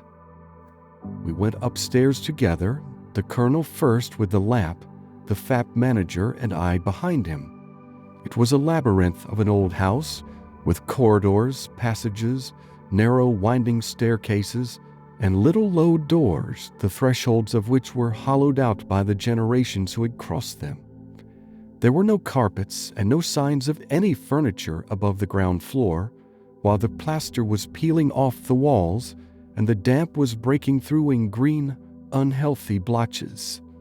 I tried to put on as unconcerned an air as possible, but I had not forgotten the warnings of the lady, even though I disregarded them, and I kept a keen eye upon my two companions. Ferguson appeared to be a morose and silent man, but I could see from the little that he said that he was at least a fellow countryman. Colonel Lysander Stark stopped at last before a low door, which he unlocked. Within was a small square room, in which the three of us could hardly get at one time. Ferguson remained outside, and the colonel ushered me in. "We are now," said he, "actually within the hydraulic press, and it would be a particularly unpleasant thing for us if anyone were to turn it on. The ceiling of this small chamber is really the end of the descending piston, and it comes down with the force of many tons upon this metal floor. There are small lateral columns of water outside which receive the force, and which transmit and multiply it in the manner which is familiar to you. The machine goes readily enough, but there is some stiffness in the working of it, and it has lost a little of its force. Perhaps you will have the goodness to look it over, and to show us how we can set it right." I took the lamp from him, and I examined the machine very thoroughly. It was indeed a gigantic one, and capable of exercising enormous pressure. When I passed outside, however, and pressed down the levers which controlled it, I knew at once by the whishing sound that there was a slight leakage, which allowed a regurgitation of water through one of the side cylinders. An examination showed that one of the India rubber bands which was round the head of a driving rod had shrunk so as to not quite fill the socket along which it worked. This was clearly the cause of the loss of power, and I pointed it out to my companions, who followed my remarks very carefully and asked several practical questions as to how they should proceed to set it right. When I had made it clear to them, I returned to the main chamber of the machine and took a good look at it to satisfy my own curiosity. It was obvious at a glance that the story of the fuller's earth was the merest fabrication, for it would be absurd to suppose that so powerful an engine could be designed for so inadequate a purpose. The walls were of wood, but the floor consisted of a large iron trough, and when I came to examine it, I could see a crust of metallic deposit all over it. I had stooped and was scraping at this to see exactly what it was, when I heard a muttered exclamation in German and saw the cadaverous face of the colonel looking down at me. "What are you doing there?" he asked. I felt angry at having been tricked by so elaborate a story as that which he had told me. "I was admiring your fuller's earth," said I. "I think that I should be better able to advise you as to your machine if I knew what the exact purpose was for which it was used." The instant that I uttered the words, I regretted the rashness of my speech. His face set hard, and a baleful light sprang up in his gray eyes. "Very well," said he, "you shall know all about the machine." He took a step backward, slammed the little door, and turned the key in the lock. I rushed towards it and pulled at the handle, but it was quite secure, and did not give in the least to my kicks and shoves. "Hello!" I yelled. "Hello, Colonel, let me out!" And then suddenly in the silence, I heard a sound which set my heart into my mouth. It was the clank of the levers and the swish of the leaking cylinder. He had set the engine at work. The lamp still stood upon the floor where I had placed it when examining the trough. By its light I saw that the black ceiling was coming down upon me, slowly, jerkily, but, as none knew better than myself, with a force which must within a minute grind me to a shapeless pulp. I threw myself screaming against the door, and dragged with my nails at the lock. I implored the colonel to let me out, but the remorseless clanking of the levers drowned my cries. The ceiling was only a foot or two above my head, and with my hand upraised I could feel its hard, rough surface. Then it flashed through my mind that the pain of my death would depend very much upon the position in which I met it.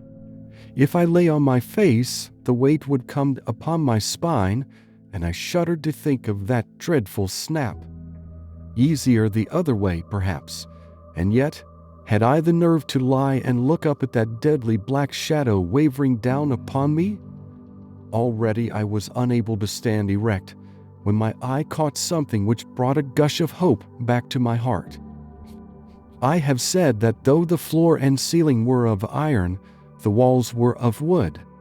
As I gave a last hurried glance around, I saw a thin line of yellow light between two of the boards, which broadened and broadened as a small panel was pushed backwards. For an instant I could hardly believe that here was indeed a door which led away from death. The next instant I threw myself through and lay half fainting upon the other side. The panel had closed again behind me, but the crash of the lamp, and a few moments afterwards the clang of the two slabs of metal, told me how narrow had been my escape. I was recalled to myself by a frantic plucking at my wrist, and I found myself lying upon the stone floor of a narrow corridor, while a woman bent over me and tugged at me with her left hand, while she held a candle in her right. It was the same good friend whose warning I had so foolishly rejected. "Come, come," she cried breathlessly. "They will be here in a moment. They will see that you are not there. Oh, do not waste of so precious time, but come." This time, at least, I did not scorn her advice. I staggered to my feet and ran with her along the corridor and down a winding stair. The latter led to another broad passage, and just as we reached it we heard the sound of running feet and the shouting of two voices, one answering the other from the floor on which we were and from the one beneath. My guide stopped and looked about her like one who is at her wit's end. Then she threw open a door which led into a bedroom, through the window of which the moon was shining brightly. "It is your only chance," said she. "It is high, but it may be that you can jump it." As she spoke, a light sprang into view at the further end of the passage, and I saw the lean figure of Colonel Lysander Stark rushing forward with a lantern in one hand and a weapon like a butcher's cleaver in the other. I rushed across the bedroom, flung open the window, and looked out. How quiet and sweet and wholesome the garden looked in the moonlight. and it could not be more than 30 feet down. I clambered out upon the sill, but I hesitated to jump until I should have heard what passed between my savior and the ruffian who pursued me. If she were ill-used, then at any risks I was determined to go back to her assistance. The thought had hardly flashed through my mind before he was at the door, pushing his way past her, and she threw her arms round him and tried to hold him back. "Fritz, Fritz," she cried in English, "remember your promise after the last time. You said it should not be again. He will be silent. Oh, he will be silent." "You are mad, Elise," he shouted, struggling to break away from her. "You will be the ruin of us. He has seen too much. Let me pass, I say." He dashed her to one side, and rushing to the window, cut at me with his heavy weapon. I had let myself go, and was hanging by the hands to the sill when his blow fell. I was conscious of a dull pain, my grip loosened, and I fell into the garden below. I was shaken but not hurt by the fall, so I picked myself up and rushed off among the bushes as hard as I could run, for I understood that I was far from being out of danger yet. Suddenly, however, as I ran, a deadly dizziness and sickness came over me. I glanced down at my hand, which was throbbing painfully, and then for the first time saw that my thumb had been cut off and that the blood was pouring from my wound. I endeavored to tie my handkerchief round it, but there came a sudden buzzing in my ears, and next moment I fell in a dead faint among the rose bushes. How long I remained unconscious, I cannot tell. It must have been a very long time, for the moon had sunk and a bright morning was breaking when I came to myself. My clothes were all sodden with dew, and my coat sleeve was drenched with blood from my wounded thumb. The smarting of it recalled in an instant all the particulars of my night's adventure, and I sprang to my feet with the feeling that I might hardly yet be safe from my pursuers. But to my astonishment, when I came to look round me, neither house nor garden were to be seen. I had been lying in an angle of the hedge close by the high road, and just a little lower down was a long building, which proved, upon my approaching it, to be the very station at which I had arrived upon the previous night. Were it not for the ugly wound upon my hand, all that had passed during those dreadful hours might have been an evil dream. Half dazed, I went into the station and asked about the morning train. There would be one to Reading in less than an hour. The same porter was on duty, I found, as had been there when I arrived. I inquired of him whether he had ever heard of Colonel Lysander Stark. The name was strange to him. Had he observed a carriage the night before, waiting for me? No, he had not. Was there a police station anywhere near? There was one about 3 miles off. It was too far for me to go, weak and ill as I was. I determined to wait until I got back to town before telling my story to the police. It was a little past 6 when I arrived, so I went first to have my wound dressed, and then the doctor was kind enough to bring me along here. I put the case into your hands and shall do exactly what you advise." We both sat in silence for some little time after listening to this extraordinary narrative. Then Sherlock Holmes pulled down from the shelf one of the ponderous, commonplace books in which he placed his cuttings. "Here is an advertisement which will interest you," said he. "It appeared in all the papers about a year ago. Listen to this. Lost on the 9th instant, Mr. Jeremiah Hayling, aged 26, a hydraulic engineer. Left his lodgings at 10 o'clock at night and has not been heard of since. Was dressed in etc., etc. Ha! That represents the last time that the colonel needed to have his machine overhauled, I fancy." "Good heavens!" cried my patient. "Then that explains what the girl said." "Undoubtedly. It is quite clear that the colonel was a cool and desperate man, who was absolutely determined that nothing should stand in the way of his little game, like those out-and-out pirates who will leave no survivor from a captured ship. Well, Every moment now is precious, so if you feel equal to it, we shall go down to Scotland Yard at once as a preliminary to starting for Eyford." Some 3 hours or so afterwards, we were all in the train together, bound from Reading to the little Berkshire village. There were Sherlock Holmes, the hydraulic engineer, Inspector Bradstreet of Scotland Yard, a plainclothes man, and myself. Bradstreet had spread an ordnance map of the county out upon the seat and was busy with his compasses drawing a circle with Eyford for its center. "There you are," said he. "That circle is drawn at a radius of 10 miles from the village. The place we want must be somewhere near that line. You said 10 miles, I think, sir? It was an hour's good drive. And you think that they brought you back all that way when you were unconscious?" "They must have done so. I have a confused memory, too, of having been lifted and conveyed somewhere." "What I cannot understand," said I, "is why they should have spared you when they found you lying fainting in the garden. Perhaps the villain was softened by the woman's entreaties." "I hardly think that lightly. I never saw a more inexorable face in my life." "Oh, we shall soon clear up all that," said Bradstreet. "Well, I have drawn my circle, and I only wish I knew at what point upon it the folk that we are in search of are to be found." "I think I could lay my finger on it," said Holmes quietly. "Really now," cried the inspector, "you have formed your opinion. Come now, we shall see who agrees with you. I say it is south, for the country is more deserted there." "And I say east," said my patient. "I am for west," remarked the plainclothes man. "There are several quiet little villages up there."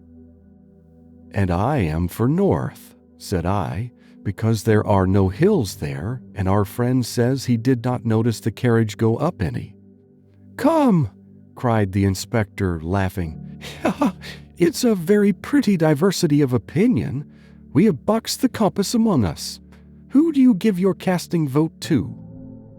"You are all wrong." "But we can't all be."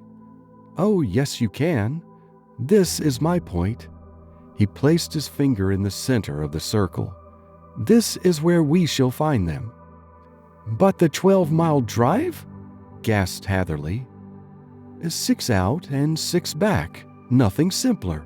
You say yourself that the horse was fresh and glossy when you got in.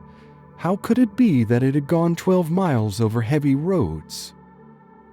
"Indeed, it is a likely ruse enough," observed Bradstreet thoughtfully. "Of course, there can be no doubt as to the nature of this gang." "None at all," said Holmes. "They are coiners on a large scale and have used the machine to form the amalgam which has taken the place of silver." "We have known for some time that a clever gang was at work," said the inspector. "They have been turning out half-crowns by the thousand. We even traced them as far as Reading, but could get no farther, for they had covered their traces in a way that showed that they were very old hands. But now, thanks to this lucky chance, I think that we have got them right enough." But the inspector was mistaken, for those criminals were not destined to fall into the hands of justice.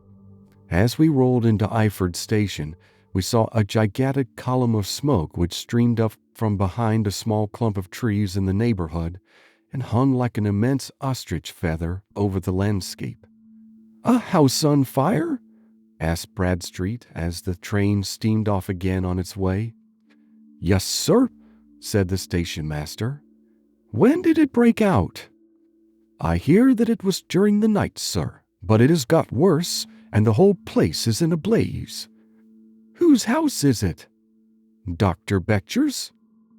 "Tell me," broke in the engineer, "is Dr. Betcher a German, very thin, with a long, sharp nose?" The station master laughed heartily. "No, sir.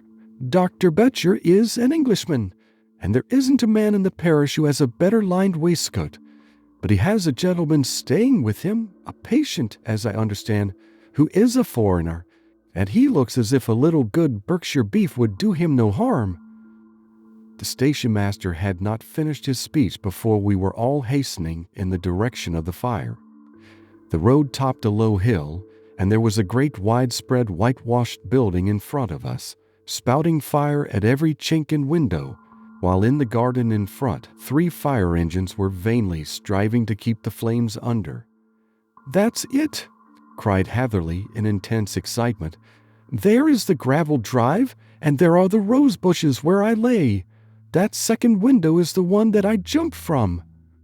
"Well, at least," said Holmes, "you have had your revenge upon them. There can be no question that it was your oil lamp which, when it was crushed in the press, set fire to the wooden walls, though no doubt they were too excited in the chase after you to observe it at the time. Now keep your eyes open in this crowd for your friends of last night, though I very much fear that they are a good 100 miles off by now." And Holmes's fears came to be realized, for from that day to this no word has ever been heard either of the beautiful woman, the sinister German, or the morose Englishman.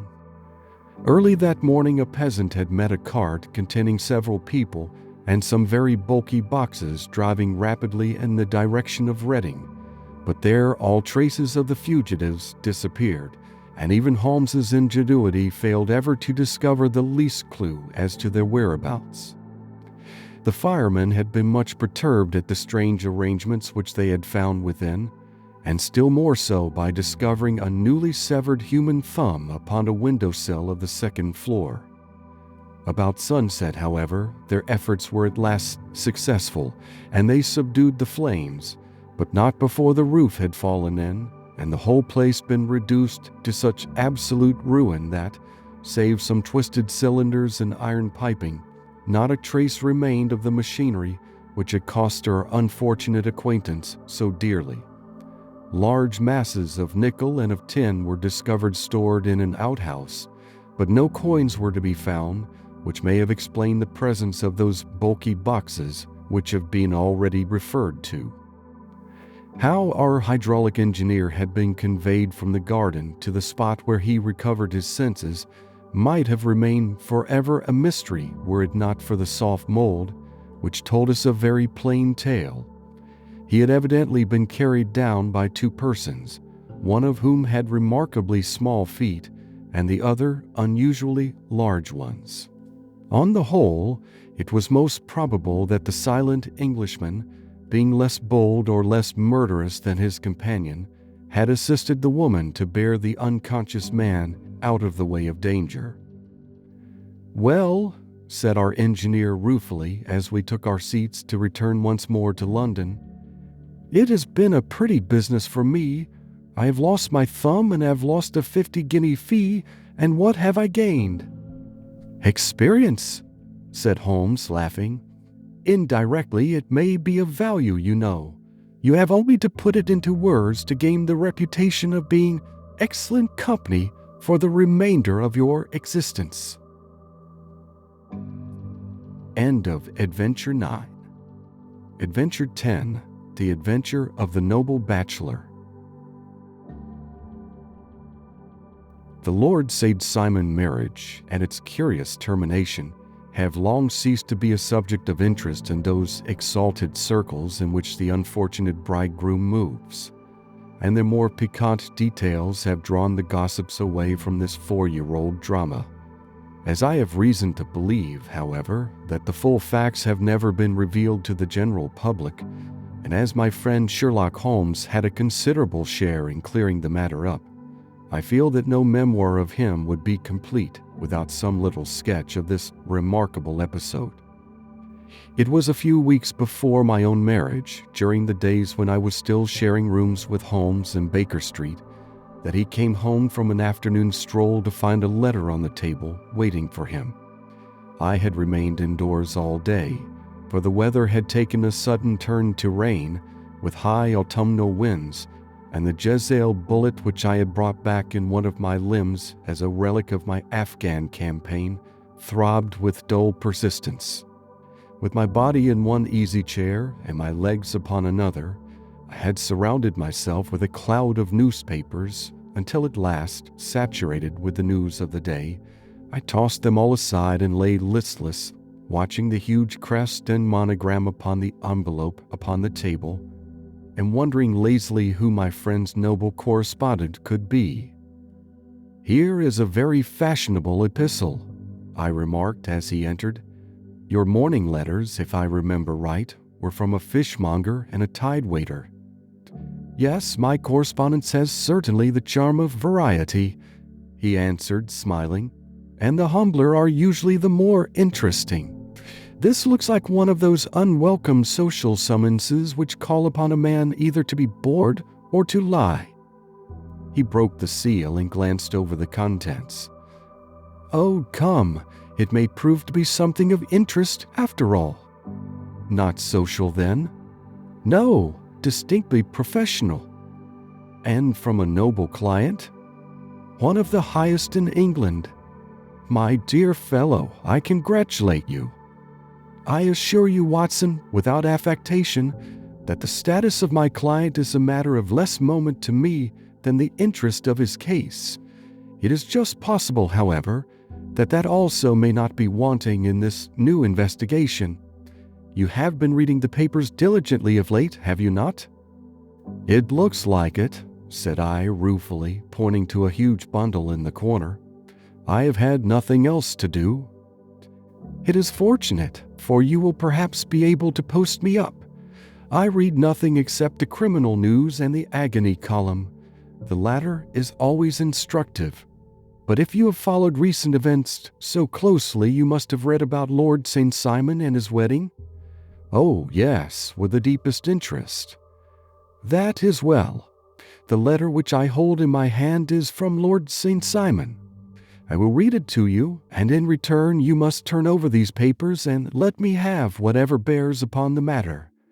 This is what he says.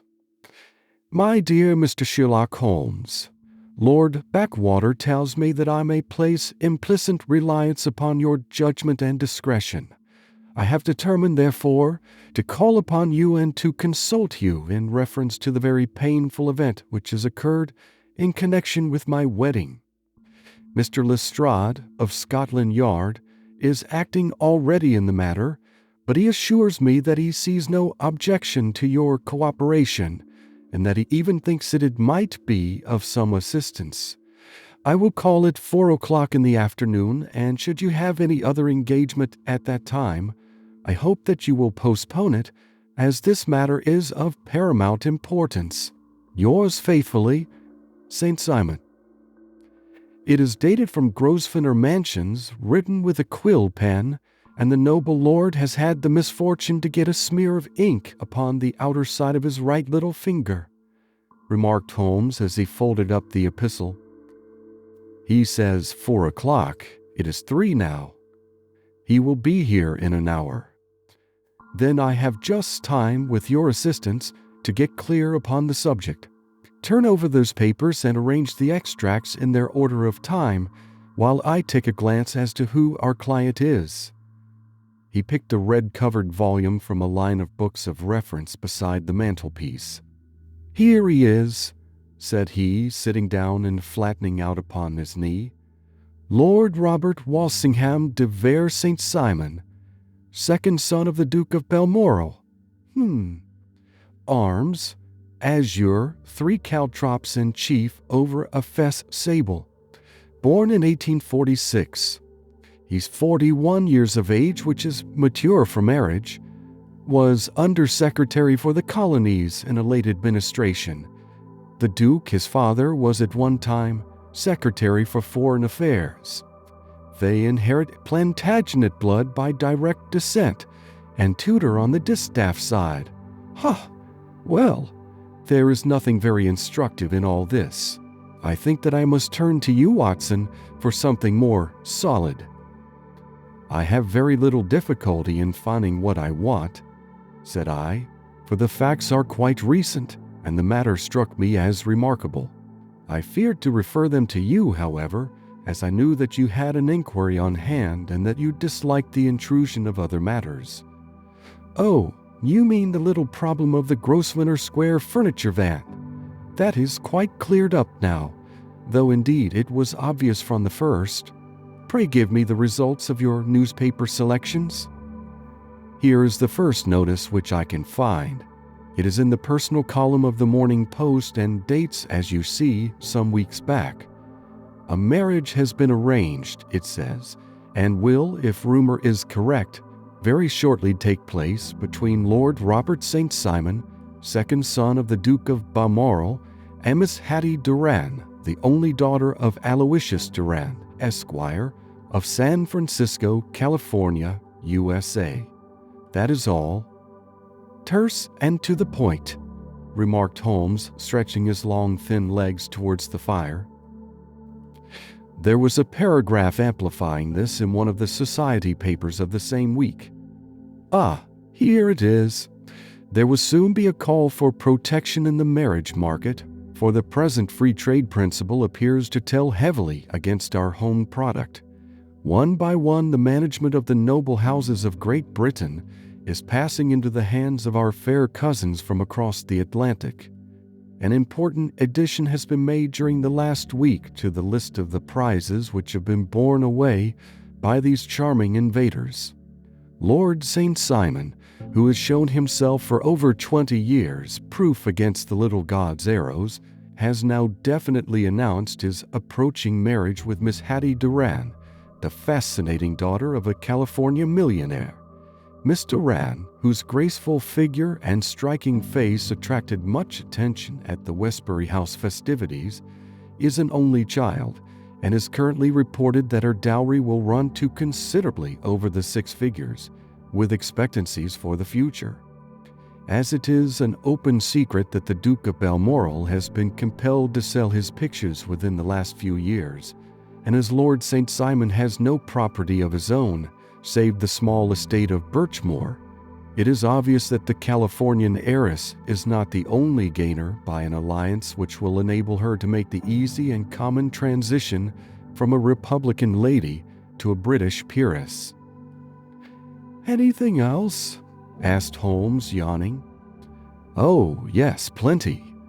Then there is another note in the Morning Post to say that the marriage would be an absolutely quiet one, that it would be at St. George's, Hanover Square, that only half a dozen intimate friends would be invited, and that the party would return to the furnished house at Lancaster Gate, which has been taken by Mr. Aloysius Duran. 2 days later, that is, on Wednesday last, there is a curt announcement that the wedding had taken place and that the honeymoon would be passed at Lord Backwater's place near Petersfield. Those are all the notices which appeared before the disappearance of the bride." "Before the what?" asked Holmes with a start. "The vanishing of the lady." "When did she vanish, then?" "At the wedding breakfast." "Indeed. This is more interesting than it promised to be. Quite dramatic, in fact." "Yes, it struck me as being a little out of the common." "They often vanish before the ceremony, and occasionally during the honeymoon, but I cannot call to mind anything quite so prompt as this. Pray let me have the details." "I warn you that they are very incomplete." "Perhaps we might make them less so." "Such as they are set forth in a single article of a morning paper of yesterday, which I will read to you. It is headed, 'Singular Occurrence at a Fashionable Wedding.' The family of Lord Robert St. Simon has been thrown into the greatest consternation by the strange and painful episodes which have taken place in connection with his wedding. The ceremony, as shortly announced in the papers of yesterday, occurred on the previous morning, but it is only now that it has been possible to confirm the strange rumors which have been so persistently floating about. In spite of the attempts of the friends to hush the matter up, so much public attention has now been drawn to it that no good purpose can be served by affecting to disregard what is a common subject for conversation. The ceremony, which was performed at St. George's, Hanover Square, was a very quiet one, no one being present save the father of the bride, Mr. Aloysius Doran, the Duchess of Balmoral, Lord Backwater, Lord Eustace, and Lady Clara St. Simon, the younger brother and sister of the bridegroom, and Lady Alicia Whittington. The whole party proceeded afterwards to the house of Mr. Aloysius Doran at Lancaster Gate, where breakfast had been prepared. It appears that some little trouble was caused by a woman, whose name has not been ascertained, who endeavored to force her way into the house after the bridal party, alleging that she had some claim upon Lord St. Simon. It was only after a painful and prolonged scene that she was ejected by the butler and the footman. The bride, who had fortunately entered the house before this unpleasant interruption, had sat down to breakfast with the rest when she complained of a sudden indisposition and retired to her room.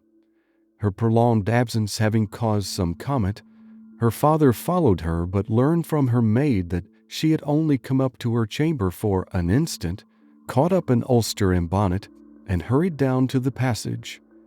One of the footmen declared that he had seen a lady leave the house thus apparelled, but had refused to credit that it was his mistress, believing her to be with the company.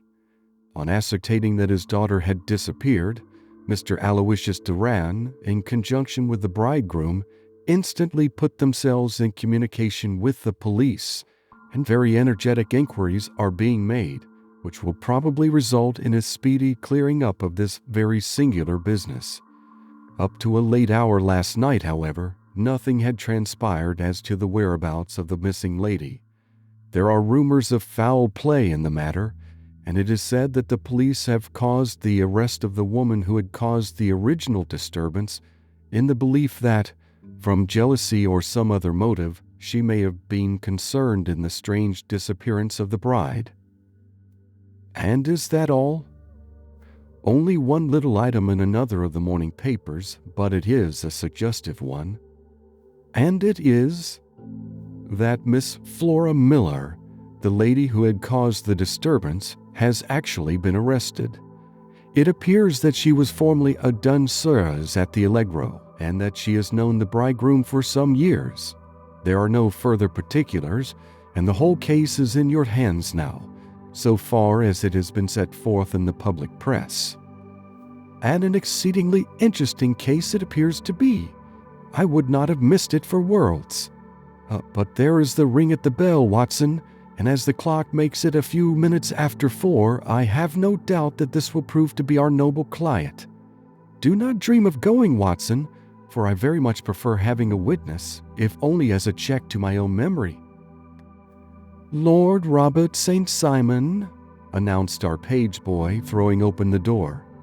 A gentleman entered, with a pleasant, cultured face, high-nosed and pale, with something perhaps of petulance about the mouth, and with the steady, well-opened eye of a man whose pleasant lot it had ever been to command and to be obeyed. His manner was brisk, and yet his general appearance gave an undue impression of age, for he had a slight forward stoop and a little bend of the knees as he walked. His hair, too, as he swept off his very curly-brimmed hat, was grizzled round the edges and thin upon the top. As to his dress, it was careful to the verge of foppishness, with high collar, black frock coat, white waistcoat, yellow gloves, patent leather shoes, and light-colored gaiters. He advanced slowly into the room, turning his head from left to right, and swinging in his right hand the cord which held his golden eyeglasses. "Good day, Lord St. Simon," said Holmes, rising and bowing. "Pray take the basket chair. This is my friend and colleague, Dr. Watson. Draw up a little to the fire, and we will talk this matter over." "A most painful matter to me, as you might most readily imagine, Mr. Holmes. I have been cut to the quick. I understand that you have already managed several delicate cases of this sort, sir, though I presume that they were hardly from the same class of society." "No, I am descending." "I beg pardon? My last client of the sort was a king." "Oh, really? I had no idea." And which king? The king of Scandinavia? What? Had he lost his wife? You can understand, said Holmes suavely, that I extend to the affairs of my other clients the same secrecy which I promised to you in yours. Of course, very right, very right. I'm sure I beg pardon. As to my own case, I am ready to give you any information which may assist you in forming an opinion. Thank you. I have already learned all that is in the public prints, nothing more. I presume that I may take it as correct, this article, for example, as to the disappearance of the bride? Lord St. Simon glanced over it. Yes, it is correct as far as it goes, but it needs a great deal of supplementing before anyone could offer an opinion. I think that I may arrive at my facts most directly by questioning you. Pray do so.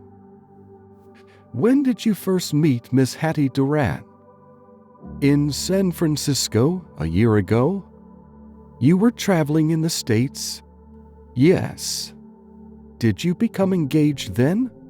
No. But you were on a friendly footing. I was amused by her society, and she could see that I was amused. Her father is very rich? He is said to be the richest man on the Pacific slope. And how did he make his money? In mining. He had nothing a few years ago. Then he struck gold, invested it, and came up by leaps and bounds. Now, what is your own impression as to the young lady's, your wife's, character? The nobleman swung his glasses a little faster and stared down into the fire. You see, Mr. Holmes, said he, my wife was 20 before her father became a rich man. During that time she ran free in a mining camp and wandered through woods or mountains, so that her education has come from nature rather than from the schoolmaster. She is what we call in England a tomboy, with a strong nature, wild and free, unfettered by any sort of traditions. She is impetuous. Volcanic, I was about to say. She is swift in making up her mind and fearless in carrying out her resolutions. On the other hand, I would not have given her the name which I have the honor to bear. He gave a little stately cough. Had I not thought her to be at bottom a noble woman. I believe that she is capable of heroic self-sacrifice and that anything dishonorable would be repugnant to her. Have you her photograph? I brought this with me. He opened a locket and showed us the full face of a very lovely woman. It was not a photograph, but an ivory miniature, and the artist had brought out the full effect of the lustrous black hair, the large dark eyes, and the exquisite mouth. Holmes gazed long and earnestly at it. Then he closed the locket and handed it back to Lord St. Simon. The young lady came to London then, and you renewed your acquaintance? Yes, her father brought her over for this last London season. I met her several times, became engaged to her, and have now married her. She brought, I understand, a considerable dowry? A fair dowry, not more than is usual in my family. And this, of course, remains to you, since the marriage is a fait accompli? I really have made no inquiries on the subject. Very naturally not. Did you see Miss Durant on the day before the wedding? Yes. Was she in good spirits? Never better. She kept talking of what we should do in our future lives. Indeed, that is very interesting. And on the morning of the wedding? She was as bright as possible, at least until after the ceremony. And did you observe any change in her then? Well, to tell the truth, I saw then the first signs that I had ever seen, that her temper was just a little sharp. The incident, however, was too trivial to relate and can have no possible bearing upon the case. Pray let us have it for all that. Oh, it is childish. She dropped her bouquet as we went towards the vestry. She was passing the front pew at the time, and it fell over into the pew. There was a moment's delay, but the gentleman in the pew handed it up to her again, and it did not appear to be the worse for the fall. Yet when I spoke to her of the matter, she answered me abruptly, and in the carriage on our way home she seemed absurdly agitated over this trifling cause. Indeed, you say that there was a gentleman in the pew. Some of the general public were present, then? Oh, yes, it is impossible to exclude them when the church is open. This gentleman was not one of your wife's friends? No, I call him a gentleman by courtesy, but he was quite a common-looking person. I hardly noticed his appearance, but really I think that we are wandering rather far from the point. Lady St. Simon, then, returned from the wedding in a less cheerful frame of mind than she had gone to it. What did she do on re-entering her father's house? I saw her in conversation with her maid. And who is her maid? Alice is her name. She is an American and came from California with her. A confidential servant? A little too much so. It seemed to me that her mistress allowed her to take great liberties. Still, of course, in America they look upon these things in a different way. How long did she speak to this Alice? Oh, a few minutes. I had something else to think of. You did not overhear what they said? Lady St. Simon said something about jumping a claim. She was accustomed to use slang of the kind. I have no idea what she meant.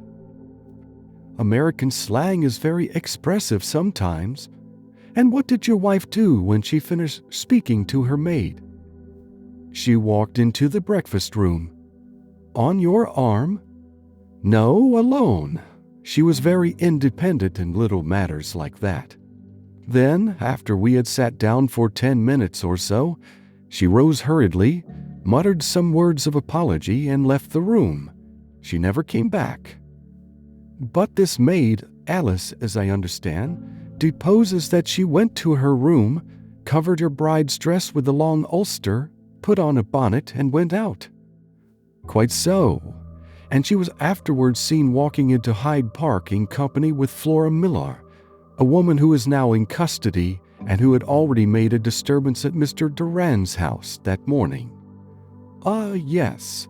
I should like a few particulars as to this young lady and your relations to her. Lord St. Simon shrugged his shoulders and raised his eyebrows. We have been on a friendly footing for some years. I may say on a very friendly footing. She used to be at the Allegro. I have not treated her ungenerously, and she had no just cause of complaint against me, but you know what women are, Mr. Holmes. Flora was a dear little thing, but exceedingly hot-headed and devotedly attached to me. She wrote me dreadful letters when she heard that I was about to be married, and to tell the truth, the reason why I had the marriage celebrated so quietly was that I feared lest there might be a scandal in the church. She came to Mr. Durand's door just after we returned, and she endeavored to push her way in, uttering very abusive expressions towards my wife, and even threatening her. But I had foreseen the possibility of something of the sort, and I had 2 police fellows there in private clothes who soon pushed her out again. She was quiet when she saw that there was no good in making a row. Did your wife hear all this? No, thank goodness, she did not. And she was seen walking with this very woman afterwards? Yes, that is what Mr. Lestrade of Scotland Yard looks upon as so serious. It is thought that Flora decoyed my wife out and laid some terrible trap for her. Well, it is a possible supposition. You think so, too? I did not say a probable one. But you did not yourself look upon this as likely? I do not think Flora would hurt a fly. Still, jealousy is a strange transformer of characters. Pray, what is your own theory as to what took place? Well, really, I came to seek a theory, not to propound one. I have given you all the facts. Since you ask me, however, I may say that it has occurred to me as possible that the excitement of this affair, the consciousness that she had made so immense a social stride, had the effect of causing some little nervous disturbance in my wife. In short, that she had become suddenly deranged? Well, really, when I consider that she has turned her back, I will not say upon me, but upon so much that many have aspired to without success, I can hardly explain it in any other fashion. Well, certainly that is also a conceivable hypothesis, said Holmes, smiling. And now, Lord St. Simon, I think that I have nearly all my data. May I ask whether you were seated at the breakfast table so that you could see out of the window? We could see the other side of the road and the park. Quite so. Then I do not think that I need to detain you longer. I shall communicate with you. Should you be fortunate enough to solve this problem, said our client, rising, I have solved it. Eh? What was that? I say that I have solved it. Where, then, is my wife? That is a detail which I shall speedily supply. Lord St. Simon shook his head. I am afraid that it will take wiser heads than yours or mine, he remarked, and bowing in a stately, old-fashioned manner, he departed. It is very good of Lord St. Simon to honor my head by putting it on a level with his own, said Sherlock Holmes, laughing. I think that I shall have a whiskey and soda and a cigar after all this cross-questioning. I had formed my conclusions as to the case before our client came into the room. My dear Holmes, I have notes of several similar cases, though none, as I remarked before, which were quite as prompt. My whole examination served to turn my conjecture into a certainty. Circumstantial evidence is occasionally very convincing, as when you find a trout in the milk, to quote Thoreau's example. But I have heard all that you have heard, without, however, the knowledge of pre-existing cases which serves me so well. There was a parallel instance in Aberdeen some years back, and something on very much the same lines at Munich the year after the Franco-Prussian War. It is one of these cases. But hullo, here is Lestrade. Good afternoon, Lestrade. You will find an extra tumbler upon the sideboard, and there are cigars in the box. The official detective was attired in a pea-jacket and cravat, which gave him a decidedly nautical appearance, and he carried a black canvas bag in his hand. With a short greeting, he seated himself and lit the cigar which had been offered to him. "What's up, then?" asked Holmes with a twinkle in his eye. "You look dissatisfied." "And I feel dissatisfied. It is this infernal St. Simon marriage case. I can make neither head nor tail of the business. Really, you surprise me. Who ever heard of such a mixed affair? Every clue seems to slip through my fingers. I have been at work upon it all day. And very wet it seems to have made you," said Holmes, laying his hand upon the arm of the pea-jacket. "Yes, I have been dragging the Serpentine." "In heaven's name, what for?" "In search of the body of Lady St. Simon."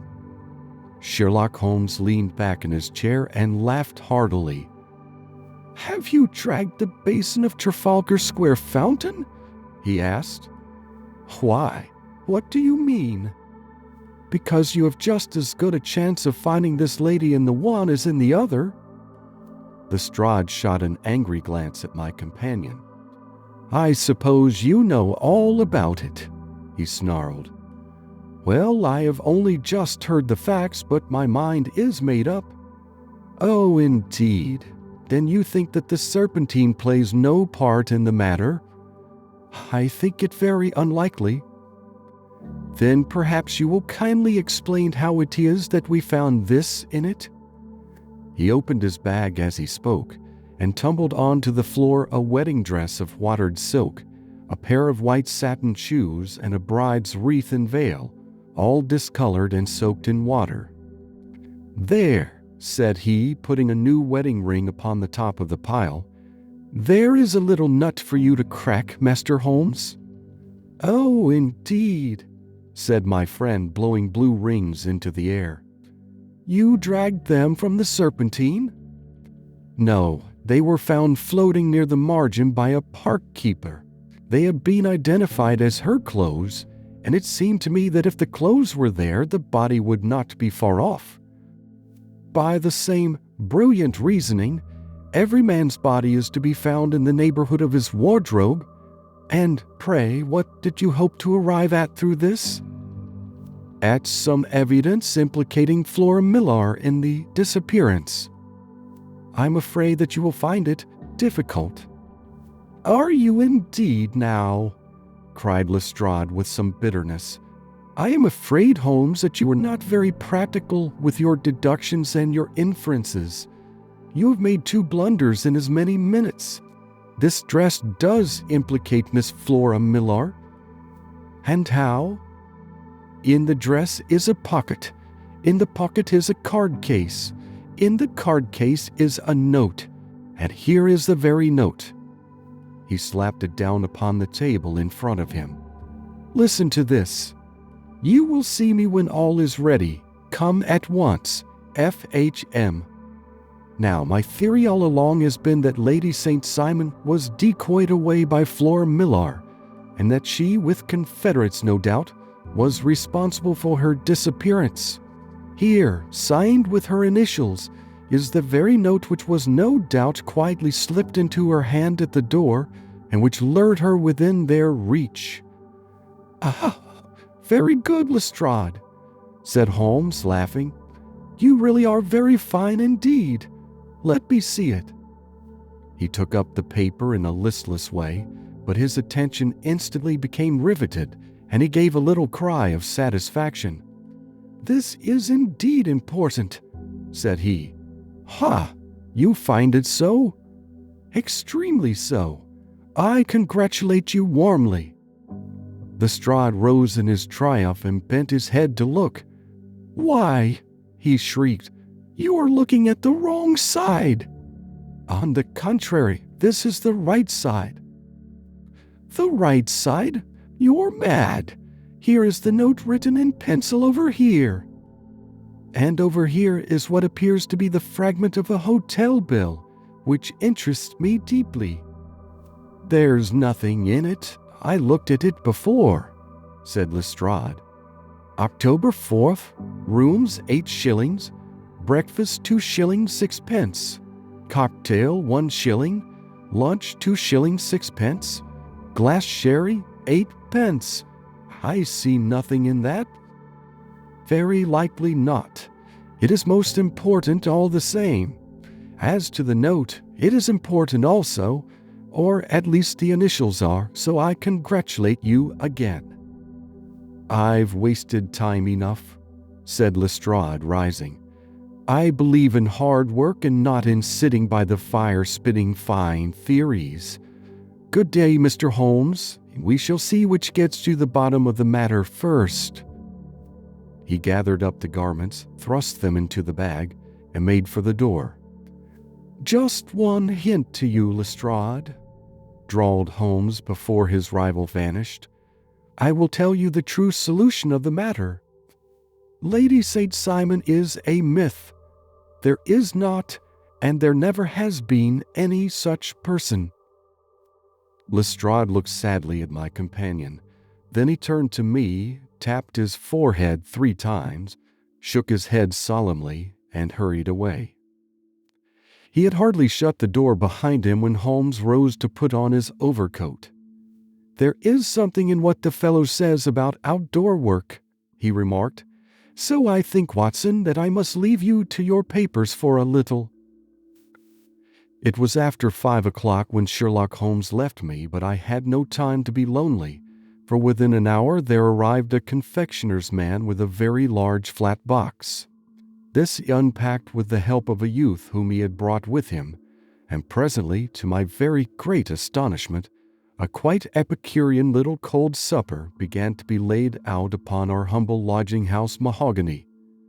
There were a couple of brace of cold woodcock, a pheasant, a pâté de foie gras pie with a group of ancient and cobwebby bottles. Having laid out all these luxuries, my two visitors vanished away like the genii of the Arabian Nights, with no explanation save that the things had been paid for and were ordered to this address. Just before 9 o'clock, Sherlock Holmes stepped briskly into the room. His features were gravely set, but there was a light in his eye which made me think that he had not been disappointed in his conclusions. "They have laid the supper, then," he said, rubbing his hands. "You seem to expect company. They have laid for 5. "Yes, I fancy we may have some company dropping in," said he. "I am surprised that Lord St. Simon has not already arrived. Ha! I fancy that I hear his step now upon the stairs." It was indeed our visitor of the afternoon who came bustling in, dangling his glasses more vigorously than ever, and with a very perturbed expression upon his aristocratic features. "My messenger reached you, then?" asked Holmes. "Yes, and I confess that the contents startled me beyond measure. Have you good authority for what you say?" "The best possible." Lord St. Simon sank into a chair and passed his hand over his forehead. "What will the Duke say," he murmured, "when he hears that one of the family has been subjected to such humiliation? It is the purest accident. I cannot allow that there is any humiliation." "Ah, you look on these things from another standpoint." "I fail to see that anyone is to blame. I can hardly see how the lady could have acted otherwise, though her abrupt method of doing it was undoubtedly to be regretted. Having no mother, she had no one to advise her at such a crisis." "It was a slight, sir, a public slight," said Lord St. Simon, tapping his fingers upon the table.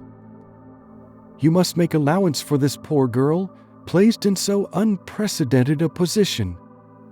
"I will make no allowance.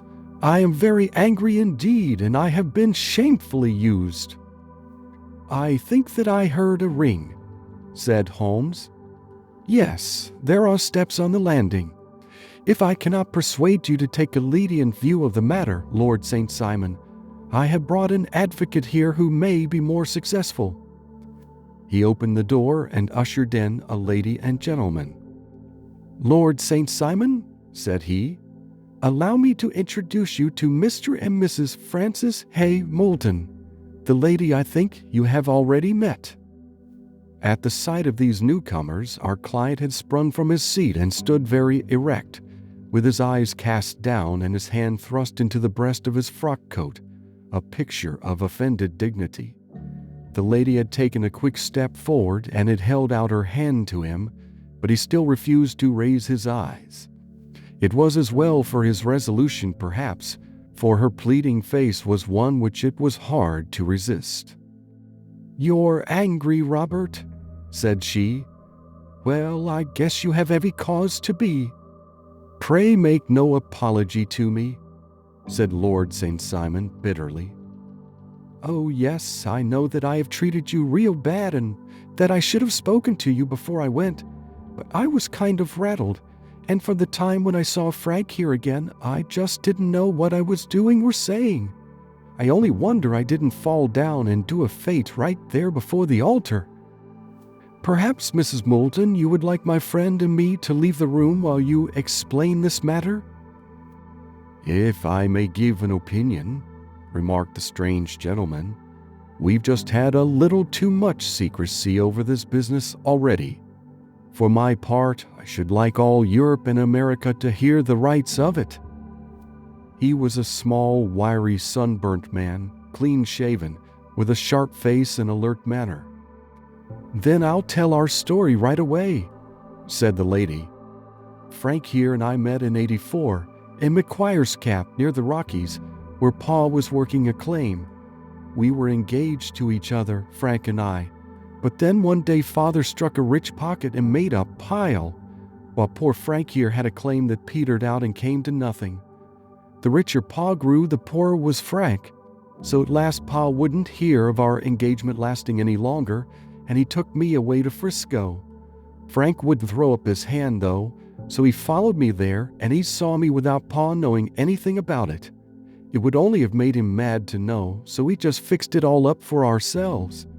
Frank said that he would go and make his pile too, and never come back to claim me until he had as much as Pa.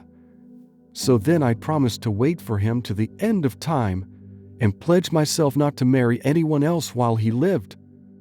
'Why shouldn't we be married right away then?' said he, 'and then I will feel sure of you, and I won't claim to be your husband until I come back.'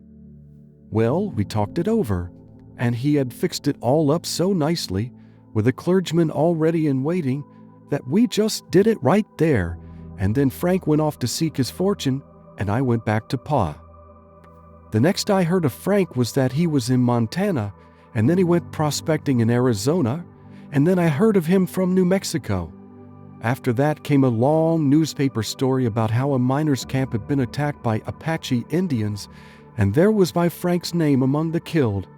I fainted dead away, and I was very sick for months after. Pa thought I had a decline and took me to half the doctors in Frisco. Not a word of news came for a year and more, so that I never doubted that Frank was really dead. Then Lord St. Simon came to Frisco, and we came to London, and a marriage was arranged, and Pa was very pleased. But I felt all the time that no man on this earth would ever take the place in my heart that had been given to my poor Frank. Still, if I had married Lord St. Simon, of course I'd have done my duty by him. We can't command our love, but we can our actions. I went to the altar with him with the intention to make him just as good a wife as it was in me to be. But you may imagine what I felt when, just as I came to the altar rails, I glanced back and saw Frank standing and looking at me out of the first pew. I thought it was his ghost at first, but when I looked again, there he was still, with a kind of question in his eyes, as if to ask me whether I was glad or sorry to see him. I wonder I didn't drop. I know that everything was turning round, and the words of the clergyman were just like the buzz of a bee in my ear. I didn't know what to do. Should I stop the service and make a scene in the church? I glanced at him again, and he seemed to know what I was thinking, for he raised his finger to his lips to tell me to be still. Then I saw him scribble on a piece of paper, and I knew that he was writing me a note.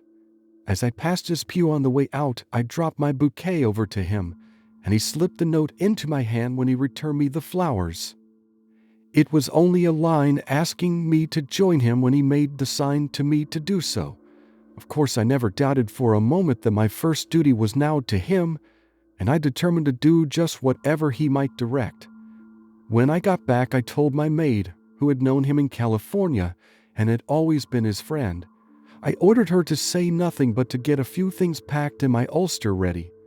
I know I ought to have spoken to Lord St. Simon, but it was dreadful hard before his mother and all those great people. I just made up my mind to run away and explain afterwards. I hadn't been at the table 10 minutes before I saw Frank out of the window at the other side of the road. He beckoned to me and then began walking into the park. I slipped out, put on my things, and followed him. Some woman came talking something or other about Lord St. Simon to me. Seemed to me from the little I heard as if he had a little secret of his own before marriage also. But I managed to get away from her and soon overtook Frank. We got into a cab together, and away we drove to some lodgings he had taken in Gordon Square, and that was my true wedding after all those years of waiting. Frank had been a prisoner among the Apaches, had escaped, come on to Frisco, found that I had given him up for dead and had gone to England, followed me there, and had come upon me at last on the very morning of my second wedding." "I saw it in a paper," explained the American. "It gave the name in the church, but not where the lady lived." Then we had a talk as to what we should do, and Frank was all for openness, but I was so ashamed of it all that I felt as if I should like to vanish away and never see any of them again, just sending a line to Pa, perhaps, to show him that I was alive. It was awful to me to think of all those lords and ladies sitting round that breakfast table and waiting for me to come back. So Frank took my wedding clothes and things and made a bundle of them so that I should not be traced, and dropped them away somewhere where no one could find them.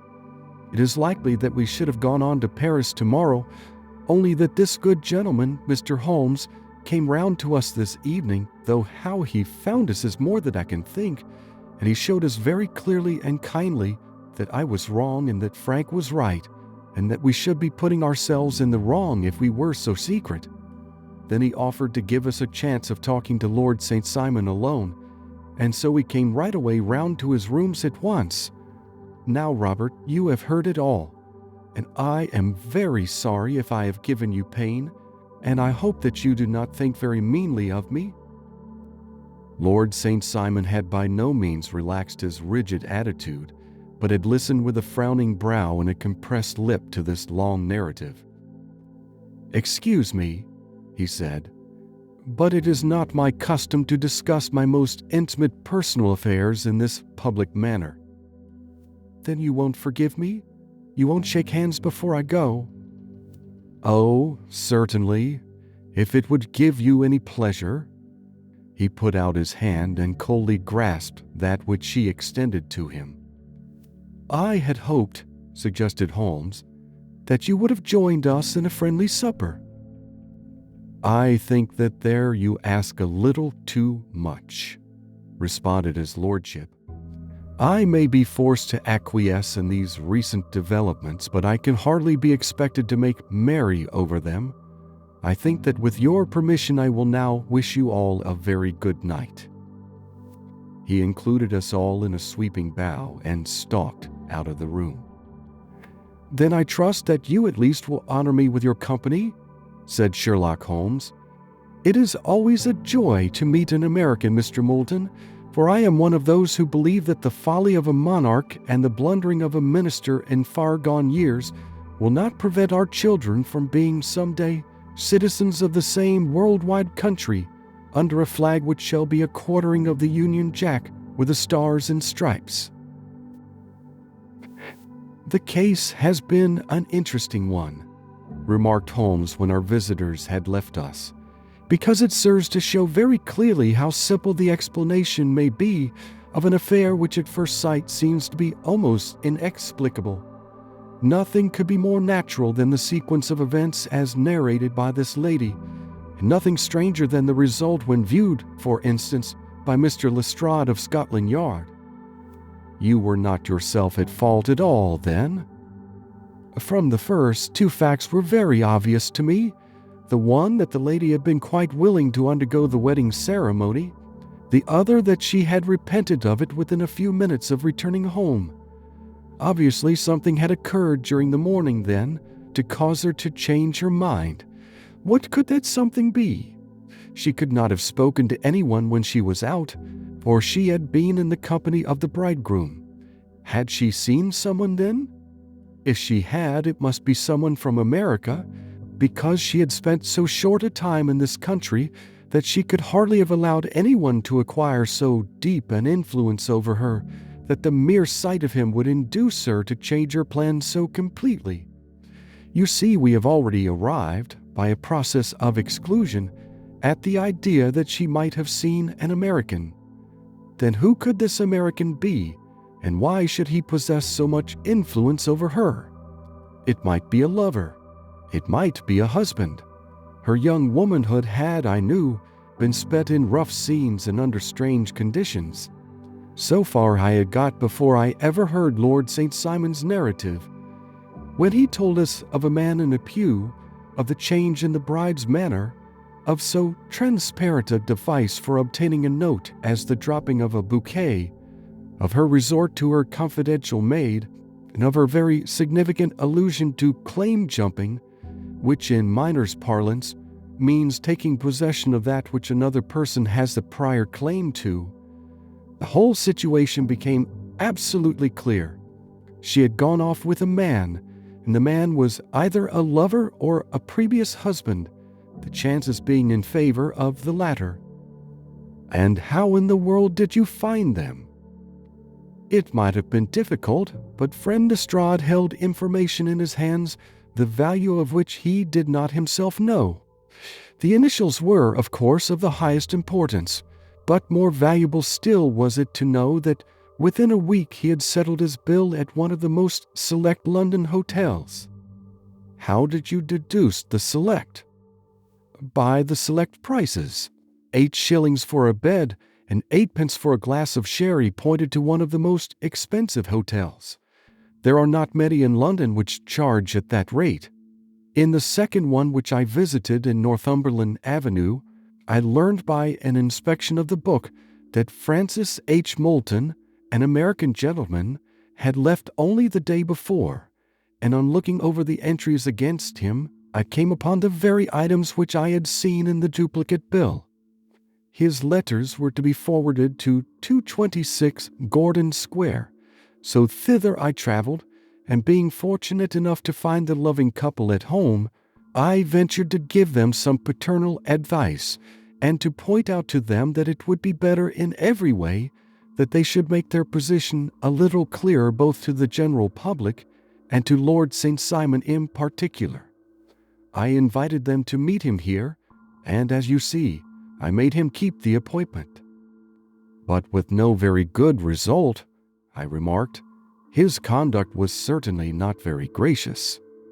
Ah, Watson, said Holmes, smiling, perhaps you would not be very gracious either, if, after all the trouble of wooing and wedding, you found yourself deprived in an instant of wife and a fortune.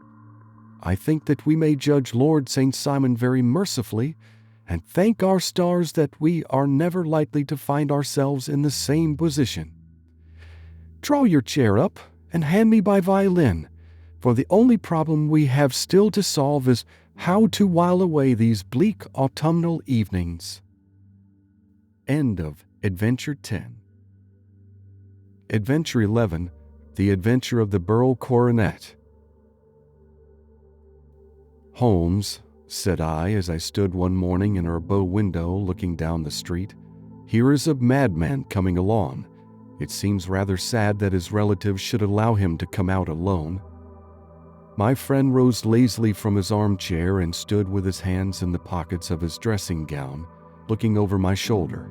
It was a bright, crisp February morning, and the snow of the day before still lay deep upon the ground, shimmering brightly in the wintry sun.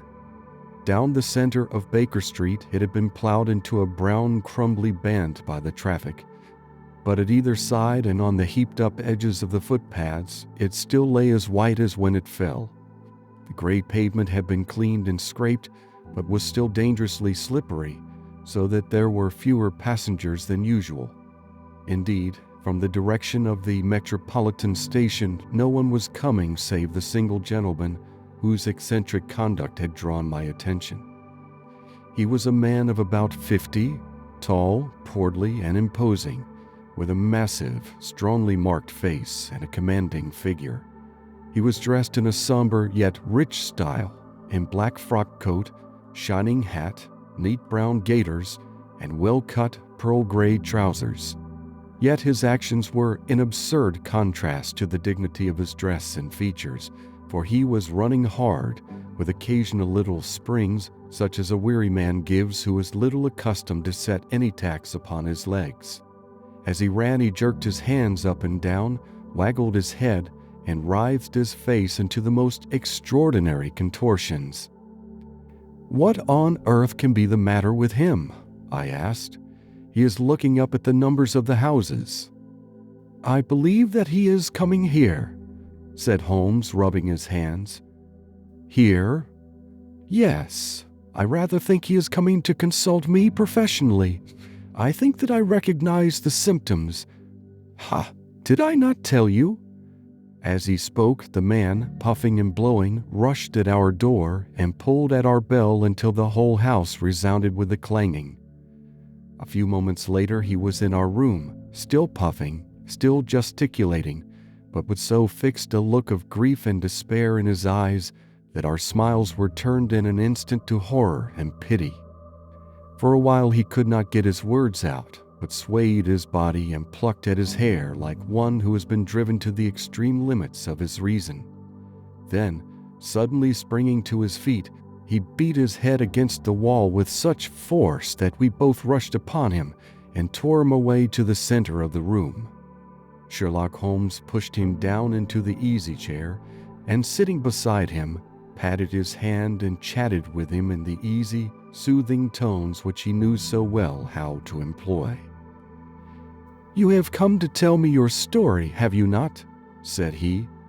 "You are fatigued with your haste. Pray wait until you have recovered yourself, and then I shall be most happy to look into any little problem which you may submit to me." The man sat for a minute or more with a heaving chest, fighting against his emotion. Then he passed his handkerchief over his brow, set his lips tight, and turned his face towards us. "No doubt you think me mad," said he. "I see that you have had some great trouble," responded Holmes. "God knows I have. A trouble which is enough to unseat my reason, so sudden and so terrible is it. Public disgrace I might have faced, although I am a man whose character has never yet borne a stain. Private affliction also is the lot of every man, but the two coming together, and in so frightful a form, have been enough to shake my very soul. Besides, it is not I alone. The very noblest in the land may suffer unless some way be found out of this horrible affair." "Pray compose yourself, sir," said Holmes, "and let me have a clear account of who you are and what it is that has befallen you."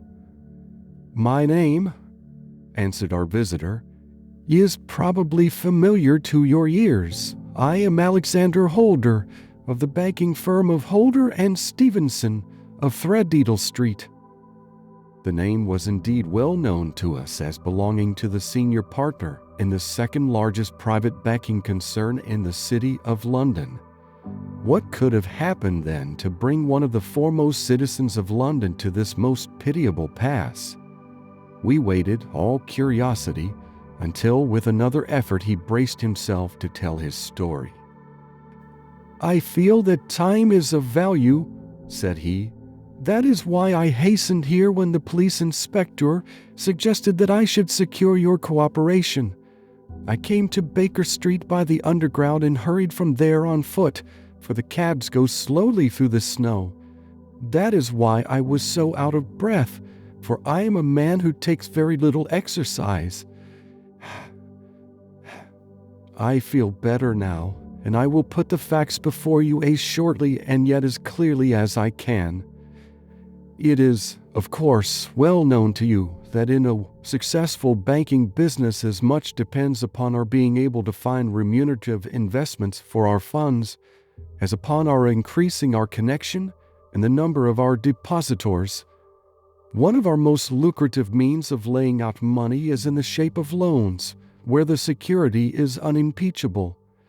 We have done a good deal in this direction during the last few years, and there are many noble families to whom we have advanced large sums upon the security of their pictures, libraries, or plate.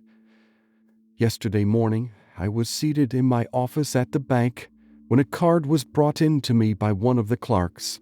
I started when I saw the name, for it was that of none other than, well, perhaps even to you I had better say no more than that it was a name which is a household word all over the earth, one of the highest, noblest, most exalted names in England. I was overwhelmed by the honor and attempted, when he entered, to say so, but he plunged at once into business with the air of a man who wishes to hurry quickly through a disagreeable task.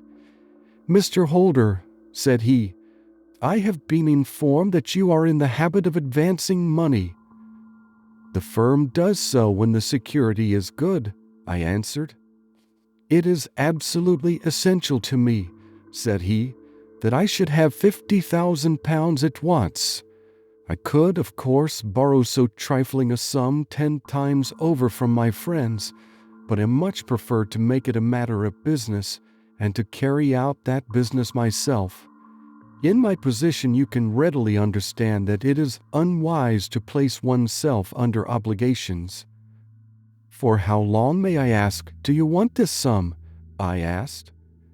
"Next Monday I have a large sum due to me, and I shall then most certainly repay what you advance, with whatever interest you think it right to charge.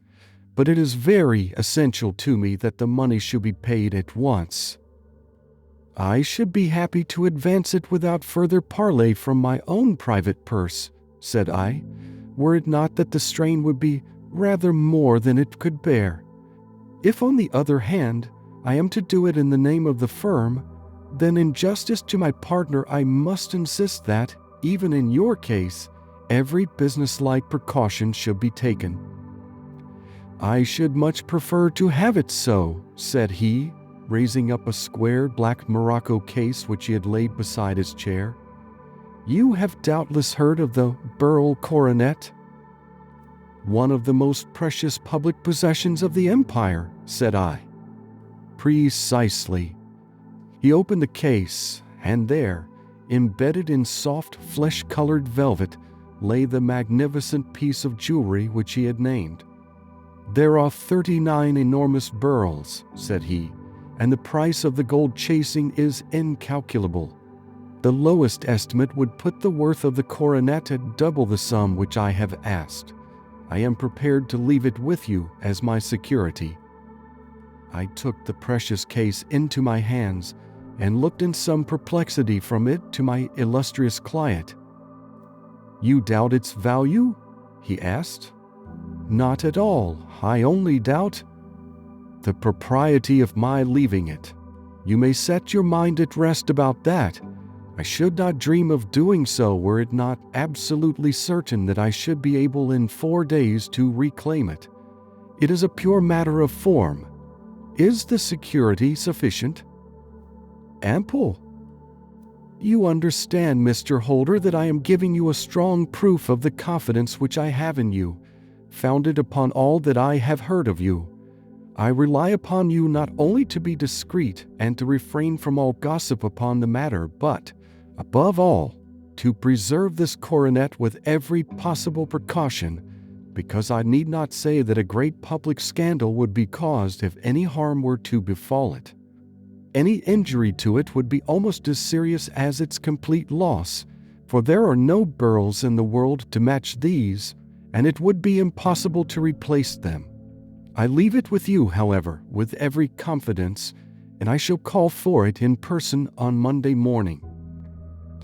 Seeing that my client was anxious to leave, I said no more, but, calling for my cashier, I ordered him to pay over 50 £1,000 notes.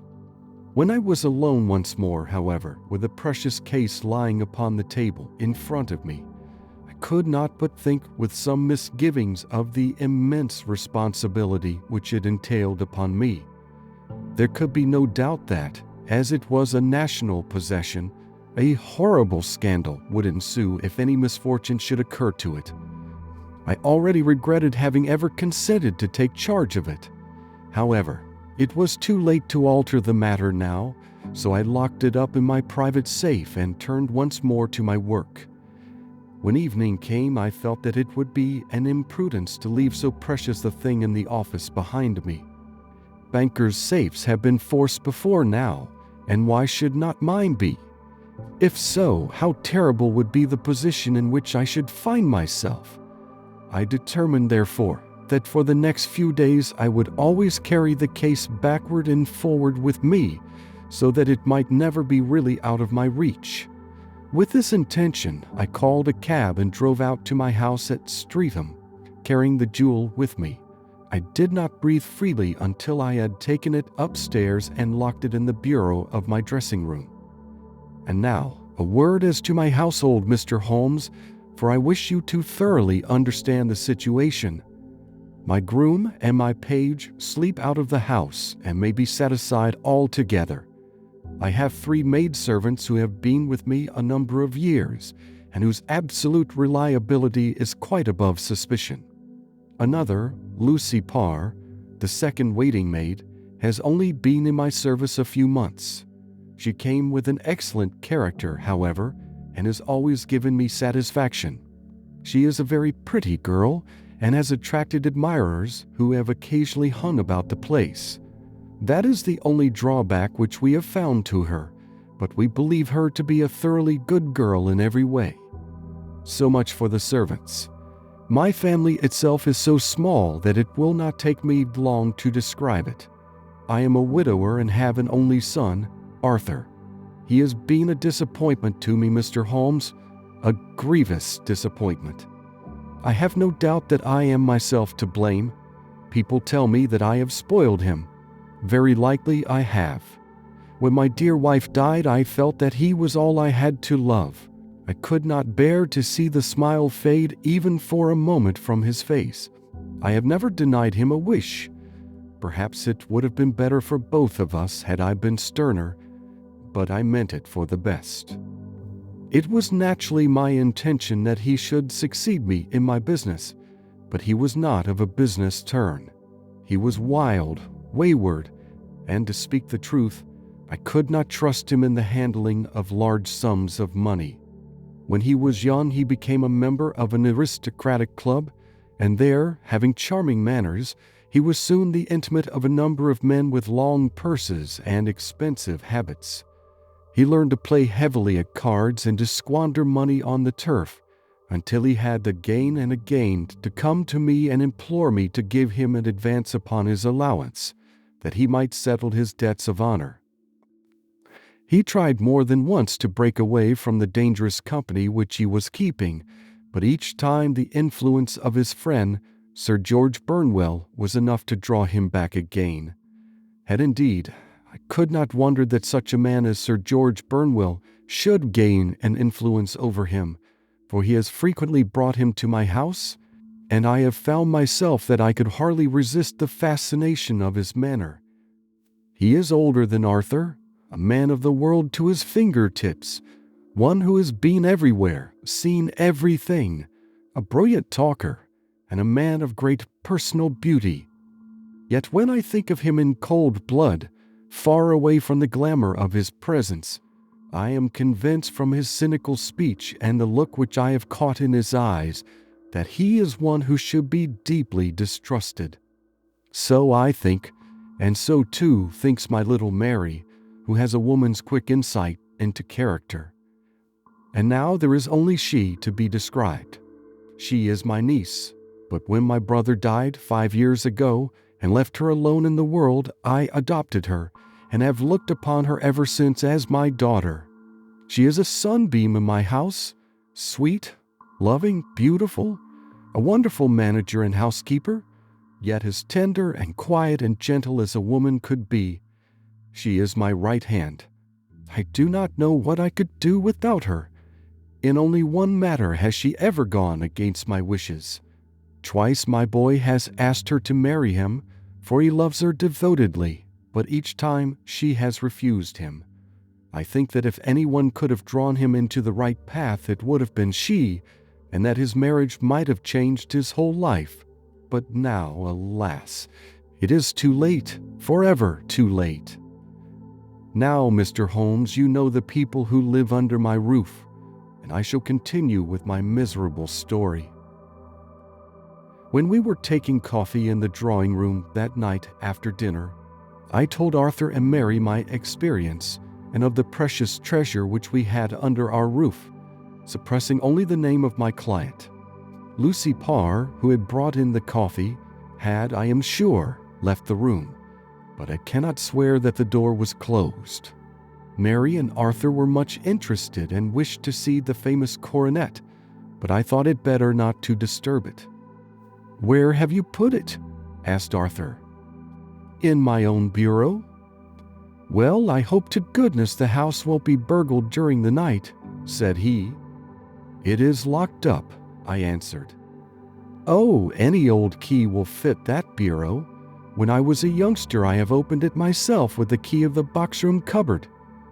He often had a wild way of talking, so that I thought little of what he said. He followed me to my room, however, that night with a very grave face. "Look here, Dad," said he with his eyes cast down. "Can you let me have £200? "No, I cannot," I answered sharply. "I have been far too generous with you in money matters." "You have been very kind," said he, "but I must have this money, or else I can never show my face inside the club again." "And a very good thing too," I cried. "Yes, but you would not have me leave it a dishonored man," said he. "I could not bear the disgrace. I must raise the money in some way, and if you will not let me have it, then I must try other means." I was very angry, for this was the third demand during the month. "You shall not have a farthing from me," I cried, on which he bowed and left the room without another word. When he was gone, I unlocked my bureau, made sure that my treasure was safe, and locked it again.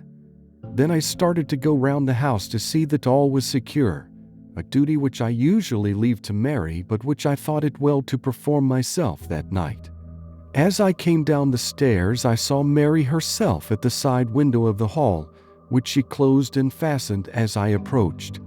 "Tell me, Dad," said she, looking, I thought, a little disturbed, "did you give Lucy the maid leave to go out tonight?" "Certainly not. She came in just now by the back door. I have no doubt that she has only been to the side gate to see someone, but I think that it is hardly safe and should be stopped." "You must speak to her in the morning, or I will if you prefer it. Are you sure that everything is fastened?" "Quite sure, Dad." "Then, good night." I kissed her and went up to my bedroom again, where I was soon asleep. I am endeavoring to tell you everything, Mr. Holmes, which may have any bearing upon the case, but I beg that you will question me upon any point which I do not make clear. On the contrary, your statement is singularly lucid. I come to a part of my story now in which I should wish to be particularly so.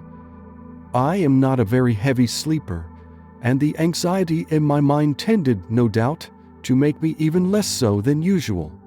About 2 a.m, then, I was awakened by some sound in the house. It had ceased ere I was wide awake, but it had left an impression behind it as though a window had gently closed somewhere. I lay listening with all my ears. Suddenly, to my horror, there was a distinct sound of footsteps moving softly in the next room. I slipped out of bed, all palpitating with fear, and peeped round the corner of my dressing-room door. "Arthur!" I screamed. "You villain! You thief! How dare you touch that coronet?" The gas was half up, as I had left it, and my unhappy boy, dressed only in his shirt and trousers, was standing beside the light, holding the coronet in his hands. He appeared to be wrenching at it, or bending it with all his strength. At my cry he dropped it from his grasp and turned as pale as death. I snatched it up and examined it. One of the gold corners, with 3 of the beryls in it, was missing. "You blackguard!" I shouted, beside myself with rage. "You have destroyed it! You have dishonored me forever! Where are the jewels which you have stolen?" "Stolen?" he cried. "Yes, thief!" I roared, shaking him by the shoulder. "There are none missing. There cannot be any missing," said he. "There are 3 missing, and you know where they are. Must I call you a liar as well as a thief? Did I not see you trying to tear off another piece?" "You have called me names enough," said he. "I will not stand it any longer. I shall not say another word about this business, since you have chosen to insult me. I will leave your house in the morning and make my own way in the world." "You shall leave it in the hands of the police," I cried, half mad with grief and rage. "I shall have this matter probed to the bottom." "You shall learn nothing from me," said he with a passion such as I should not have thought was in his nature. "If you choose to call the police, let the police find what they can." By this time the whole house was astir, for I had raised my voice in my anger.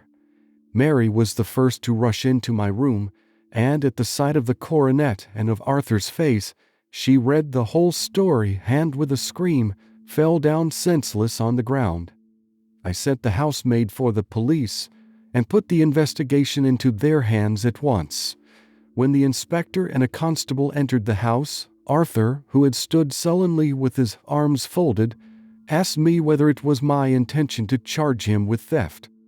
I answered that it had ceased to be a private matter, but had become a public one, since the ruined coronet was national property. I was determined that the law should have its way in everything.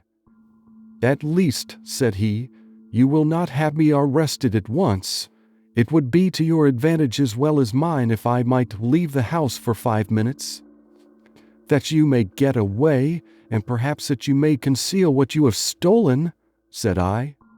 And then, realizing the dreadful position in which I was placed, I implored him to remember that not only my honor but that of one who was far greater than I was at stake, and that he threatened to raise a scandal which would convulse the nation. He might avert it all if he would but tell me what he had done with the 3 missing stones. "You may as well face the matter," said I. "You have been caught in the act, and no confession could make your guilt more heinous. If you but make such reparation as is in your power, by telling us where the pearls are, all shall be forgiven and forgotten." "Keep your forgiveness for those who ask for it," he answered, turning away from me with a sneer. I saw that he was too hardened for any words of mine to influence him. There was but one way for it. I called in the inspector and gave him into custody. A search was made at once, not only of his person but of his room, and of every portion of the house where he could possibly have concealed the gems, but no trace of them could be found, nor would the wretched boy open his mouth for all our persuasions and our threats. This morning he was removed to a cell, and I, after going through all the police formalities, have hurried round to you to implore you to use your skill at unraveling the matter. The police have openly confessed that they can at present make nothing of it. You may go to any expense which you think necessary. I have already offered a reward of £1,000. My God, what shall I do? I have lost my honor, my gems, and my son in one night. Oh, what shall I do?" He put a hand on either side of his head and rocked himself to and fro, droning to himself like a child whose grief has got beyond words. Sherlock Holmes sat silent for some few minutes, with his brows knitted and his eyes fixed upon the fire. "Do you receive much company?" he asked. "None save my partner with his family and an occasional friend of Arthur's. Sir George Burnwell has been several times lately. No one else, I think." "Do you go out much in society?" "Arthur does. Mary and I stay at home. We neither of us care for it." "That is unusual in a young girl." "She is of a quiet nature. Besides, she is not so very young. She is 24. This matter, from what you say, seems to have been a shock to her also." "Terrible! She is even more affected than I." "You have neither of you any doubt as to your son's guilt?" "How can we have when I saw him with my own eyes with the coronet in his hands?" "I hardly consider that a conclusive proof. Was the remainder of the coronet at all injured?" "Yes, it was twisted." "Do you not think, then, that he might have been trying to straighten it?" "God bless you!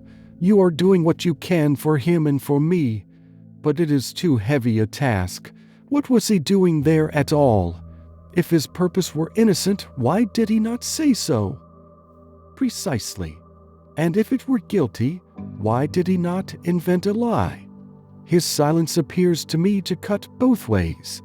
There are several singular points about the case." What did the police think of the noise which awoke you from your sleep? They considered that it might be caused by Arthur's closing his bedroom door. A likely story, as if a man bent on felony would slam his door so as to wake a household. What did they say then of the disappearance of these gems? They are still sounding the planking and probing the furniture in the hope of finding them.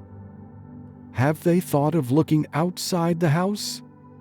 Yes, they have shown extraordinary energy. The whole garden has already been minutely examined. Now, my dear sir, said Holmes, is it not obvious to you now that this matter really strikes very much deeper than either you or the police were at first inclined to think? It appeared to you to be a simple case. To me, it seems exceedingly complex. Consider what is involved by your theory. You suppose that your son came down from his bed, went, at great risk, to your dressing room, opened your bureau, took out your coronet, broke off by main force a small portion of it, went to some other place, concealed 3 gems out of the 39, with such skill that nobody can find them, and then returned with the other 36 into the room in which he exposed himself to the greatest danger of being discovered. I ask you now, is such a theory tenable? But what other is there? Cried the banker with a gesture of despair. If his motives were innocent, why does he not explain them? It is our task to find that out, replied Holmes. So now, if you please, Mr. Holder, we will set off for Streatham together and devote an hour to glancing a little more closely into details. My friend insisted upon my accompanying them in their expedition, which I was eager enough to do, for my curiosity and sympathy were deeply stirred by the story to which we had listened. I confess that the guilt of the banker's son appeared to me to be as obvious as it did to his unhappy father, but still I had such faith in Holmes's judgment that I felt there must be some grounds for hope as long as he was dissatisfied with the accepted explanation. He hardly spoke a word the whole way out to the southern suburb, but sat with his chin upon his breast and his hat drawn over his eyes, sunk in the deepest thought. Our Clyde appeared to have taken fresh heart at the little glimpse of hope which had been presented to him, and he even broke into a desultory chat with me over his business affairs. A short railway journey and a shorter walk brought us to Fairbank, the modest residence of the great financier. Fairbank was a good-sized square house of white stone, standing back a little from the road. A double carriage sweep, with a snow-clad lawn, stretched down in front to 2 large iron gates which closed the entrance. On the right side was a small wooden thicket, which led into a narrow path between 2 neat hedges stretching from the road to the kitchen door, and forming the tradesman's entrance. On the left ran a lane which led to the stables, and was not itself within the grounds at all, being a public, though little used, thoroughfare. Holmes left us standing at the door and walked slowly all round the house, across the front, down the tradesman's path, and so round by the garden behind into the stable lane. So long was he that Mr. Holder and I went into the dining room and waited by the fire until he should return. We were sitting there in silence when the door opened and a young lady came in. She was rather above the middle height, slim, with dark hair and eyes, which seemed the darker against the absolute pallor of her skin. I do not think that I have ever seen such deadly paleness in a woman's face. Her lips, too, were bloodless, but her eyes were flushed with crying. As she swept silently into the room, she impressed me with a greater sense of grief than the banker had done in the morning, and it was the more striking in her as she was evidently a woman of strong character, with immense capacity for self-restraint. Disregarding my presence, she went straight to her uncle and passed her hand over his head with a sweet, womanly caress. "You have given orders that Arthur should be liberated, have you not, Dad?" she asked. No, my girl, the matter must be probed to the bottom." but I am so sure that he is innocent. You know what women's instincts are. I know that he has done no harm and that you will be sorry for having acted so harshly. Why is he silent then, if he is innocent? Who knows? Perhaps because he was so angry that you should suspect him.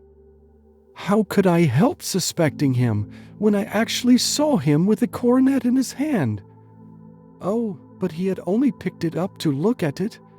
Oh, do take my word for it, that he is innocent. Let the matter drop and say no more. It is so dreadful to think of our dear Arthur in prison. I shall never let it drop until the gems are found. Never, Mary. Your affection for Arthur blinds you as to the awful consequences to me. Far from hushing the thing up, I have brought a gentleman down from London to inquire more deeply into it. This gentleman? She asked, facing round to me. No, his friend. He wished us to leave him alone. He is round in the stable lane now. The stable lane? She raised her dark eyebrows. What can he hope to find there? Ah, this, I suppose, is he. I trust, sir, that you will succeed in proving what I feel sure is the truth, that my cousin Arthur is innocent of this crime. I fully share your opinion, and I trust with you that we may prove it, returned Holmes, going back to the mat to knock the snow from his shoes. I believe I have the honor of addressing Miss Mary Holder. Might I ask you a question or two? Pray do, sir, if it may help to clear this horrible affair up. You heard nothing yourself last night? Nothing, until my uncle here began to speak loudly. I heard that, and I came down. You shut up the windows and doors the night before. Did you fasten all the windows? Yes. Were they all fastened this morning? Yes. You have a maid who has a sweetheart. I think that you remarked to your uncle last night that she had been out to see him? Yes, and she was the girl who waited in the drawing room and who may have heard uncle's remarks about the coronet. I see. You infer that she may have gone out to tell her sweetheart and that the two may have planned the robbery. But what is the good of all these vague theories? Cried the banker impatiently, when I have told you that I saw Arthur with a coronet in his hands. Wait a little, Mr. Holder. We must come back to that. About this girl, Miss Holder. You saw her return by the kitchen door, I presume? Yes. When I went to see if the door was fastened for the night, I met her slipping in. I saw the man, too, in the gloom. Do you know him? Oh, yes. He is the greengrocer who brings our vegetables round. His name is Francis Prosper. He stood, said Holmes, to the left of the door. That is to say, farther up the path than is necessary to reach the door? Yes, he did. And he is a man with a wooden leg? Something like fear sprang up in the young lady's expressive black eyes. Why, you are like a magician, said she. How do you know that? She smiled, but there was no answering smile in Holmes's thin, eager face. I should be very glad now to go upstairs, said he. I shall probably wish to go over the outside of the house again. Perhaps I had better take a look at the lower windows before I go up. He walked swiftly round from one to the other, pausing only at the large one which looked from the hall onto the stable lane. This he opened and made a very careful examination of the sill with his powerful magnifying lens. Now we shall go upstairs, said he at last. The banker's dressing room was a plainly furnished little chamber, with a gray carpet, a large bureau, and a long mirror. Holmes went to the bureau first and looked hard at the lock. Which key was used to open it? He asked. That which my son himself indicated, that of the cupboard of the lumber room. Have you it here? That is it on the dressing table. Sherlock Holmes took it up and opened the bureau. It is a noiseless lock, said he. "It is no wonder that it did not wake you. This case, I presume, contains the coronet. We must have a look at it." He opened the case, and taking out the diadem, he laid it upon the table. It was a magnificent specimen of the jeweler's art, and the 36 stones were the finest that I have ever seen. At one side of the coronet was a cracked edge, where a corner holding 3 gems had been torn away. "Now, Mr. Holder," said Holmes, "here is the corner which corresponds to that which has been so unfortunately lost. Might I beg that you will break it off?" The banker recoiled in horror. "I should not dream of trying," said he. "Then I will." Holmes immediately bent his strength upon it, but without result. "I feel it give a little," said he, "but though I am exceptionally strong in the fingers, it would take all my time to break it. An ordinary man could not do it. Now, what do you think would happen if I did break it, Mr. Holder? There would be a noise like a pistol shot. Do you tell me that all this happened within a few yards of your bed, and that you heard nothing of it? I do not know what to think. It is all dark to me. But perhaps it may grow lighter as we go. What do you think, Miss Holder?" I confess that I still share my uncle's perplexity. "Your son had no shoes or slippers on when you saw him?" "He had nothing on save only his trousers and shirt." "Thank you. We have certainly been favored with extraordinary luck during this inquiry, and it will be entirely our own fault if we do not succeed in clearing the matter up. With your permission, Mr. Holder, I shall now continue my investigations outside." He went alone at his own request, for he explained that any unnecessary footmarks might make his task more difficult. For an hour or more he was at work, returning at last with his feet heavy with snow and his features as inscrutable as ever. "I think that I have seen now all that there is to see, Mr. Holder," said he. "I can serve you best by returning to my rooms." "But the gems, Mr. Holmes, where are they?" "I cannot tell." The banker wrung his hands. "I shall never see them again," he cried. "And my son? You give me hopes." "My opinion is in no way altered." "Then for God's sake, what was this dark business which was acted in my house last night?" "If you can call upon me at my Baker Street rooms tomorrow morning, between 9 and 10, I shall be happy to do what I can to make it clearer. I understand that you would give me carte blanche to act for you, provided only that I get back the gems, and that you place no limit on the sum I may draw." "I would give my fortune to have them back." "Very good. I shall look into the matter between this and then. Goodbye. It is just possible that I may have to come over here again before evening." It was obvious to me that my companion's mind was now made up about the case, although what his conclusions were was more than I could even dimly imagine. Several times during our homeward journey I endeavored to sound him upon the point, but he always glided away to some other topic, until at last I gave it over in despair. It was not yet 3 when we found ourselves in our rooms once more. He hurried to his chamber and was down again in a few minutes, dressed as a common loafer. With his collar turned up, his shiny, seedy coat, his red cravat, and his worn boots, he was a perfect sample of the class. "I think that this should do," said he, glancing into the glass above the fireplace. "I only wish that you would come with me, Watson, but I fear that it won't do. I may be on the trail in this matter, or I may be following a will-o'-the-wisp, but I shall soon know which it is. I hope that I may be back in a few hours."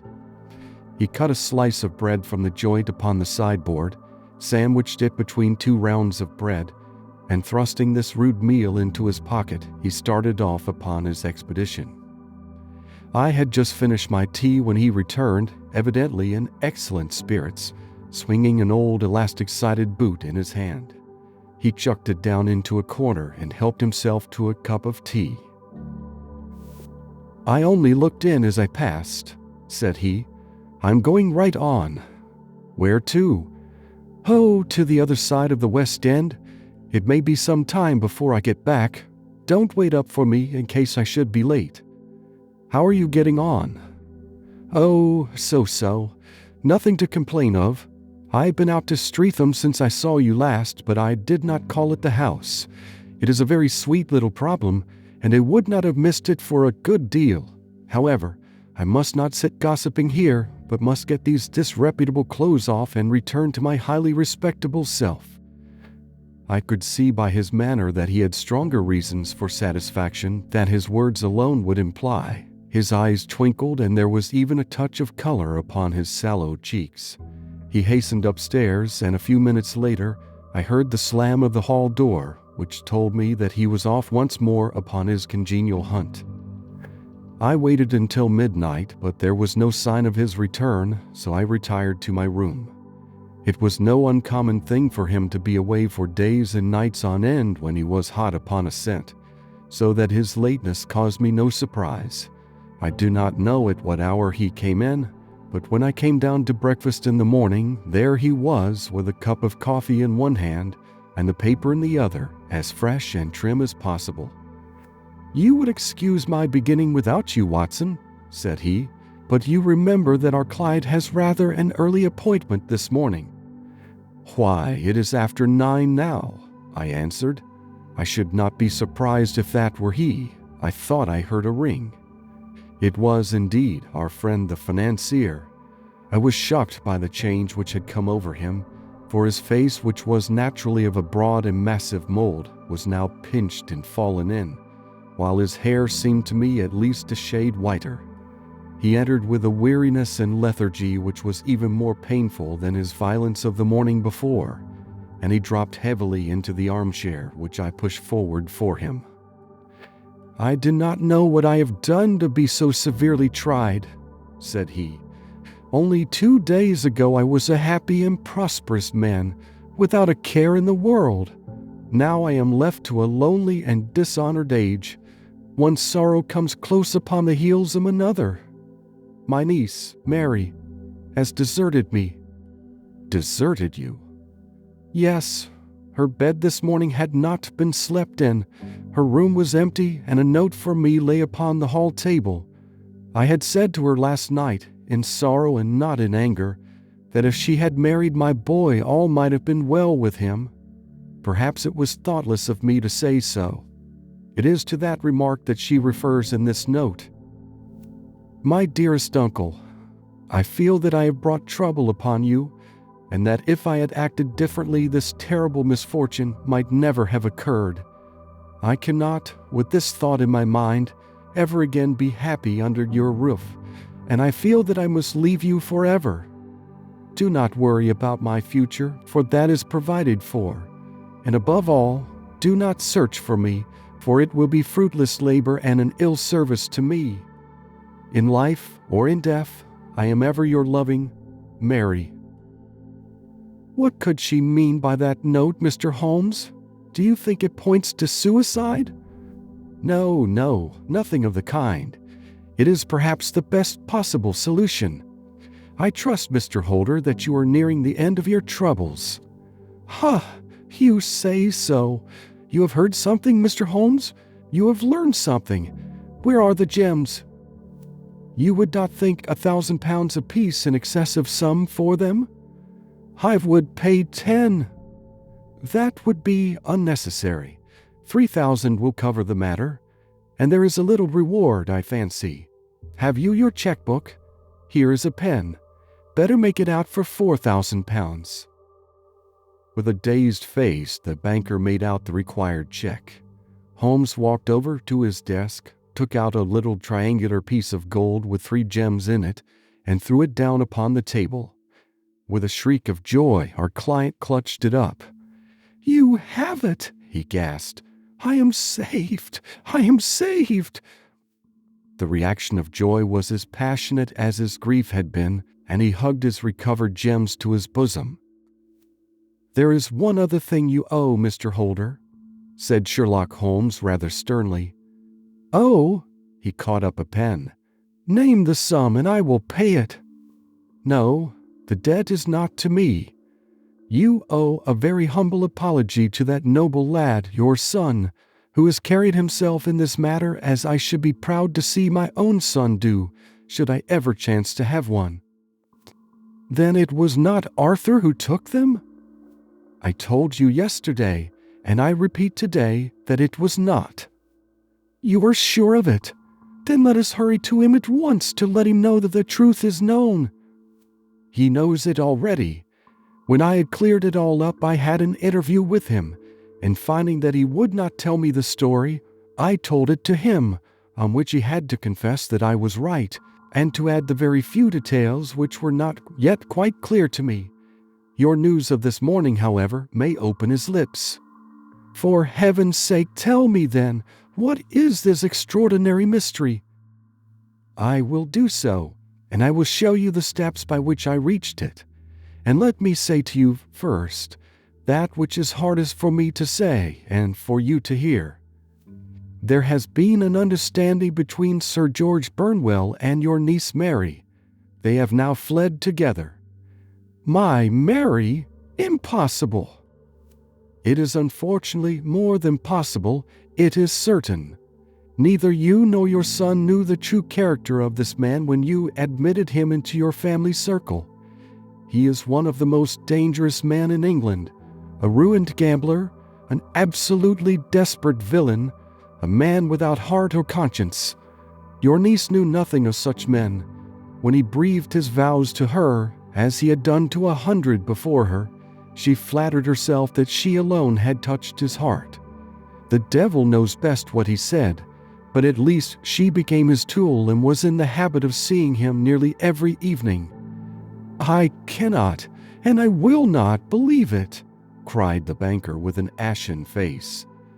"I will tell you then what occurred in your house last night. Your niece, when you had, as she thought, gone to your room, slipped down and talked to her lover through the window which leads into the stable lane. His footmarks had pressed right through the snow, so long had he stood there. She told him of the coronet. His wicked lust for gold kindled at the news, and he bent her to his will. I have no doubt that she loved you, but there are women in whom the love of a lover extinguishes all other loves, and I think that she must have been one. She had hardly listened to his instructions when she saw you coming downstairs, on which she closed the window rapidly and told you about one of the servants' escapades with her wooden-legged lover, which was all perfectly true. Your boy, Arthur, went to bed after his interview with you, but he slept badly on account of his uneasiness about his club debts. In the middle of the night, he heard a soft tread pass his door, so he rose and, looking out, was surprised to see his cousin walking very stealthily along the passage until she disappeared into your dressing room.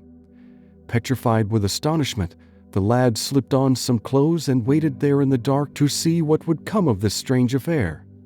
Presently she emerged from the room again, and in the light of the passage lamp, your son saw that she carried the precious coronet in her hands.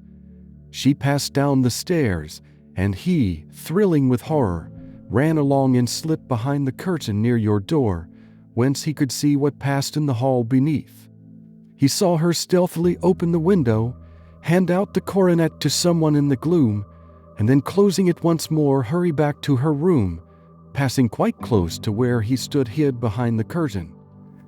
As long as she was on the scene, he could not take any action without a horrible exposure of the woman whom he loved.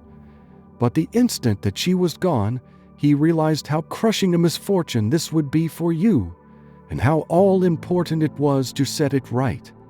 He rushed down just as he was, in his bare feet, opened the window, sprang out into the snow, and ran down the lane where he could see a dark figure in the moonlight. Sir George Burnwell tried to get away, but Arthur caught him, and there was a struggle between them, your lad tugging at one side of the coronet and his opponent at the other. In the scuffle, your son struck Sir George and cut him over the eye. Then something suddenly snapped, and your son, finding that he had the coronet in his hands, rushed back, closed the window, ascended to your room, and had just observed that the coronet had been twisted in the struggle and was endeavoring to straighten it when you appeared upon the scene." "Is it possible?" gasped the banker. "You then roused his anger by calling him names at a moment when he felt that he had deserved your warmest thanks. He could not explain the true state of affairs without betraying one who certainly deserved little enough consideration at his hands. He took the more chivalrous view, however, and preserved her secret."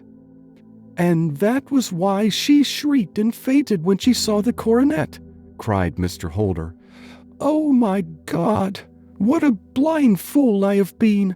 And his asking to be allowed to go out for 5 minutes.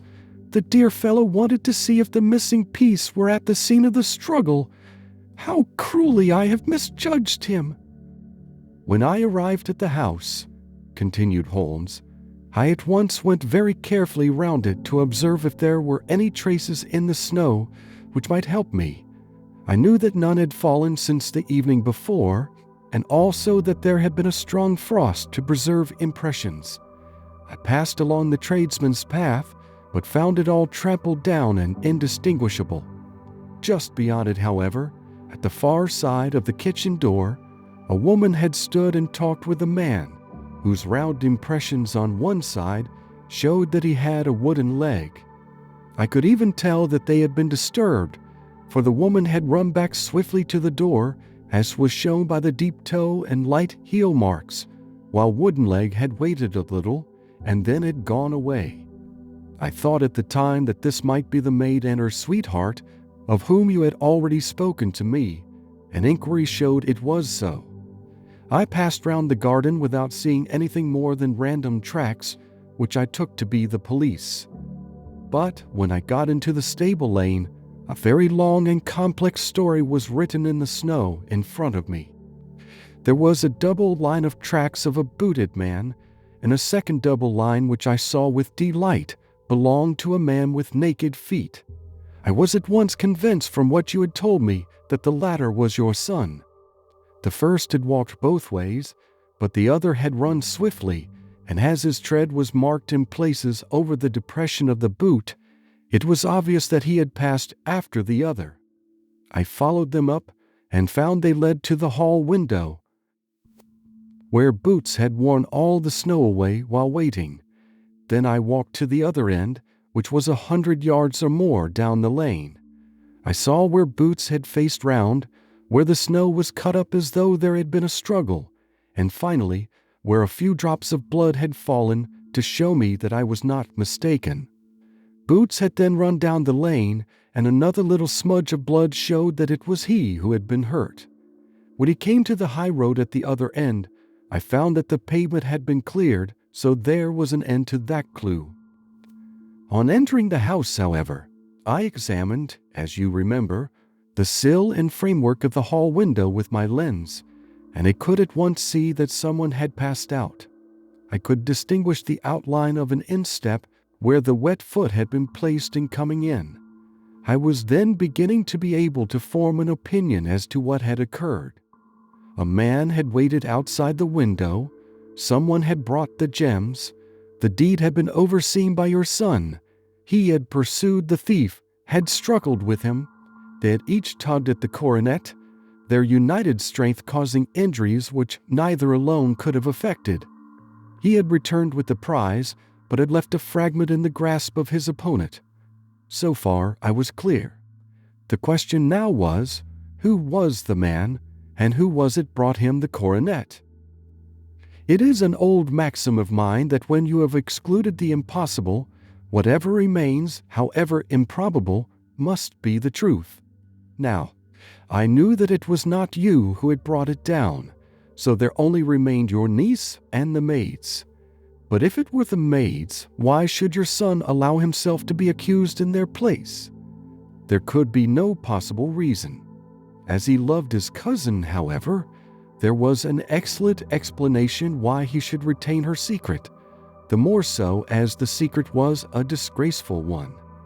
When I remembered that you had seen her at that window, and how she had faded on seeing the coronet again, my conjecture became a certainty. And who could it be who was her confederate?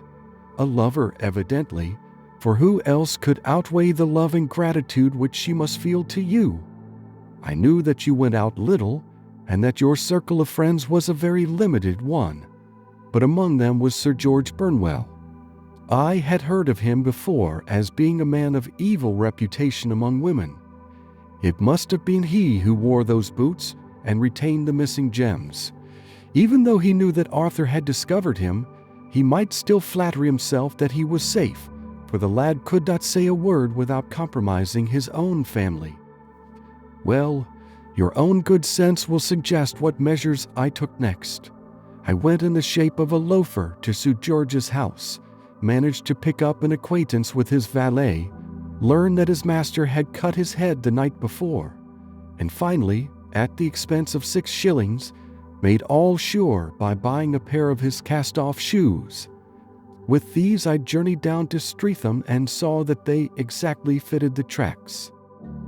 "I saw an ill-dressed vagabond in the lane yesterday evening," said Mr. Holder. "Precisely. It was I. I found that I had my man, so I came home and changed my clothes.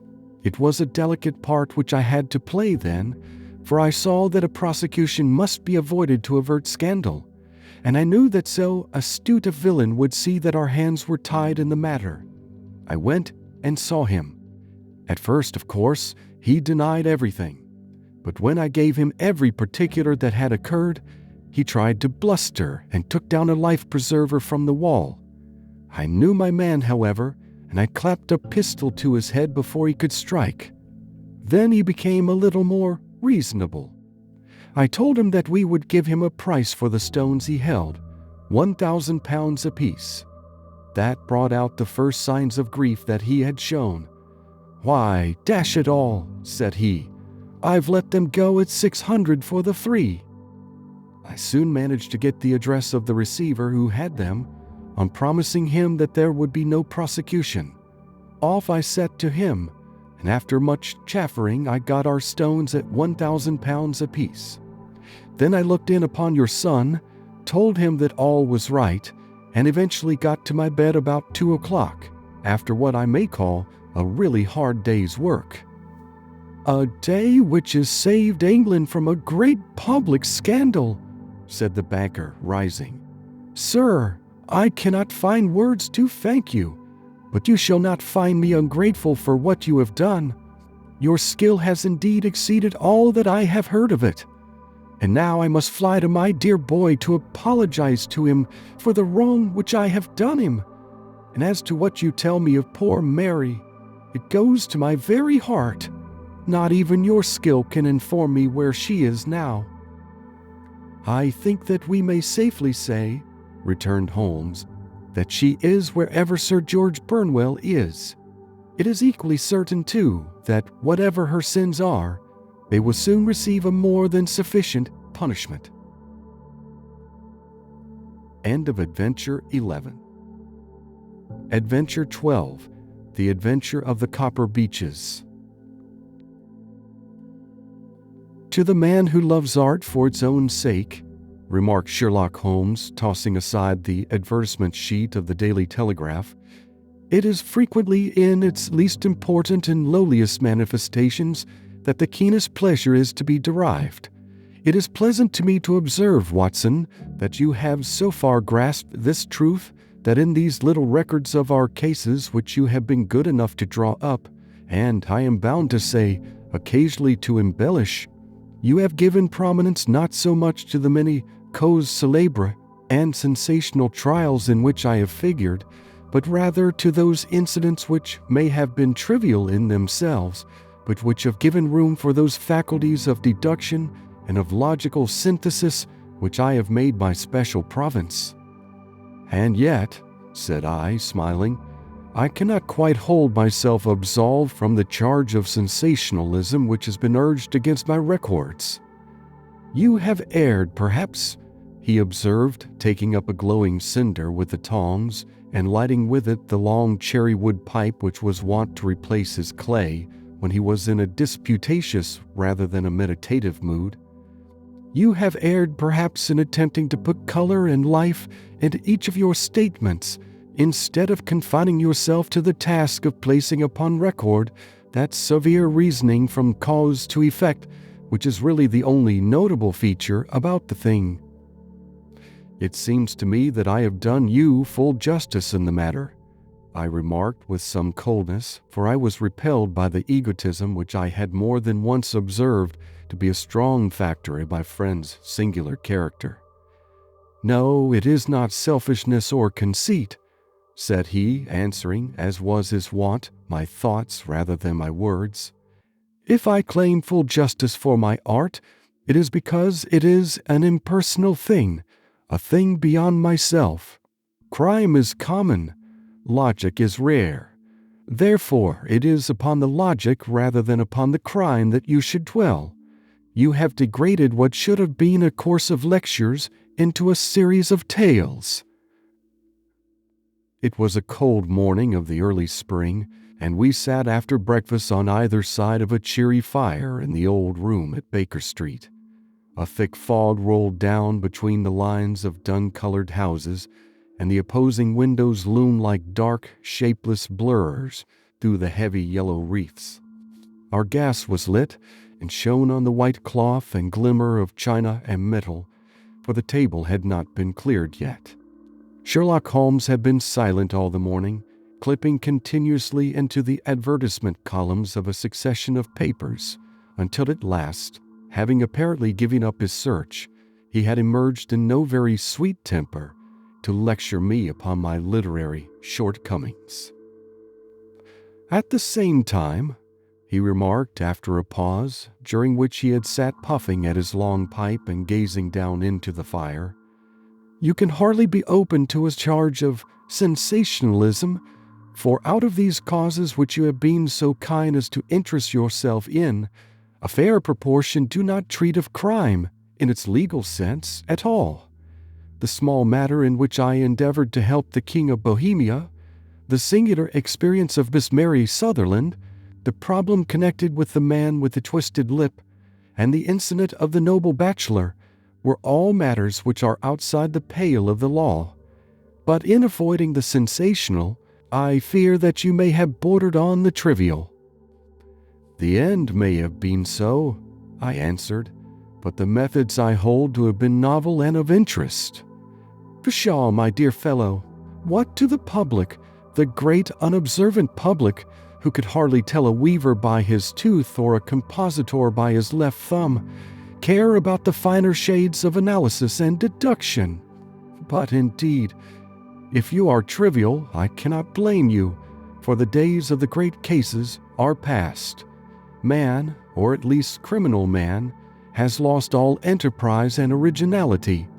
As to my own little practice, it seems to be degenerating into an agency for recovering lost lead pencils and giving advice to young ladies from boarding schools. I think that I have touched bottom at last, however. This note I had this morning marks my 0 point, I fancy. Read it." He tossed a crumpled letter across to me. It was dated from Montague Place upon the preceding evening, and ran thus: "Dear Mr. Holmes, I am very anxious to consult you as to whether I should or should not accept a situation which has been offered to me as governess. I shall call at 10:30 tomorrow if I do not inconvenience you. Yours faithfully, Violet Hunter." "Do you know the young lady?" I asked. "Not I." "It is 10:30 now." "Yes, and I have no doubt that is her ring."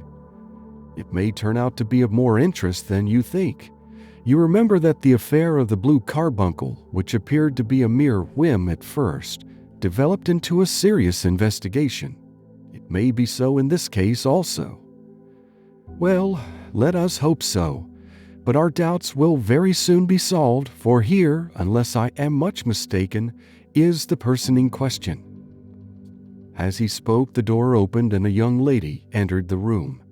She was plainly but neatly dressed, with a bright, quick face, freckled like a plover's egg, and with the brisk manner of a woman who has had her own way to make in the world. "You will excuse my troubling you, I am sure," said she as my companion arose to greet her. "But I have had a very strange experience, and as I have no parents or relations of any sort from whom I could ask advice, I thought that perhaps you would be kind enough to tell me what I should do." "Pray take a seat, Miss Hunter. I shall be happy to do anything that I can to serve you." I could see that Holmes was favorably impressed by the manner and speech of his new client.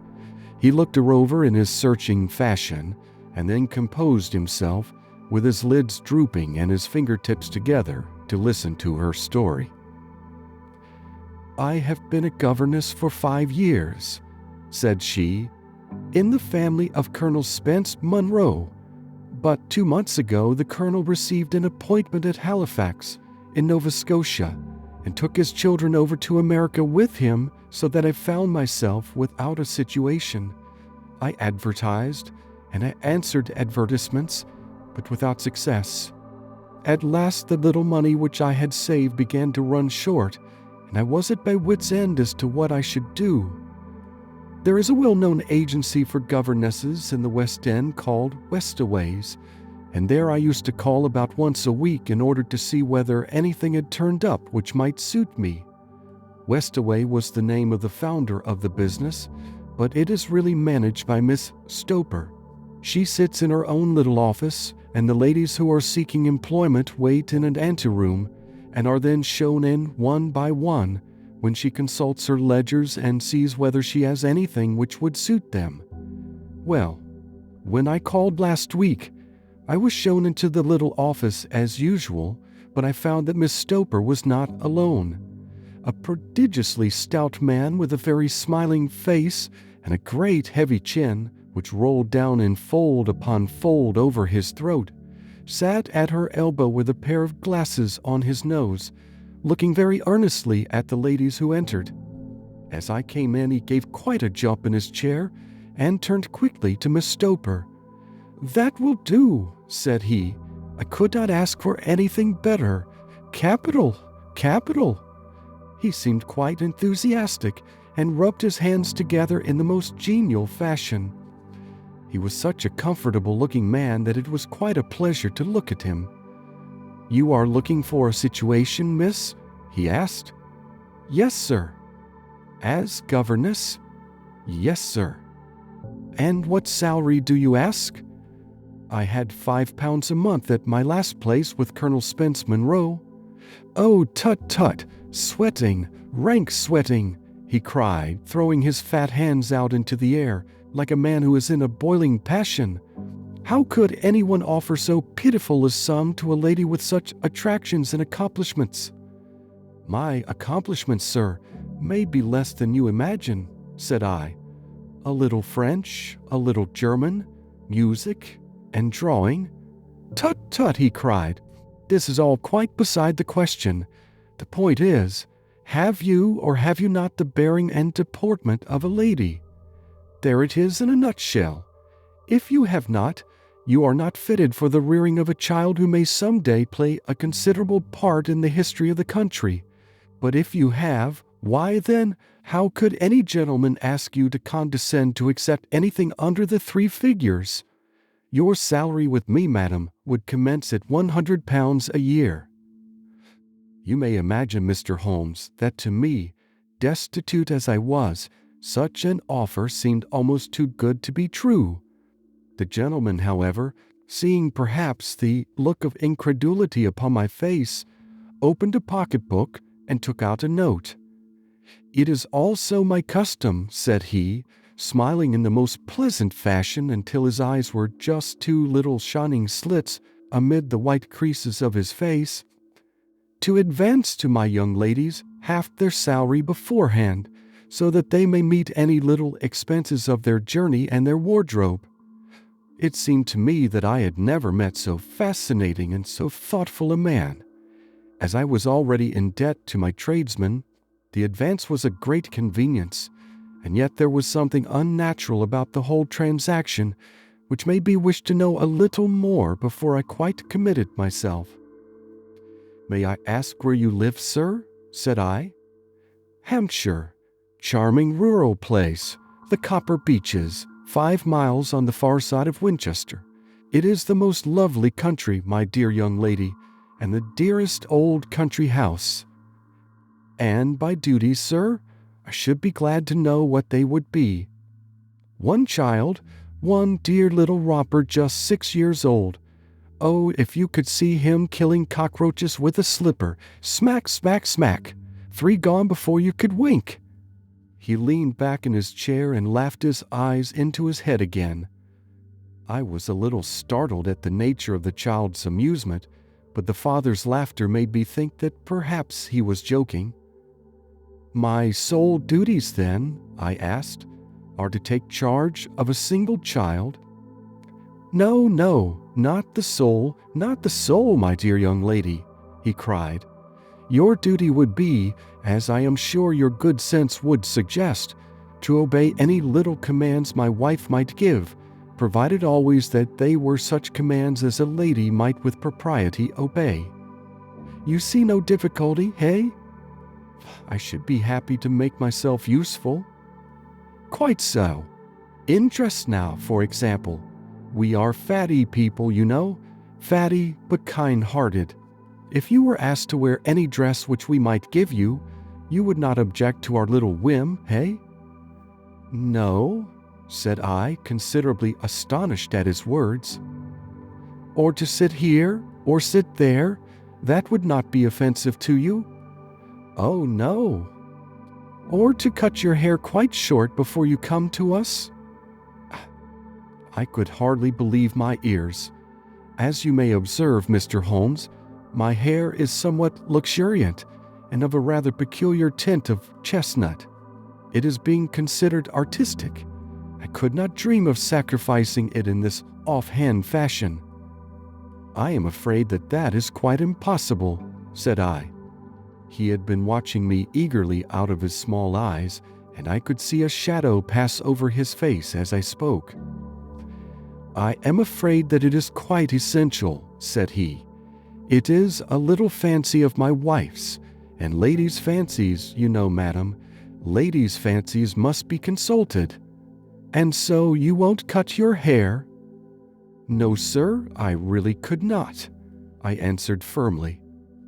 "Ah, very well, then that quite settles the matter. It is a pity, because in other respects you would really have done very nicely. In that case, Miss Stoper, I had best inspect a few more of your young ladies."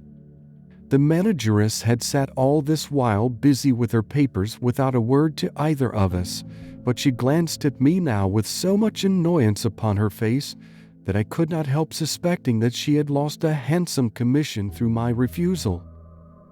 "Do you desire your name to be kept upon the books?" she asked. "If you please, Miss Stoper." "Well, really, it seems rather useless, since you refuse the most excellent offers in this fashion," said she sharply. "You can hardly expect us to exert ourselves to find another such opening for you. Good day to you, Miss Hunter." She struck a gong upon the table, and I was shown out by the page. Well, Mr. Holmes, when I got back to my lodgings and found little enough in the cupboard and 2 or 3 bills upon the table, I began to ask myself whether I had not done a very foolish thing. After all, if these people had strange fads and expected obedience on the most extraordinary matters, they were at least ready to pay for their eccentricity. Very few governesses in England are getting £100 a year. Besides, what use was my hair to me? Many people are improved by wearing it short, and perhaps I should be among the number. Next day I was inclined to think that I had made a mistake, and by the day after I was sure of it. I had almost overcome my pride so far as to go back to the agency and inquire whether the place was still open, when I received this letter from the gentleman himself. I have it here, and I will read it to you. The Copper Beeches, near Winchester. dear Miss Hunter. Miss Stoper has very kindly given me your address, and I write from here to ask whether you have reconsidered your decision. My wife is very anxious that you should come, for she has been much attracted by my description of you. We are willing to give £30 a quarter, or £120 a year, so as to recompense you for any little inconvenience which our fads may cause you. They are not very exacting, after all.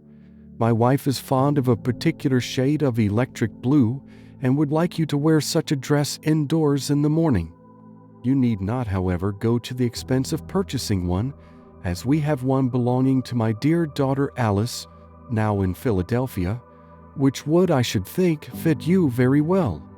Then, as to sitting here or there, or amusing yourself in any manner indicated, that need cause you no inconvenience. As regards your hair, it is no doubt a pity, especially as I could not help remarking its beauty during our short interview, but I am afraid that I must remain firm upon this point, and I only hope that the increased salary may recompense you for the loss. Your duties, as far as the child is concerned, are very light. Now do try to come, and I shall meet you with a dog-cart at Winchester. Let me know your train. Yours faithfully, Jeffro Rucastle. That is the letter which I have just received, Mr. Holmes, and my mind is made up that I will accept it. I thought, however, that before taking the final step I should like to submit the whole matter to your consideration. Well, Miss Hunter, if your mind is made up, that settles the question, said Holmes, smiling. But you would not advise me to refuse? I confess that it is not the situation which I should like to see a sister of mine apply for. What is the meaning of it all, Mr. Holmes? Ah, I have no data. I cannot tell. Perhaps you have yourself formed some opinion? Well, there seems to me to be only one possible solution. Mr. Rucastle seemed to be a very kind, good-natured man.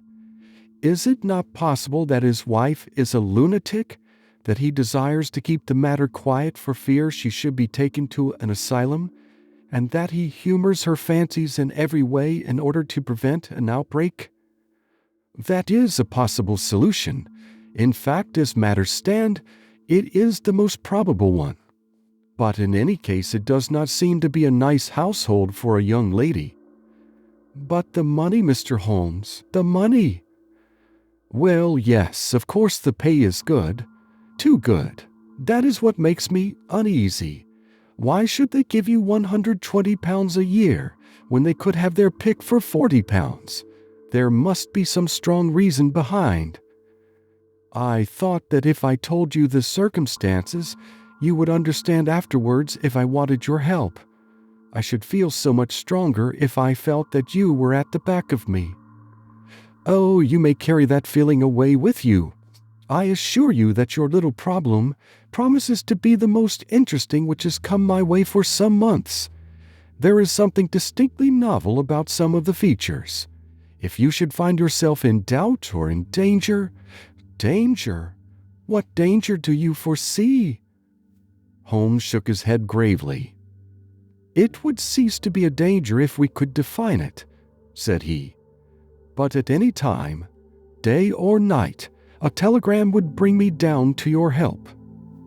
That is enough. She rose briskly from her chair with the anxiety all swept from her face. I shall go down to Hampshire quite easy in my mind now. I shall write to Mr. Rucastle at once, sacrifice my poor hair tonight, and start for Winchester tomorrow. With a few grateful words to Holmes, she bade us both good night and bustled off upon her way. At least, said I, as we heard her quick, firm steps descending the stairs, she seems to be a young lady who is very well able to take care of herself. And she would need to be, said Holmes gravely. I am much mistaken if we do not hear from her before many days are past. It was not very long before my friend's prediction was fulfilled. A fortnight went by, during which I frequently found my thoughts turning in her direction and wondering what strange side alley of human experience this lonely woman had strayed into. The unusual salary, the curious conditions, the light duties, all pointed to something abnormal, though whether a fad or a plot, or whether the man was a philanthropist or a villain, it was quite beyond my powers to determine. As to Holmes, I observed that he sat frequently for half an hour on end, with knitted brows and an abstracted air, but he swept the matter away with a wave of his hand when I mentioned it. "Data, data, data!" he cried impatiently. "I can't make bricks without clay." And yet he would always wind up by muttering that no sister of his should ever have accepted such a situation. The telegram which we eventually received came late one night, just as I was thinking of turning in, and Holmes was settling down to one of those all-night chemical researches which he frequently indulged in, when I would leave him stooping over a retort and a test tube at night, and find him in the same position when I came down to breakfast in the morning. He opened the yellow envelope, and then, glancing at the message, threw it across to me. "Just look up the trains in Bradshaw," said he, and turned back to his chemical studies. The summons was a brief and urgent one. "Please be at the Black Swan Hotel at Winchester at midday tomorrow," it said. "Do come. I am at my wit's end. Hunter." "Will you come with me?" asked Holmes, glancing up. "I should wish to." "Just look it up, then." "There is a train at 9:30, said I, glancing over my Bradshaw. "It is due at Winchester at 11:30. "That will do nicely. Then perhaps I had better postpone my analysis of the acetones, as we may need to be at our best in the morning." By 11 o'clock the next day we were well upon our way to the old English capital. Holmes had been buried in the morning papers all the way down, but after we had passed the Hampshire border he threw them down and began to admire the scenery. It was an ideal spring day, a light blue sky flecked with little fleecy white clouds drifting across from west to east. The sun was shining very brightly, and yet there was an exhilarating nip in the air which set an edge to a man's energy. All over the countryside, away to the rolling hills around Aldershot, the little red and gray roofs of the farmsteadings peeped out from amid the light green of the new foliage. "Are they not fresh and beautiful?" I cried with all the enthusiasm of a man fresh from the fogs of Baker Street. But Holmes shook his head gravely. "Do you know, Watson," said he, "that it is one of the curses of a mind with a turn like mine that I must look at everything with reference to my own special subject. You look at these scattered houses, and you are impressed by their beauty. I look at them, and the only thought which comes to me is a feeling of their isolation and of the impunity with which crime may be committed there." "Good heavens!" I cried. "Who would associate crime with these dear old homesteads?" "They always fill me with a certain horror. It is my belief, Watson, founded upon my experience, that the lowest and vilest alleys in London do not present a more dreadful record of sin than does the smiling and beautiful countryside. You horrify me. But the reason is very obvious. The pressure of public opinion can do in the town what the law cannot accomplish. There is no lane so vile that the scream of a tortured child, or the thud of a drunkard's blow, does not beget sympathy and indignation among the neighbors, and then the whole machinery of justice is ever so close that a word of complaint can set it going, and there is but a step between the crime and the dock. But look at these lonely houses, each in its own fields, filled for the most part with poor ignorant folk who know little of the law.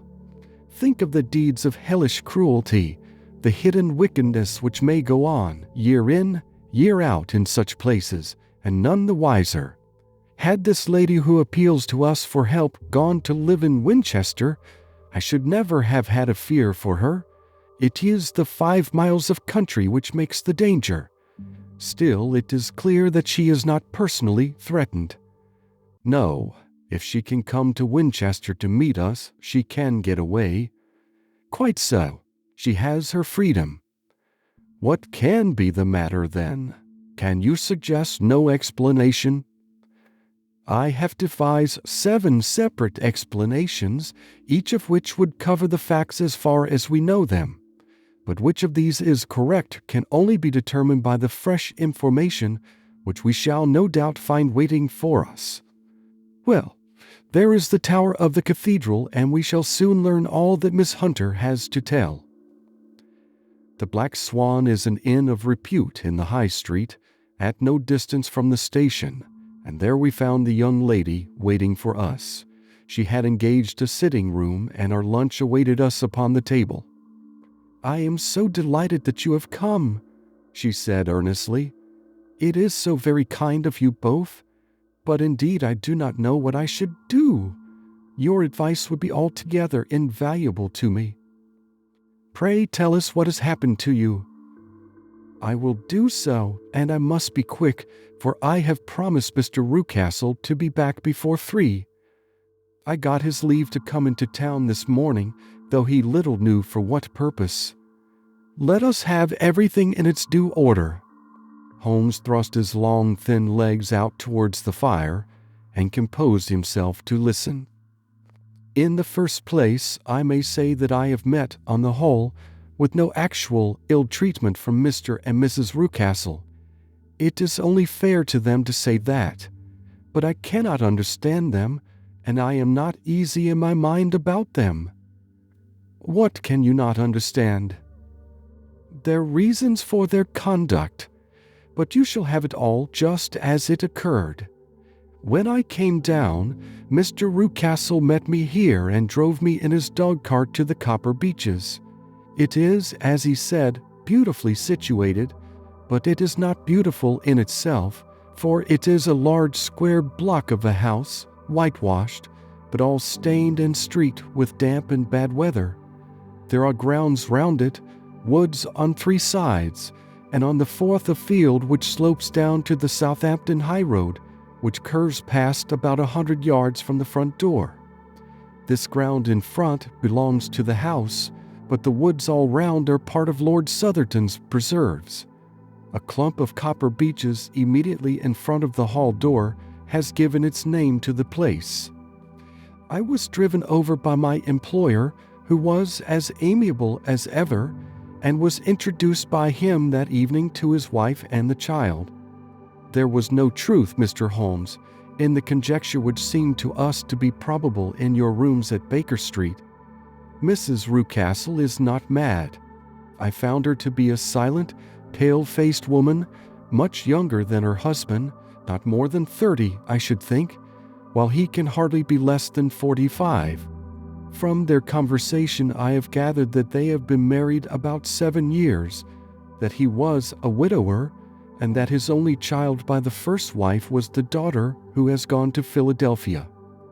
Mr. Rucastle told me in private that the reason why she had left them was that she had an unreasoning aversion to her stepmother. As the daughter could not have been less than 20, I can quite imagine that her position must have been uncomfortable with her father's young wife. Mrs. Rucastle seemed to me to be colorless in mind as well as in feature. She impressed me neither favorably nor the reverse. She was a non-entity. It was easy to see that she was passionately devoted both to her husband and to her little son.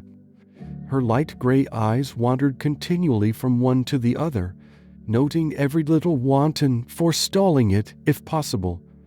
He was kind to her also in his bluff, boisterous fashion, and on the whole they seemed to be a happy couple. And yet, she had some secret sorrow, this woman. She would often be lost in deep thought, with the saddest look upon her face. More than once I have surprised her in tears. I have thought sometimes that it was the disposition of her child which weighed upon her mind, for I have never met so utterly spoiled and so ill-natured a little creature. He is small for his age, with a head which is quite disproportionately large. His whole life appears to be spent in an alternation between savage fits of passion and gloomy intervals of sulking. Giving pain to any creature weaker than himself seems to be his one idea of amusement, and he shows quite remarkable talent in planning the capture of mice, little birds, and insects. But I would rather not talk about the creature, Mr. Holmes, and indeed he has little to do with my story. I am glad of all details, remarked my friend, whether they seem to you to be relevant or not. I shall try not to miss anything of importance. The one unpleasant thing about the house, which struck me at once, was the appearance and conduct of the servants. There are only two, a man and his wife.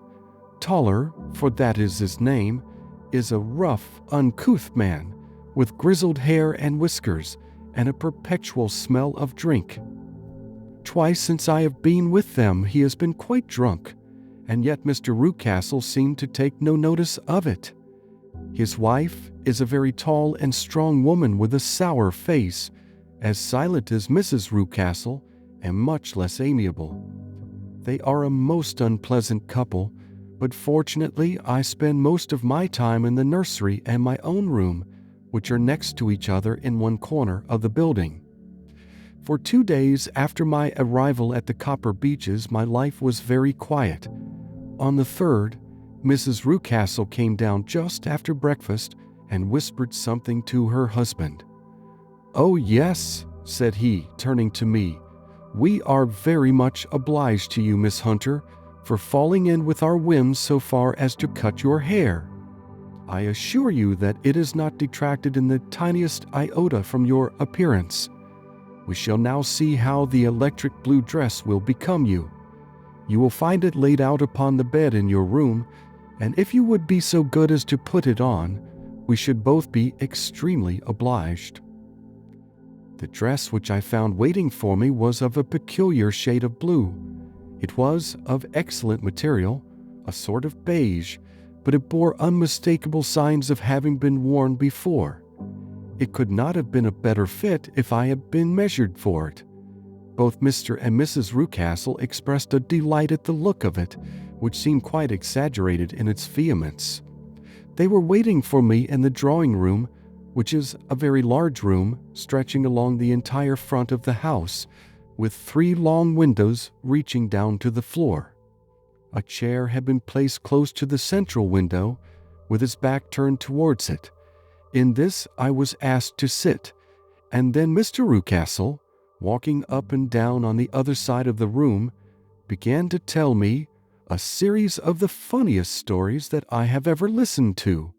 You cannot imagine how comical he was, and I laughed until I was quite weary. Mrs. Rucastle, however, who has evidently no sense of humor, never so much as smiled, but sat with her hands in her lap and a sad, anxious look upon her face. After an hour or so, Mr. Rucastle suddenly remarked that it was time to commence the duties of the day, and that I might change my dress and go to little Edward in the nursery. 2 days later the same performance was gone through under exactly similar circumstances. Again I changed my dress, again I sat in the window, and again I laughed very heartily at the funny stories of which my employer had an immense repertoire, and which he told inimitably. Then he handed me a yellow-backed novel, and moving my chair a little sideways, that my own shadow might not fall upon the page, he begged me to read aloud to him. I read for about 10 minutes, beginning in the heart of a chapter, and then suddenly, in the middle of a sentence, he ordered me to cease and to change my dress. You can easily imagine, Mr. Holmes, how curious I was as to what the meaning of this extraordinary performance could possibly be. They were always very careful, I observed, to turn my face away from the window, so that I became consumed with the desire to see what was going on behind my back. At first it seemed to be impossible, but I soon devised a means. My hand mirror had been broken, so a happy thought seized me, and I concealed a piece of the glass in my handkerchief. On the next occasion, in the midst of my laughter, I put my handkerchief up to my eyes and was able with a little management to see all that there was behind me.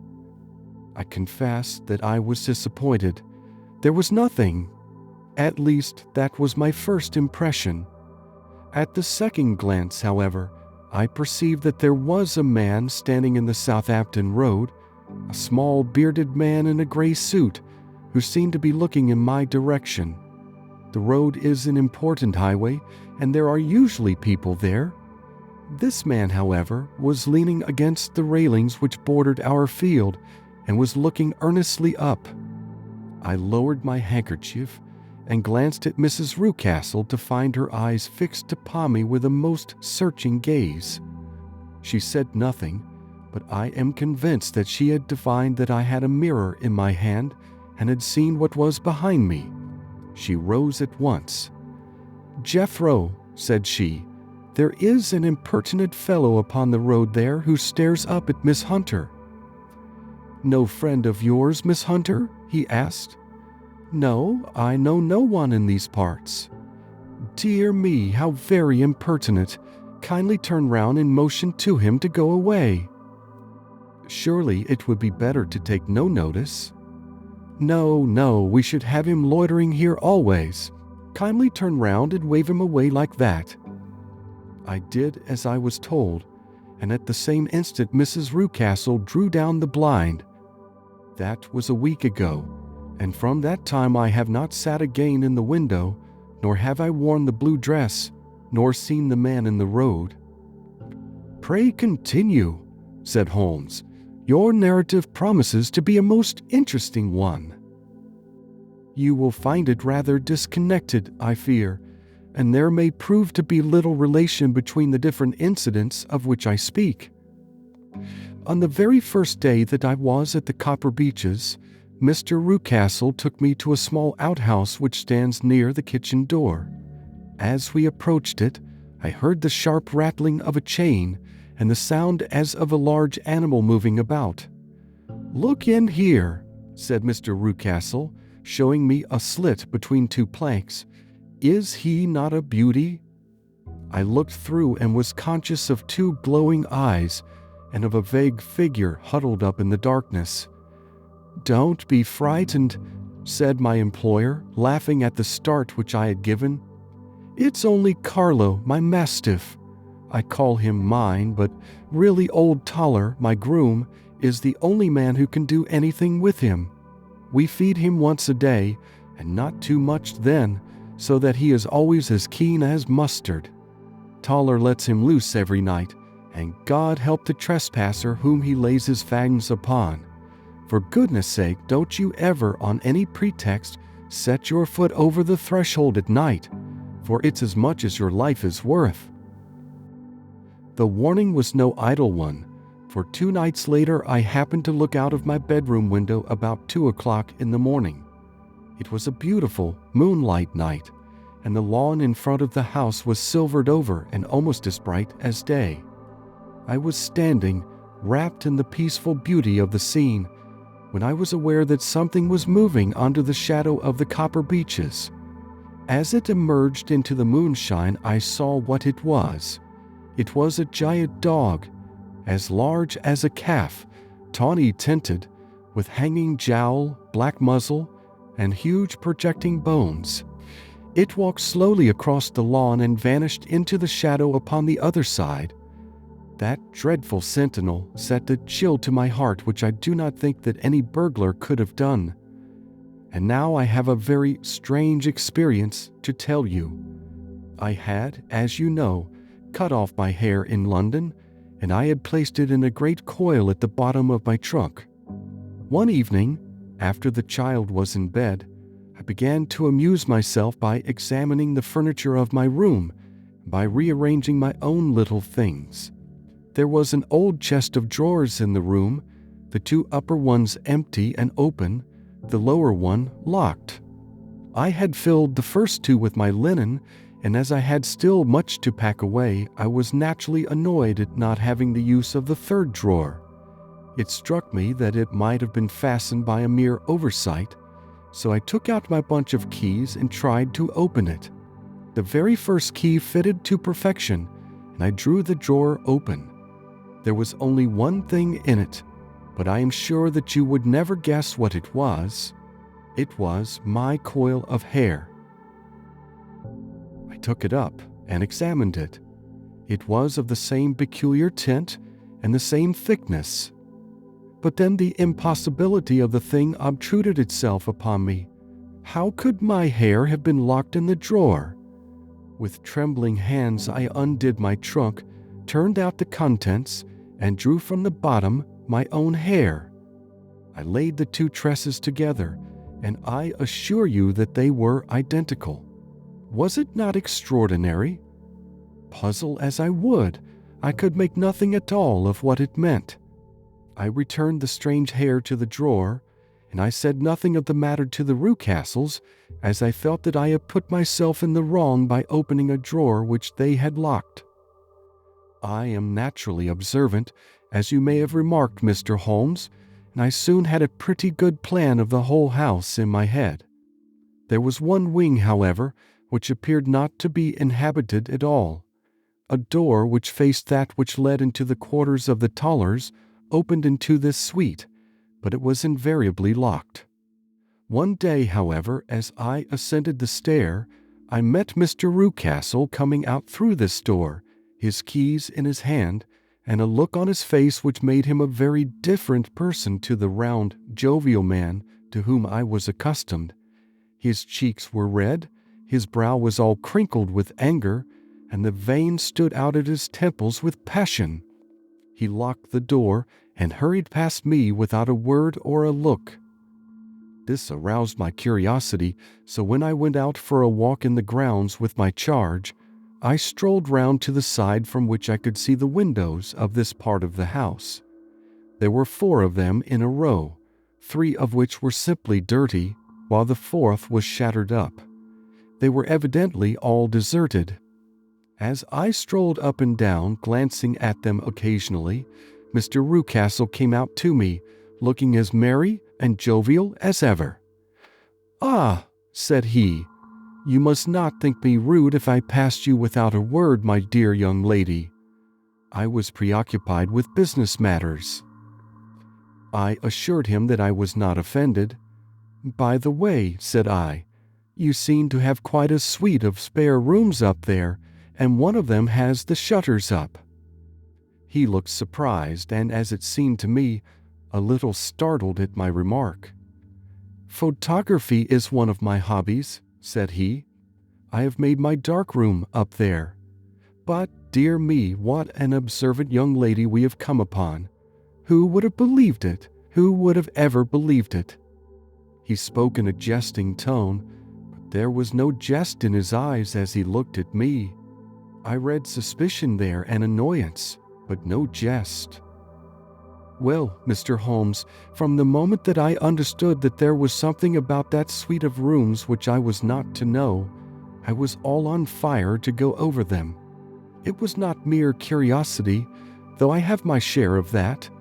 It was more a feeling of duty, a feeling that some good might come from my penetrating to this place. They talk of woman's instinct. Perhaps it was woman's instinct which gave me that feeling. At any rate, it was there, and I was keenly on the lookout for any chance to pass the forbidden door. It was only yesterday that the chance came. I may tell you that, besides Mr. Rucastle, both Toller and his wife find something to do in these deserted rooms, and I once saw him carrying a large black linen bag with him through the door. Recently he has been drinking hard, and yesterday evening he was very drunk, and when I came upstairs there was the key in the door. I have no doubt at all that he had left it there. Mr. and Mrs. Rucastle were both downstairs, and the child was with them, so that I had an admirable opportunity. I turned the key gently in the lock, opened the door, and slipped through. There was a little passage in front of me, unpapered and uncarpeted, which turned at a right angle at the farther end. Round this corner were 3 doors in a line, the first and third of which were open. They each led into an empty room, dusty and cheerless, with 2 windows in the one and one in the other, so thick with dirt that the evening light glimmered dimly through them. The center door was closed, and across the outside of it had been fastened one of the broad bars of an iron bed, padlocked at one end to a ring in the wall, and fastened at the other with stout cord. The door itself was locked as well, and the key was not there. This barricaded door corresponded clearly with the shuttered window outside, and yet I could see by the glimmer from beneath it that the room was not in darkness.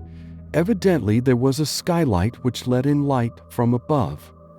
As I stood in the passage gazing at the sinister door and wondering what secret it might veil, I suddenly heard the sound of steps within the room and saw a shadow pass backward and forward against the little slit of dim light which shone out from under the door. A mad, unreasoning terror rose up in me at the sight, Mr. Holmes. My overstrung nerves failed me suddenly, and I turned and ran as though some dreadful hand were behind me clutching at the skirt of my dress. I rushed down the passage, through the door, and straight into the arms of Mr. Rucastle, who was waiting outside. "So," said he, smiling, "it was you, then. I thought that it must be when I saw the door open." "Oh, I am so frightened," I panted. My dear young lady, you cannot think how caressing and soothing his manner was. And what has frightened you, my dear young lady?" But his voice was just a little too coaxing. He overdid it. I was keenly on my guard against him. "I was foolish enough to go into the empty wing," I answered, "but it is so lonely and eerie in this dim light that I was frightened and ran out again. Oh, it is so dreadfully still in there." "Only that?" said he, looking at me keenly. "Why, what did you think?" I asked. "Why do you think that I locked this door?" "I am sure that I do not know." "It is to keep people out who have no business there. Do you see?" He was still smiling in the most amiable manner. "I am sure if I had known—" "Well then, you know now. And if you ever put your foot over that threshold again—" Here in an instant the smile hardened into a grin of rage, and he glared down at me with the face of a demon. "I'll throw you to the mastiff." I was so terrified that I do not know what I did. I suppose that I must have rushed past him into my room. I remember nothing until I found myself lying on my bed, trembling all over. Then I thought of you, Mr. Holmes. I could not live there longer without some advice. I was frightened of the house, of the man, of the woman, of the servants, even of the child. They were all horrible to me. If I could only bring you down, all would be well. Of course, I might have fled from the house, but my curiosity was almost as strong as my fears. My mind was soon made up. I would send you a wire. I put on my hat and cloak, went down to the office, which is about half a mile from the house, and then returned, feeling very much easier. A horrible doubt came into my mind as I approached the door, lest the dog might be loose, but I remembered that Toller had drunk himself into a state of insensibility that evening, and I knew that he was the only one in the household who had any influence with the savage creature, or who would venture to set him free. I slipped in safety and lay awake half the night in my joy at the thought of seeing you. I had no difficulty in getting leave to come into Winchester this morning, but I must be back before 3 o'clock, for Mr. and Mrs. Rucastle are going on a visit, and will be away all the evening, so that I must look after the child.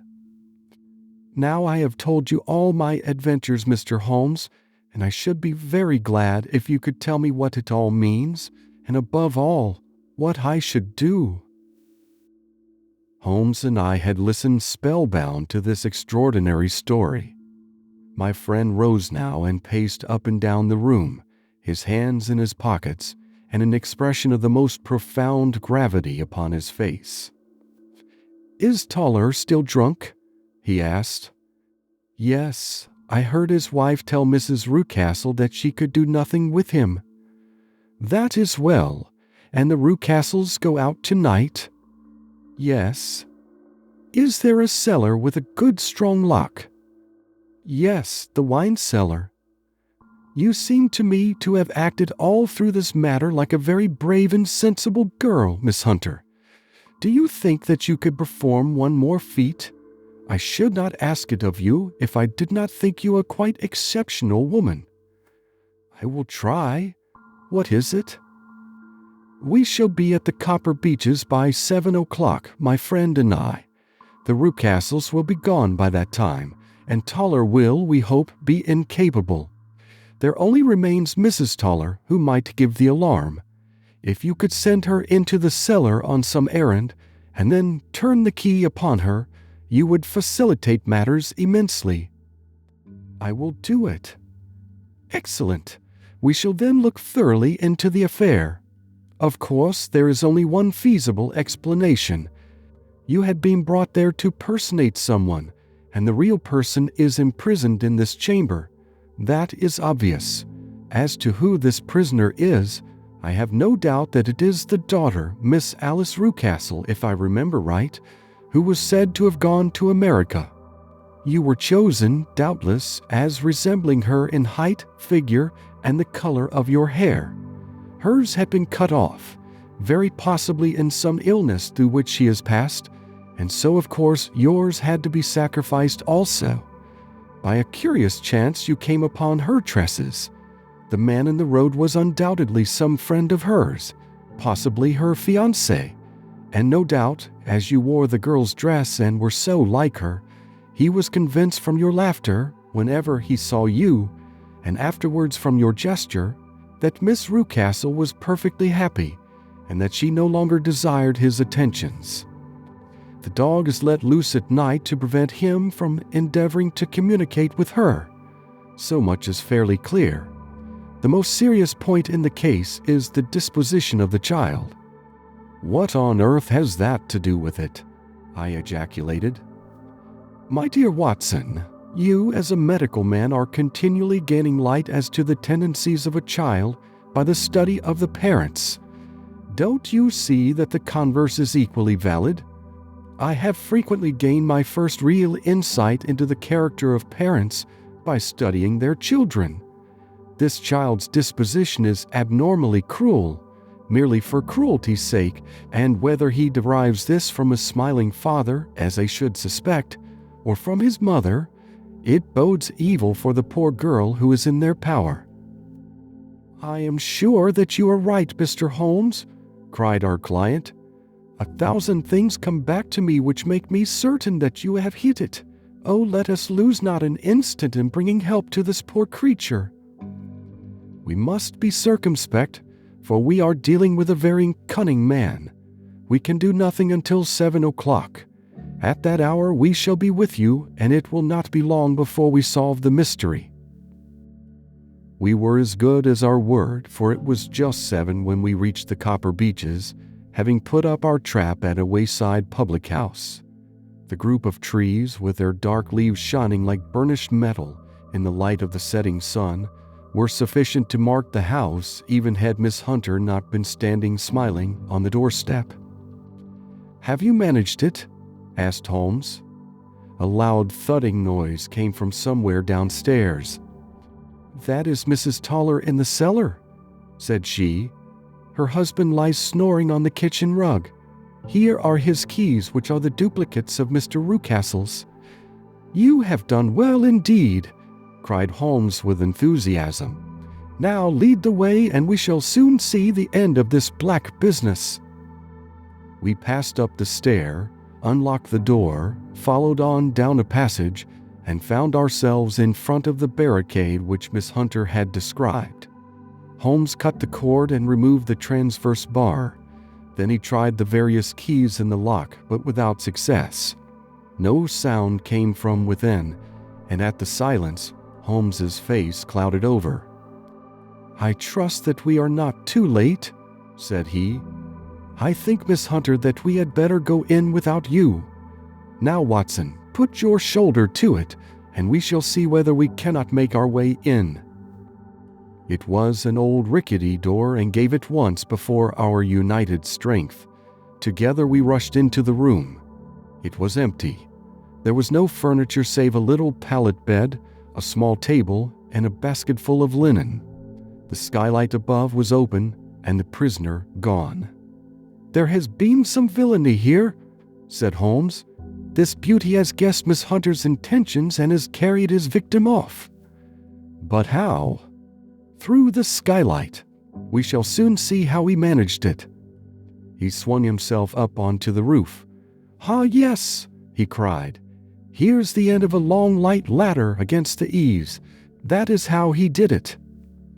"But it is impossible," said Miss Hunter. "The ladder was not there when the Rucastles went away." "He has come back and done it. I tell you that he is a clever and dangerous man. I should not be very much surprised if this were he whose step I hear now upon the stair. I think, Watson, that it would be as well for you to have your pistol ready." The words were hardly out of his mouth before a man appeared at the door of the room, a very fat and burly man, with a heavy stick in his hand. Miss Hunter screamed and shrunk against the wall at the sight of him, but Sherlock Holmes sprang forward and confronted him. "You villain," said he, "where's your daughter?" The fat man cast his eyes round and then up at the open skylight. "It is for me to ask you that," he shrieked. "You thieves, spies and thieves! I have caught you, have I? You are in my power. I'll serve you." He turned and clattered down the stairs as hard as he could go. "He's gone for the dog," cried Miss Hunter. "I have my revolver," said I. "Better close the front door," cried Holmes, and we all rushed down the stairs together. We had hardly reached the hall when we heard the baying of a hound, and then a scream of agony, with a horrible, worrying sound which it was dreadful to listen to. An elderly man with a red face and shaking limbs came staggering out at a side door. "My God!"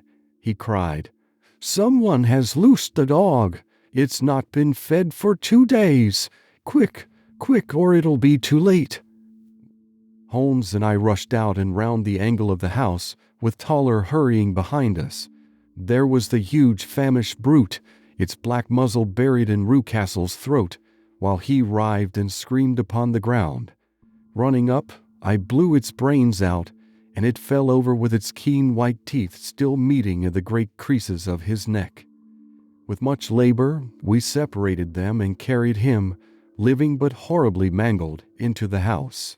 We laid him upon the drawing-room sofa, and having dispatched the sobered Toller to bear the news to his wife, I did what I could to relieve his pain. We were all assembled round him when the door opened, and a tall, gaunt woman entered the room. "Mrs. Toller!" cried Miss Hunter. "Yes, miss. Mr. Rucastle let me out when he came back before he went up to you. Ah, miss, it is a pity you didn't let me know what you were planning, for I would have told you that your pains were wasted." "Ha!" said Holmes, looking keenly at her. "It is clear that Mrs. Toller knows more about this matter than anyone else." "Yes, sir, I do, and I am ready enough to tell what I know." "Then pray sit down, and let us hear it, for there are several points on which I must confess that I am still in the dark." "I will soon make it clear to you," said she, "and I'd have done so before now if I could have got out of the cellar. If there's police court business over this, you remember that I was the one that stood your friend, and that I was Miss Alice's friend too. She was never happy at home, Miss Alice wasn't, from the time that her father married again. She was slighted like and had no say in anything, but it never really became bad for her until after she met Mr. Fowler at a friend's house. As well as I could learn, Miss Alice had rights of her own by will, but she was so quiet and patient she was, that she never said a word about them but just left everything in Mr. Rucastle's hands. He knew he was safe with her, But when there was a chance of a husband coming forward who would ask for all that the law would give him, then her father thought it time to put a stop on it. He wanted her to sign a paper so that whether she married or not, he could use her money. When she wouldn't do it, he kept on worrying her until she got brain fever and for 6 weeks was at death's door. Then she got better at last, all worn to a shadow and with her beautiful hair cut off. But that didn't make no change in her young man, and he stuck to her as true as men could be. "Ah," said Holmes, "I think that what you have been good enough to tell us makes the matter fairly clear, and that I can deduce all that remains. Mr. Rucastle, then, I presume, took to the system of imprisonment?" "Yes, sir." "And brought Miss Hunter down from London in order to get rid of the disagreeable persistence of Mr. Fowler?" "That was it, sir.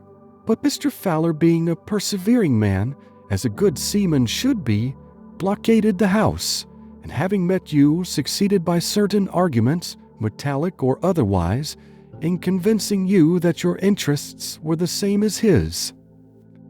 "Mr. Fowler was a very kind-spoken, free-handed gentleman," said Mrs. Toller serenely. "And in this way he managed that your good man should have no want of drink, and that the latter should be ready at the moment when your master had gone out. You have it, sir, just as it happened." "I am sure we owe you an apology, Mrs. Toller," said Holmes, "for you have certainly cleared up everything which puzzled us. And here comes the country surgeon and Mrs. Rucastle, so I think, Watson, that we had best escort Miss Hunter back to Winchester, as it seems to me that our locus standi now is rather a questionable one." And thus was solved the mystery of the sinister house with the copper beeches in front of the door. Mr. Rucastle survived, but was always a broken man, kept alive solely through the care of his devoted wife. They still live with their old servants, who probably know so much of Rucastle's past life that he finds it difficult to part from them. Mr. Fowler and Miss Rucastle were married, by special license, in Southampton the day after their flight, and he is now the holder of a government appointment in the island of Mauritius.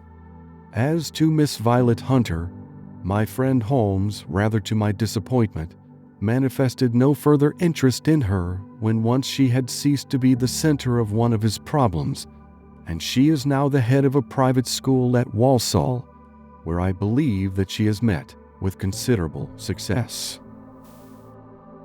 That is the end of our adventure number 12, and we thank you for listening to our book. Thank you for being cozy and listening to Southern Cadence. Remember to subscribe to get notified and listen to our other stories.